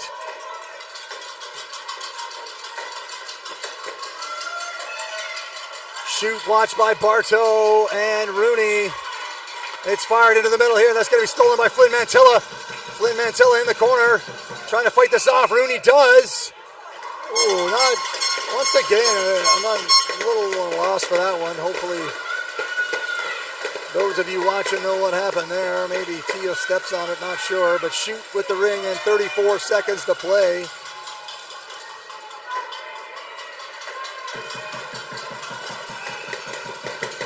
Shoot on the side for McRae. McRae to shoot. Blocked there nicely by Rooney. Rooney kicks it down to the corner there. Shoot has it. Shoot to McRae. McRae cuts to the inside there. Is taken down. The ring is loose. Who's got it? It's free for Bartow. Bartow rips it out. Once again, Blazers ring, not sure why or what the call is here. We're down to 11 seconds to play.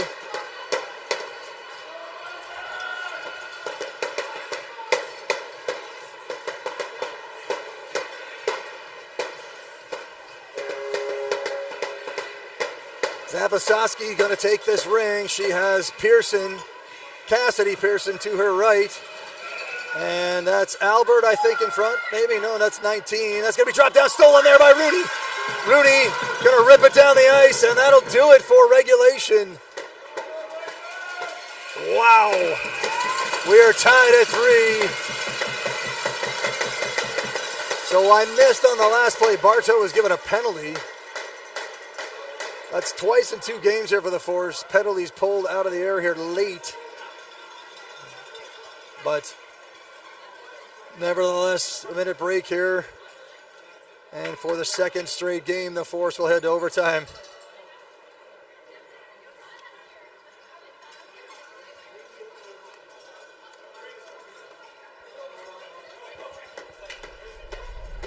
So overtime is sudden death or sudden life, whatever you like to call it. The first goal will win the game.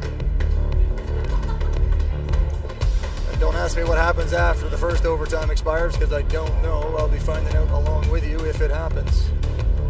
Flynn Mantilla and McRae getting their instructions from the officials. I believe we have a coin toss here to decide who gets possession.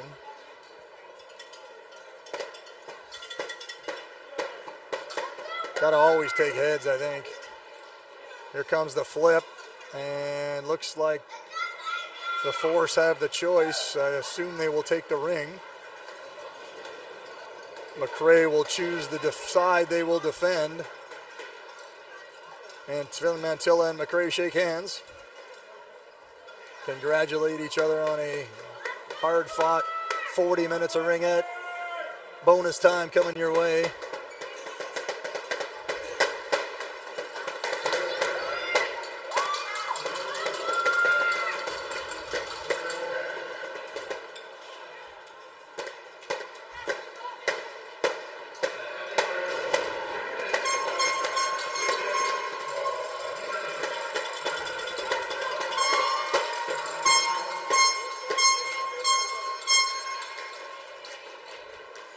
So it looks like the Force will begin with the ring. Unfortunately, the Force without the services of Emily Bartow for the next minute 49, unless a goal happens before that.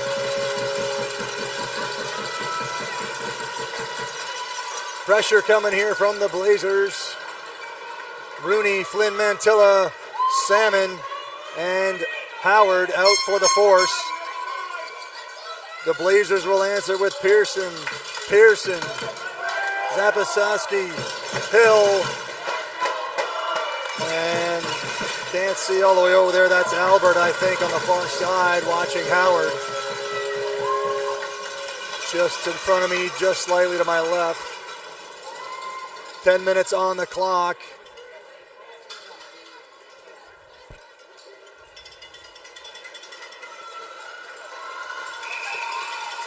Rooney gonna nudge it over for Howard. Howard back to Rooney.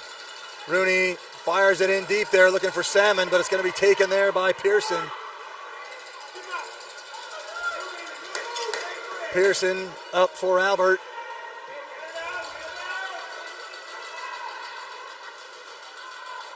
Albert doesn't like what she sees here. Going to take her time and slide it in there. It's going to be taken there by Pearson, but bunted a little bit there into the hands of Albert again. Albert tries to cut to the inside, does, moves to the backhand, and just puts it wide. Albert, slow play in that one. Looked like she wasn't interested in anything there. Inside here for Salmon. Goalie ring signaled. New clock. Not sure why the whistle was blown. McBean leaves it for Salmon. Under a minute to go here in the penalty to Bartow. Salmon rips a hard one just past Flynn Mantilla into the hands of Waters. Force here seemingly looking for the break, hoping to get Bartow back on the ice and full strength. And that's put over on the far side. That is Hill. Hill watched there by McDonald, and Flynn Mantilla into the hands of number 7, fires, and McBean with a big save. That was a pretty hard shot there by Olsen. McBean can't find it. Gonna have to let the 5 seconds elapse. Better than knocking it into your own net. 23 seconds to go in the penalty to Bartow. Out comes Steins and McDonald, along with Dobson, Takoff, and Escala. Bubnik puts it on the side for Olsen. Olsen cycling on the forehand here, watched by McDonald and Dobson. Takoff slung far side there, and down low, fired, and it's going to be handled there by Molly. Trouble here, the ring is loose, nobody seems to want it, but Kate picks it up. And once again, the force inexplicably here called for the crease violation. Does not seem to be going their way here. But it does seem to be going the way of the Blazers here. Here comes McRae, 2 seconds. Bartow ready to jump out. Steins, McDonald at the top of the triangle here. It's left. Down low. Shoot with it now. Shoot down low. Puts it into the hands of number 12, Stevens. Stevens fires it into the corner here for McRae. McRae watched by McDonald, and Escala, it's the far side for Shoot. Shoot to the backhand, turns to the forehand, fires a wild one into the corner. 6 to shoot now for the Blazers. Bartow is out, and she is in the zone. That is a new clock awarded there. Did not see, that must have hit McBean on the way by. Bartow watching her player fresh out of the box. Number 12, Stevens, playing down low here.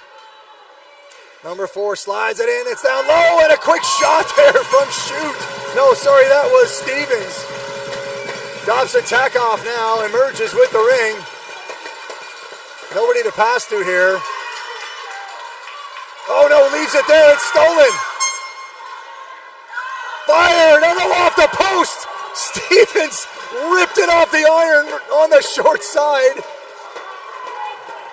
Seemingly had the whole cage, but couldn't convert. Wow, that looked like it was going in, but the force survived for the moment.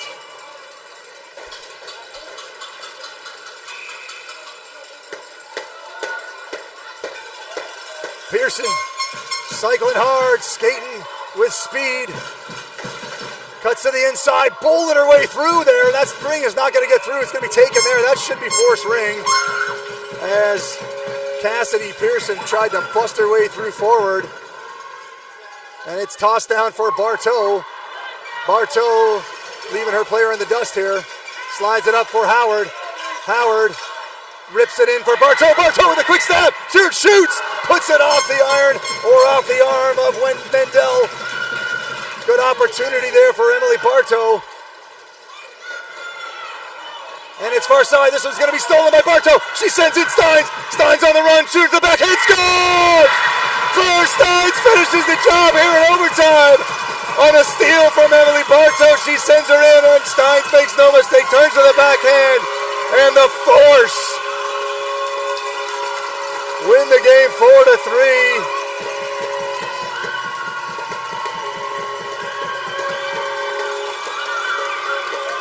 Desperate for a win were the Force, and they take this one in overtime, 4-3. Blazers heartbroken. Tremendous effort there from both teams.